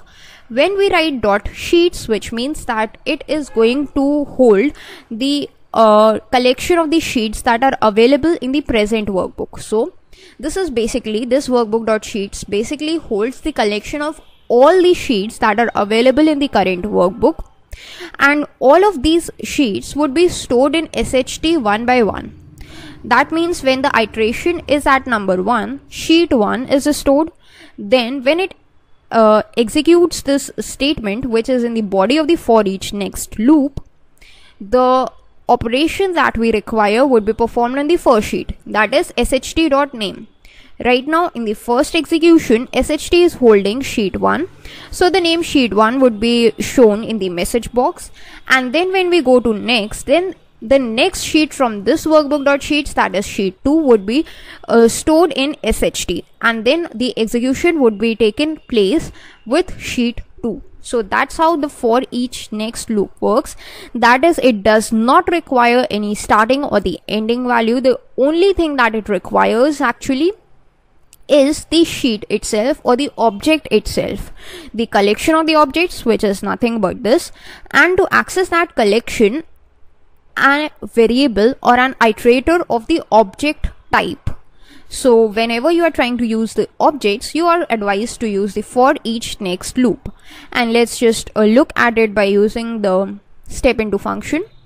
So this is the first statement, message box sheet.name. When we execute this, we get sheet 1.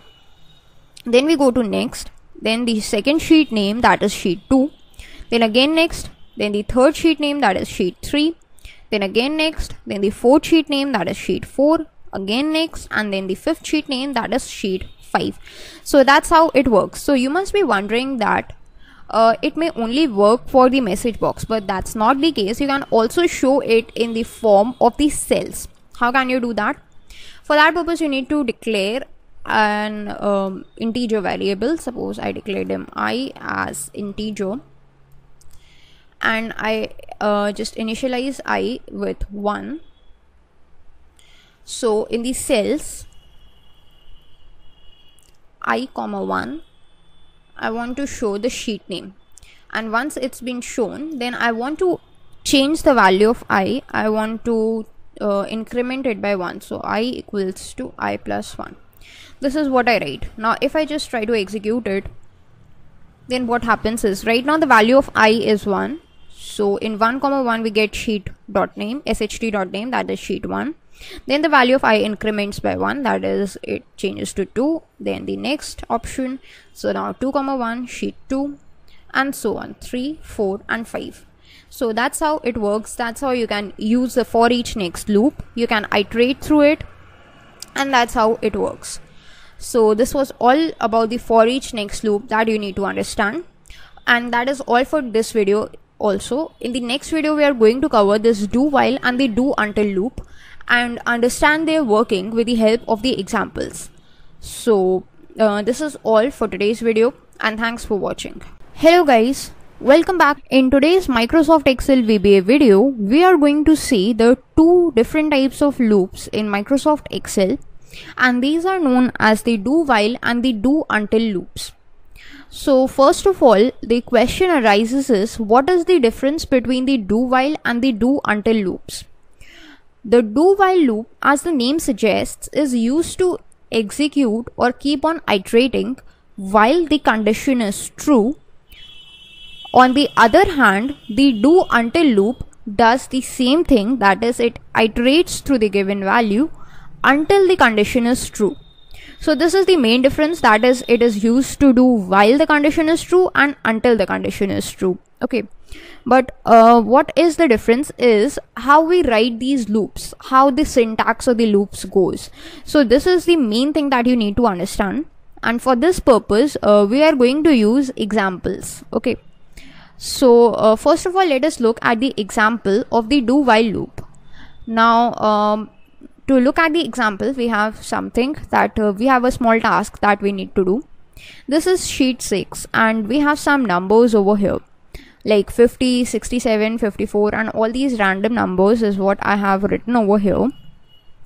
And in the cells just in front of them, what I need to do is write the value by adding 50 to it, which means if 50 is written, I want 100 to be present over here. If 67 is written, I want to add 50. If 54 is written, I want to add 50, and so on. This is what I want to do.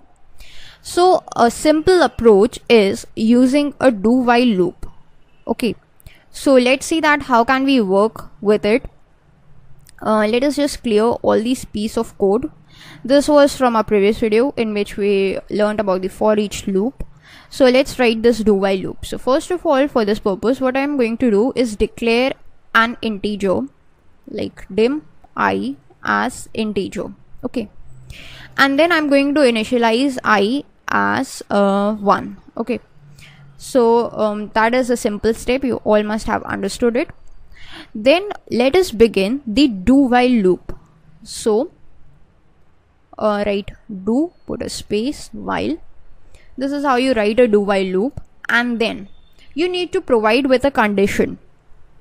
Okay, so let us just provide it with a condition. The condition is you have to do it while the value of cells at I comma 1, that is the row index must change. It could change, but the column index is going to be 1, that is at the A column, and the different row index we have values till 8, so it's going to be executing till 8 dot value,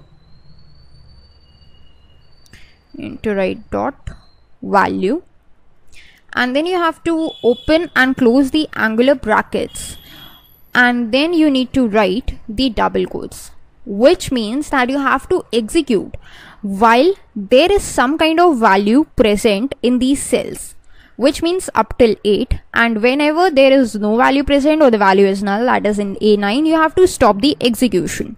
So that is the condition you need to give to the do while loop. Okay, and then as in the for loop and the for each next loop, what we do was write the keyword next to make sure that VB understands this as the end of the statement.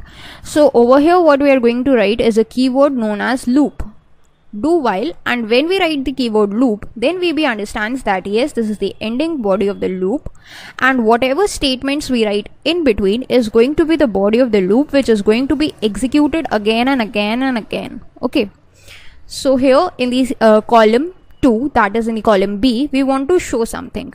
So first of all, we need to refer to that particular column, that is through I comma 2. This is how we are going to refer to that column. Dot value, what is its value going to be? Its value is going to be nothing but whatever the value of the cells I comma 1, and we have to increment 50 in it. So let's just write here cells I comma 1, whatever is the value of the cells in the column A, we have to write that same thing, but we have to add 50 to it, and then we have to show it in the column B. Now what we need to do is increment the value of I by 1 so that it executes like A1, A2 and goes to the next statement. Okay, so I equals I plus 1, and that is it. That's how you are going to just work with the loop.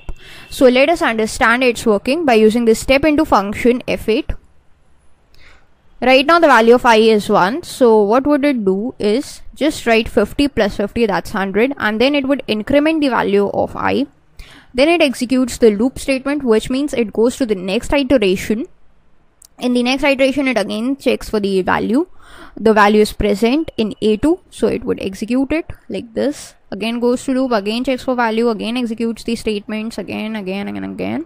It's going to work in this way. Okay, so let's just go to here. Now after the loop, it goes to the first statement and realizes that there is no value present. So this is the statement where the execution goes or the control goes, and it realizes that there is no statement.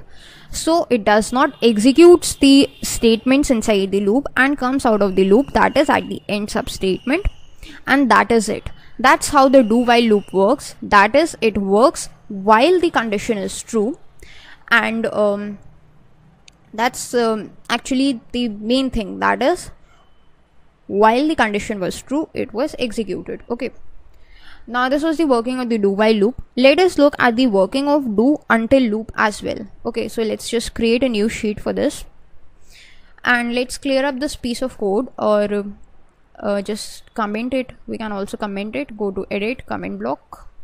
This was do while loop, and let's now look at an example of do until loop. What we have is we have to do something with the value. Like suppose we just declare a variable like dim a as integer, and we need to provide the value of integer a as 1, and we have to execute it, execute some piece of statement until the value of a is equals to 5. Okay, so we have to first write the do until loop, do until, and then we need to provide the condition. So the condition is until the value of a is greater than or equals to 5. Okay, actually the value of a is less than equals to 5 until we have to execute this thing. Okay, we have to execute some of the statements. Now what statement is it going to be? The statement is we have to actually just show the value of a in the cell. So let's just write it. Cells a comma 1 is going to be holding nothing but the value of a, and we have to end this do until loop with something called as loop. As in the do while loop itself, the do until loop also stops its execution when it encounters this statement written as loop. Okay, so with this statement what would happen is until the value of a is 5, we would get the values like 1, 2, 3, 4, 5 in the columns a1 till a5, but for that purpose we need to increment the value of a as well. So let's just do this. A equals to a plus 1. As soon as a writes the value, then its value must increment. So let's just use this step into function. Okay, so it didn't execute it at all. The reason being, we have got this thing. The value of a is less than equals to 5, which is the right condition. The value of a is 1, but it is less than 5, so it must execute. But this is the important thing that you need to know. In the do until loop, you do not provide the condition for execution, you provide the condition for termination. That is what happens when or at what condition you want to terminate the loop. So whenever the value of a is greater than 5, I want to just stop the execution of this loop. So let's just provide the termination condition, that is a greater than 5, and this is what is going to execute our do until loop. So let's just run it, and you can see 1 till 5 is what we have got, and that's exactly what we wanted. So this is one most important thing, that in the do until loop you do not write the execution condition, you write the termination condition. So that's all for the loops that you need to know. With this we have completely wrapped up our topic of loops. We have read about the types of loops, what is their usage, and what is the different syntaxes where we are going to use the different types of loops. And that's all for the video. Thanks for watching. Welcome back. In today's Microsoft Excel VBA videos, we are going to see what are the different types of errors that one can encounter while writing the Visual Basic code in Microsoft Excel. Now, these errors are something that occur in every programming language. Whenever you are coding, adhering to the rules of any programming language, then being a human, it is very much possible that you make a mistake. And in the programming terms, a mistake is termed as an error. So you are prone to make any kind of error whenever you are writing any code. Now these errors can be of two types. Either these errors can occur due to human mistakes or due to some of the logical or the syntactical errors. So let us take a look at the types of errors that are available to us in the Visual Basic. Now these are universal and may be applicable in other programming languages only, but in this video we are going to see them with respect to the point of reference of the Visual Basic programming language. So let us start. The first error that one can encounter is a runtime error. The next type of error is known as the compilation error, and the third and the last type of error is known as the syntax error. Now, out of these three errors, syntax error is the one that is most frequent. The syntax error occurs whenever there is the mistake of the programmer and the programmer forgets or makes a mistake in the syntax of the programming language.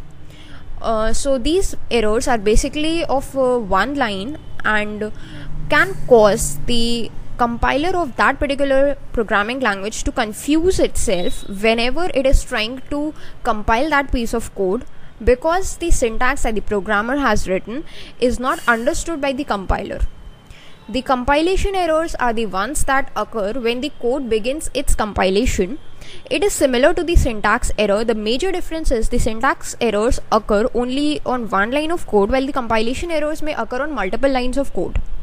The third and the last type of errors, that is the runtime errors, are the errors that occur when the code is compiled successfully.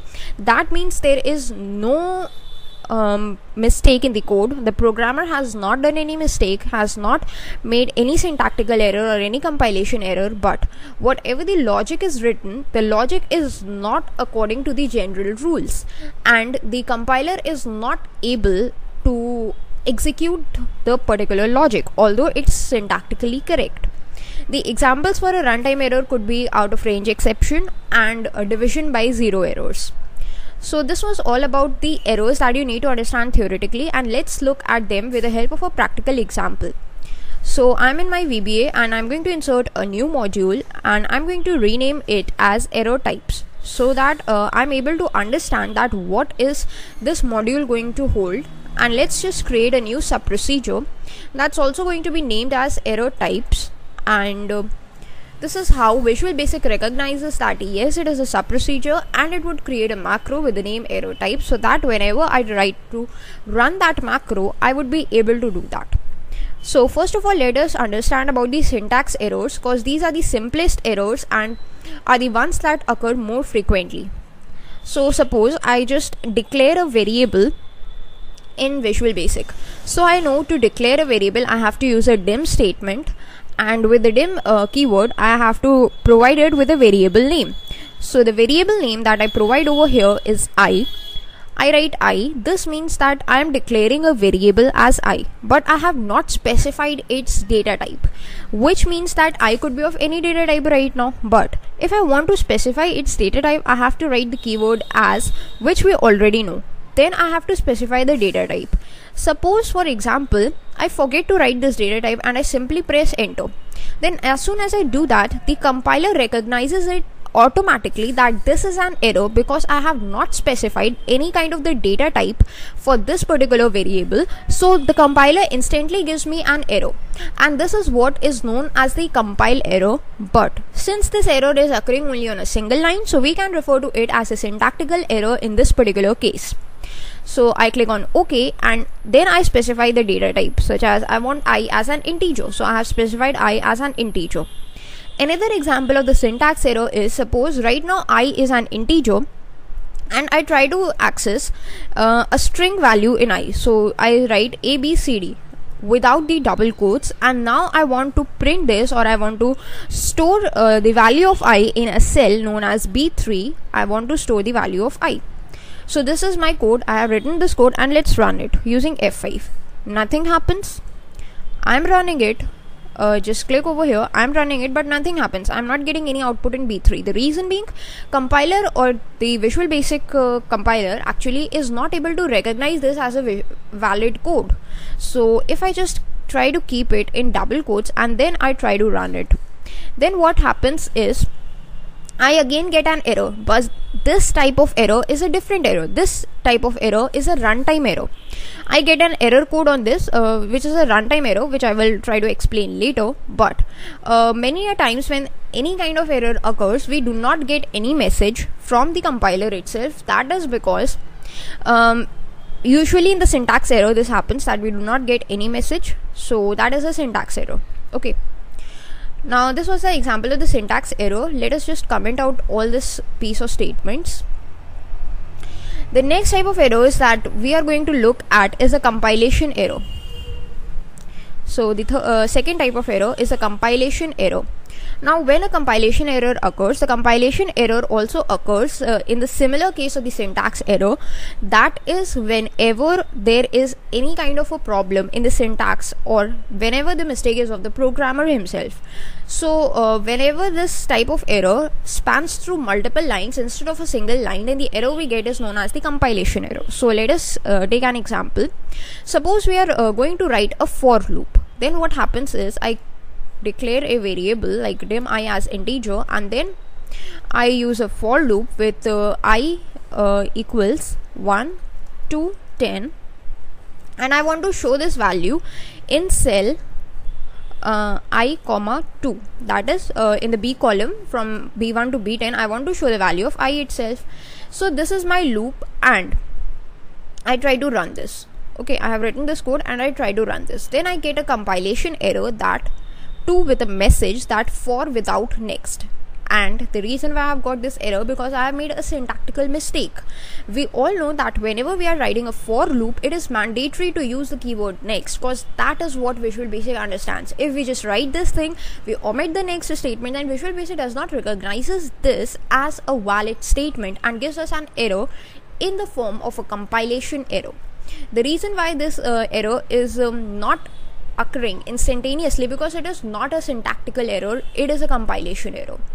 So if we just write next over it and then we try to run the code, then we get the desired output over here. But that is when the code is correct. So we are not getting any kind of error. So that was the compilation error. And a major difference you must have noticed, that the compilation errors occur when you press this run sign, and the syntactical error do not need to be run to throw out the error. Okay, so that was about the compilation error. Let's start covering just now. The third type of error we are having is the runtime error. So let's take a look at the runtime errors. What is a runtime error? Runtime error is the error that occurs whenever the compilation has finished. After the compilation process, the running of the program occurs. So after the compilation process, the errors which are encountered are known as the runtime errors. Now these errors are the ones that do not occur because of the programmer's fault, but usually because of the logical statements or some of the rules of the programming languages or the mathematical rules. A good example of this would be a division by zero error. We know according to mathematics, division by zero is not possible. So if we try to divide any number by zero, then we would get an error that is known as the runtime error. So let's just see it. Suppose in the cell D3, I want to store something as,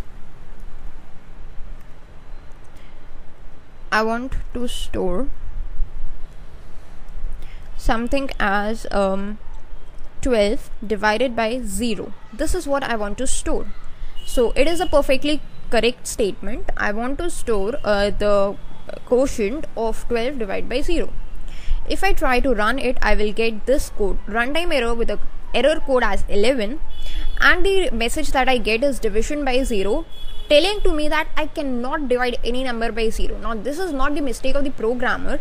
This statement is perfectly correct. It is correct as per the Visual Basic logic, but it is not correct as per the mathematics logic. To make it correct, I have to replace it by any number, say 6. If I do that and I try to run it, then I get the answer, that is 2. So these types of errors are known as the runtime errors. Another example is, suppose I want to access the color index.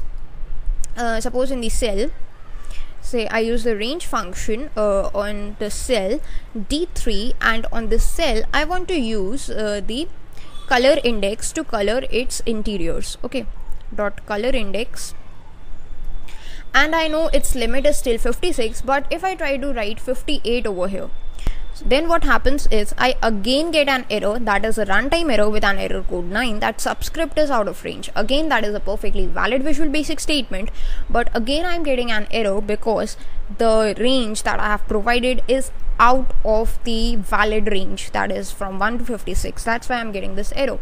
So this is the runtime errors which occurs whenever there is no syntactical error but the logical errors. So that's all for the today's video, in which we learned about the different types of errors in Visual Basic, and thanks for watching. Hello everyone, welcome back. In today's Microsoft Excel VBA video, we are going to see that how can we handle the errors in Visual Basic. In our previous video, we learned about the three types of errors that can occur in Visual Basic code. These are the runtime errors, the compilation error, and the syntax errors. We also see that while we are writing the code, the syntax errors are the ones that are identified by the compiler while writing the code. So, but the compilation and the runtime errors are the two types of errors that are not identified by the compiler until and unless you press the run button. So, suppose a scenario in which you are showing your code of the macro to someone else and the error pops up. That could be a quite humiliating situation. So, it is advised to all the developers around the world that you must handle all your errors, because an error message is the one that must never be visible to the client. The best error message is one that never is visible to the client. So let's see how can we handle the errors in Visual Basic. So first of all, we have created a new sheet, a blank sheet, sheet 2, and let's create a new module. For that, you need to go to the VBA editor using the shortcut Alt F11. Then go to the Insert tab and insert a new module. Now this module is going to be named as Handling Errors. Okay, so let's just rename it as Handle Error. And the same we are going to do with the sub-procedure, that is we are going to name it as Handle Errors, so that Handle Errors is also the name of our macro, and make sure that VBA recognizes it as a valid sub-procedure.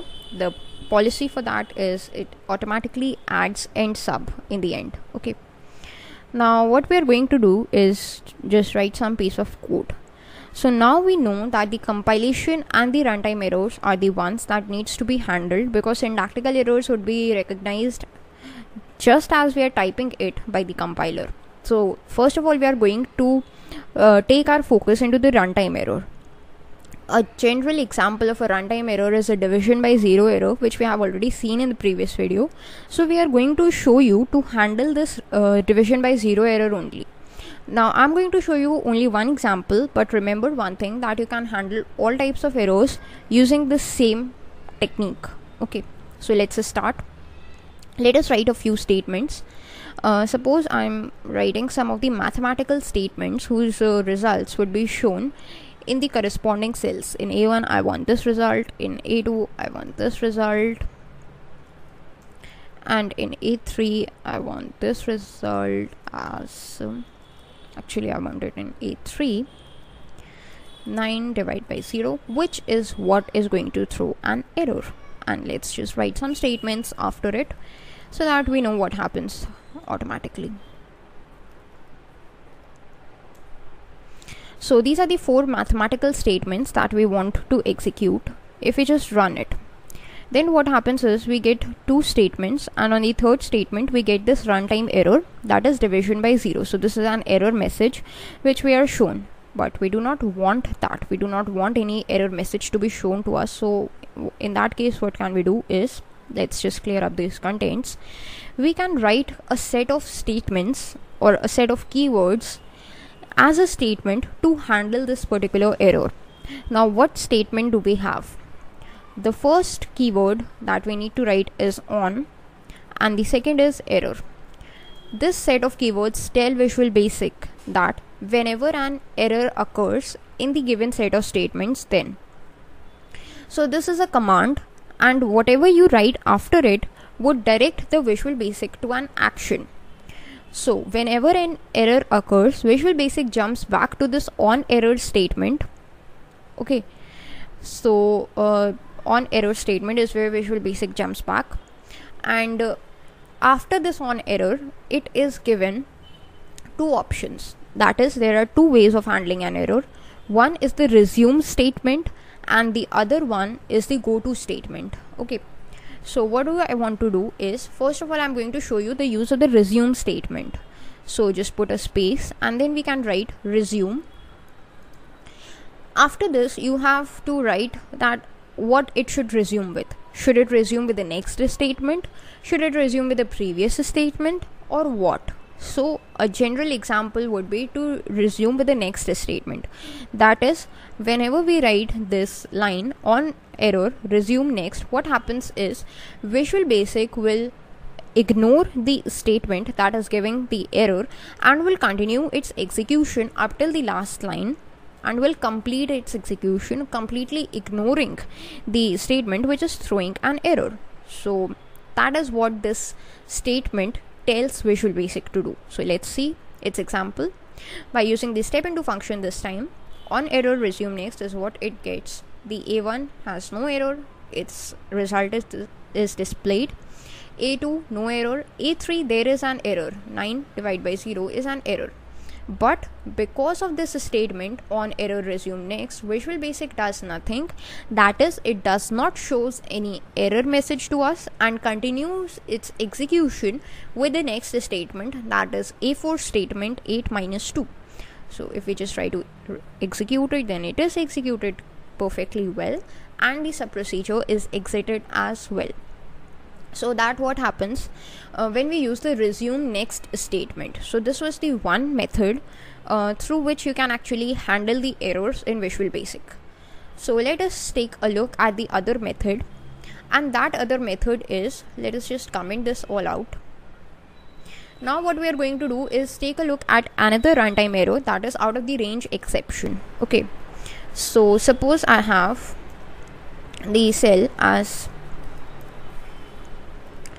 B1, I want to color its interior with a color index of 52. Now that's valid, but I want to color, I'm just copying this statement and pasting it here. I want to color B2 with a color index of 59, which is invalid. Now the same thing I'm going to do with B3 as well, that is a valid value. I'm going to color it with 45. Now this is also valid. So these three set of statements is what we have got, and let's just execute them one by one to see that what happens. B1 is perfectly valid statement, that is B1 is colored. B2 is invalid, so we get an error, the runtime error, that subscript is out of range. Okay, so after this error message is shown, VB stops its execution. So let's handle this kind of error using another method, that is through the go to statement. Now go to statement causes an abrupt jumping of the control, because go to is a jumping statement, so it is not advised to use the go to statement. Usually it is advised that you use the resume next statement only, but whenever you are trying to find that on which line the error occurs, then you can use the go to statement, because when you are using the go to statement, you are able to identify that at which line the error occurs. However, if you are trying for the smooth execution of the program, ignoring the line of the error, then you must use the on error resume next statement. Okay, so let's see that how can we use the go to statement. So first of all, you need to write the same line on error, then instead of the resume keyword, you need to use the go to keyword. Now after the go to keyword, what you need to write is something known as a label. Label could be named anything. You can name you can give any name to a label, it's totally up to you. LBL is what I'm giving it. It is not a keyword, it's totally up to you. Now what happens is, whenever any error occurs, then Visual Basic will go to that particular label. So instead of executing the rest of the statements, Visual Basic would jump to that label. Now let's specify that label, that's LBL, that's our label. And let's specify something. I want a message box to be shown, and that message box will give us a custom error message, and that message would be error occurred. Okay, So this is my custom error message I want to show, and after that I want Visual Basic to stop its execution. So let's see what happens. We are using step into function.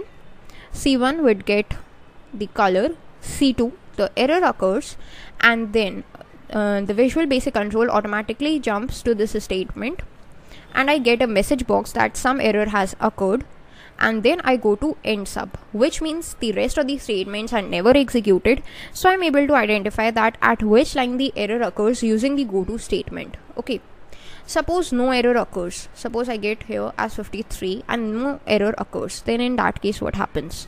I'm able to execute all of them as well. Again, I get this thing in the label that message box error occurred, which I must not get.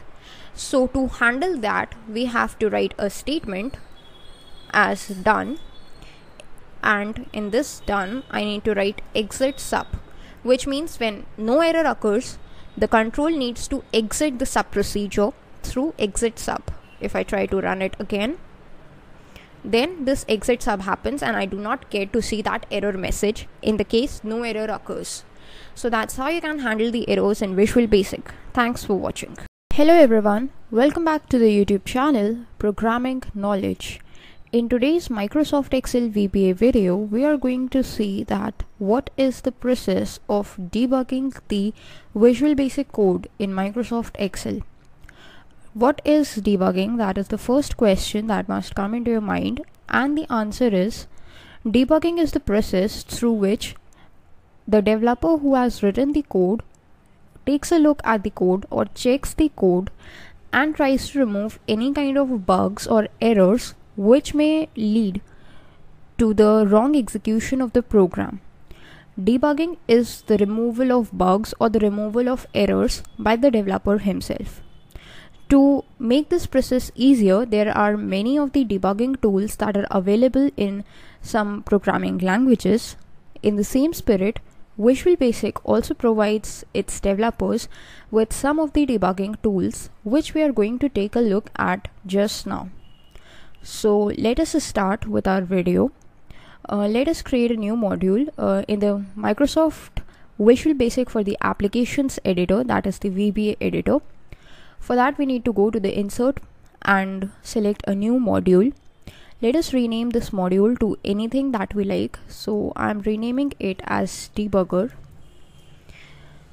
Now in this module, we need to create a sub procedure. To make sure that the VB recognizes this as a valid sub procedure, we have to follow the correct syntax. That is, write the keyword sub and provide it with a name. Now this would be the exact name of our macro. That is, our macro would be created with the name debugger, and then you can see that when you write this piece of code, VB automatically recognizes this as a valid sub procedure.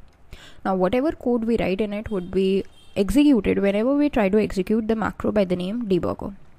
So first of all, let us write some piece of code. Suppose I just declare some variables, and I'm writing a very simple piece of code.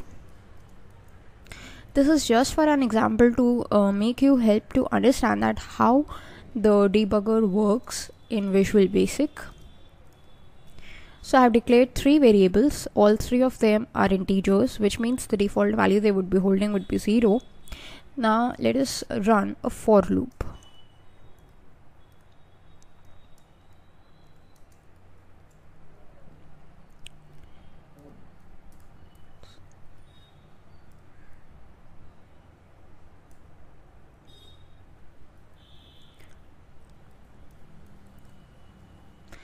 And let us just initialize A with some value and B with some value as well. So this is the piece of the code that we have written, and if you can see, then we have declared 3 variables, I, A and B. We have initialized A with 3, B with 5, and we have run a loop of I from 1 to 8. That means 8 times this loop would run, and whatever is the sum of A and B would be stored in variable A. Now we are not storing it at any place. So this is the code that we have written. The value of A would be changing after every iteration, the value of B would remain constant, and the value of I would also change after each iteration. So that's what we have got. Let's see what happens when we run it. So let's run using the shortcut F5. Nothing happens when it's run in one go. So to watch its execution or to debug it, what do we need to do is go to this view tab, and there is this locals window. Here you can see locals window. If you can just click on it, and let us just extend it, maximize it. So you can see that this is the locals window that we have got. It has got three things: expression, value, and type. Now what does this locals window do is when you just try to run any piece of code using the step into function or the F8 shortcut, then the step-by-step execution of the code is shown over here. That is the variable name in the expression, the values in this value, and what is the type of the variables in type. So let us see this. Let's use F8 over here. So first of all, you can see that as soon as we started up this sub procedure, that's the name of the sub procedure, that's the debugger, you can see we have automatically got three variables, I, A, and B. Their values are 0, 0, and 0, which is the default value for the integer. And what is their type? Their type is integer, integer, and integer. If you just try to run it again using F8, then nothing happens. Now after this statement is executed, the value of A has been changed to 3. Similarly, after this statement is executed, now we have got the value of B as 5. Now when the first iteration of the for loop completes, the value of I is changed to 1. And similarly, you can see the value of A is changed to 8 over here. Again, the value of I changes to 2. The value of A changes to 13, while the value of B remains constant because we have not made any changes to it. So you can see in a stepwise fashion that how the values are changing. Okay, now here this is A, this is the final time the values are changing. So the final values that we would get of these variables are 8 for I, 43 for A, and 5 for B. Now when you press F8, then you can see that the value of I changes to 9, but the value of A remains at 43, which means that since this condition becomes false, so the for loop does not execute itself and the control goes to this end sub procedure. And when you press F8, then this execution is complete and everything runs out of the locals window. So that is how a for loop works, that is how the values of the variables change, and that is how you can see the practical example in the locals window. Now there is one more thing. I have discussed about this in the previous video when we were discussing about the variable types, that in order to declare a variable, you have to use the different statements like this. Okay, if instead of this you could have declared the variables like this, I, A, B as integer, then what would happen? Let's just comment this statements. If you do something like this, that is declare all the three variables in the same line as an integer, then only B would be treated as an integer and I and A would not be treated as an integer. So let's see this as well. As soon as we press F8, you can see I is having a value as empty and A is also having an empty value. While you look at their data type, then it is variant/empty. So variant is a common data type that is assigned to each and every variable in Visual Basic, and it enables the variable to be converted to anything. It could hold any type of data, be it string, be it integer, be it boolean, anything. But it is not advised to use variant because it takes up a lot of memory space. On the other hand, you can see that B, that was the third variable, is declared as an integer over here with its value as 0, which is the default value of integer. So this is a practical example of what we discussed before. Okay, so let us just clear up this code and bring it back to its original form, that is uncomment this. Now we have taken a look at the locals window. There is another window. If you just go to this view tab, and you can see there is this watch window. So this watch window is also used for the debugging procedure. How? Let us just open this watch window. Now instead of all the variables that are available in the piece of code, if you are only interested in tracking the value of a single variable instead of all the variables, then you can use this watch window. So I'm interested in tracking the value of A, because I'm getting it's going from 1 to 8, and for another iteration it would go to 9. B's value is remaining constant, so I'm interested in the value of A. So I'm just going to select that variable, click right click over there, and there is this option of add watch. So I have done this, and I will get this menu bar or this dialog box. Everything goes same. Just click on OK. Now you can see a watch is constructed over here. Now if we just run our piece of code using F8, then what happens? You can see that in the locals window, all the variables values we are getting. If we just turn off this local window, then you can see in the watch window we are only getting the value of A. Instead of all the variables, I'm only getting the value of A in which I'm interested. You can see with these all iterations, I'm getting the values of A. And as soon as it completes, what value I get is out of context, because A is no longer available in the memory. So that is why its value goes out of context as soon as the code execution is complete. There is another method through which we can perform debugging, and that is through the breakpoints. So what is a breakpoint? Suppose this is our piece of code, we are trying to execute it, and we want to watch a particular line or a particular statement. So in that case, we can add a breakpoint to it. So a simple method to add a breakpoint is you can just click on this. You can see this dark gray ribbon. You can simply click on it, and this kind of a red stop icon would be shown. This means there is this breakpoint over this piece of code. Or there is a shortcut as well, that is F9. If you just put F9 on the line where your cursor is right now, so my cursor is here, and I put F9, then the breakpoint would be added. Now what is the usage of this breakpoint? If you can see, this is our code, and if we try to run it, then what happens is when we run this, all the iterations must have been completed, but because this breakpoint is available, so what happens in the first iteration itself, we get a break at this line. So if you just go to the view tab and get a locals window, then you can see the values have been halted over here. That is our main line of calculation. Again, if we just run it, then the second iteration, the values have changed. Third iteration, fourth iteration, fifth iteration, sixth, seventh, and eighth iteration. Then finally everything goes off. So that is the usage of the breakpoint. And once you have got the breakpoint, if you want to remove it, you can simply click over here or use the shortcut Ctrl+Shift+F9 to remove the breakpoint. So this is all about the debugging tools that we have got in Excel VBA. Thanks for watching. Hello everyone, welcome back. In today's video for the Microsoft Excel, we are going to see the usage of immediate window. Now first of all, let us understand that what is an immediate window.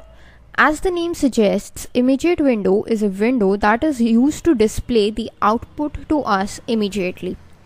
What does it mean? It means that whenever you are trying to do some of the simpler tasks in Microsoft Excel, then you can do it very easily using the immediate window.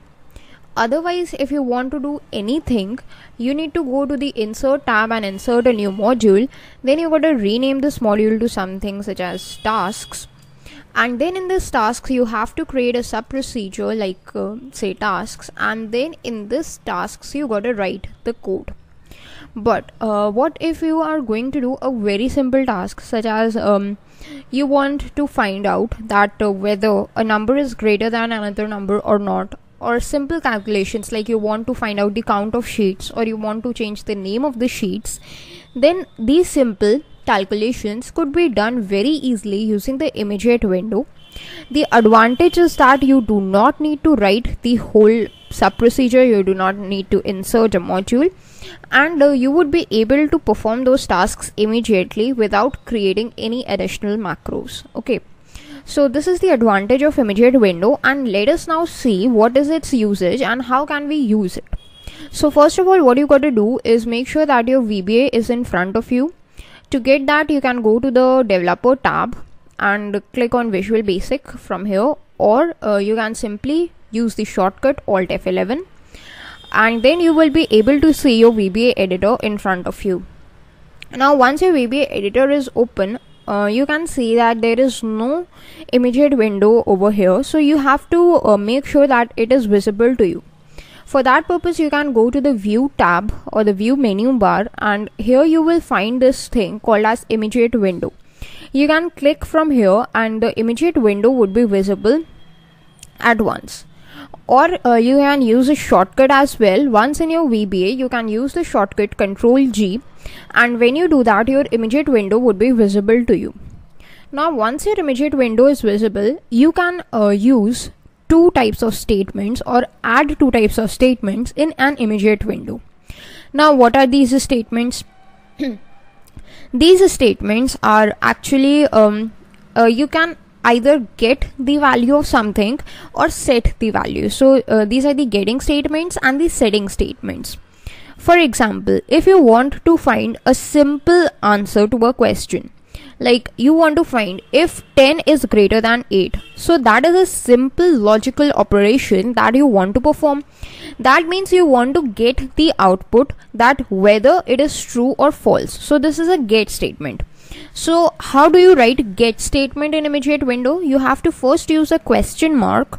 Whenever you are using a question mark before a statement, it would recognize it as a get statement, means that this statement will give you the output. So I'm trying to get an output, that's why I've used this question mark. Then type in your statement like 10 greater than 8. This is my statement. After you have written your statement, then you can just press the enter key. As soon as you press the enter key, you will immediately get the output as true, which means that yes, it is correct. 10 is indeed greater than 8. Similarly, if you want to use some other thing, like if you want to use, say, is 4 less than 9, then again you will get true as the output. It is a boolean operation which gives true or false as the output, so we've got true. But what if any condition is false? Suppose I write 8 greater than 10, so that's false, and I will get false. So you would be able to get either true or false as an answer using this. So these are the get statements, simple get statements. But not only that, you can use a simple coding as well. Suppose you want to find out that what is the name of this first sheet. So since you are trying to find it out, you need to use a question mark signifying that yes, it is a get statement, and then you can write sheet 1 dot name. As soon as you write this code, once you have done this code, you can just press enter, and as soon as you press enter, you will get the name of sheet 1. And that is nothing but sheet 1 itself. So that is another usage of get statement. Another usage is, suppose you want to find out the count of sheets, that how many sheets are there. Right now we know that there are 3 sheets, so let us find out and check whether it is working or not. So use the worksheets function, worksheets.count, and then as you press enter, you will get 3 as an answer. Similarly, if you just increase the number of sheets, if I just add some sheets, now I have 7 sheets. And now if I use this get statement, then what happens is I just write worksheets.count, and then I press enter. Then what happens is I get 7, which is the count of the worksheets. So these were the get statements that helps us to get some output. Now what if we want to set some output, that is we want to provide some value to it. Okay, so suppose I want to change the name of the sheets. I want to change the name of sheet 1 to something else. Then how can I do it? So for that purpose, you have to make sure that immediate window realizes that it is a set statement and not a get statement. And as we know, for the get statement to work, we need to use a question mark. That is, if we want to use a set statement, then we do not need to use a question mark. That's simple. So here you do not need to use the question mark, simply write the code that you want. So it would be sheet 1 dot name equals, and you can just assign any name to it. What I'm going to assign it as programming knowledge.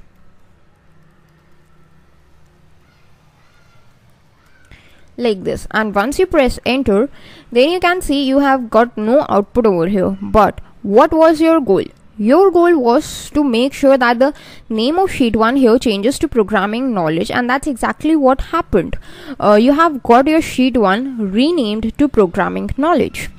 Similarly, you can rename any of the sheets that you want like this using the set statements. But if you just write here, suppose you are writing this code like sheet1 dot name equals something else. I want to assign it to something else, say YouTube. Okay, but instead of just assigning it, I have also used the question mark, which means I am setting the value, but I have also given it as a get statement by adding a question mark. Now when I press enter, then what happens is I get the answer as false, which means that now what happens is the immediate window checks that whether sheet 1's name is YouTube. So the answer was false, and that's why it has given us the answer as false. Similarly, if you just add the question mark and then you try to check the name, like if sheet1 dot name equals programming knowledge. So since its name is programming knowledge, then in this case we are going to get the correct output, or true, as the answer. So that's another way through which you can go with it. That is true, yes, name of sheet 1 is programming knowledge. So that's another usage of get statement and the value checking. Okay, now there is another thing. It could also be used with cells, not only with the sheets but also with the cells.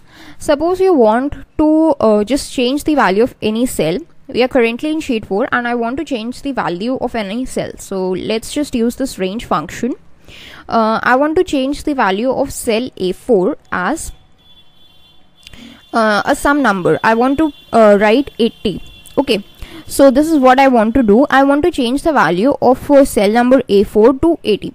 And when I press enter, then what you see is in sheet 4, cell number A4, I have got the value as 80. Now my current sheet is A3, and what if I again try to run this code? Then I have to actually write it again because it's nothing like I can reuse this code. I cannot reuse this code, so I need to write this code again. I can just use it for any cell. Suppose G6 is the cell for which I want to use, and then I write value equals say 90, and then as soon as I press enter, I get this value. Similarly, these are the set statements. If you want to use the get statement, that is if you want to use it to calculate the value from some sheet. Suppose I am in sheet 2 and I have some values of the cells over here. I have A1, A2 and A4 having the values. So I want to get the value. So since this is a get statement, we have to use the question mark. And then within the range function, you need to specify the cell of whose value you want to get. I want to get A1's value. Dot value. Then what happens is, as soon as you press enter, whatever the value was there in the cell A1, it has been printed here in the immediate window. Similarly, if you want to compare this value with anything, then what happens is you can simply use a question mark and then write the range function. I want to compare the value of cell A2 dot value. I want to check if this value is greater than 10 or not. So this is my statement, whether whatever the value of range of the cell A2 is, whether it is greater than 10 or not. As soon as I press enter, I get true because yes, it is 16, it's greater than 10. So these are the simple operations that you can perform in immediate window. And that is all for today's video. Thanks for watching. Hello everyone, welcome back. In today's Microsoft Excel for the VBA videos, we are going to see that how can we use the if-else statements in Microsoft Excel VBA. Now we have already written the formula for the if-else statements in the formula bar in Microsoft Excel. But in this video, what we are going to see is how can we use these statements as a part of the macros. Now for that purpose, we have taken some criteria on our screen. If you see on this Excel sheet, we have a sheet named as sheet 3, and in this sheet 3 we have written something.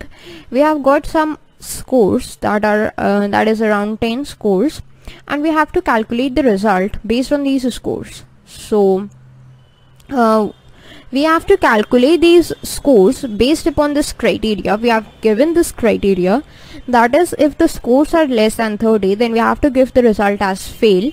If it is between 30 to 50, then it's third division. If it's between 50 to 70, second division. 70 to 90 gets first division, and 90 plus gets incredible result. So this is the result we gotta give. So for this purpose, what we are going to do is use the if-else statements. Okay, so let us start without any further ado. First of all, what you're going to do is make sure that your VBA editor, that is Visual Basic for the applications editor, is open. For that purpose, you can just use the shortcut Alt F11 in your Microsoft Excel, and this editor would be open in front of you. Then go to the Insert tab to insert a new module, and let's just rename it as if else, making sure that we are able to recognize that what thing this module does, which is if else. Now once you are in your if else, you got to create a new sub procedure, and this is also going to be named as if else. Now this if else would also be the name of your macro, because whatever the name of your sub procedure is actually the name of your macro itself. Now you can just press enter. Now VB recognizes this as a sub procedure. So this was all the process that you need to do again and again and again to create a macro, and this process is now finished. Now whatever we are going to start is going to concern ourselves with the if else condition. So first of all, we are going to see the first test, that is we are going to write just the if statement. Okay, so we are going to write, we have to find out the value, okay, of the cell A2, that is if its value is less than 30, then you should give the result as fail. So this is the first condition for which we are going to check it. Okay, so let's just write it, if, and then you need to use the range function. Why? Because we know that in order to reference to any cell, we need to use the range function. If range A2 like this dot value is less than 30, then what you gotta do? So you have to use this keyword then, which recognizes that the if statement is finished. So that's the syntax. You gotta write if keyword and the then keyword. These both are keywords. Since you can see its colors changed to blue, and whatever you write within these keywords, between these keywords, is actually your condition. So if condition, then you need to now write these statements which you need to execute once the statement is true. If range A2 dot value is less than 30, then in the range B2 you need to write B2 dot value must be changed to fail. So that is our condition, that if this condition is true, then we got to write this thing. Okay, so let's see whether it is working or not. And the reason why I have given the indentation over here, so that Visual Basic is able to recognize that range is actually a statement within the if block. Okay, then you can just run this. Okay, so then what you get is a compile error that there is an if block without end if. So that means, like in the for loop we used to write next statement at the end of every for loop, we need to write the end if statement and the end of the if condition to make sure that Visual Basic recognizes that where this is if statement ends. Okay, and then when you just run the code, then what happens is you get no output. The reason being because this condition is false. So if we just try to execute it in a step-by-step fashion, then you can see this statement is executed, and since its value comes out to be false, then what happens is this statement is not executed at all, rather end statement is executed at once. So this is the working of the if statement. But let us just say for some value which has a value less than 30, where this condition stands true, that is in the cell A7. So let's just change to A7 here and B7 here. Okay, now if we just try to run it, then what happens is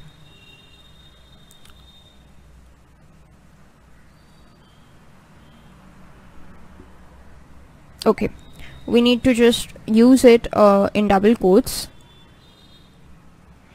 Okay, so we get the answer as fail, which means that the condition is true, so we get the output.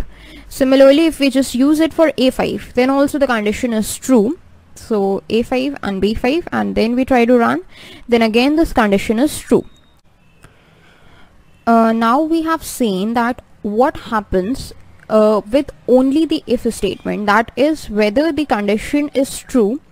When the condition with the if statement is true, then the statements associated with it are executed, but if the if statement's condition evaluates to false, then nothing happens. So what we are going to do is actually try to take a solution for this problem by adding the else statement. That is, if one condition is evaluated to false, then you need to do something else. Okay, so that is the usage of the else statement. Now before that, you must note one thing, that since we have written only one statement in the if block, this doesn't mean that only the one statement could be there in the if block. There could be a number of statements. Any number of statements that you want could come inside the if block, but it could be one statement also, it could be multiple statements also, but you need to use the indentation over here, and that's mandatory. Okay, now once you've written this if statement, now what we are going to do is use the else statement. So let's just write the else statement. Make sure that you write your else statement before the end if statement, because if else both are a part of if statement and must come before the end if statement. Okay, so here you need to write the else statement and just write the keyword else and press enter, then indent it. So what happens is you have to come out of indentation to write the else statement. Like over here we came out of indentation to write the else statement, and then what did we do was just write the statements of the else part inside the indentation. So what are these statements?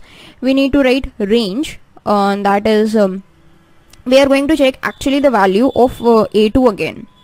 Okay, so let's just change it to A2. That we are going to check the value, that whether if it is less than 30, then you need to print fail, else what you need to do is actually print pass. We are not abiding by the criteria, because we are only trying to look at the usage of the else statement, that whether the condition is true or false. If the condition is true, then you gotta write fail, else you gotta write pass. So this is what our statement is, and let's just run it. So what happens is we get pass as an answer. Similarly, if we just try to change it to something else, say A3, then what happens is the condition again is false. So now what we would be doing is using the step into function to step into and actually try to look at how this thing works. So use the step into function. First of all, this statement is executed, and since the condition evaluates to false, so we directly jump into the else statement, and then the else part statement is executed. Because we have not given any condition in the else statement, that is why whenever the if statement's condition evaluates to false, then automatically this else statement would be executed. So we would be getting the answer as pass, which is over here, and then the end statement and the end sub statements would be executed. So that is the if and the else statements in VBA. In the next video we would be actually looking at these if else statements only, but we are going to see that how can we handle multiple conditions through it. Right now we only handled one condition, but in the next video we are going to handle multiple conditions, so that we are able to use this whole criteria part. So that's all for the video. Hello everyone, welcome back. In today's Microsoft Excel VBA video, we are going to see that how can we handle the multiple conditions using the if-else statements. In the previous video, we handled one condition, that was if the range or the value of a cell was less than 30, then we printed as fail, but when it was more than 30 or 30, then we printed pass. So that was only one condition which we handled, but that was not our goal. Our goal was to meet this criteria given to us. So in today's video we are going to see that how can we actually handle this criteria. Now to handle this criteria, we have to use these multiple conditions. That is, first condition, is if the scores are less than 30, then if the scores are less than 50, and so on. So this is the criteria that we need to handle. So for this purpose, we have to use multiple conditions instead of one condition. And when we are using multiple conditions, we have to use the if else statements. That is not just a single if else statement, but a combination of the if else statements. So that statements are actually given a different name, which is known as if else statements. This is what we are going to use in today's video and see that how can we actually create the result based upon the criteria given to us. So let's start. So this is our code from the previous video, and let us just make some changes to it only. This was if else condition. Now when you are using the if else statements, then what happens is after this if statement, you got to write the else if statement. Okay, so after this statement, you have to write the else if statement. And since it is an else if statement, so you need to provide a condition to it here as well. So the condition that we are going to provide is that if the value or the scores is less than 50, then we want the value in the corresponding B column to be third division. So it's going to be like this: if range A3 dot value is less than 50, then okay, it's going to be like this.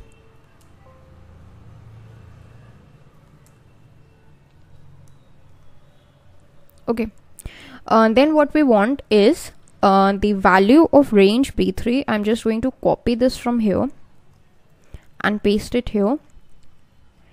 It's going to be third division. So let's just write here. Okay, so this is the else if statement. What is the else if statement? You simply write the else statement and then indent it, and then write the if statement, and then you gotta again indent this statement. Okay, so this is the else if statement that you need to write. And on writing this statement, you would be able to get to use actually the multiple conditions for yourself. Okay, so this is one method. Now if in this case, if you want to write the else statement again, then what happens is the else statement that you are writing just now would be the else statement of this if block. Okay, so for that purpose, what you gotta do is actually we can just remove this right now. You have to just make sure it is over here, and then write the else statement, then put a tab, and then write the if statement, which is range A3. Actually we can just copy this two statements because we are going to actually repeat them again and again. So we are just going to copy it and paste it. And now instead of 50, what I'm going to do is 70, and then indent the range value, and then the division is going to be second division. Similarly, after this, you gotta write the else statement again, and then indent it and paste it, again indent it. Now it is going to be for 90, and then it's going to be the first division, and this is the final else part. In this case, it's going to be actually incredible. Okay, so let's just clear up this code. It's going to be incredible. That's according to our criteria. Okay, so that's what we have written. And now if you take a look at it closely, then how many if statements have you used? You have used one if statement, 2, 3 and 4 if statements. That means the end if that you have written must be 4 times, must be there 4 times. So you have to write this end if 4 times because there are 4 if statements.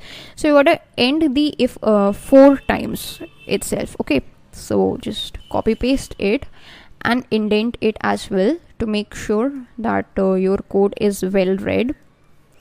So these are the 4 end if statements as well. Now if we just try to run this code, then what happens? For 78 we must get first division. Okay, actually we used for A3, that's why we have got third division, because it matches with this criteria.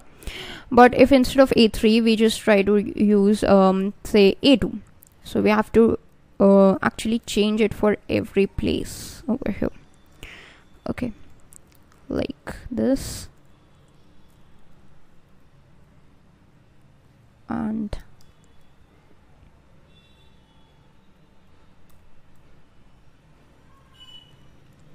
okay, now if we try to run it, but I'm going to run it using the step into function so that we are able to understand its working. So let's start. First of all, this statement is encountered, but it evaluates to false, so our control goes to the else part. In the else part, it encounters another if condition. It again evaluates to be false, so it again goes to the else part. In the else part, again this condition is encountered, again it evaluates to false, so it goes to the else part.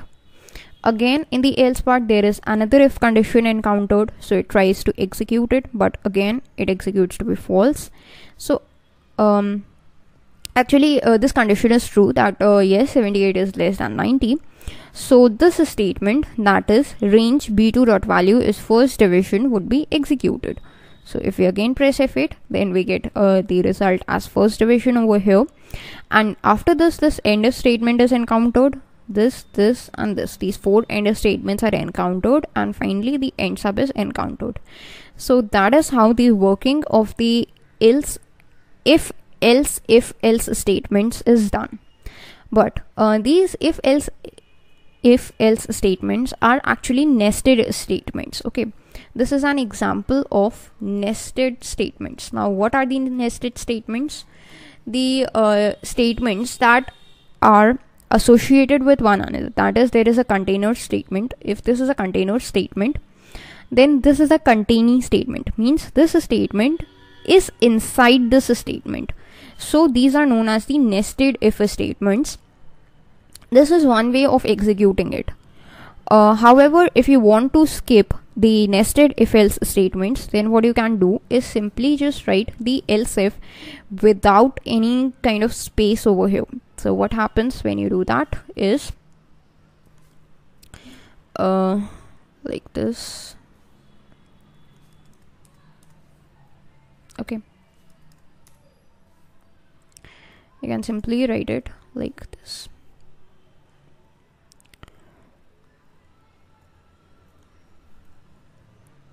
Okay, so if you just try to omit a space between else and if, then there would be these if else if statements, and you need not write these end ifs. Only one end if will do the trick, it would do the work. Okay, so this is a much cleaner piece of code. That is, you get all these statements over here. Let's just give spaces over here so you're able to understand it in a better way. All these statements, only one else part and only one else if end if statement. So let's try to run it for A11. Let's just change A11 over here. So this is actually a more preferred way because the code is cleaner. You gotta write less code, it's easier to understand. But it's totally up to you, whatever piece of code you want to write, because both are correct. You can either write the nested if statements, or if you want, you can write this statement as well. So if we just try to run it, then we get the answer as incredible. All the conditions evaluates to false, so we get to the final else part where the output is incredible and we get the answer as incredible. So that is how you can actually match these different conditions using the if else if statements. There are two ways for that, either the nested statements or the simple else if statements. So that's how you can do that. And we have I have actually shown you do it for 3 cells only. So if you want, you can just copy it for multiple cells. It's going to be the same thing, but I'm not going to show you because it's a redundant process. So that's all for the video, and thanks for watching. Hello everyone, Welcome back. In the previous Microsoft Excel VBA video, we have already seen the usage of the if-else statements, and using those statements, we saw that what is the process through which we can actually write the multiple criteria. This was the multiple criteria. We saw that how can we actually match this criteria using the if-else statements, that was the multiple conditions. So in today's video, we are actually going to see a drawback that we could face while writing those conditions. Now, what is this drawback? In the previous video, we wrote about this A11 cell. So let's just make some corrections over here only. Suppose if our score is less than 30, say if it is 12. Now, if we try to execute it, then we get fail as an output. Similarly, if we have any negative value, say minus 90 as our answer, and then we try to execute it, then again we get fail. But what if our condition is or our marks are not in the form of a numerical value? Suppose there are some kind of words like A, B, C, D. Then if we try to execute it, then what we get is incredible as the result, which is not correct. The reason why we are getting, because ABCD is a value which does not matches with any of the conditions. So the else condition that we encounter over here is where it matches, that is we get incredible as the answer, but it is not correct. So for that purpose, we have to find a solution for this problem, and the solution is using the AND operator. So we have to write the same piece of code, but this time we are going to write this piece of code with the help of the AND operator. Now, when we are using the AND operator, we have to simplify the conditions. Like over here, we were given a criteria that whether when the scores are between 30 to 50, that is, we assumed it that when the scores are less than 50, we are going to give a third division. Similarly, when the scores are less than 70, we are going to give a second division, and so on. But whenever we are trying to use the AND operator, we have to have the well-defined starting and the ending condition. Like in this case, it is going to be if the scores are greater than equals 30 and the scores are less than 50. Similarly, we have to just resolve this condition as well. That is, we are not going to accept any of the negative numbers. So our range is going to be from 0 to 30 in this case. That is, if the scores are greater than equals to 0 and they are less than 30, then we are going to give the result as fail. And similarly, for 90 plus, it does not means we can just give like 1000 as a marks out of 100. We cannot give 1000 marks. If we give 1000 and try to run it, again the result is incredible. So we cannot give 1000 as a marks. So we have to define the boundaries over here as well. So it's going to be 90 till 100. Okay, then we are going to give incredible as the result. So this is how you can actually manipulate your criteria to make sure that your code is more well understood. So let's just create a new module. Go to the insert tab and insert a new module, and that's the AND operator. So AND op, that's what is going to be the name of a module. And let's create a sub procedure like this. Now we are going to write our code. So let's write it. If we are actually going to use for a range as A2, so if range A2 dot value. So what I'm actually going to do is just I'm just going to copy it because it's going to be okay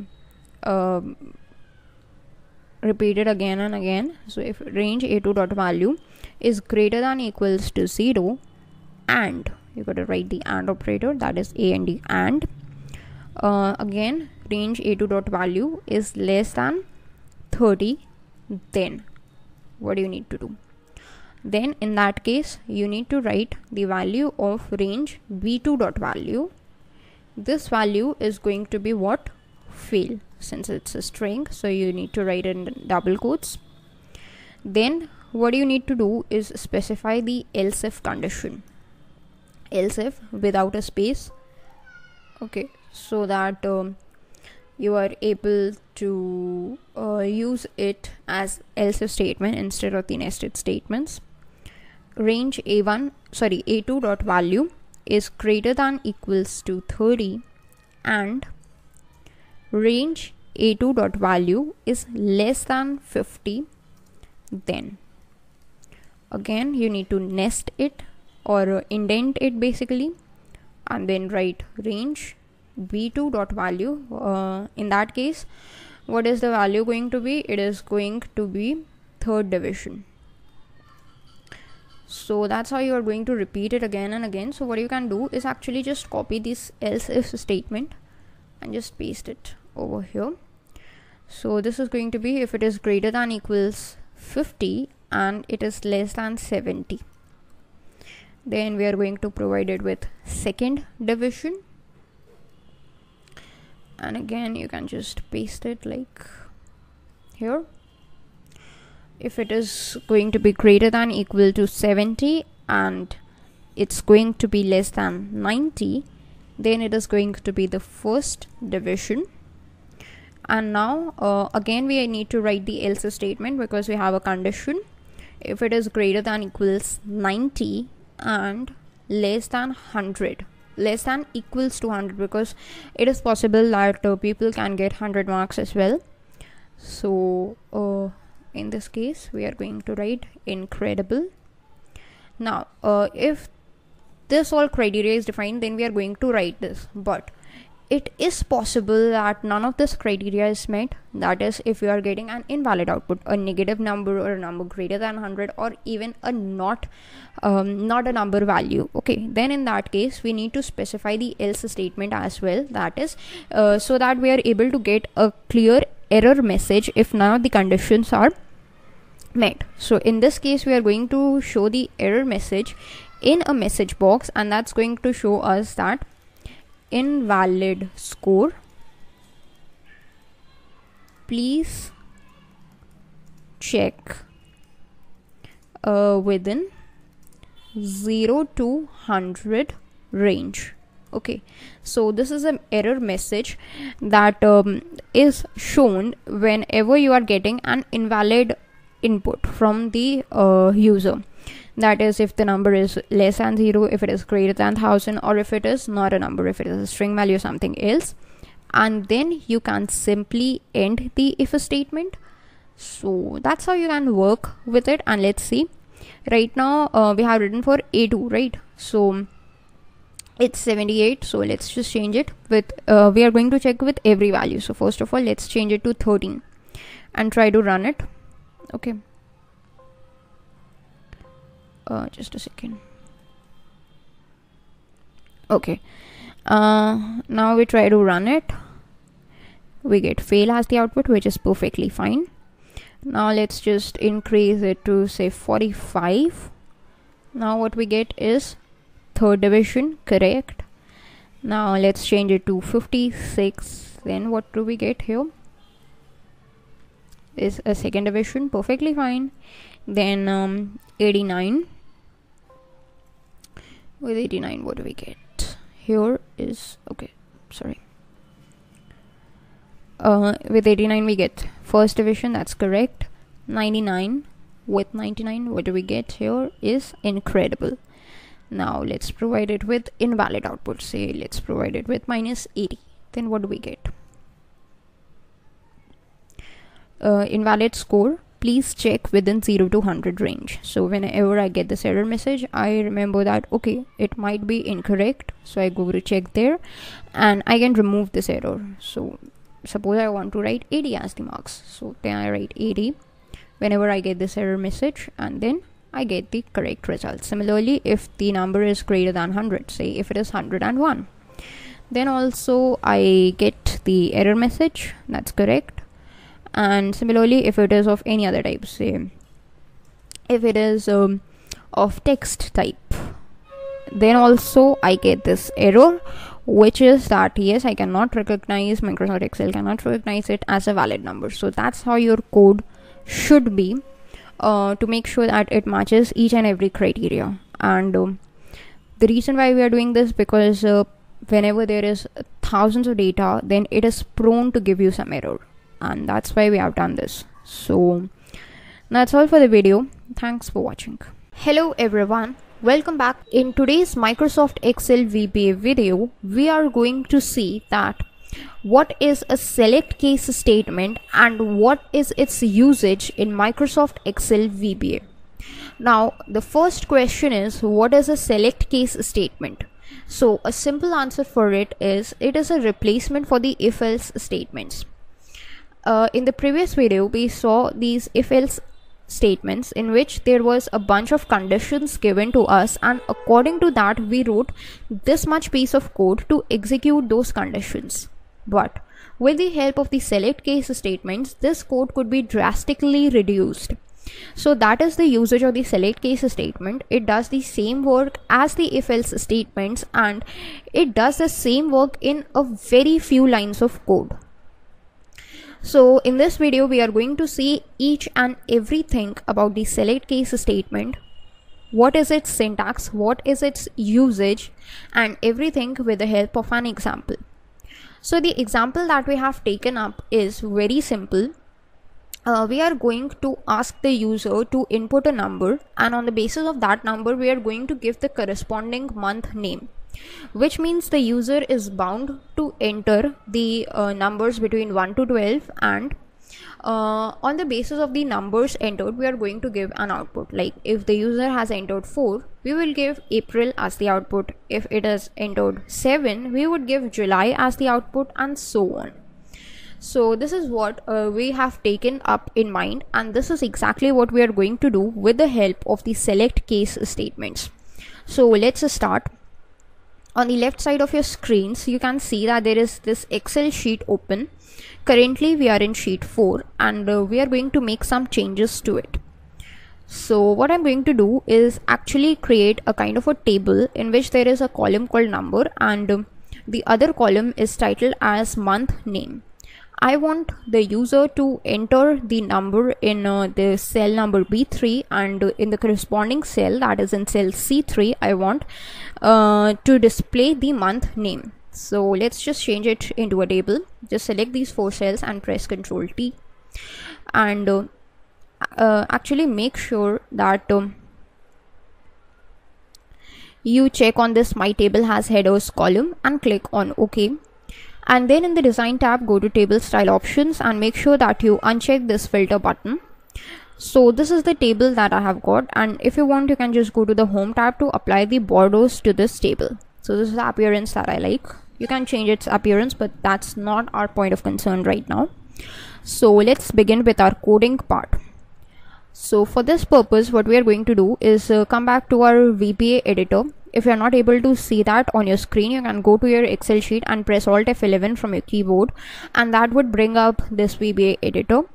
Now once your VBA editor is up and running, you can go to the Insert tab and insert a new module. In this module we are first going to rename it to Select Case, so that we are able to recognize that what this module is gonna do. Now what we are going to do is, in the code pane we have to create a sub procedure, that is select cases or anything that you like, then open and close the parenthesis, and as soon as you press enter, VB would automatically add end sub at the end, which means that Visual Basic recognizes this as a valid sub procedure. Now once it is added, what we are going to do is begin our coding. So first of all we need to clear our thoughts on few things, and one of them is that whatever data we are trying to get from the user is going to be an integer data, because it is from 1 to 12 and that's the restriction we have imposed. But since the user is prone to make some errors, the user may also enter the textual data. So if we take a data or a variable to store that data, and if we specify its type as integer, and in case the user enters something that is non-integer value, if the user enters any text, then we will get a runtime error, which is not advisable, and we have to actually try to handle those errors. So in this case, what we are going to do is declare a variable without any data type, which means the variable will be of range data type, and whatever the data that the user enters would be valid for that particular variable. So let's create a variable with dim keyword, dim v, and that's how we are going to create a variable. That's it. Okay. Then in this variable v, we want to store the value, whatever the value we have of the cell B3. Okay, this is the value that we are going to store in this variable. So we just type v equals range, using the range function,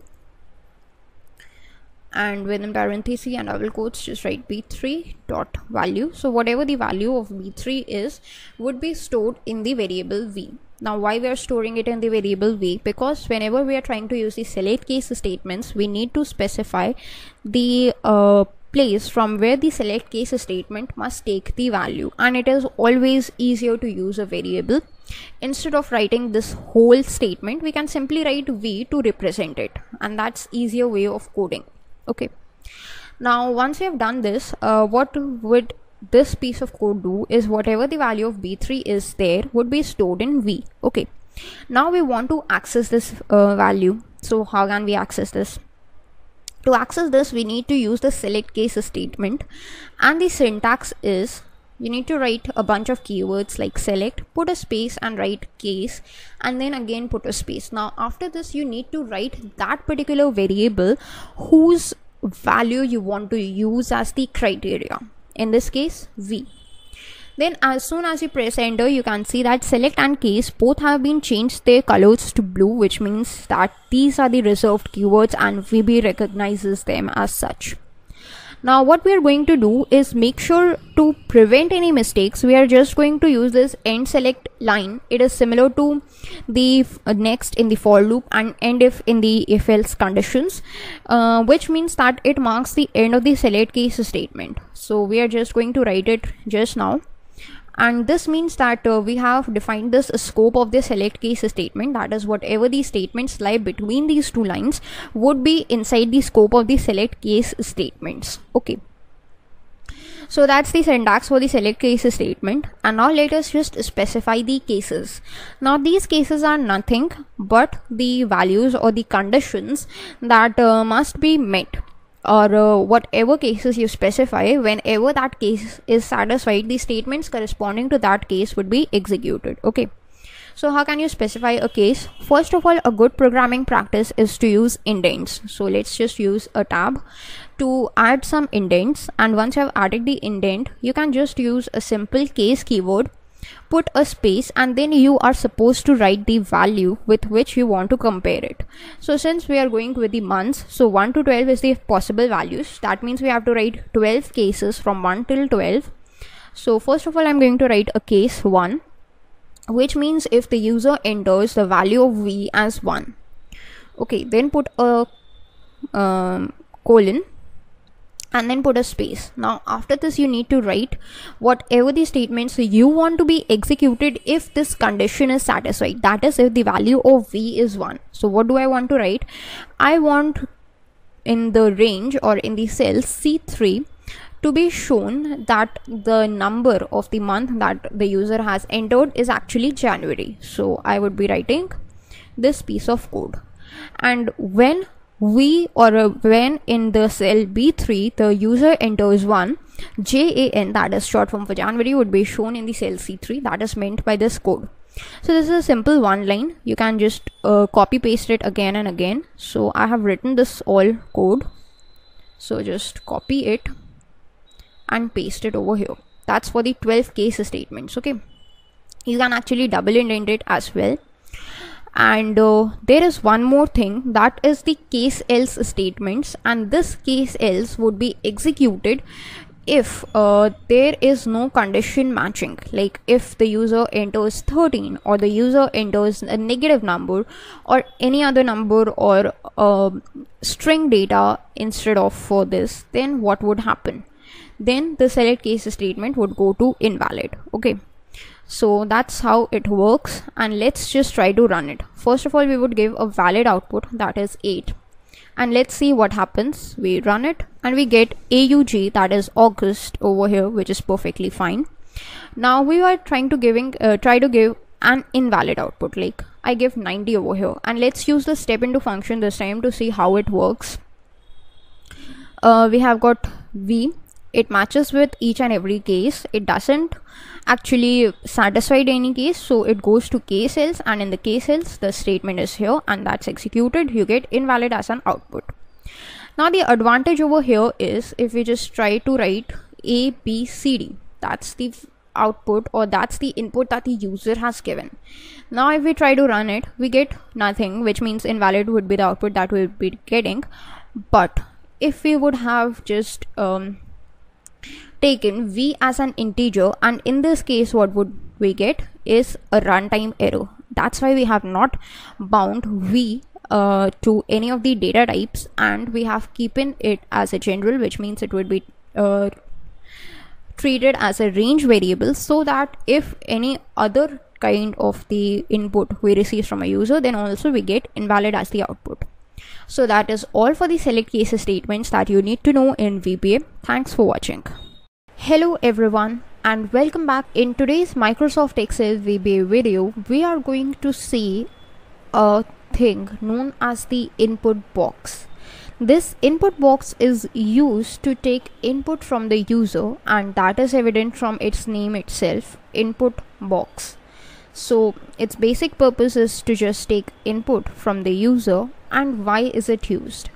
Is it used because there is no other way to take input from the user? No, there are other ways to take input from the user, but input box helps us to process the input data in a better way. Apart from that, if we want to show a custom message to the user and try to direct the user attention that we want this kind of input from you, then also the input box is used. So let us understand the usage of the input box in Microsoft Excel VBA with the help of an example.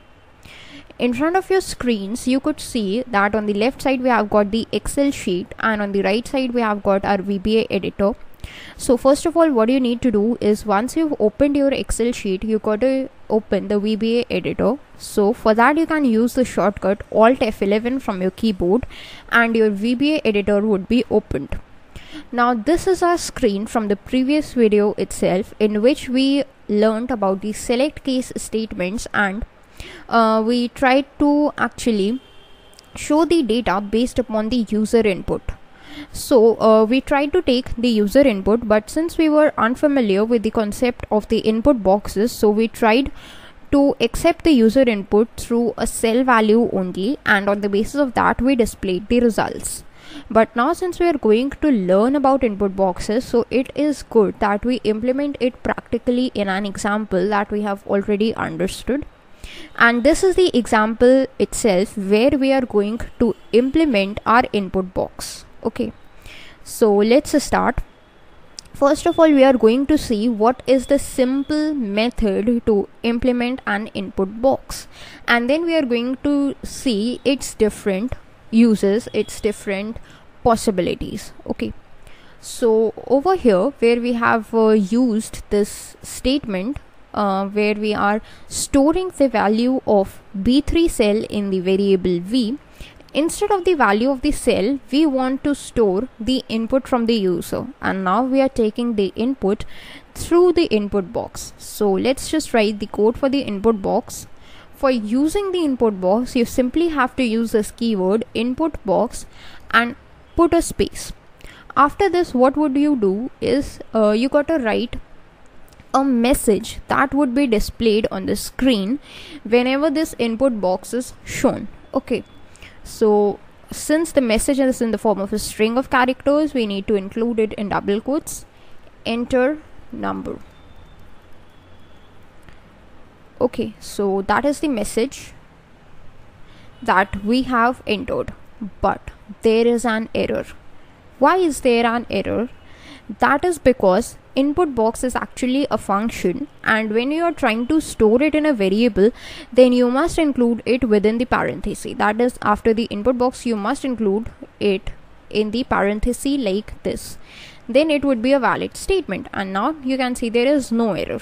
So that is mandatory only if you are assigning it to a variable. Like if you are writing a separate statement over here, like I simply write input box and then over here I write enter number, then it is perfectly fine because I'm not assigning input box input to any variable. Okay, so let's just get out of it and try to run it.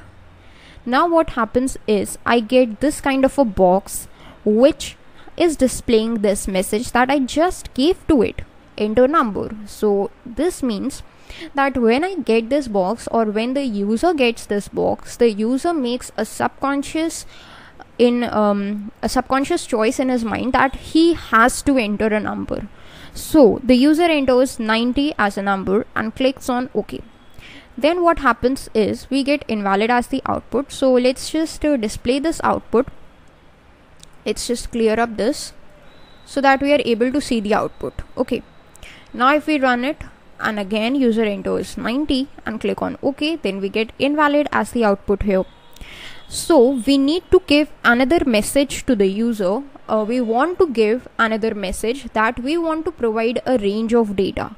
Since we are expecting the user input within a definite range, so we need to specify that range to the user itself.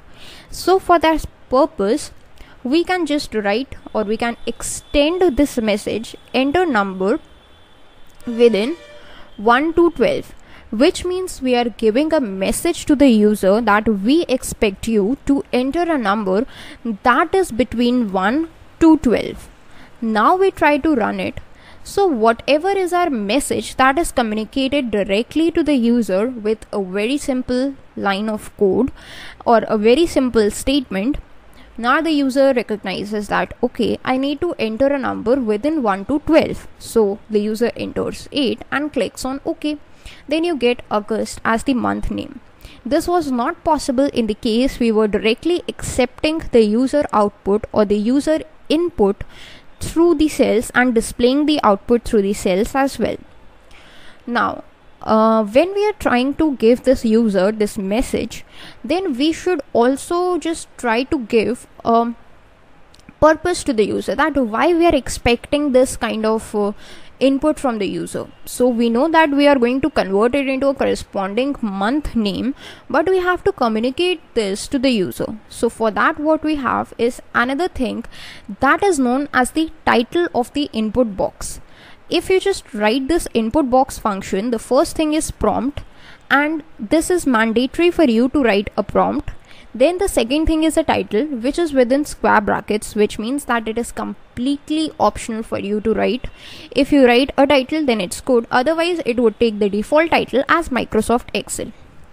So within double quotes, I'm going to write month conversion, which means whatever the data that the user is providing me is going to convert itself into a month. Okay. Now this is what I have written, and now I try to run it. You can see now we have got an input box with the title as month conversion instead of Microsoft Excel, which was previously displayed, and the user gets this kind of a message. So the user enters like 6. Now he knows that what happens when I type 6. The user is clear of the motive of this input box, and as soon as he clicks OK, you get June. One important thing is, if we run it right now, user enters something, say 8, and instead of OK, the user clicks on cancel. Then what happens is you get invalid data. Why? Because when the user clicks on cancel instead of OK, then a blank data is given or is passed into this variable v. And since we have not handled the case for blank, this means we are getting to case else and we are getting the output as invalid. Okay.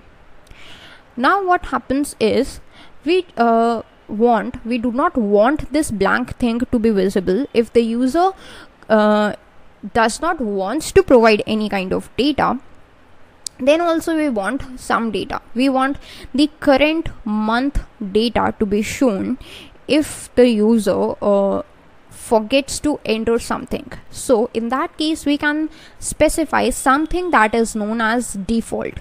Now default is the third parameter in the input box, and it is also optional. That's why it is in the in the square brackets, as you can see in the syntax. So what we are going to provide is with the current month, that is August 8. So we are trying to just use an integer value. That's why we have not used the double quotes, and we have simply written as 8. Now after this, we try to run it. Then what happens? I get this input box, but instead of a blank thing, I get 8 as an entry. If the user does not want to give any entry and simply clicks on OK, I get August over here.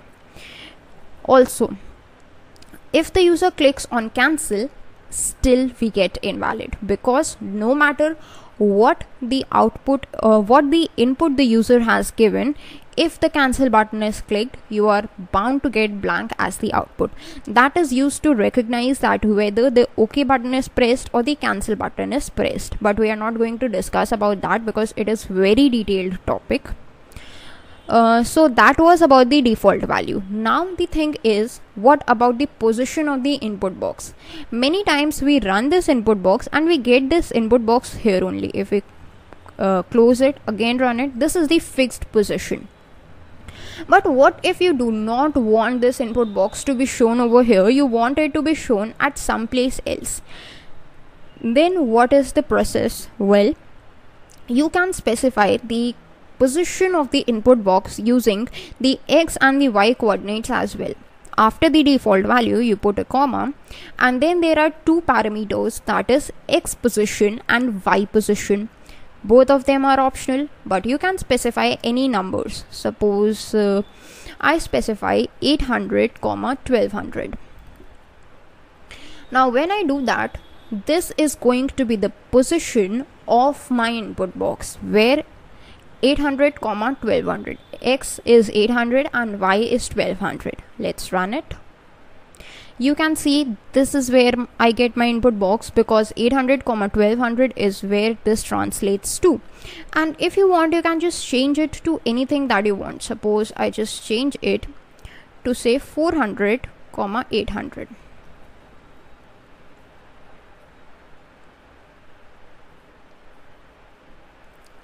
I want the x coordinate as 800 and the x coordinate as 400 and the y coordinate as 800. Now if I run it, I get it over here. So this is how you can actually change the position of the input box. That's all about the input box that you need to know. And that's all for the video. Thanks for watching. Hello everyone, welcome back. In today's Microsoft Excel VBA video, we are going to see the usage of the message box in Excel VBA. In many of the videos that we have covered previously, we have already seen something about the message box, and we know that the message box is to display a message. So whether it is a custom message or whether it is a value of a variable, if we want to display something in the form of message, if we want to notify the user about anything, then we can use a message box. So in today's video, we are going to see in detail the usage of message box, right? Like in the previous video, we saw about the input box. So this is our screen from the previous video itself, in which we used this input box. So in this video, I'm just going to clear up this position thing for the input box, and this is going to be our code for input box, which means we are going to accept the user data via an input box only. And instead of the cell, now I'm going to show the user the month name with the help of a message box. Okay. Now instead of the cell C3, I'm going to use the message box to show the user some data. But before that, let's take a test to run. And here what we are going to do is actually show the value of V with the help of message box. So this is a very simple process. All you need to do is type message box like this, put a space, and then you got to write the prompt. That is the exact message that you want to be shown to the user. So instead of any kind of message, I want to show the value of variable v. So I have typed v simply, and now if I try to run this code, then first of all I get an input box. So I type in 9, I click on OK, and what do I get through the message box? I get 9, which is the value of v. I click on OK, and also this month name changes to September. So that is a very simple usage of message box. But when I show this value 9, nothing is understandable. No one is able to understand that what this 9 is for. So we have to make some changes into the coding of message box, so the viewer who is seeing it is able to understand that what is happening. So for that we have to customize the message box just like we did in the case of input box. So let's just clear up this piece of code. Actually we should keep the message box, so just type in message box once again and open and close the parentheses. Okay, now whatever we are going to type for this message box is going to be in these parentheses. The first thing is a prompt, which is a message that you need to display. I need to display something like this: value of v is, and then I want to print the value of v. Let's see if it works or not. Like this, I want to show something that value of v is, and after this colon, and after this I want the value of v to be printed. So let's just run this piece of code and let's keep the default value. Just click on OK, and I get the message value of v is 8. So this is completely valid statement. That is, if you want to combine the two different types of data, like I combine string and the integer data over here, so it's perfectly fine for you to do that, until and unless you specify whatever data is in string within double quotes. So that was of the prompt. Now after this we put a comma, and then I get buttons as VB message box style. It is in the square brackets, which means it is completely optional. What is its usage? It is used to specify the type of the buttons that we are going to get in the message box. Okay, now up till now we didn't specify anything, so the default type that we got was the OK button only. But there might be some places where you want to give different kinds of options to the user. You want to accept something, you don't want to accept something, and so on. So on the basis of that, we have different types of buttons available, and some predefined sets available to us. Like the first option you can see, VB abort, retry, ignore, means it is going to show a message box with 3 buttons. First is going to be the abort, then retry, and then ignore, and so on.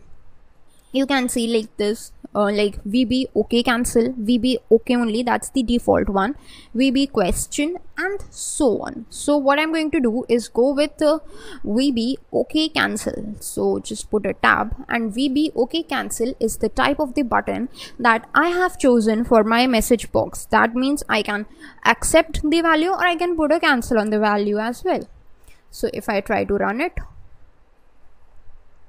okay, now since I'm using this VB OK cancel, I need to use it or store it in a variable, say m. So let's just store it in the variable m, because if cancel is there, we need to handle it. Okay, that's why we have to store it in a variable. So I'm going with the default value. Now I get 2 buttons, OK and cancel button. I'm going to use OK only because it doesn't really matter right now.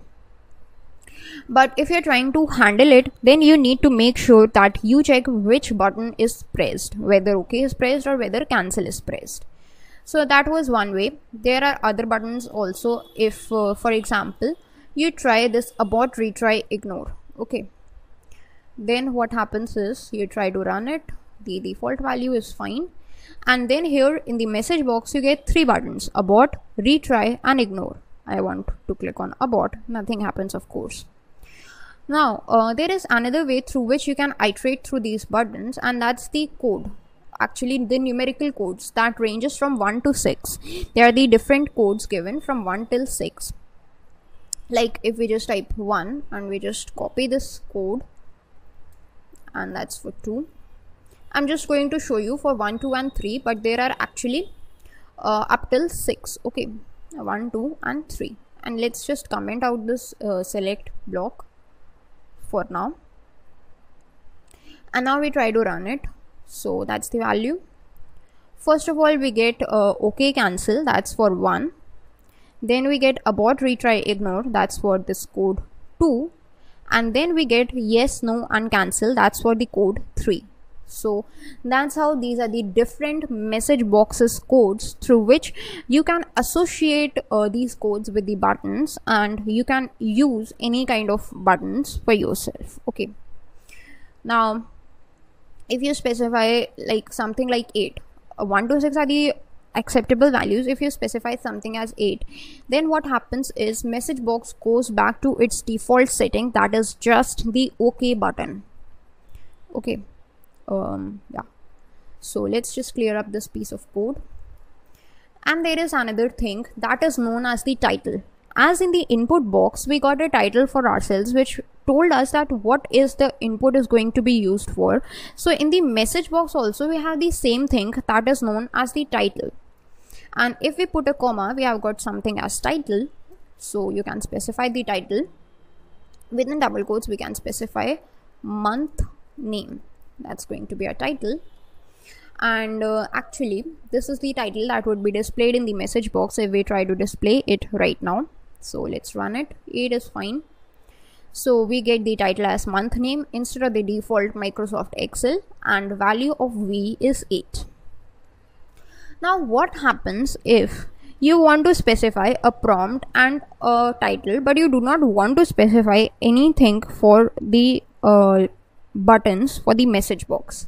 Then what you can do, that instead of providing a value, you can simply use this blank commas.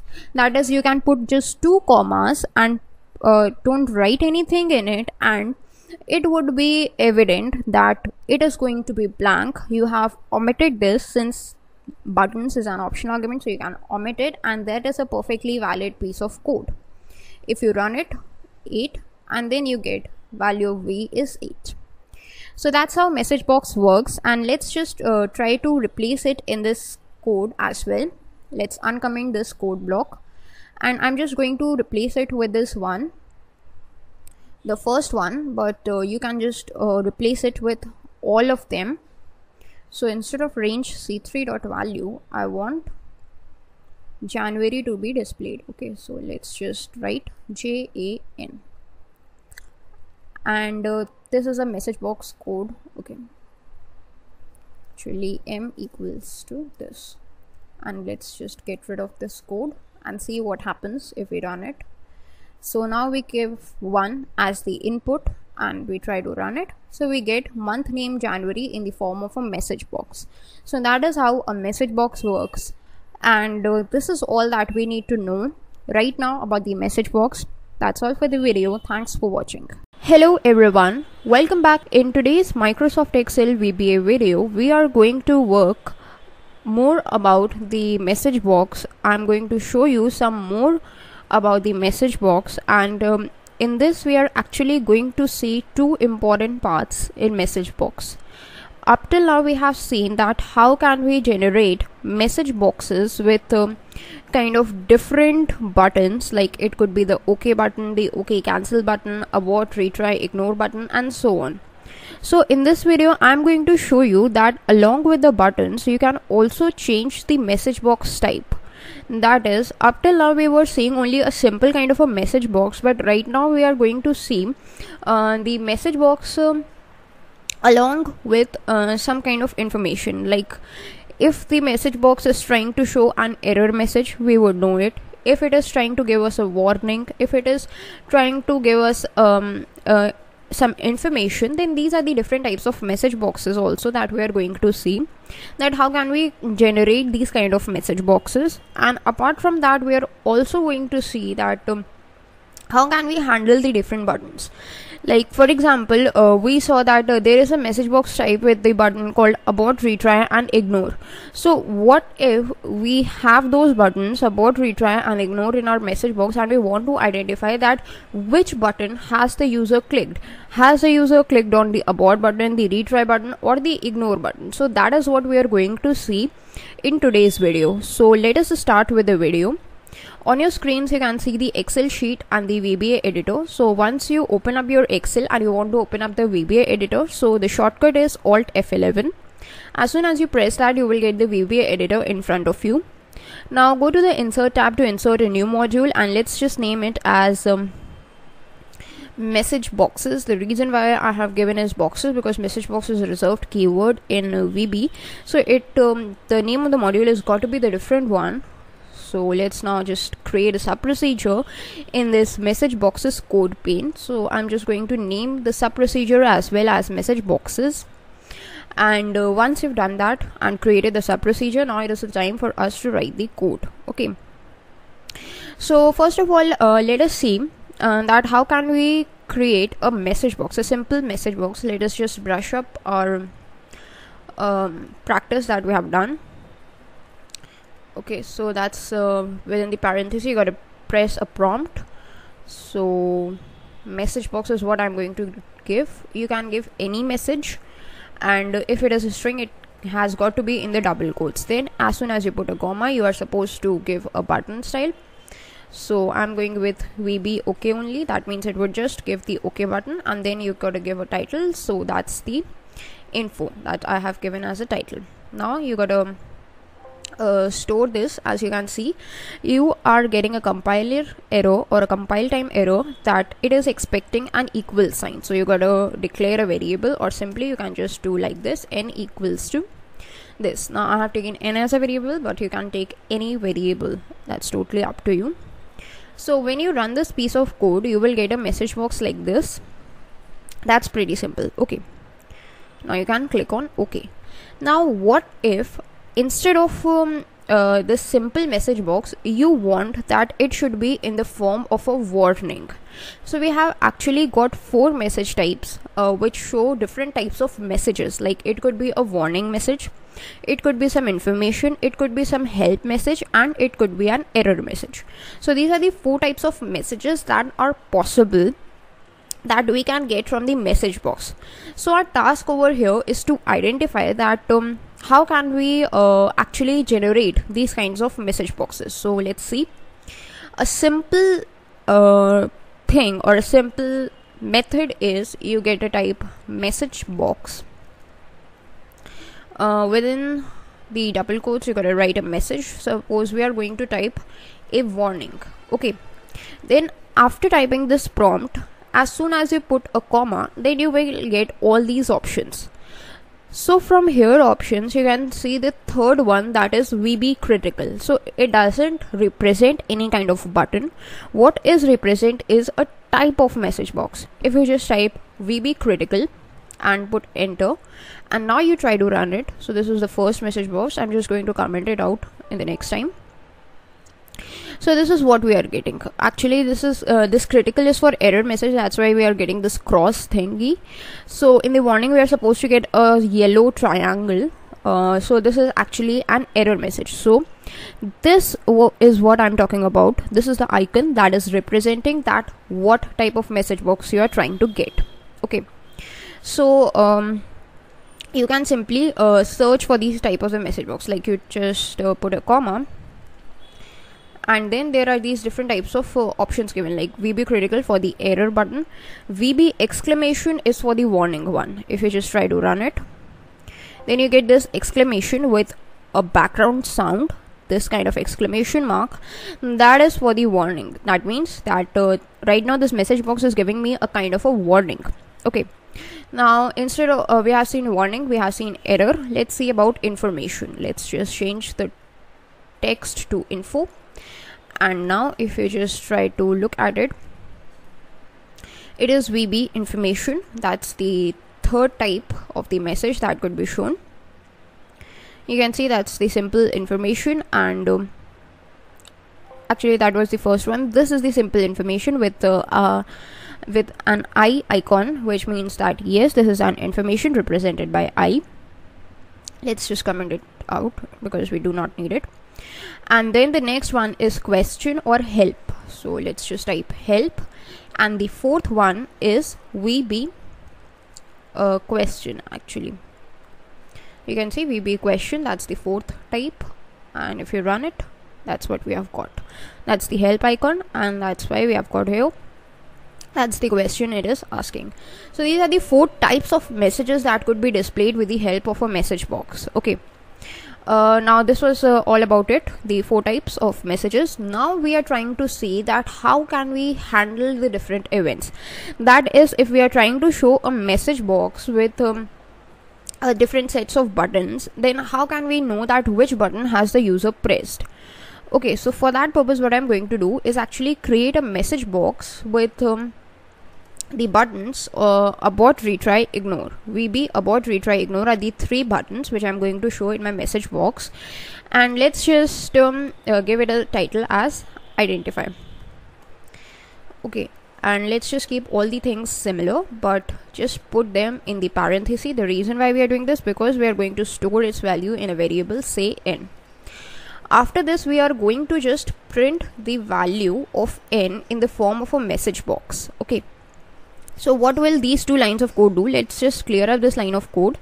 This is our final code. What will they do is, first line of code will show a message box with the text as help, and it would show 3 buttons, that is abort button, retry button, and the ignore button, and its title would be identify. Now when this button is pressed, a corresponding value that button returns will be stored in the variable n, and when this piece of code is executed, then that value of variable n would be shown, which means if I or the user clicks on abort, then a different value would be shown, retry would show a different value, and ignore would show a different value. And that's exactly how you can handle the events, different events associated with these buttons. So let's just run this piece of code. So we have got this. Let's just click on abort right now. So we have got the value of n as 3.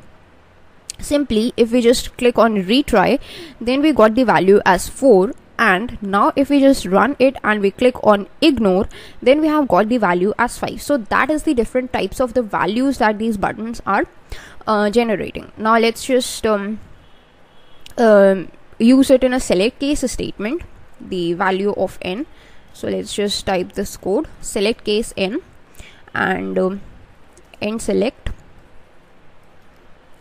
That's the select case statement, and let's just type in the cases. Case 3. So what we are going to do is actually give a message box that abort was pressed, and let's just copy it and paste it in the form of case 4 as well. In this case, retry was pressed, and in the case of case 5, ignore was pressed. So we are going to identify that which button was pressed through this piece of code. Let's just try it. I have pressed retry, I get the value as 4, and I get the message retry was pressed. If I try to run it again, I press ignore, I get the value as 5, and ignore was pressed. So that is about the message box. How can you actually associate different events with the different buttons, and what are the different types of messages that you can show with the help of message boxes. That's all for the video. Thanks for watching. Hello everyone, welcome back. In today's Microsoft Excel VBA video, we are going to see the usage of some of these string functions over the data in Microsoft Excel using the Visual Basic code. So basically in this video we are going to apply some of the string functions over the string data that is available to us. Now what are these functions and what we are basically going to do with it?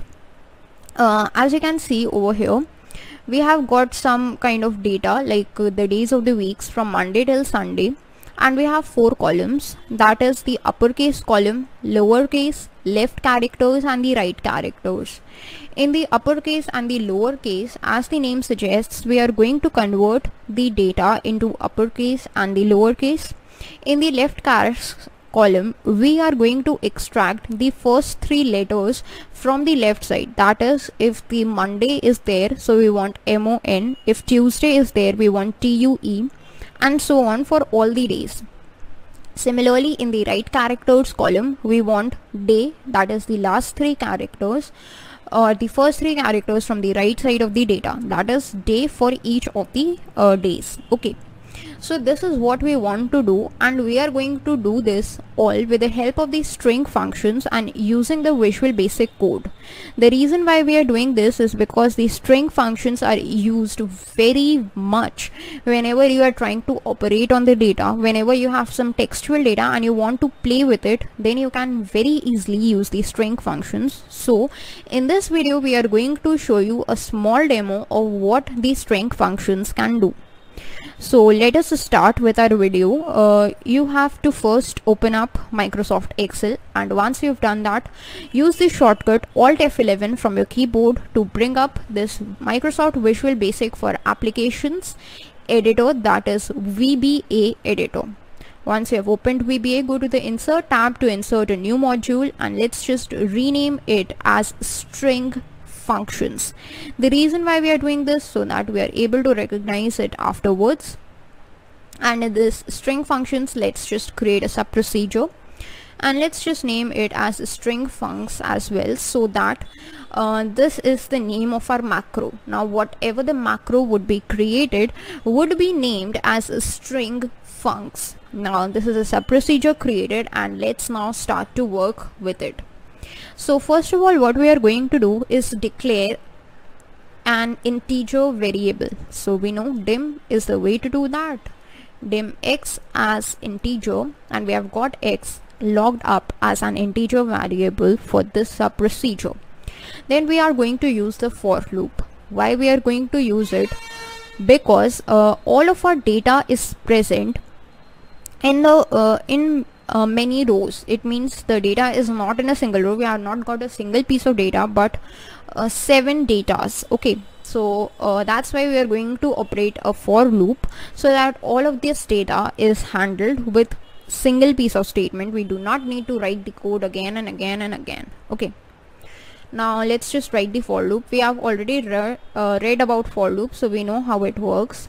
For x equals 3 to 9, and then you get it right. Next. Okay, so let me explain this part first. X, the value of x would be going from 3 to 9. The reason why we are doing this, because we want to target rows through this x, which means this 3rd row, 4th row, 5th row, and so on up till the 9th row. Since our data is from 3 to 9, so we have taken up 3 to 9 as the values of x, and then this for and next is just a part of for loop. It is its syntax, which we should know. Okay, now when this data is actually working, then what we want is, we want first of all, we are working with this uppercase thing. So what we want is in the cell, so cells x comma, this is this 3rd column, that is x comma 3 dot value. We want its value to change, so dot value, we want this value to be changed, so we have targeted it using this, that is x comma 3 dot value equals to, what we want this value to be, whatever the value is in this 2nd column, we want it to be changed. We want it to be converted to an uppercase form. So for that, we have got a function called uCase, and as soon as you open and close the parenthesis, uCase is a function that expects a string and converts that string into uppercase. So for that, let's just provide with the value, and this value is nothing but cells x comma 2 dot value, and close the parenthesis. And now if we try to run this piece of code, then boom, you can see that all of the letters or all of the data that we had in the second column is converted into an uppercase in the third column using this uCase function. So that's how you can simply convert any data into the uppercase using the uCase string function. The second string function that we have is known as the lcase string function, and this lcase function is the complete opposite of the uCase function. That is, when the uCase function transfers the data or changes the data into uppercase, the lcase function changes it into a lowercase. And let's see its usage with the help of an example. This time our target is going to be the fourth column, that is x comma 4 is where we want our values to be displayed. So x comma 4 dot value equals to, instead of uCase we have lcase right now, and in this lcase also it accepts a string value. This time the string value is going to be the value of the third column of the cells, that is whatever the value we just converted into the uCase or the uppercase is now going to be converted into lowercase. So let's just write cells and this time x comma 3 dot value and just close the parenthesis. Now let's just comment out this statement because this we have already run, and let's run it. So here you can see that we have got all the lowercase letters over here, that is whatever was there in the uppercase is now converted into the lowercase in this column using the lcase function. Next function we have the left chars and the right chars. Now since the lowercase and the uppercase or the uCase and the lcase functions are used to manipulate the case of the letters, the left characters and the right characters function are completely different. They are used to extract the characters from the string from the given data. So let's see that how they work. Let us just comment out this piece of code as well. Now what we are going to do is work with the left chars and the right chars. So first of all, let us work with the left chars. So where is this left chars value going to be shown? It is going to be shown in the fifth column, that is the E column. So let's just write this piece of code first of all, that is x comma 5 dot value equals, now the function that we have over here is known as left and it accepts two parameters, as you can see, string comma length as long. So string is first of all the source data where you want to extract from where you want to extract the characters, and our source data is nothing but the data from the second column. So let's just write cells x comma 2 dot value. So this is our source data, and then you are expected to write the length. Now this length is nothing but how many characters from the left side of the string you want to extract. As I already told, I want 3 characters. That means for Monday I want MON, for Tuesday I want TUE, for Wednesday I want WED, and so on. So this is what I want, that is 3 characters from the left of the data. So that's why I am specifying 3. So here you need to specify the length of the characters that you want to extract.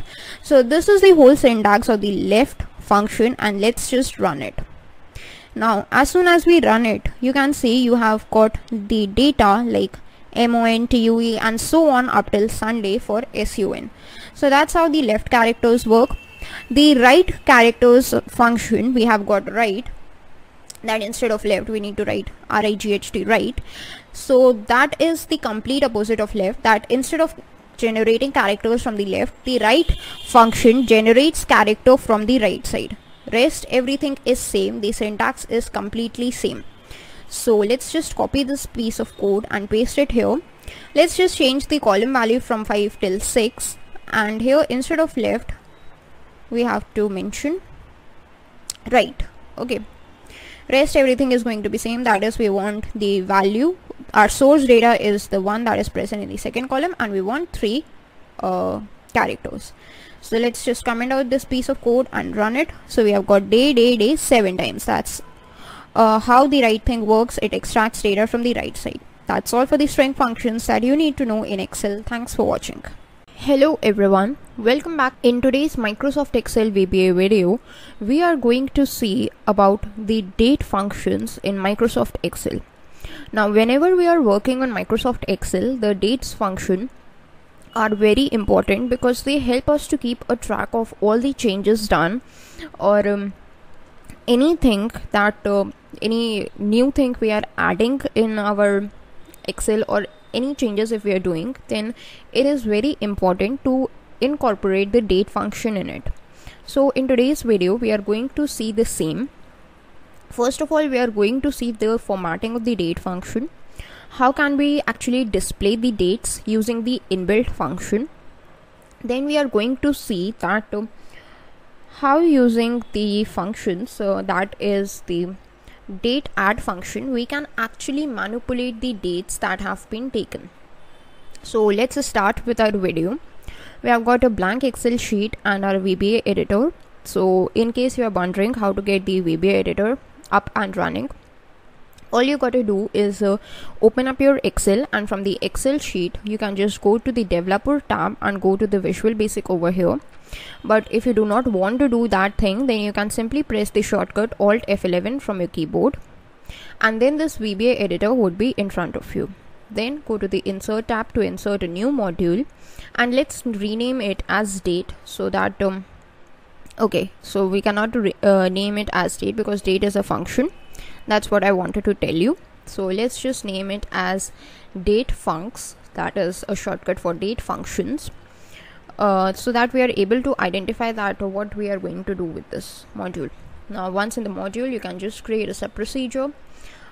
This also needs to be named as date funcs or whatever name you like, except for the dates, because it is a reserved keyword, so you cannot name it. Okay, so the first thing is, how can you actually use the date function? That is, if I'm want to get the current date, the today's date, then how can I get it? So a simple method for it is, you can declare a variable or not, that's totally up to you, and I'm going to take its type as variant. So once you have declared a variable, in the variable you can store the date using DateAdd. This is a date function. Then you can write the parenthesis, and once you write the parenthesis, as soon as you press enter, you can see that the parentheses have gone. That's because that's how it is. Actually, the parenthesis doesn't matter, so you can simply just write date, and then you can just show that date in the form of a message box like this. Now if you just try to run this piece of code, then you get this kind of date, which is today's date, that is 28th of July 2020. Now if the formatting you see, that is month mm/dd/yyyy, that's the formatting that we have got in Microsoft Excel, and you can click on OK. So that's how you can get the date. Now the second thing that you need to know about the date function is, suppose you are entering any date in a normal format, then how can you convert it to the format that Microsoft Excel understands? Okay, so for that purpose, what we are going to do is, let us just declare another variable, that is dim_b as a variant, and in this b I'm going to just store a date. So let us just store a date. B equals to what I'm going to store is a date. Say I want to store 31st December 2020. Okay, so what I would be doing is simply write 31st DEC for December 2020. In this form I have entered the date, and I want it to be converted into the form of 12/31/2020. So for that purpose, what I have to do is actually use a function that is known as CDate. CDate is for convert date, and within the parenthesis we have to give the date. Now this date is going to be in double quotes, so that VB recognizes this as a valid thing, and then you can just simply print the value of B in the form of a message box. When you do that, you will be getting the expected output. And let's just comment out this piece of code, and now if we run it, you get 12/31/2020, which is the formatting that Microsoft Excel understands. So that's how you can convert any format of date into something that MS Excel understands. So that's the CDate function. Now we have another function that is actually known as the DateAdd function. Okay. Now what does this DateAdd function do? As the name suggests, it adds a particular date to the given date. Suppose we have B that is storing the date as 31/12/2020. So you want to add something to it, and now this DateAdd function could be used for this purpose. Now when this DateAdd function is used, it could add the years, it could add the months, it could add the days as well.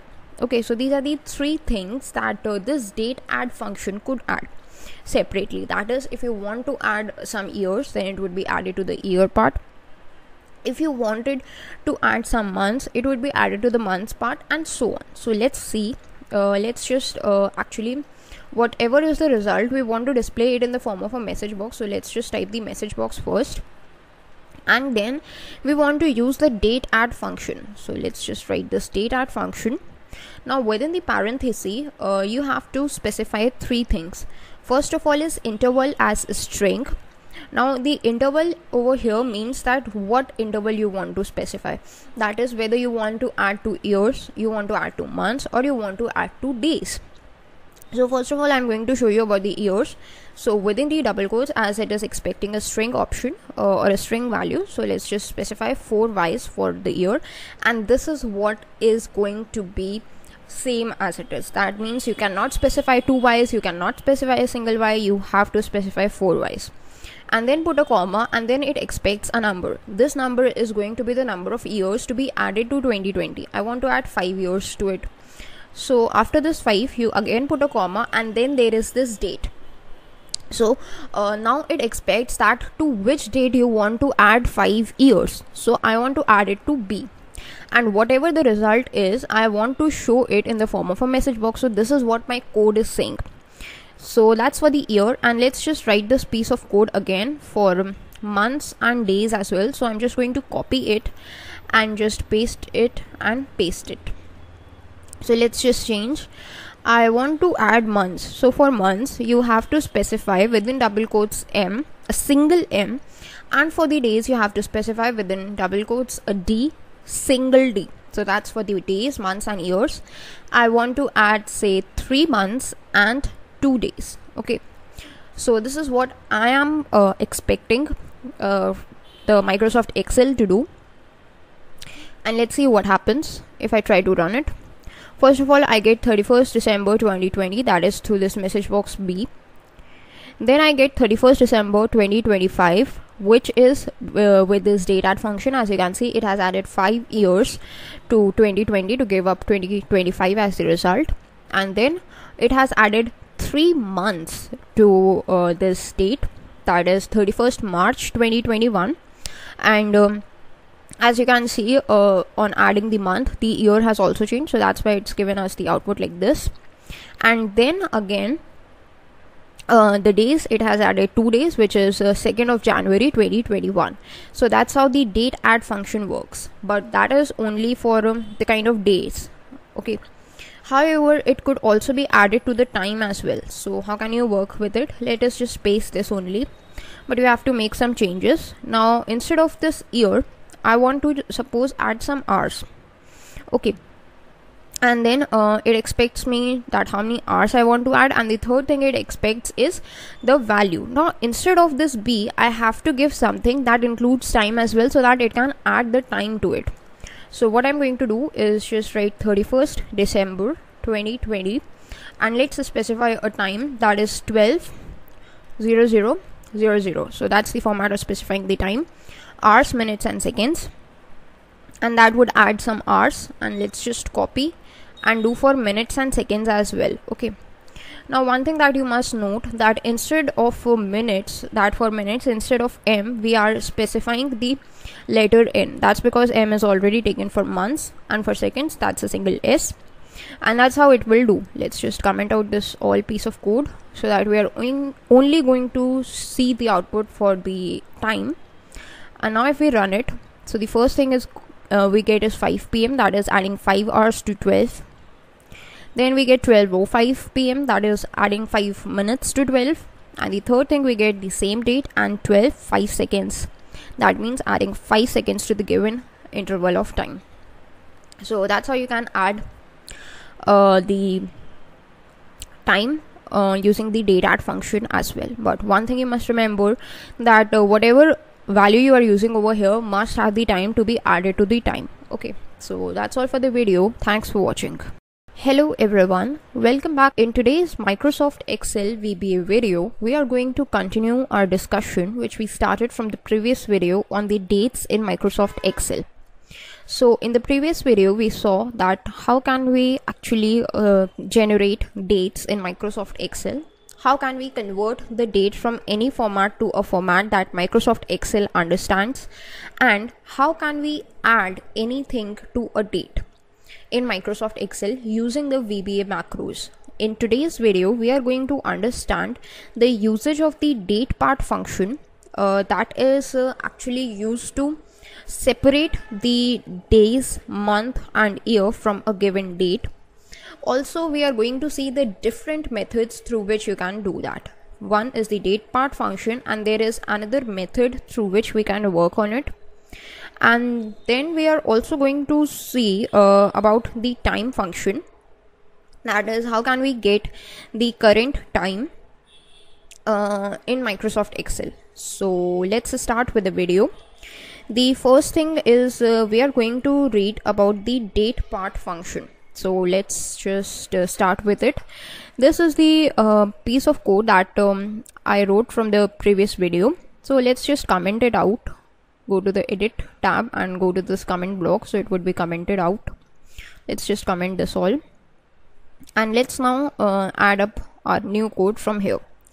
So for the DatePart function, what does this DatePart function do? It can separate the year from the given date, separate the month and separate the date. Also, on the basis of the given date, it would tell you that what quarter it is right now.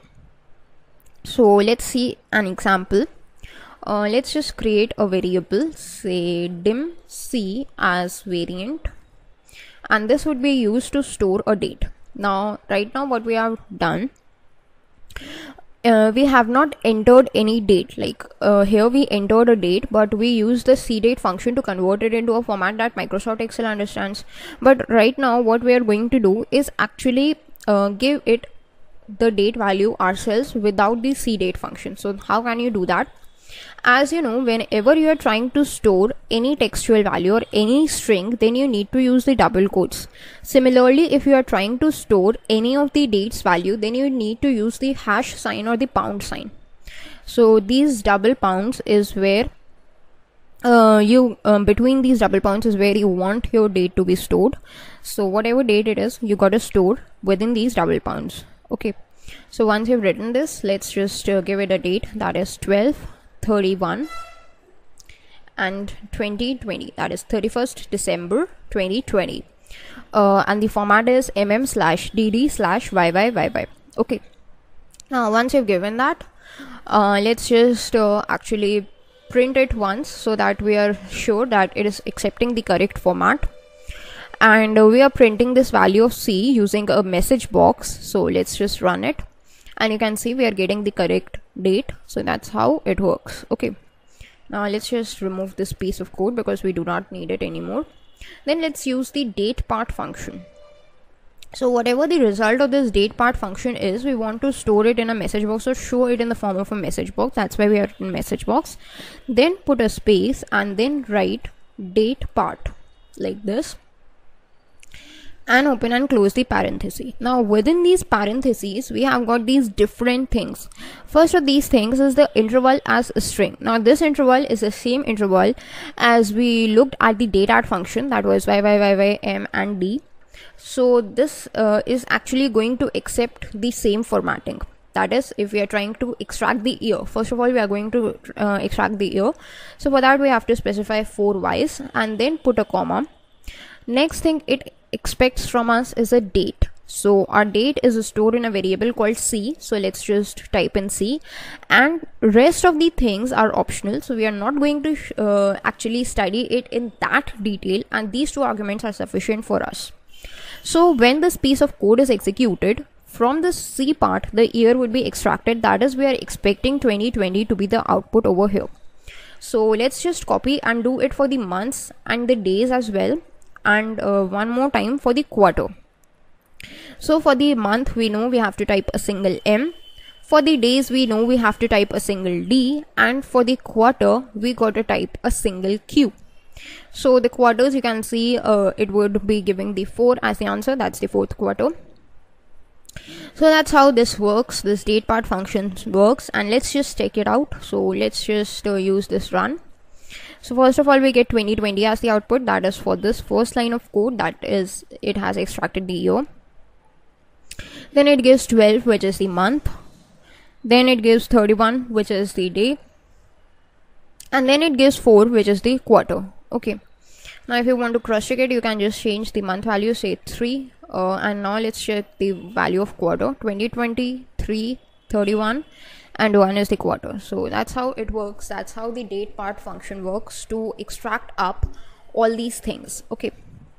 Now there is another method through which you can extract the days, months, and years, and that is actually pretty simple. You do not need to use the DatePart function. So for that method, what we are going to do is, first of all, let's just comment out this whole block. And then what we are going to do is actually show the result again in the form of a message box. Then what you got to write is a simple day function. DAY, day is the name of a function, and within the parenthesis you need to specify the date. So our date is stored in a variable C. Now what this day function will do, as the name suggests, it will extract the day from the given date. That is, it would give 31 as the answer. So that's for extracting the day.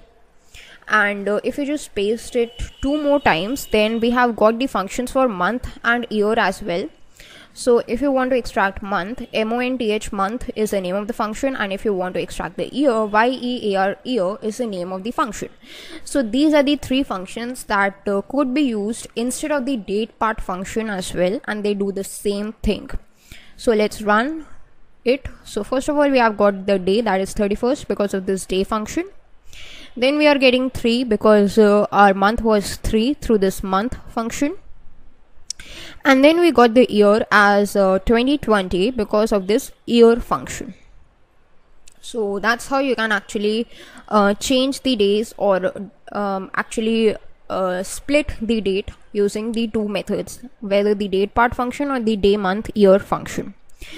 And that was about the dates. So let's just comment it out again. Now we are going to talk about the time. Like we saw that how using this date function we got the current date. So if we talk about time, so how can we get the current time of the system in Microsoft Excel? So for that, let us go to the insert tab and insert a new module, and this time I'm going to rename it as time funcs. That means time functions. That's for the shortcut. And let's create a sub procedure, that is time funcs sub procedure.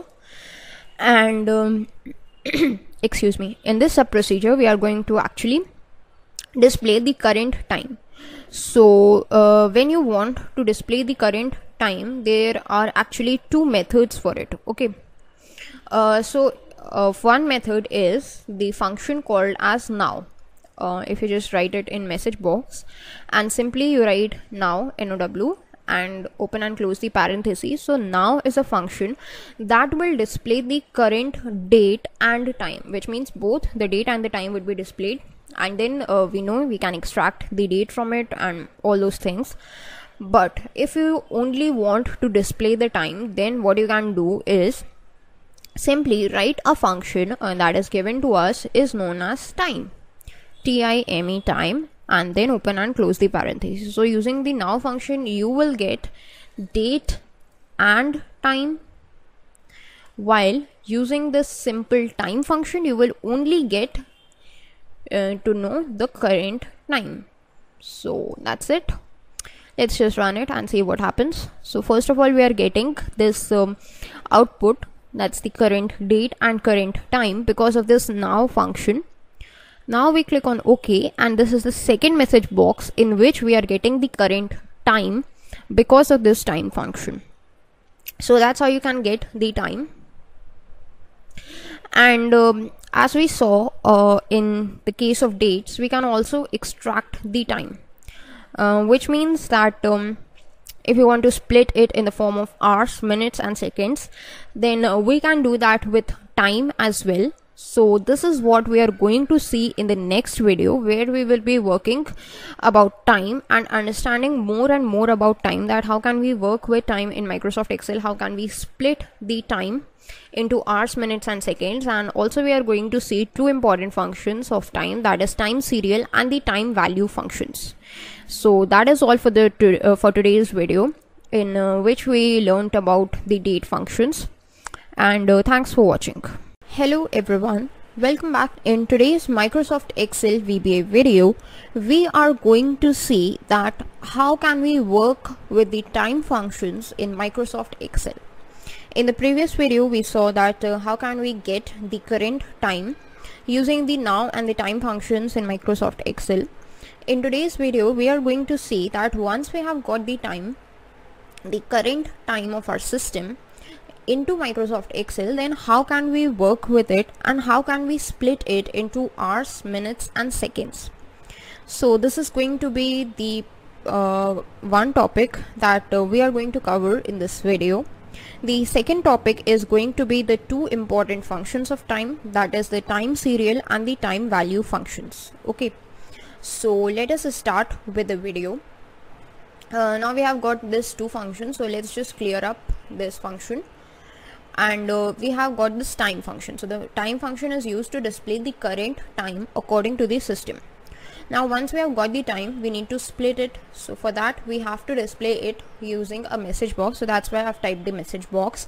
And once you have typed the message box, you need to split it into hours, minutes and seconds. So first of all, I'm going to talk about the hours. If you want to split it into hours, then you have got a simple function known as hour, which is HOUR. Then within the parenthesis you need to specify the time.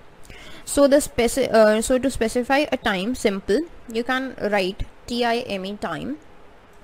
That will give you the current time, and whatever is the hours part of this current time would be shown through this message box. So let's try and run this piece of code. First of all, we get this whole time because of this first statement written, this time function. And then the second thing is we got this time in the form of hours, that is 10. If you must have remembered, it was 10 minutes, 10 hours and 15 minutes something with this time function. So through the hour part we got only the time in hours. Okay, now if you want it in the minutes and seconds, then we have got similar functions to them also. If you want minutes, then we have got a function called minute. It also has the same format as the hour function, that it expects time. And let's just copy it and paste it for the seconds as well, because its format is also same, but instead of minute, the function name is second, like this. Okay, now if we run it, this is the whole time, 10 hours 15 minutes 45 seconds. If we click on OK, for the hour we have got 10, for the minute we have got 15, and for the seconds we have got 54. Why? Because the seconds are increasing, that's why we have got this 54 updated seconds. Okay, so that's how you can split the time into hours, minutes and seconds. And this was a format using this time function, which gives the current time. But what if you do not want for a current time, you want for a specified time? So for that, what you can do is simply just use this function. Message box hour is going to be same, but instead of time you need to specify your custom time. Okay, so within the parenthesis, within double quotes, you need to specify the custom time. I am specifying this as 12:38 and actually 50. Okay, so this is what is my custom time. I want hour from it, so let's just run it. First of all, let's just comment out this piece of code. current block. And now I'm going to just show the R part from this custom time, and let's just run it. So we have got 12, that's correct. And if we just copy it and paste it, and again paste it for the minute and for the second. Okay, now let's just run it. That's 12 hours, 38 minutes and 50 seconds. So that's how it works. Now that was about splitting the time into hours, minutes and seconds. Now let us look at two important functions, that is the TimeSerial and the TimeValue function. First of all, we would be looking at the TimeSerial function. So let's just comment it out again. And this time we are going to look at the TimeSerial function. So what this TimeSerial function do is it accepts 3 arguments. Okay, so first of all, let's write the code so that we are able to get the syntax from VB itself. Message box space TimeSerial, and as soon as you press the parenthesis, you get 3 possible parameters. First is hour, then is minute, and then is second. So you got to specify the hour, minute and second in the form of integers, and it would give you the corresponding time. So let's just do that. Suppose I specify 11 as hours, I want 32 as minutes, then again put a comma, and I want 45 as the seconds. So this is what we have given as the parameters. If we try to run it, then we have got 11:32 45 AM. Okay, now instead of 11, if I just specify 21, then what happens? So what I get is 9:32 45 PM, because we are giving it in a 24 hours format, and that's why it has converted it into a PM. Okay, so suppose I give 23, so that would be 11:32 45 PM. But what happens if I give 24? Then what I get is a custom date. That is actually the date, the starting date that is stored in Microsoft Excel, the next day for that, and the time for that. So it displays a date, that is starting date, and then the time as well. Okay, so that is the usage of the TimeSerial function. If you want to see some more examples, you can just keep on changing the values and you will get the corresponding time for yourself. Okay, now the second thing is the TimeValue function. So let's just use this TimeValue function. The work of this TimeValue function is also similar to this TimeSerial function only. The only difference is that instead of this integer value, it accepts the string values, okay, in a proper formatting. Let's just try it. Just type the message box to display the result, and then TimeValue, and put a parenthesis. Then what is it expecting? A time as a string value. So you need to use the double quotes over here, so that you can specify the time in the form of a string value, and you can specify anything that you want. Suppose I want to specify 12, and then put a colon to just separate it, like 12 21. Okay, so that's what I want to show. Let's just comment it out and run it. So it's 12:21:00 PM, since we have not specified any seconds. But if you just put another colon and specify the number of seconds, say 43 seconds, and run it, then 12:21:43 PM, that is in the proper formatting. Simply if you just specify 14, then what would it do is it would change it to 2:21:43 PM. So that's how it works. That's how the TimeSerial and the TimeValue function works. So that is all you need to know about the times. In today's video, we learned how to split the times using the hour, minute and the second functions. We learned about the TimeSerial and the TimeValue functions. That's all about time. There is one important thing that you must know in Microsoft Excel, and that is how to create your own functions. Like if you are working over a cell in Microsoft Excel and you put an equal sign, and you try to use a function such as sum. So you have a function called sum. So this function is actually by default written by Microsoft Excel, but what if you want your own custom function over here? So how can you do that? So for that purpose you need to create a function in Microsoft Excel, and let's see how can we create a function in Microsoft Excel. So insert a new module and let's name it as func for functions, and create a sub procedure as funcs. And then in this sub procedure we need to create a function. So the format for that is you need to use the function keyword, then you specify the name of the function. So I'm specifying add as the name of the function. I'm going to just add two integers. So we are expecting two arguments. So x as integer, we are expecting two integer arguments because we are going to add two integer arguments only.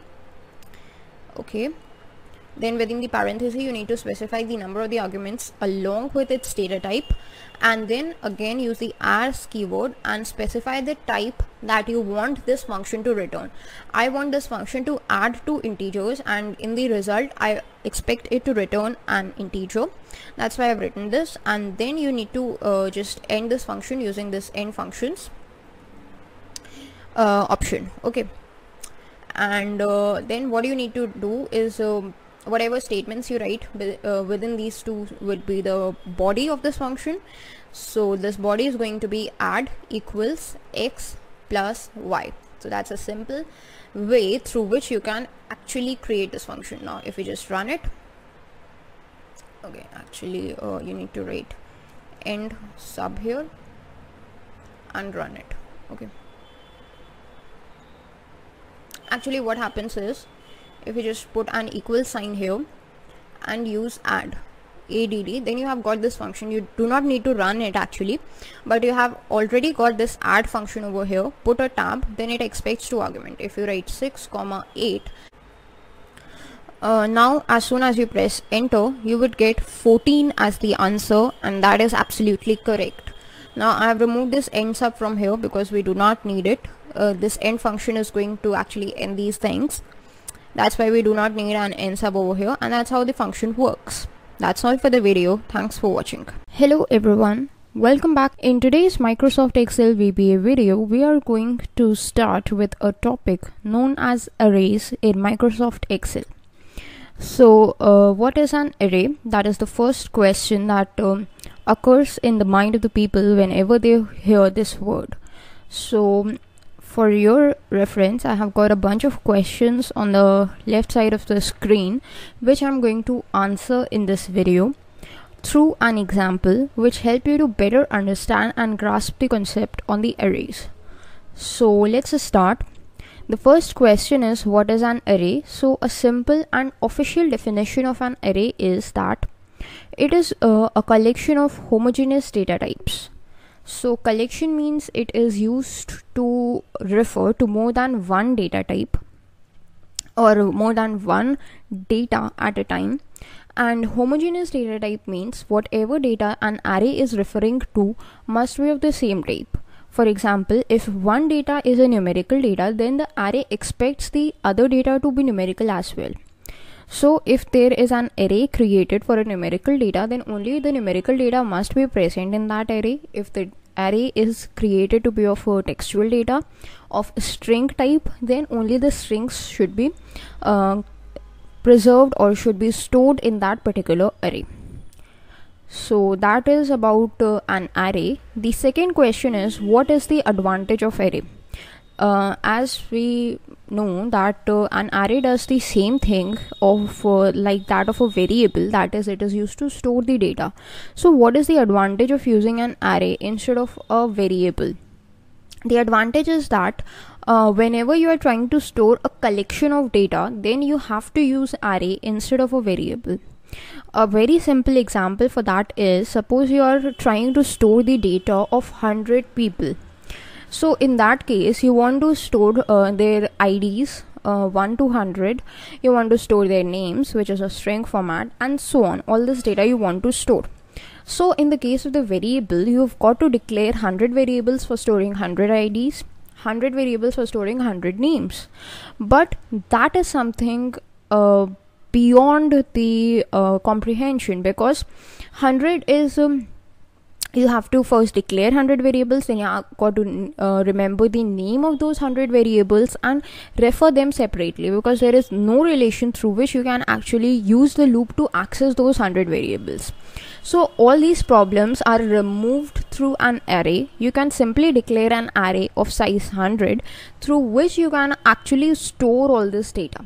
And when you are doing that, then you need not worry about the name, because it has got a single name. All you need to do is refer to the index, and using that index you can get it in the loop, and a very small program would be written to store the details of those 100 people.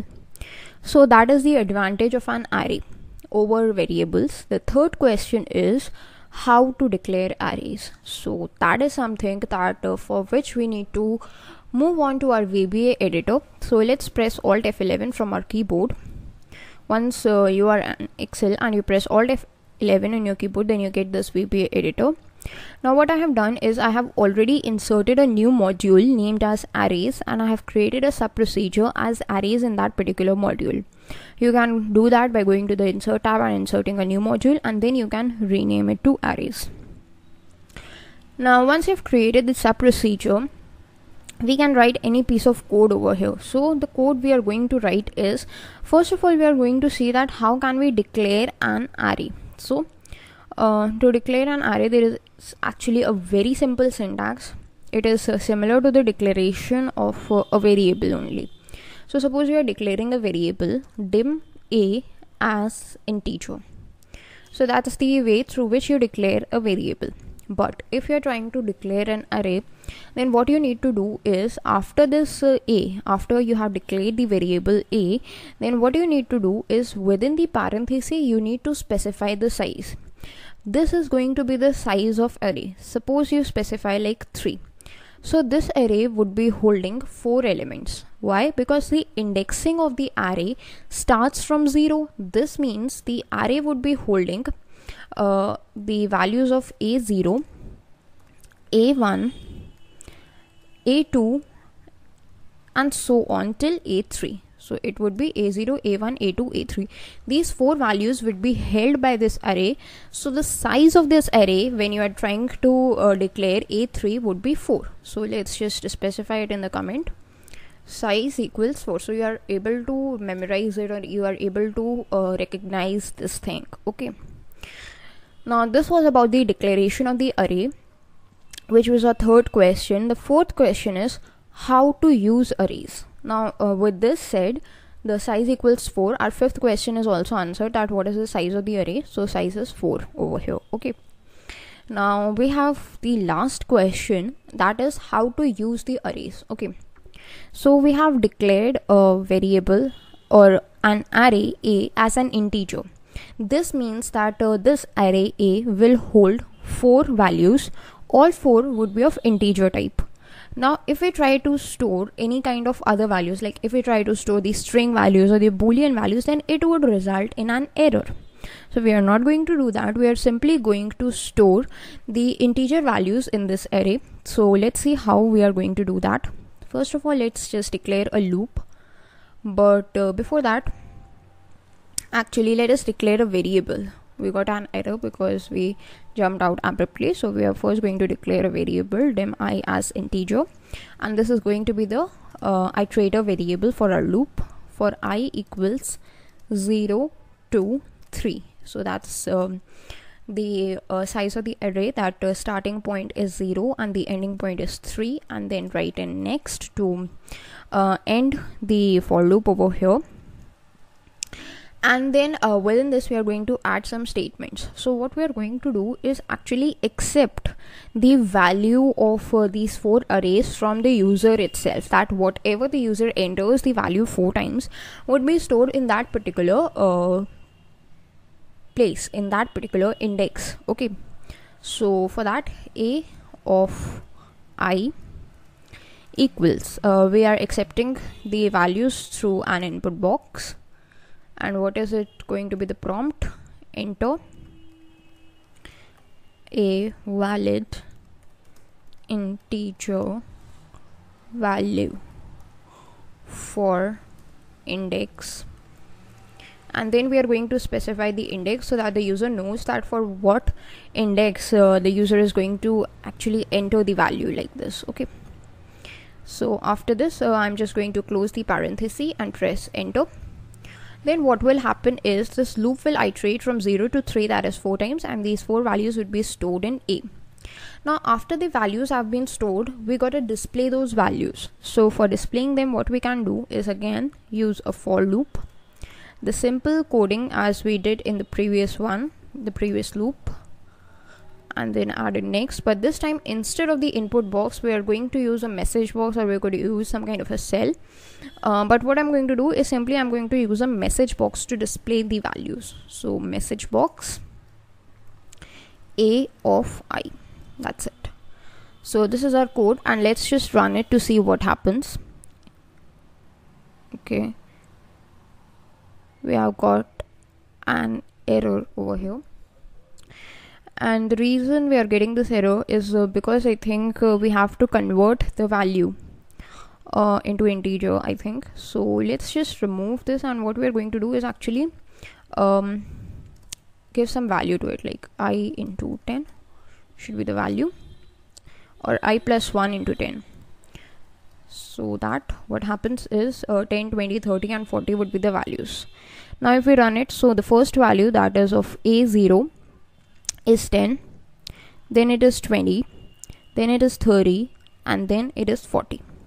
So these are the values associated in an array. So we now know that how can we use the arrays. But this array is a single dimensional array. What is a single dimensional array? We have got only one number inside the brackets, which means that there is only one dimension, like 0, 1, 2, 3. So there is a possibility of a multi-dimensional array as well. And the most common one in the multi-dimensional array is a 2D array. So if we just try to visualize this array A, then what happens is how it is stored in the memory location. Suppose this is A of 0, then A of 0 means its value, that is 10, would be stored here. A of 1 would be stored here, A of 2 would be stored here, and A of 3 would be stored here. So that's a single dimensional array, but there is a possibility of a multi-dimensional array as well. Suppose if we store, like if we create an array through B, so it would be 0, 0. After this it would be B, 0, 1. That means it would operate in the row fashion and in the column fashion as well. And then there would be like B, 1, 0 and B, 1, 1. So that's how a multi-dimensional array or a two-dimensional array is stored in the memory. We are going to discuss about the two-dimensional arrays in the next video. Also, we are going to see about the dynamic arrays as well. That's all for the video, and thanks for watching. Hello everyone, welcome back. In today's Microsoft Excel VBA video, we are going to actually talk about the 2D arrays and the dynamic arrays in Excel VBA, as we promised in the previous video. So let us start our discussion with the 2D arrays first, and then we will talk about the dynamic arrays. So we know that what a 2D array looks like in the memory, as we just saw from the previous video. We took an example to demonstrate it. So that's how a 2D array looks. And if you take a simple, if you think a little, then you will get that this 2D array is actually like a matrix. If you know about the matrix, then it's good. Otherwise, I'm going to tell you that a matrix is something in a 2D format that is used to hold numbers or any other thing, and it is of the format P cross Q, which means P is the number of rows and Q is the number of columns. The total elements in a matrix are P cross Q, the product of P and Q. So if we look at this, then there are two rows, two rows and two columns in this 2D array as well. And the number of elements it holds is 2 into 2, which is 4. So a 2D array is simply referred to as a matrix. So let's see that how can we declare and use a 2D array in Visual Basic. Bring up your VBA editor. The shortcut you need to use for this purpose is Alt F11 from the keyboard. Now once your VBA editor is up and running, go to the insert tab to insert a new module, and let's rename it as 2D array so that you are able to recognize it afterwards. Now this is how you name a 2D array. You cannot use the number 2 because that's invalid name for a module. So 2D array is what I'm going to name this procedure as well. And then I'm going to write some piece of code. So how can you declare a 2D array? That's the first question. The answer is a very simple one. All you got to do is use dim, then write the name of the array. This is going to be B. Then within the parenthesis, what you need to write is the number of rows, comma the number of columns. That is how many rows and columns you are expecting that array to have. I'm expecting it to have 3 rows and 3 columns. So the size that I'm going to give over here is 2, 2. Why? Because its indexing starts from 0. So when I give 2 as a size, then it would be holding the index as 0, 1 and 2 and 0, 1 and 2 for the rows and the columns, and it would be holding 3 and 3. That is a total of 9 elements. So that is why the size I'm going to mention is 2, 2. And when I have mentioned the size, the next thing VB expects me to do is specify its data type. So let's use the keyword as and specify its data type to be integer. Then as soon as you press enter, then congratulations, you have successfully declared a 2-dimensional array with 3 x 3 size.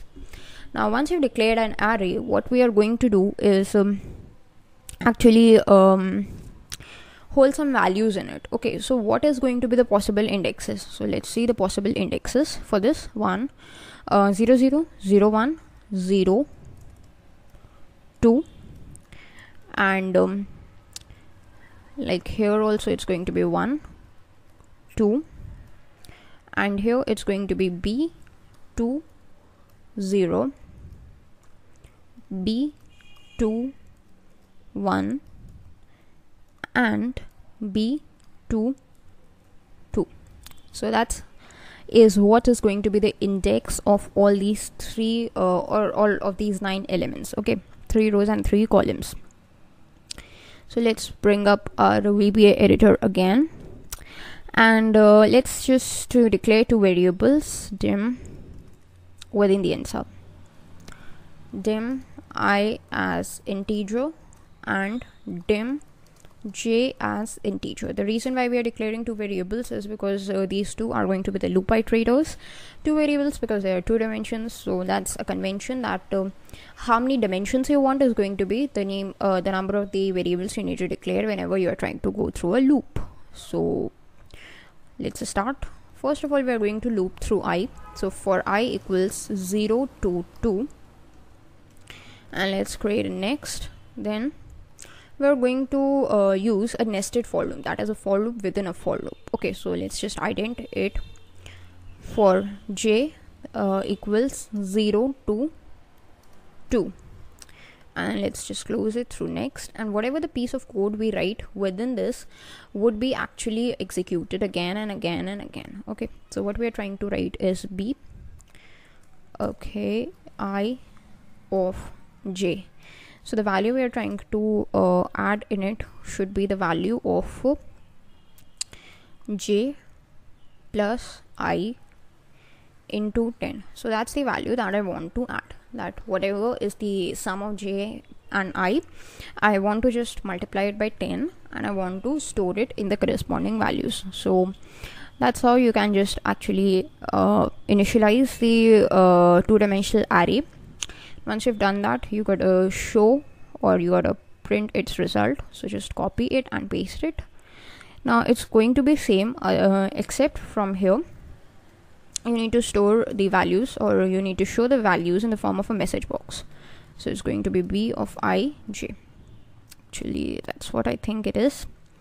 So let's see if it runs correctly or not. So yeah, we have got an error, and the reason why we are getting this error is we need to specify like this. Okay, and this b I comma j, that's how we declared the array, right? So let's just run it. The first value that is of b00 is 0, then is 10, 0, 1. You can see 0 plus 1 is 1 into 10, then it's going to be 20 over here, then it is going to be 10, 1 0, then it is going to be 20 again, 1 1, and it's going to be 30, 1 2, then it's going to be 20 again, 2 0, then it's going to be 30, 2 1, and then it is going to be 40, 2 2. So that's how the two-dimensional array works, and that is all about the 2D array that you need to know. Also, if you want to make some changes to the code, you can do that. You can experiment it in your own way. So that was about the 2D array, and the next topic that we have is of a dynamic array. So as the name suggests, a dynamic array is an array that is dynamic in nature, means its value or its size is not fixed. Like right now we declared a 2D array, so its size was fixed, that is going to hold 3 rows and 3 columns. And also we declared a single dimensional array whose size was fixed as 3, that is it is going to hold 4 elements no matter what. So there may be situations when where you are declaring an array but you do not know what its size is going to be. So in that case you got to use a concept of a dynamic array actually, that is given to you through Visual Basic. So let us see that how it works in the VBA. Let's go to insert and insert a new module, and let's rename it as dynamic array, and go to the code pane of dynamic array and create a sub procedure as dynamic array. Open and close the parenthesis. Now this is how VB recognizes it as a sub procedure. Let's declare an array, say C. So that's how you declare an array, but when you are declaring an array you need not specify the size of the array, because the reason why you are declaring a dynamic array is you are not sure of its size, so you do not need to declare the size.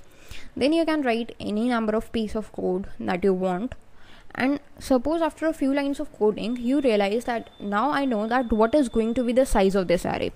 Then you can resize this array using a statement known as redim. Then after this redim you need to specify the name of the array, and within parenthesis its size, like this. So as soon as you do that, what will happen is the C will now hold 3 variables or 3 values, that is 0, 1 and 2 indexes, and that's how you can actually declare or actually redeclare an array. So redimension means redeclaring an array. That is actually used for the dynamic arrays itself. Now you can just assign some values to it. C0 is suppose 30, C1 is suppose 60, and C2 is suppose 90. Okay, then what we're going to do is actually use a for loop to print those values. I equals to 0 to 2. Next, and within this we are going to just print the values through a message box, C of I. Okay, now let's just declare I as an integer as well. Perfect. Now let's run it. 30, 60, 90. Okay, now after the assigning of the values, suppose you decide to just increase the dimensions of the variable C or the array C to 3. Now if we just try to run it, then what happens is we get 0 as the value, these 3 values as 0. Why? Because when we are using this statement redim, then the previous values of this array C are lost. Okay, so if you need to preserve these values, you need to use the keyword preserve. Then what happens is these things would be preserved, and let's just iterate it till 3 and assign 3, C of 3 to something as 120. So let's see what happens right now. 30 perfectly fine, 60, 90 and 120. So if you need to preserve the values while declaring an array or changing its size, you need to use this keyword preserve. So that's all for the video, in which you learned about the 2D arrays and the dynamic arrays in VB. That's for the 1D dynamic array, but if you want, you can also do it for 2D or multi-dimensional arrays as well. Thanks. Hello everyone, Welcome back. In today's Microsoft Excel VBA video, we are going to discuss about the events in Microsoft Excel. So up till now, what we have been learning through VBA was through macros. That is, we got to insert a module in the VBA editor, and then on the basis of that module, we added some sub procedure, and on the basis of that sub procedure, we wrote our code, and when we run that sub procedure, then that code was executed. But in today's video, we are going to learn about the events. So first of all, let us understand that what is an event. Suppose this is your Excel screen actually. Then if I click on this cell, then what happens is this cell is clicked, and that is an event, which means whenever the user is interacting with the computer, then the user performs some actions, and those actions are treated as events for the computer. Like if I just go to this cell and I just double click over here, then what happens is this double click is an event for this cell. If I just go to this cell, I click on this cell, then this is an event for that particular cell. So clicking and double clicking are just examples. There are a ton of events that are possible. Like key press is an event, key down is an event, key up is an event, and so on. There are many events. So in this video, we are going to see that how can we actually handle or work with these events in Microsoft Excel. The reason why we are doing this is because these events have an utmost importance whenever we are working with forms, and forms are something which we are going to start from the next video onwards. The forms are basically used to interact with the user. Actually, I'm not going to just go into the deep about the forms because that's the topic for the next video. So let's just understand about the events. So how can we handle or write the code for the events? So what you got to do is bring up your VBA editor, and right now I'm in sheet 7. So what I want is I want to write some code, or I want to handle the events for this sheet 7. So what would I be doing is in this project explorer, I would go to the sheet 7. When I just double click on it, then the sheet 7's code pane would be open like this. Okay, let's just extend it. So this is sheet 7's code pane. How can you cross check it? You can simply go to this title where it's written sheet 7, and in the brackets you can see code is written, which means this is the code window of sheet 7. So when you are in sheet 7, then you need to start working on the events, and whatever code for the events you write in this window would be actually only for this sheet. Like if you write some code for sheet 7, and then this code would not be used in any other sheet, it would exclusively be used in this sheet only. So let's start. You can see there are these two drop downs. One is this general drop down, which is for object, and then there is this declarations drop down, which is for procedure. So we are going to use these two. If we just use this drop down, so the first thing you have got is a worksheet. So let's just select worksheet as an object. As soon as you do that, you will get something like this: private sub worksheet underscore selection change, and there are some parameters and end sub. So you can know that this is actually a sub procedure in Visual Basic. So that is a sub procedure. That's correct. That's absolutely correct. So private means that this sub procedure would only be associated with this particular worksheet, and it would not be used in any of the worksheets. Now worksheet object means that this is an event of which object? This is the event of worksheet object, and this selection change is actually the name of the event. That is, this event, whatever code we write in this sub procedure, would be triggered when the selection is changed in the worksheet. And since the worksheet is composed of cells, that means whenever there is a change in the selection of the cells, then this event would be triggered, or this event would be fired. Okay, so that is actually the amount of the information which we get from here. This is only one event, selection change. If you just go to the second drop down, you can see there are a bunch of events, and these are actually all possible events which you can code for. Like here you can see activate, before delete, before double click, before right click, calculate, change, deactivate, and so on. There are these tons of events. Okay, So let's just create some code for this sub procedure, that is for selection change.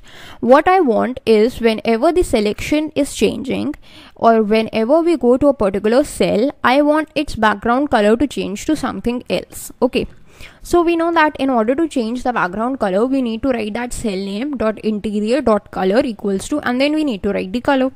So we need to specify that particular cell through either a range function or through the name of the cell. But we do not know right now, we do not know here that what cell the user is going to click.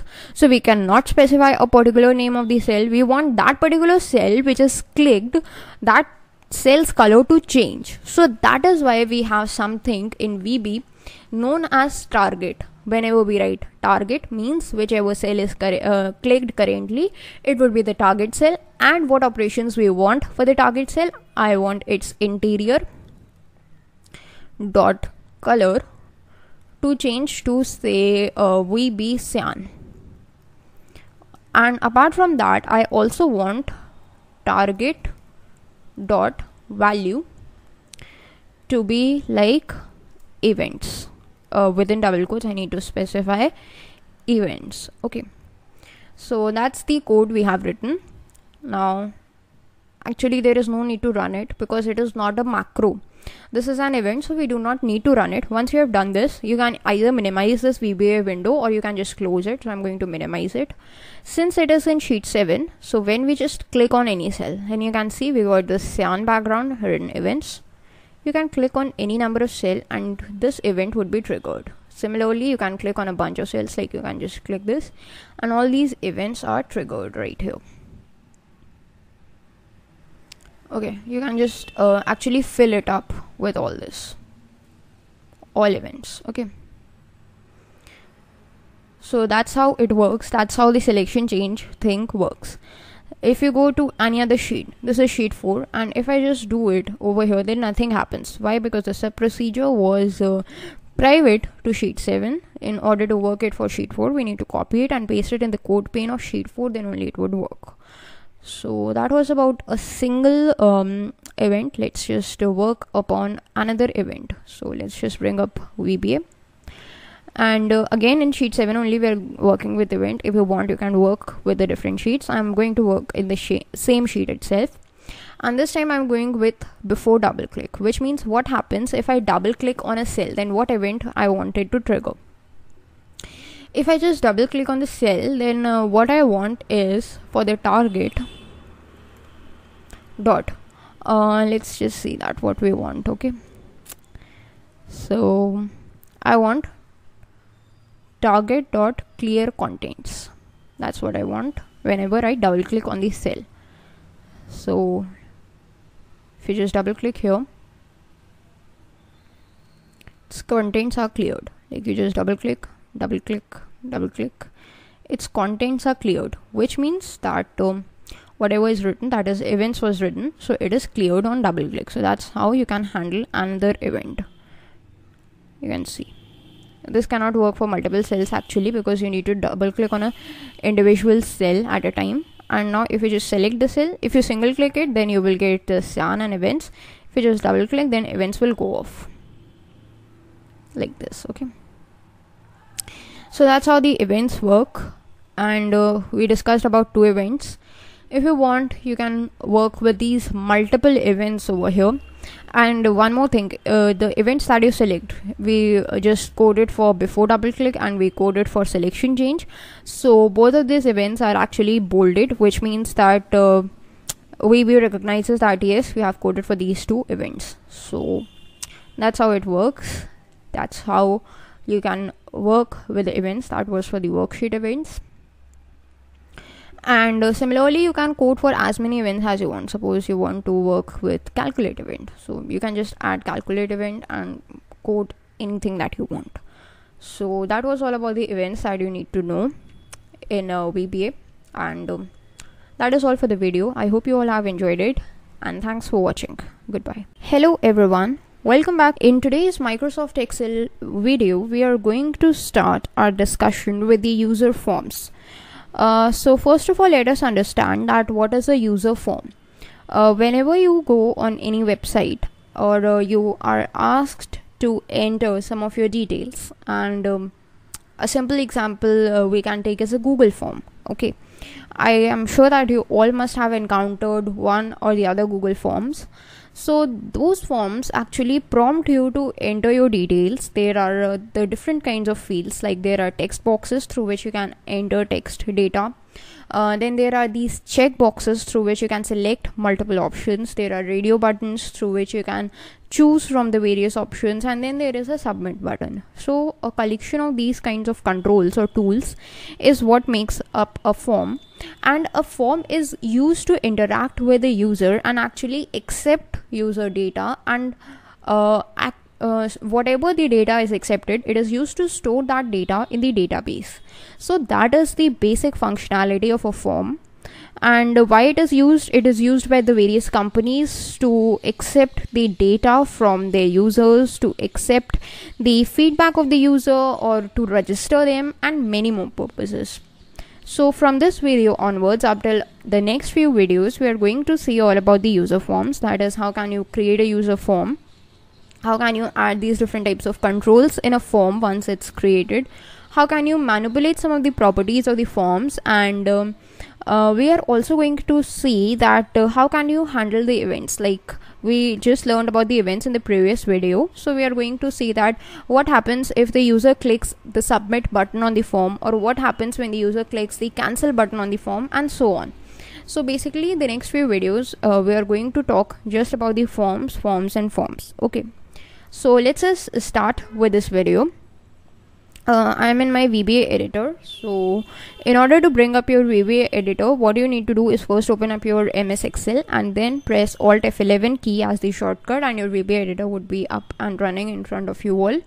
Then in order to insert a form, what you need to do is just go to this insert tab and just search for the second option. Just go to the second option, which is of a user form. So when you click on it, what happens is you get these bunch of things. What do I get over here? First of all, let us see the Project Explorer. In the Project Explorer, we have got something written as forms, and in this forms, we have got something as user form 1. Okay, and this user form 1 is actually the name of my form, and this is the form that I get. It is completely blank. The only thing that I get over here is user form 1 as its name and a close button. And in the properties window, if you see, we have got a bunch of properties that are related to the user form 1. That is, all these properties associated with the user form 1. And when you just double click on this user form 1, you have got this small box which is known as the toolbox. Now what is the usage of this toolbox? This toolbox contains these various tools. If you just hover over it, so you can just get a tooltip on what these tools are, like select objects, labels, text boxes, comma boxes, list box, checkbox, radio button or option button, toggle button, and so on. So these are the various tools which we can add over a form. We can add a checkbox, we can add a text box, and so on. But we are not going to see the toolbox in detail in today's video, because it's the topic for future videos. So we would be seeing only about the forms in today's video. So when we are talking about form, what we have got is a simple form. If we just click on this run button, then what happens is we get this form as it is. That is, we had nothing in the form. All we had was this user form 1 and a close button. So that's what we have got. If we just close it, then we are back to our VBA. Okay, so let's make some changes to this form. So to make changes, a simple method is go to this properties window, and in this properties window, the first thing we've got is user form 1. That's the name of the form. Let's just keep it that way, because through this we are able to recognize that what is the name of our form. And this drop down is right now only having user form, but as you add those different tools to it, these tools would be added to this drop down. Okay, so let's just change its caption. The thing you see here is caption, so let's just change it to something like Excel form. And as you change the caption, you must have noticed that this caption over here is changing as well. You see, it's simultaneous. So Excel form is going to be the caption of my form. And if you now run it, then what we have, okay, actually now what happens is we have got the same form with nothing on it, but we have got the caption as Excel form. So that's how you can just change the caption of the form. Suppose you want to change its back color. So this is the second property named as back color. There is this drop down. I'm just going to increase its size a little bit. So this is this drop down. From here you can check these different colors, either these system colors, or you can go to the palette colors. I prefer the palette colors, and whatever color you like, you can just choose it, and that form would be colored in that particular color. So I'm choosing this shade of green, and now if you run it, then you have got a form with this dark green background color. So that is about it. Okay, now these are these different options through you can just change it. And one more thing is this startup position. If you run this form, where it is coming off is, actually I want this to run, so it is coming at the center of the screen. Okay, so if you want to change its startup position, then how can you do that? So for this you have a property known as this startup position that is right now center owner. So if you want, you can just change it, like you can change it to center screen. Now if you just run it, then it is again in the center. So let's just think of other things, other positions, that is Windows default. So let's just run it. So Windows default, the position changes. So that's how you can change the startup position of your form as well. And then there are these other options, like you can change its width. Suppose it's right now 240, let's just change it to 100. And as soon as you click over here, you can see that the width of the form has changed to 100. Now if you run it, so its width is, it's very thin because its width is changed to 100. Okay, now similarly there are these different options which you can play with. There is this height which you can change as well. Let's just change it to 300, and you can see it's changed to 300. And let's just change the width also to say 250.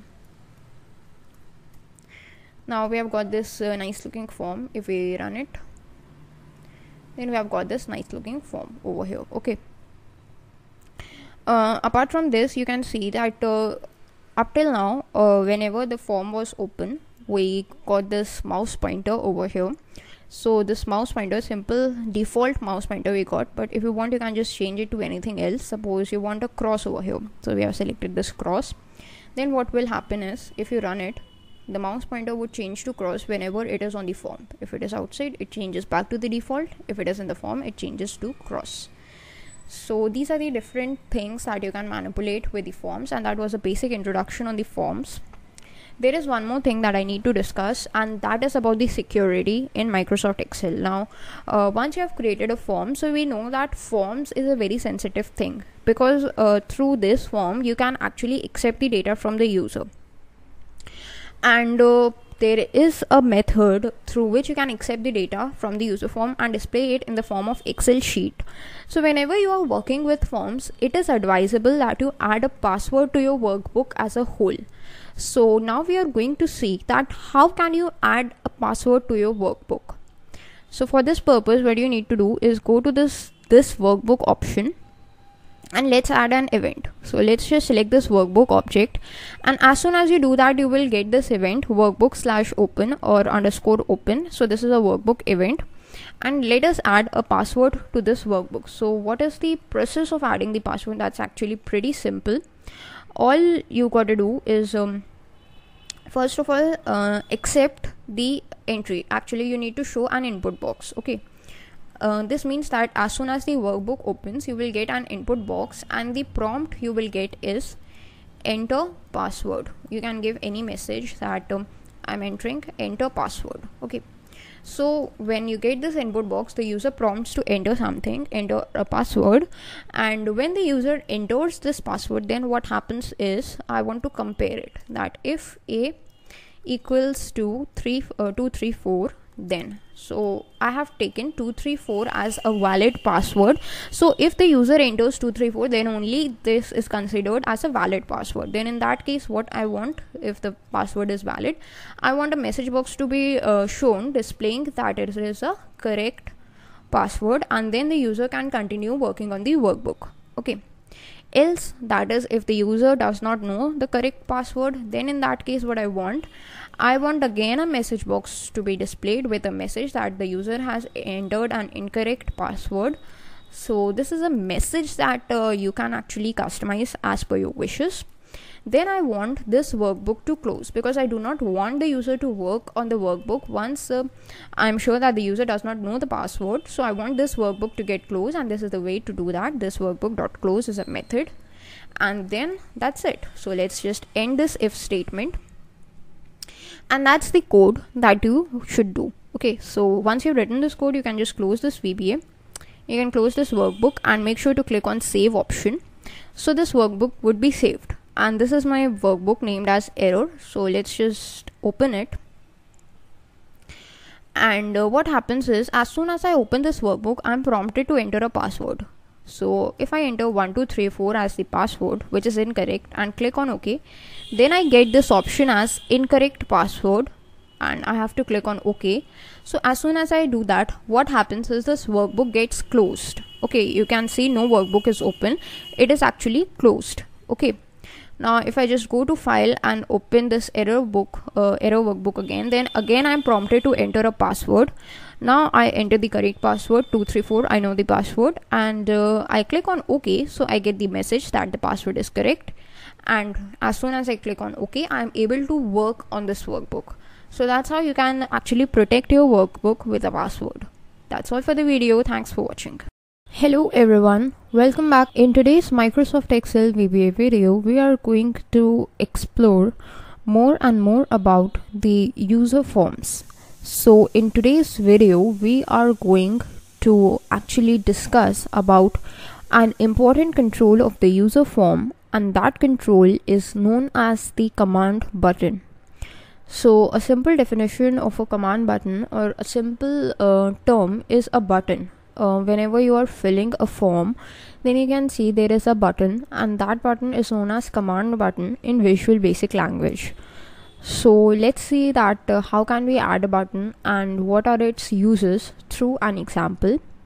So first of all, we have Excel in front of our screen. Let's bring up the VBA editor. So for the shortcut, it's Alt F11. So if you press the shortcut Alt F11, then VBA editor would be there. Otherwise, you can just go to the developer tab, and there is this Visual Basic thing. When you click on this, the VBA editor would be up and running. Okay. Now what happens is, we have got this form which we just created in the previous video, in which we made some changes for the appearance of the form.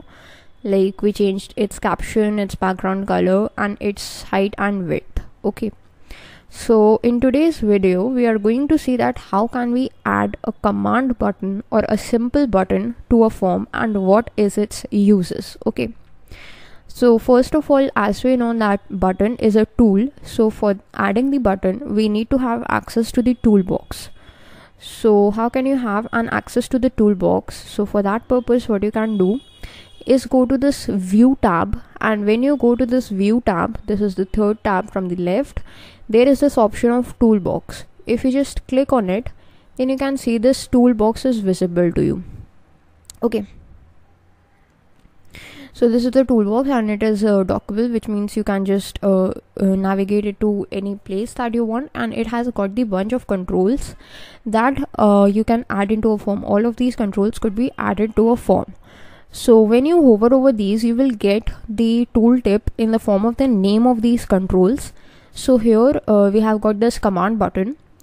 In order to add the command button to your form, there are two methods. First is you can just simply double click on this command button, and then you can just drag it over here, so this command button is added. Okay, or you can simply bring it and drag it like this, and this command button could be added.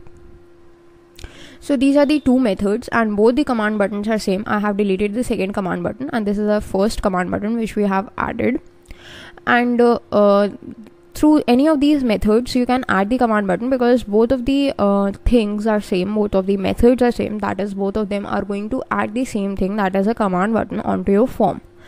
Now once you have added the command button, you can just resize it to any size that you want, and apart from this, you can add as many command buttons as you like command button 2, command button 3, command button 4, and so on. So all these things, command button 1, 2, 3, and 4, are actually the names of the command button through which they are going to be referred as. Okay.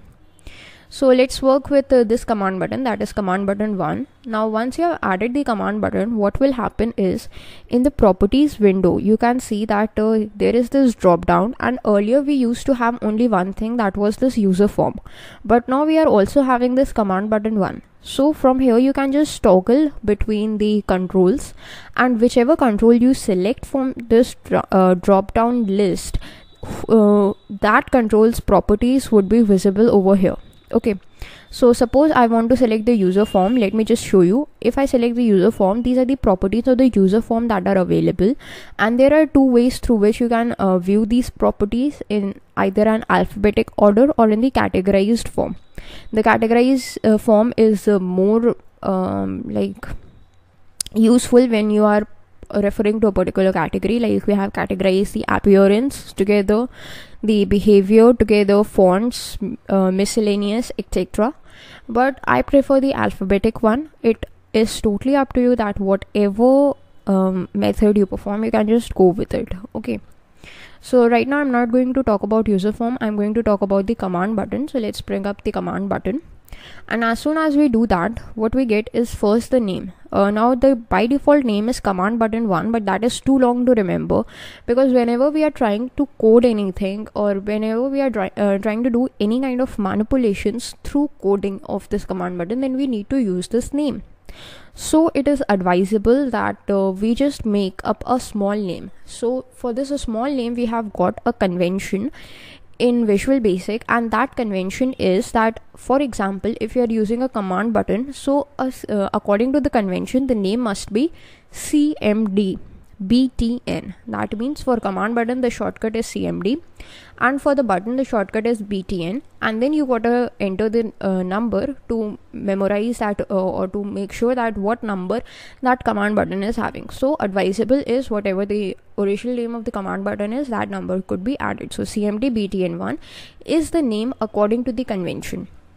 Of course, you can just keep any name that you want, but it is advisable to go by the convention to avoid any confusion later on.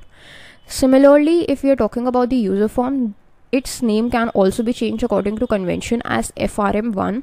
So FRM is for form, form1 is the name. So this is our command button, and there are these various properties. So let's look at them one by one. First of all is this caption, command button 1. We do not want this command button to be or this caption to be shown. We want click me to be shown.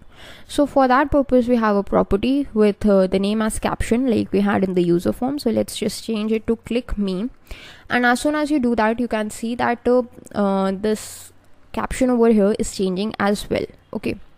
Now one more thing through which you can toggle between these different controls. If you just select on this form, then this form would be selected or its properties would be visible.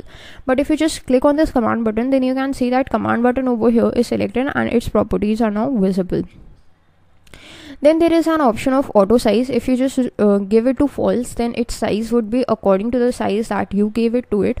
But if you just select it to true, then what happens is it will automatically resize itself to the size which is sufficient to accommodate the caption that is given to it. Okay.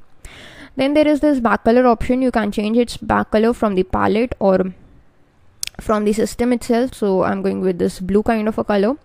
Then there is this back style. So there are these different types of styles. Either it could be transparent or opaque. Now it is transparent, but it is advisable to have an opaque one or whatever you want. Generally people go with opaque. Then we have cancel.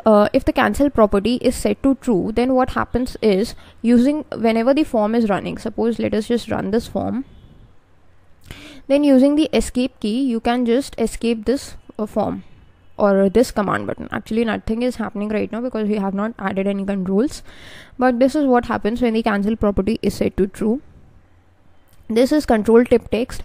Caption we have already seen. Control tip text is what tip would be shown when we just move our cursor towards this command button. So let's just add a tip text, and that is please click me. Okay, so that is my text. Let's just run the form and see what happens. You can see as soon as I bring my cursor over this command button, I get a tooltip, please click me. So that is what it is. the control tip text.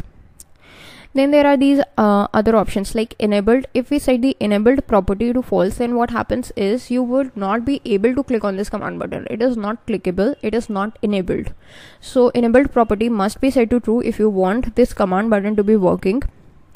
Otherwise, what the use of this property is that whenever you are trying to just look at some actions, like if you want that the user must enter the data in the form before clicking the command button, so if the data in the form is nothing, or if the user has not entered anything, then you must keep the command button as false. And as soon as you make sure through coding that the user has entered some data, then you can just change the enabled button to true to make sure that the user can click on it right now. Okay, so that was about enabled. Now the next property we have is a font. If we just click on it, we have got these bunch of fonts which we can just change to anything. We can change its type, we can change its size, everything. And we can also change the color of the fonts, like in the palette itself we can go with it, or if you want you can just choose from the custom colors that were the system colors. You can change the height of the command button from here.